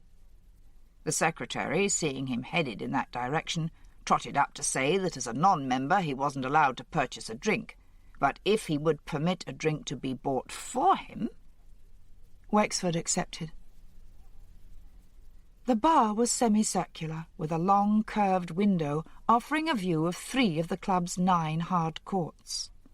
Wexford had a half-pint of lager, the club, like most places of its kind, being unable to provide any sort of draught beer or real ale. The secretary talked rather monotonously, first about the bad public behaviour of certain international tennis stars, then their own disappointment at Saturday's rain and the enforced cancellation of this singles final. There would have been more spectators on a Saturday, he said sadly. In fact, 9 people had actually come along, he had counted, but had had to be turned away. Of course, they were most unlikely to come back tonight. Wexford had the impression that if any of them had turned up, the secretary would have bought them drinks too. It got to 6, to 10 past. She's not going to come, Wexford thought. Then an umpire arrived and climbed up into the high seat. 5 canvas chairs and a wooden bench had been arranged for a possible audience. It looked as if they would remain empty, but after a while 2 elderly women with white cardigans over their tennis dresses came and sat down, and at the same time, approaching by the path that led from the farther group of 6 courts, Loring sauntered up. In sound English fashion, the women sat in the canvas chairs on the left-hand end of the row, and Loring at the extreme right-hand end of the bench. Colin Budd should have been so wise. Veronica and a taller, older, altogether bigger girl appeared outside the court and let themselves in by the gate. "Well, best get out there and give them some moral support," said the secretary, rubbing his hands together. It was certainly cold. A gust of wind whipped across the court, tearing at Veronica's short pleated skirt. In classic style, they began with a knock-up. "I don't think I will," said Wexford. "Do you mind if I watch from in here?" The secretary was terribly disappointed. He gave him a look of injured reproach. "You mustn't buy any drinks. You do know that, don't you? And you're not to serve him, mind, Priscilla." Loring, his jacket collar turned up, was smoking a cigarette. The secretary appeared, running up to the two women, and sat beside them. The knock-up, in which Veronica had had the best of it, was over, and the match began. Dark would come early because the day had been so dull. Wexford wondered if the light would hold long enough for the match to be played to the finish. Veronica, whose service it was, won the first game to love, but had a tougher time when her opponent came to serve. "You can have a drink if you like," said Priscilla. "I work it like this. I give it to you for free, and next time a member buys me a drink, I'll charge yours up to him. I'm a total abstainer, actually, but I don't let on to this lot." Wexford laughed. "Better not. Thanks all the same." "Suit yourself." She came over and stood beside him and watched. 3 games all. It looked as if it would go on, and then, quite quickly, it was all over, Veronica having won her own 2 service games and broken her opponent's. "She's a little cracker, that kid," said Priscilla. "Strong as a horse. She's got arms like whipcord." It was 20-7, and the edge of dusk. Veronica won the first 2 games, but the other girl was fighting back for all she was worth. Perhaps she had never played against Veronica before. At any rate, it had taken her all this time to find her weakness, but she had found it at last. Veronica couldn't handle long, swift, diagonal drives to her forehand, though backhand presented her with no problems. It was 6 of those forehand drives that won her opponent the next game, and the next 2, until she was leading 4-2. The light had grown bluish, but the white lines on the court were still clearly visible, seeming to glow with twilight luminosity. And then it was as if Veronica mastered the craft of dealing with those hard cross-court strokes, or, curiously, as if some inspiration came to her from an external source. Certainly, it wasn't that she had spotted him, or had recognized Loring, whom she had never previously seen. But a charge of power came to her, a gift of virtuosity she had not known before. She had never before played like this, Wexford was sure of it. For a brief quarter of an hour she played as if she were on the centre court at Wimbledon, and was there not by a fluke, but by a hard-won right. Her opponent couldn't withstand it. In that quarter hour she gained only 4 points. Veronica won the set by 6-4, and thus secured the match. She threw her racket into the air, caught it neatly, ran to the net, and shook hands with her opponent. Wexford said good night to Priscilla, and left the way he had come, having watched the players go into the pavilion where the changing rooms were. Loring was still sitting on the bench. Allison he spotted as soon as the footpath entered the field. He was lying very still in the long grass by the hedge, and mostly covered by it. But Wexford saw him without giving any sign that he had done so. He was pretty sure Veronica wouldn't. The path wound on, parallel to the hedge, and then began to skirt the copse. The false dusk hung still, suspended between light and dark. If it had been much darker, no prudent young girl would have dared walk this way. Veronica Williams, of course, in spite of the impression she gave, was not a prudent young girl. The air was still and damp, and the grass moist underfoot. Wexford made his way along the path, under the high hedge, certain as he had been all along that Veronica's assailant would wait for her in the copse. Archbold had been there since 5:30 to be on the safe side. It was too late now for Wexford to join him without taking the risk of being seen. As it was, by staying to watch the match, he was taking a chance of spoiling the whole plan. Ahead of him, a maple tree in the hedge spread its branches in a cone shape, the lowest ones almost touching the ground. He lifted them, stood against its trunk, and waited. By now it was 7:30, and he had begun to wonder if she would come after all. Though members had been thin on the ground, there might have been some plan to fete her in the clubhouse. Hardly with drinks, though. And she would have got out of it. She needed to see him as much as he her. Then he remembered she was her mother's daughter. It would take her longer than most girls to change her clothes, do her hair. She might even have a shower. Wendy was the sort of woman who would get a dying person out of bed to change the sheets before the doctor comes. He stood under his tree in the silent dusk, which was growing misty. Occasionally it was possible to hear in the distance a heavy vehicle on the King's Markham to Pomfret Road. Nothing else. No birds sang at this season and this hour. He could see the path about 10 yards behind only, and perhaps 50 yards ahead, and it seemed to him then the emptiest footway he had ever contemplated. Alison would get rheumatism lying there on the damp ground, the cold seeping into his bones. Archbold, wrapped in his padded jacket, had probably fallen asleep. She appeared quite suddenly. But how else could she have come but noiselessly and walking quite fast? She didn't look afraid, though. Wexford saw her face quite clearly for a moment. Her expression was, yes, innocent. Innocent and trusting. She had no knowledge that there was anything to fear. If Sarah, her half-sister, was a Florentine Madonna, she was a Medici page, her small face grave and wistful in its gold-brown frame of bobbed hair and fringe. She wore her pink cotton jeans, beautifully pressed by Mother, her pink and white running shoes, a powder blue and white striped anorak that hung open over a fluffy white pullover, and she was carrying her tennis racket in a blue case. Wexford took all this in as she passed him, walking quickly. He didn't dare come out. She might look back. Instead, he dropped down into the field at the other side of the hedge. There had been a crop growing here, wheat or barley, but the grain had been cut, and all that remained was a stubble that looked grey in this light.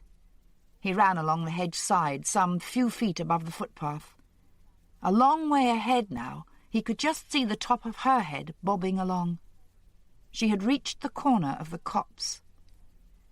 There was a barbed wire entanglement here that threatened to bar his passage, the spaces between the wires too narrow to squeeze through, the top wire too high to sling a leg over without terrible detriment to trousers. There was nothing for it but to retrace steps, pass through the hedge, and clamber up the bank onto the footpath. She was too far away to see him, even if she did look back. He jumped down, rounded the bend in the path, but now, though the copse was in full view, he couldn't see her at all. His heart was in his mouth then. If she had met her assailant and gone into the wood, if Archbold truly had gone to sleep. He left the path and plunged into the copse. It was dark and dry in there, a million needles underfoot from the firs and larches. He ran through the trees and met Archbold head-on. "There's no one here, sir. I haven't seen a soul in 3 hours." "Except her," said Wexford breathlessly. "She just walked out. She's on her own, heading for the High Street." He came out of the wood on the King's Markham side, Archbold behind him. She was nowhere to be seen, the hedges too high, the foliage on the trees too thick and masking. And then he forgot discretion and catching a murderer, and ran along the path in pursuit of her, afraid for her and for himself. A moment before, he had been praying Bennet wouldn't appear walking from the King's Markham end and spoil it all. Now he hoped he would. There was one more field, and that low-lying, the path passing diagonally across it, and then running beside a hedge at right angles to the road. No sign of Bennet, because he had seen her, or seen her attack her. Would he be capable of that in this fast-fading light? The meadow was grey and the hedges black, and the air had the density of fallen cloud. Through the mist you could just see a light or two from cars on the Pomfret Road. Behind that, an irregular cluster of pale lights that was probably the police station. She was nowhere. The meadow was empty. There was a movement just discernible on the far side of it where the path met the hedge. She had crossed the diagonal and come to the last 100 yards, her pale clothes catching what light there was, so that she gleamed like a night moth. And like a night moth fluttered along against the dark foliage. Wexford and Palmer didn't take the diagonal. They dared not risk being seen. They kept to the boundary hedge, though there was no path here, and Palmer, who was 30, outran Wexford, who felt that he had never run so hard in his life. All the time he could see the pale, fluttering moth moving down there, homing on the stile that would bring her to the wide grass verge of the Pomfret Road. She never reached it.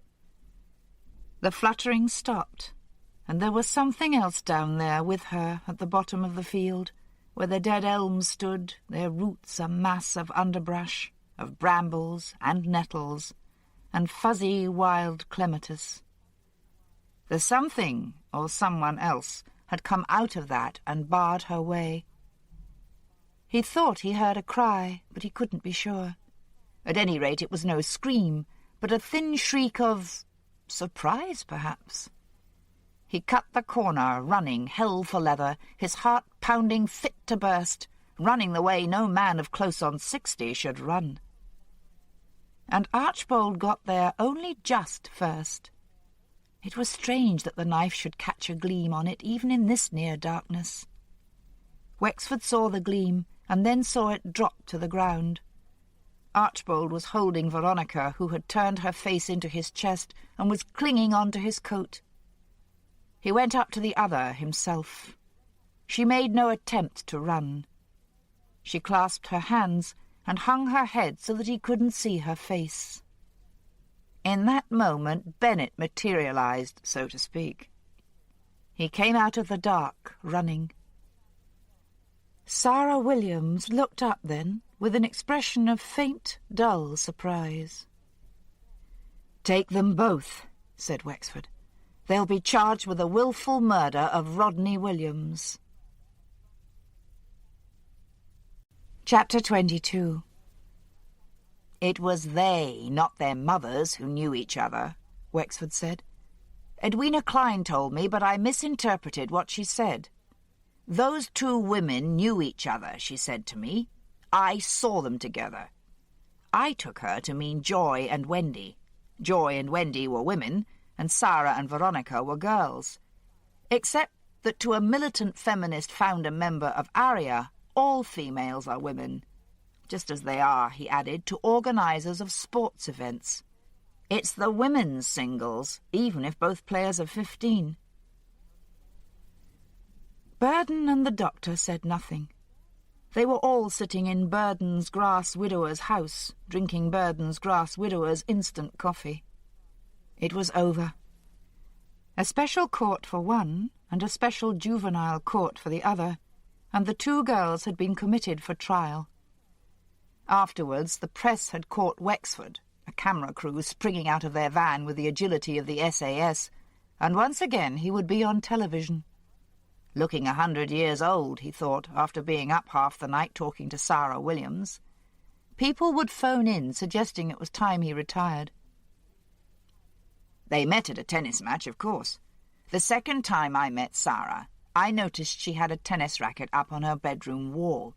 She wasn't anywhere near Veronica's standard, not in the high school's first or second six. She just scraped into their reserve. Still, one day she was called on to play, and she met Veronica as her opponent. What happened then? I don't know, and she hasn't told me. I'd guess that one of the other girls there commented that they looked alike, and seeing that they had the same surname, were they cousins? It was up to one of them to probe further, and one of them did. Sarah, probably. After that, it wouldn't have been hard to find out, would it? Look, I've got a photo. This is my mum and dad. Something of a shattering experience, wouldn't you say? Said the doctor.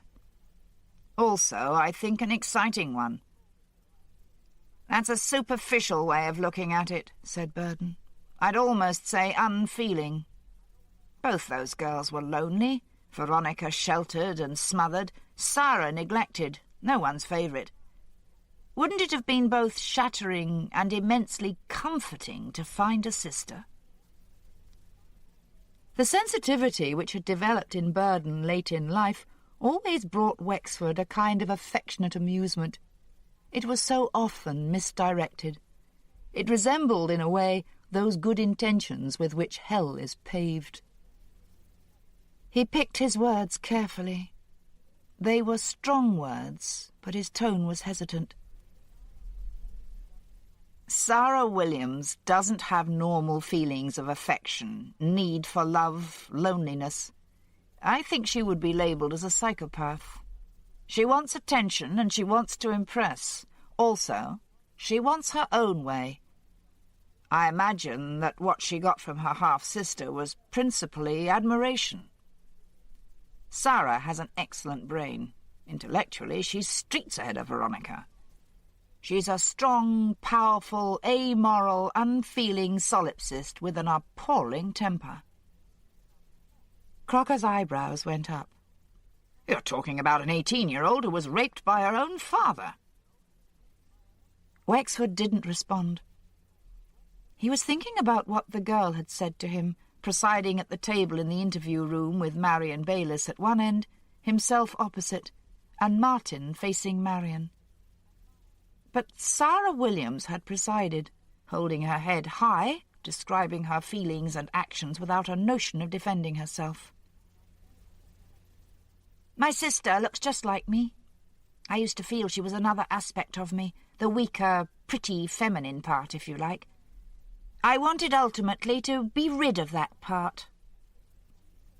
Solipsism, according to the Oxford Dictionary, is the view or theory that self is the only object of real knowledge, or the only real thing existent. Why didn't you tell your parents you and Veronica had met? Why should I? Her cool answers took the breath away. It would have been the natural thing to confront your father with what you had found out. She was honest in her way. I liked having the secret.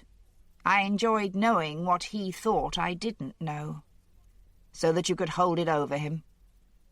Perhaps, she said indifferently, bored when the discussion was not totally centred on herself. Was that what she had had to threaten him with in the matter of the incest? Was that how she had stopped it? You prevented Veronica from telling her mother. She did what I told her. It was uttered the way a trainer speaks of an obedient dog. The trainer takes the obedience for granted, so effective are his personality and technique, so unthinkable would an alternative reaction be. Wexford thought Crocker and Burden would have had to hear and see Sarah to appreciate all this. He couldn't even attempt to put it across to them. The two girls met quite often, he went on. Sarah even went to Veronica's home when Wendy was at work. Veronica came to admire her extravagantly. She followed her. She would have obeyed her in anything. Would have. Did. Psychiatrists call what overtook them folie à deux, a kind of madness that overtakes two people only when they are together and through the influence of each on the other. But in all such cases you always find one party who is easily led and one who is dominant. Wexford digressed a little before returning to the point. Looking back, I don't think Sarah Williams has ever addressed a sentence to me that didn't begin with I or wasn't about herself. He went on. The coming and going between the Williams homes led to a pooling of information. For instance, Sarah had believed her father was a sales rep with Seven Smith Harding for the Ipswich area. Veronica thought he was a rep with a bathroom fittings company. They took steps to find out the truth, and did. It's over a year now since they found out what Rodney really did, what his position was, and discovered, via some research into marketing managers' earnings on Sarah's part, what his actual salary was. Sarah also warned Veronica of their father's proclivities. That, of course, is how Wendy came to fear an incest attempt.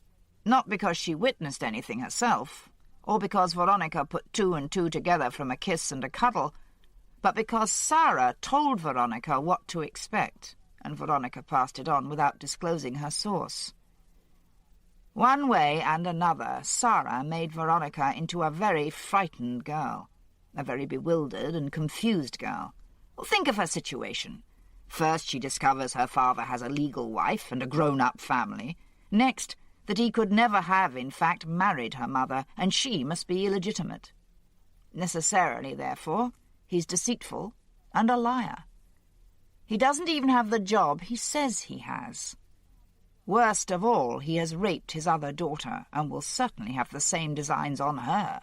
No wonder she was frightened. Telling Wendy her fears of a sexual attack had the effect only of causing trouble between her mother and father. Did Wendy accuse Rodney, and Rodney hotly deny it? Almost certainly. The quarrel was at any rate bad enough to make Wendy believe Rodney would leave her, but fear that if he did, Veronica would be in danger. So we see that the reason she didn't want Veronica to stay in on the evening of April the 15th was that if Rodney did come back, she would be alone with her father. And this would be the first time she would be alone with him after the disclosure was made. But Veronica had another confidant and friend now, apart from her mother. She had Sarah. And Sarah absolutely justified the faith she put in her. Sarah had a good idea for diverting Rodney's attention from his daughter, diverting his attention from everything, in fact. Substitute sleeping pills for his blood pressure tablets. It was something that could be done only once, though, and in an emergency. Now, on April the 15th, however much their mothers might have been in ignorance, Sarah and Veronica knew that when Rodney left Ulverbury Road, he would drive straight to Liskeard Avenue. So Sarah herself made the exchange of tablets, 2 only remaining in the container. Don't forget we found an empty Mandarette container in Ulverbury Road and a half-full one in Liskeard Avenue. Rodney took his 2 Mandarette, as he thought, leaving the empty container in his bedroom, and drove to Pomfret. No doubt he began to feel drowsy on the way. "But these were Fanadorm supplied by Paulette Harmer," said the doctor. "I suppose they were supplied by her. It seems most likely. But Paulette didn't die because she illicitly provided a sleeping drug. She died because the turn events were taking made her concentrate her mind on the evening of April the 15th, made her remember, in fact, what had really happened. What she remembered was her mother speaking to her Aunt Joy on the phone that evening and making some remark about being glad Kevin had settled in back at college. And she was going to tell us because she knew from the papers and television and her parents' conversation how strong was the suspicion against her aunt.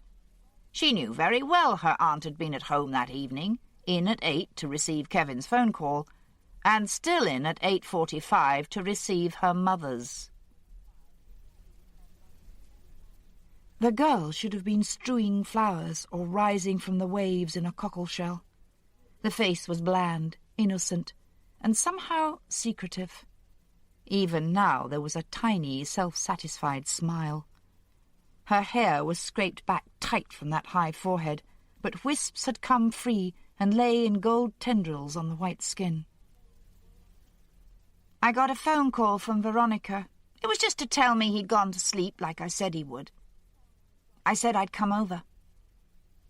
He had interrupted her to ask why. "I just thought I would. I wasn't going to get a chance like that again, was I? He stopped himself, asking her what she meant. Her eyes seemed to enlarge, her face grow blanker. I saw him sleeping there, and I thought, I've got him in my power. I thought of the power he had over me. I started to get angry, really angry.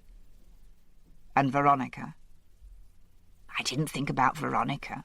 I suppose she was there. Well, I know she was. I said to her, we could kill him and stop all of it. I told her to get me a knife. I wasn't serious then. It was fantasy. I was angry and I was excited, high, like when you've had a drink. Folie à deux. Was Veronica excited too? He wouldn't get much about another's feelings out of this girl. I took the knife out of her hands and took off the cardboard guard that was on it. I went up to my father, who was lying on the settee, and I started playing around, waving the knife over him, pretending to stick it in him. I could tell he was sound asleep. I was making Veronica laugh because I was doing all this stuff and he was just oblivious of it. I don't remember what made me stop playing. I was so excited and high, I don't remember. But that's how it was. 1 minute it was fantasy, and the next it was for real. She looked down the table at Marion, and then the other way at Martin. It was as if she were gathering the attention of her audience. Once more her eyes met Wexford's in a steady gaze. I raised the knife and stuck it in his neck, right in hard with both hands. I'd made him wake up then and make noises, so I stabbed him a few more times to stop the blood spraying like that. I'm going to be a doctor, so I knew the blood would stop when he was dead. It took Wexford, hardened as he was, a moment or two to collect words. Did Veronica stab him? I gave her the knife and told her to have a go. I'd made a big wound in his neck and she stuck it in there, and then she went off and was sick. Completely mad, said Burden. Bonkers. Perhaps. I'm not sure. Let's not get into defining psychosis. What happened next? Said the doctor. The room was covered for the most part in dust sheets. Rodney had come in half asleep, climbed the stairs and lain down on the settee, which had a dust sheet over one end. The end, incidentally, where he laid his head. It was this sheet, the property of Leslie Kitman, which received most of the blood. Some went on to an area of wall from which the paper had been stripped that day. Sarah washed the wall and wrapped Rodney's head up in the dust sheet. Veronica, recovered, and very much under orders from Sarah, washed the knife, and then had the idea of plastering it into the wall. This was the first weird, too clever thing the girls did. There were others. There were fissures in the walls needing to be filled in, and in the garage was a packet of filler. Also in the garage was Rodney's car, Greta the Granada, which Sarah, though not Veronica, was able to drive.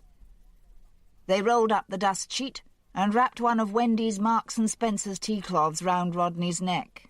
Having cleaned up the room, they carried Rodney down the spiral staircase, through the door from the hall into the garage, and put him into the boot of the car. On their way out in the car, they deposited the dust sheet in the dustbin. It was about 7:30. Then, said Burden, how did Kevin manage to speak to his sister when he phoned Olverbury Road at 8 o'clock? He didn't. He spoke to his mother. And, of course, he and Joy were both well aware it was his mother he had spoken to. They lied to protect Sarah. Oh, I know Joy hasn't much affection for Sarah, but she was her daughter. Once she began to think about it, she saw that Sarah might have had something to do with Rodney's disappearance. At first she genuinely thought he had left her, and she got me in to advise her. But then things changed. I think I know why. On my advice, she phoned Seven Smith Harding, and they told her she had spoken to them on Friday, April the 16th, to explain Rodney was ill. Now, Joy, no doubt at first, thought this was a mere mistake, but they had been so sure it was her voice. Joy knew someone whose voice sounded very like hers, her own daughter. And don't forget that she knew how Sarah felt towards her father on account of the incest. She also knew Sarah had been out of the house for hours on the evening of April the 15th. So she told us, and got Kevin to agree, no difficulty there, he distrusts the police and is close to his sister, that it was she who had gone out and Sarah who had been at home to take the phone call. Was there collusion with Sarah? I doubt it. There was no real communication between her and her mother. My guess is Joy said it might be wiser to arrange things this way, and Sarah agreed with just a nod and a yes, probably. "You're painting a picture of a self-sacrificing maternal type," said the doctor, "which doesn't at all accord with our concept of Joy Williams. Rather like the old story of the mother pelican tearing at its own breast to feed its young, and just as much of a myth." No. Joy quite rightly believed there was no real risk in it for her. She thought it impossible we could arrest the wrong person. Her trust must have been sorely put to the test these past few days. Always happier on circumstantial details, Burden said, "So the two girls took William's body up to Cheriton Forest and dug a grave for him with his own snow shovel. A shallow grave because, having killed him, Sarah didn't want it to be too long before the body was discovered. She wanted a couple of weeks to pass only, rightly believing that this was the sort of time which would be just about right to blur the evidence. In fact, things didn't go her way, and it was 2 months before the body was found. I turned over and over in my mind the complication of the Milvey coincidence. But now it has come out quite clearly. There is no coincidence. Sarah and Veronica hid Rodney's travelling bag, in the forest probably, hoping it would be found within, say, the next few days. But as it happened, no one found it. Then one day Mrs. Milvey happened to say to Joy in Sarah's hearing that Milvey would be at Green Pond next day dragging the pool. Sarah retrieved the bag and dumped it in the pool in time for Milvey to find it the next day. Why did she want the body found? What difference could it make to her? I'll come to that later. I don't see why go to all the trouble of phoning Seven Smith Harding and forging a letter to delay discovery, and then later try to accelerate it. Incidentally, I take it was Sarah who made the phone call? Her voice is very like Joy's. She made the phone call and Veronica typed the letter at her friend Nicola Tennyson's house on Nicola's mother's typewriter. They buried the body, hid the travelling bag, and Sarah drove Veronica back to Pomfret to be sure she got home before Wendy did. That was at about 9. Wendy, of course, didn't get home until 9:30, being out doing some mild courting with James Ovington. Sarah drove to Meiringen and dumped the car in Arnold Road, where no more than half an hour later it was seen and indeed bumped into by Eve Freeborn. If Sarah had been a bit later and Eve a bit earlier, those two members of ARIA would have encountered each other and made our task a lot easier. But by the time Eve came, Sarah was on the bus for home. In the morning she shut herself in the living room and made the phone call before she went to school. Of necessity, it was a very early call, and she was lucky there was someone there to receive it. And that, I think, accounts for all the circumstances of the murder of Rodney Williams. Burden picked up the tray. "Does anyone want more coffee?" Neither did. Wexford said it was nearly beer time, wasn't it? The doctor frowned at him, and he deliberately looked away, out into Burden's bright, neat garden, the flower borders like chintzy dress material, the lawn a bit of green baize. The sunshine was making Jenny's yellow chrysanthemums nearly too bright to look at. Burden opened the French windows.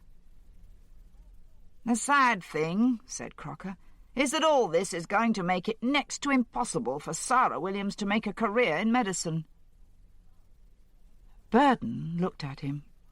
He said sarcastically, "Oh, surely St. Biddulph's will overlook a little matter like stabbing her father to death with a carving knife." "You don't think it justification, then, and more than justification, for a girl to make a murderous assault on the father who has raped her, and shows signs of meting out the same treatment to her younger half-sister? Don't you think any judge or jury would see this as an extenuating circumstance?" It was Wexford who answered him. "Yes, I do." "Right, then. There's not going to be any question of years of imprisonment, is there? She'll never have the dubious distinction of being a GP like your humble servant here, but at least there won't be punishment in the accepted sense." "I wouldn't be too sure of that." "On account of the planning and covering of tracks, do you mean?" "She killed Paulette Harmer," Burden said. "She did indeed, but that wasn't what I meant. You see, Rodney Williams never committed incest with his elder daughter. He never showed signs of committing incest with his younger daughter. And I very much doubt if he ever sexually assaulted anyone, even in the broadest meaning of that term." Chapter 23. Crocker had caught on quickly. Wexford left it to him to explain. The doctor began outlining Freud's seduction theory, as expressed in the famous paper of 1896. 13 women patients of Freud claimed paternal seduction. Freud believed them. Built on this evidence a theory, later abandoned it, realizing he had been too gullible. Instead, he concluded that little girls are prone to fantasize that their fathers have made love to them, from which developed his stress on childhood fantasy and ultimately his postulation of the Oedipus complex. "You're saying it was all fantasy on Sarah's part?" Burden said. "She's not exactly a little girl." "Nor were Freud's patients little girls by the time they came to him." Wexford said, "I think Sarah had a daughter's fantasy about her father. When she was older, she read Freud. She read books on incest, too. They're all there in her bedroom. There's a mention of father-daughter incest in the Arya Constitution. Did she read that too, or did she write it? At any rate, in her mind, she was heavily involved with her father, far more involved with him than he was with her."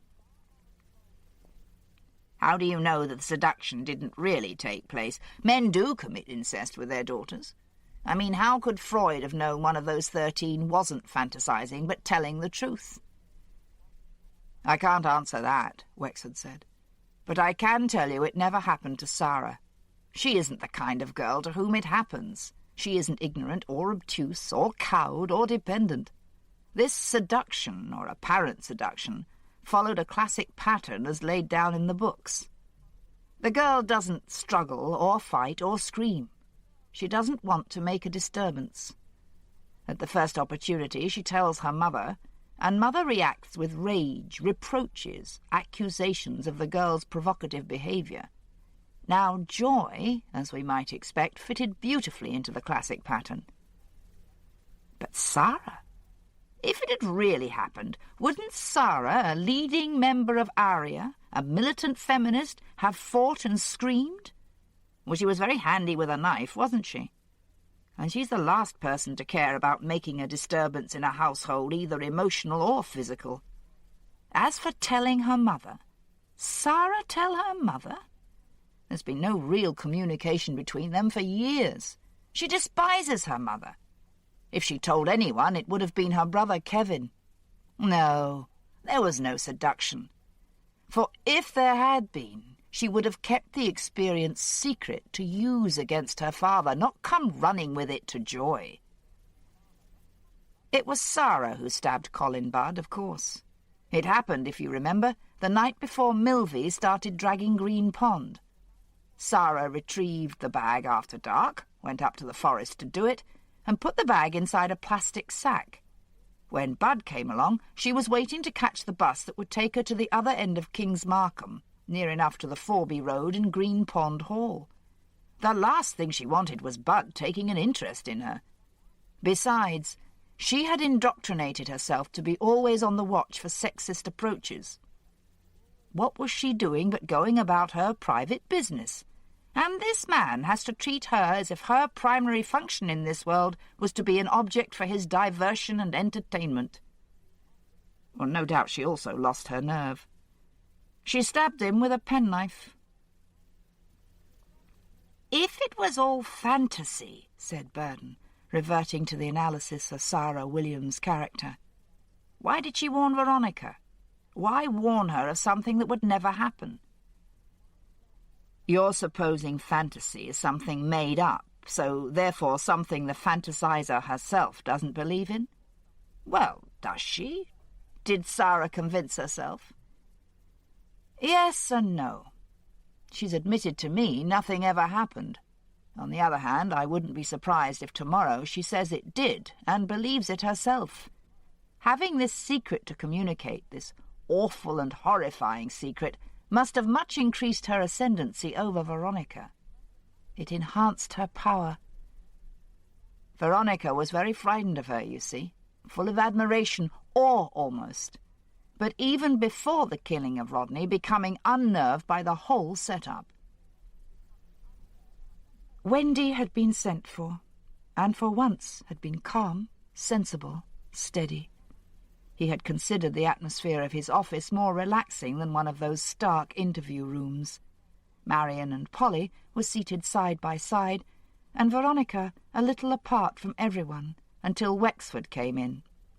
Little Miss Muffet and the great spider who sat down beside her. Only there was no frightening her away. It would be a long time now before Veronica Williams could get away. She was very pale.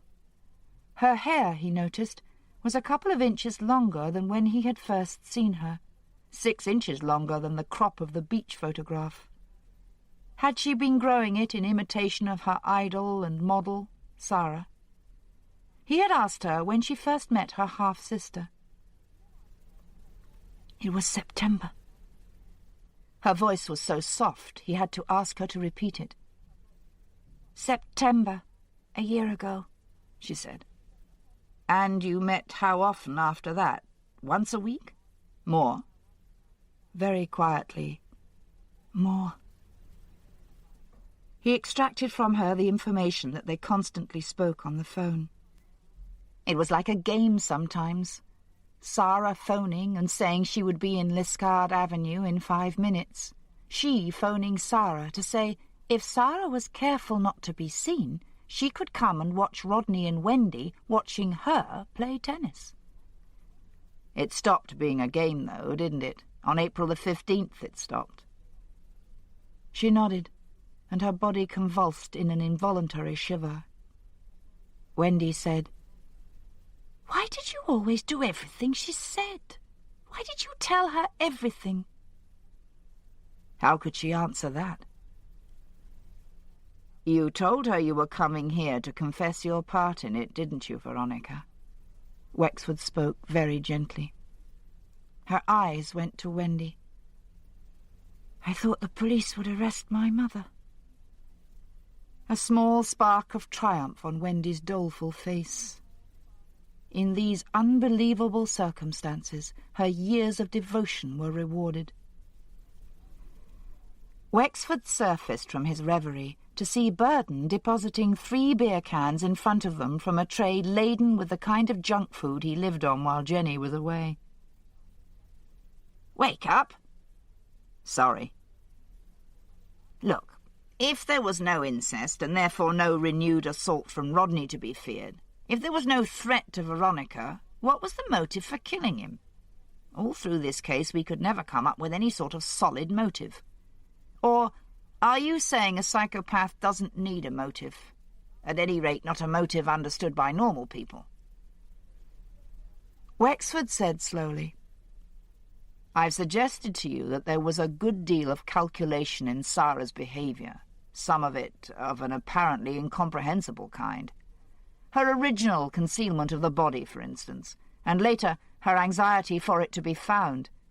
I've also made it clear, rather to your joint disapproval, I think, that I don't feel much sympathy towards Sarah. And this is because I feel she had no justification for what she did.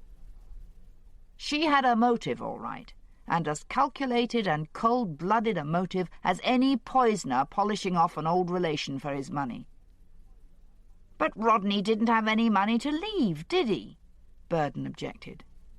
Not so's you'd notice, though the manager of the Anglian Victoria has shown me how a nice little bit was accumulating in the account from which the two joint accounts were fed. Enough, anyway, for him to recommend that Rodney put it into investments. Still, it wasn't for a possible inheritance that Sarah killed him, though money was her motive. Not a cash gain, though, I think, said the doctor. Wexford turned to Burden. You raised this very subject not long ago, Mike. That was when you thought you were going to have a daughter, and that's relevant too. You talked about her going to university and applying for government grants. Do you remember? I suppose so. I don't see where the relevance comes in. Sarah wants to be a doctor, said Wexford. Well, wanted to be, I should say. It was a driving ambition with her. And increasingly hard though this is becoming, she knew she had the ability to get into medical school. Her parents, however, discouraged her. And it must have looked to her at that stage as if this was a classic case of opposition to daughter's ambitions, simply because she was a daughter and not a son, because, in fact, she was a woman. On Joy's part, it probably was. Very likely she wouldn't have cared for Sarah to achieve greater success and have a more prestigious profession than Kevin. At first, this parental opposition didn't much worry Sarah. I'm speaking, of course, about this time last year.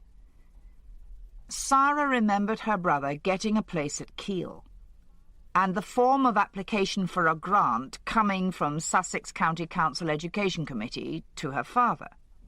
At the time she didn't take much notice. Certainly she didn't see the completed form. But she knew that the greater the parental income, the smaller the grant would be, and that with the form there came a form of certificate of parental employment the parent's employer had to complete, detailing his gross salary, overtime, bonus or commissions, and his taxable emoluments. Now, Mike, you'll recall that certificate in your own case and sending it to the Mid-Sussex Constabulary when you applied for grants for John and Pat. Burden nodded. I'm beginning to see the light here. 12 months ago, Sarah met Veronica. Gradually, when the shock of that encounter began to recede, when it provided the solution to certain unexplained anomalies, shall we say, Sarah saw the cold reality for what it was. Her father might talk about not wanting his daughter to be a doctor for aesthetic reasons, for reasons of suitability, she would get married and her education be wasted, etc. He might talk that way, but the reason behind the talk was very different. Finding that he had lied to both her mother and Veronica's about what his position and his earnings were, she had taken steps to discover what he did and what he earned. Now she understood. If he filled in the grant application form for her, he would have to declare to the Sussex County Council that his income was not £10,000 a year, but 2.5 times that.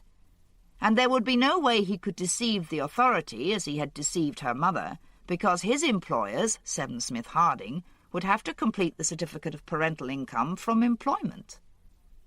Now, according to the Grants Department's contribution scales, a parent earning £10,000 per annum would have to contribute to medical school costs only something in the region of £470.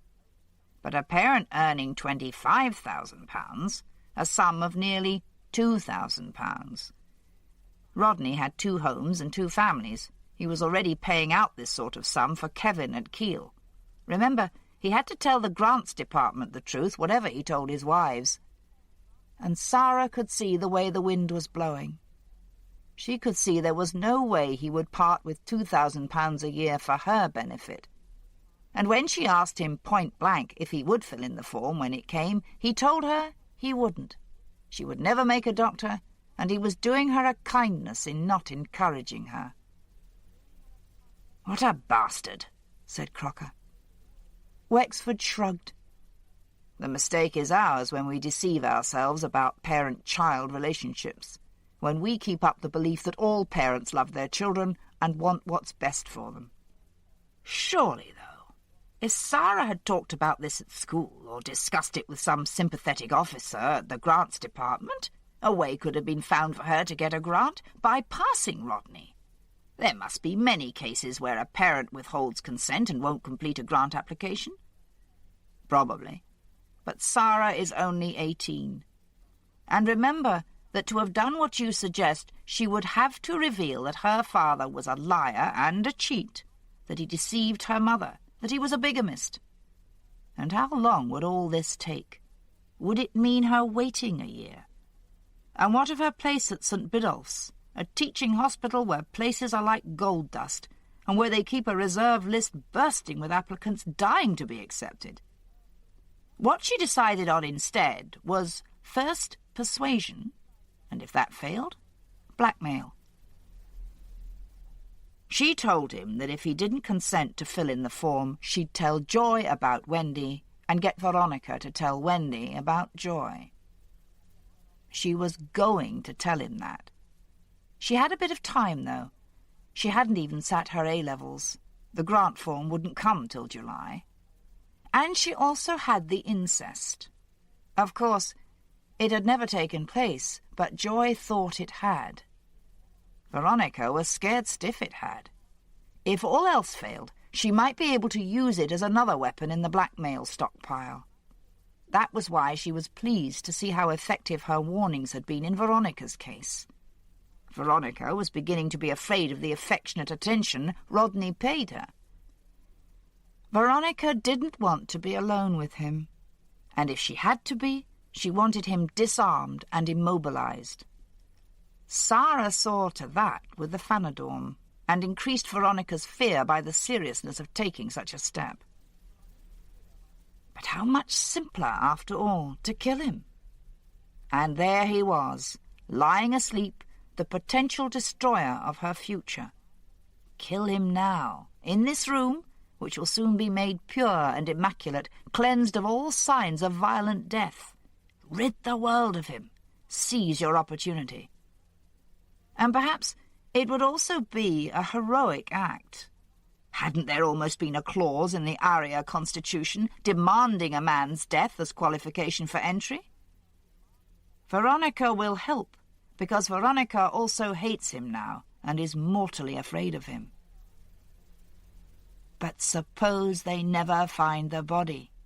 Suppose the weeks go by, and July comes, and August, and with them the grant application, and you can't fill in the section that says, "Father," if deceased the fact should be stated, because only you and Veronica know he is deceased.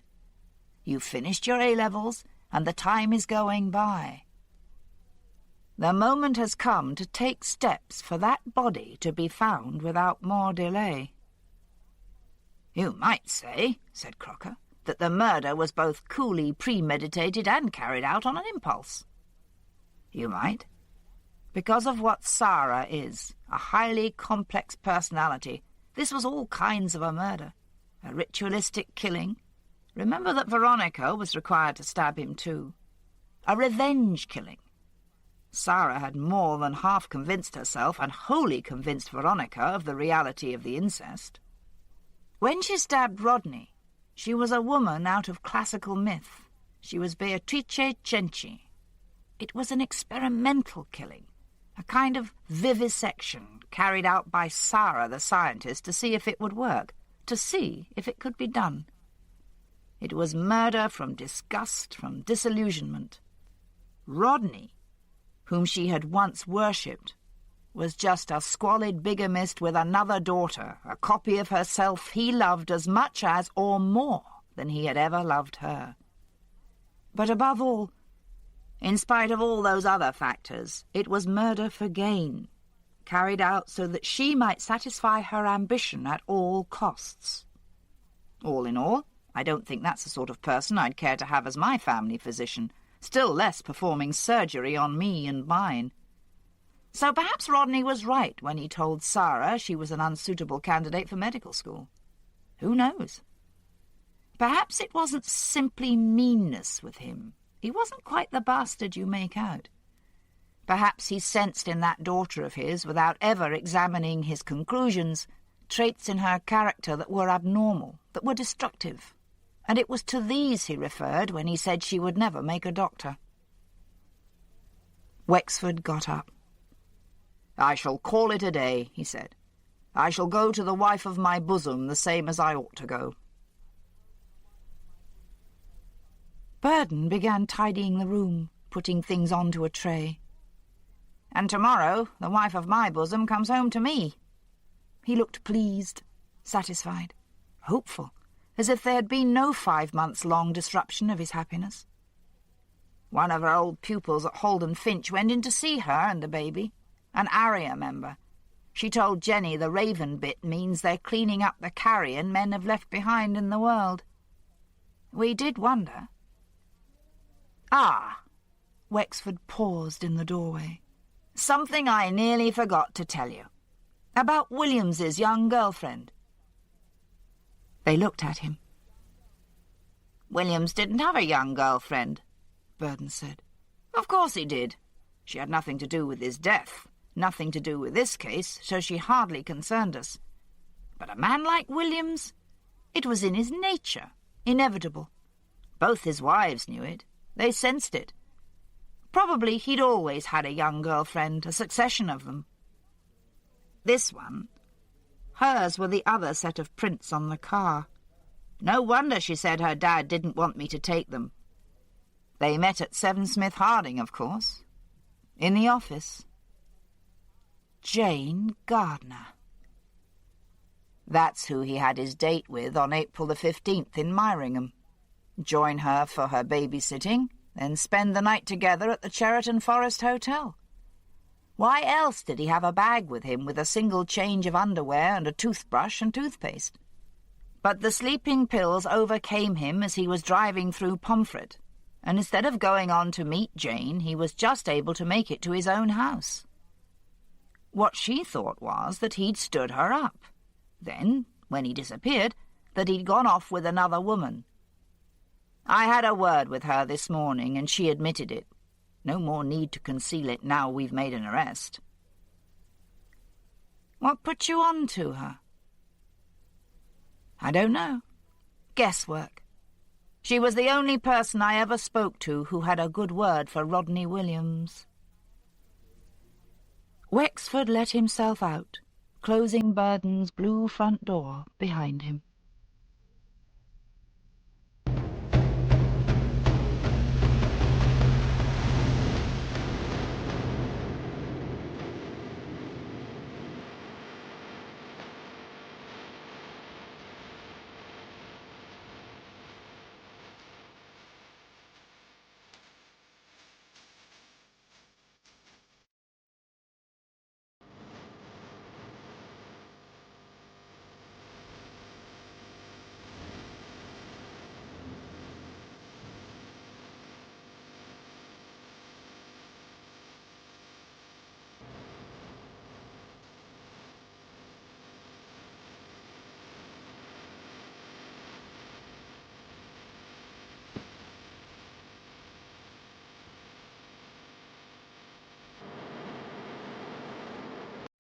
The End.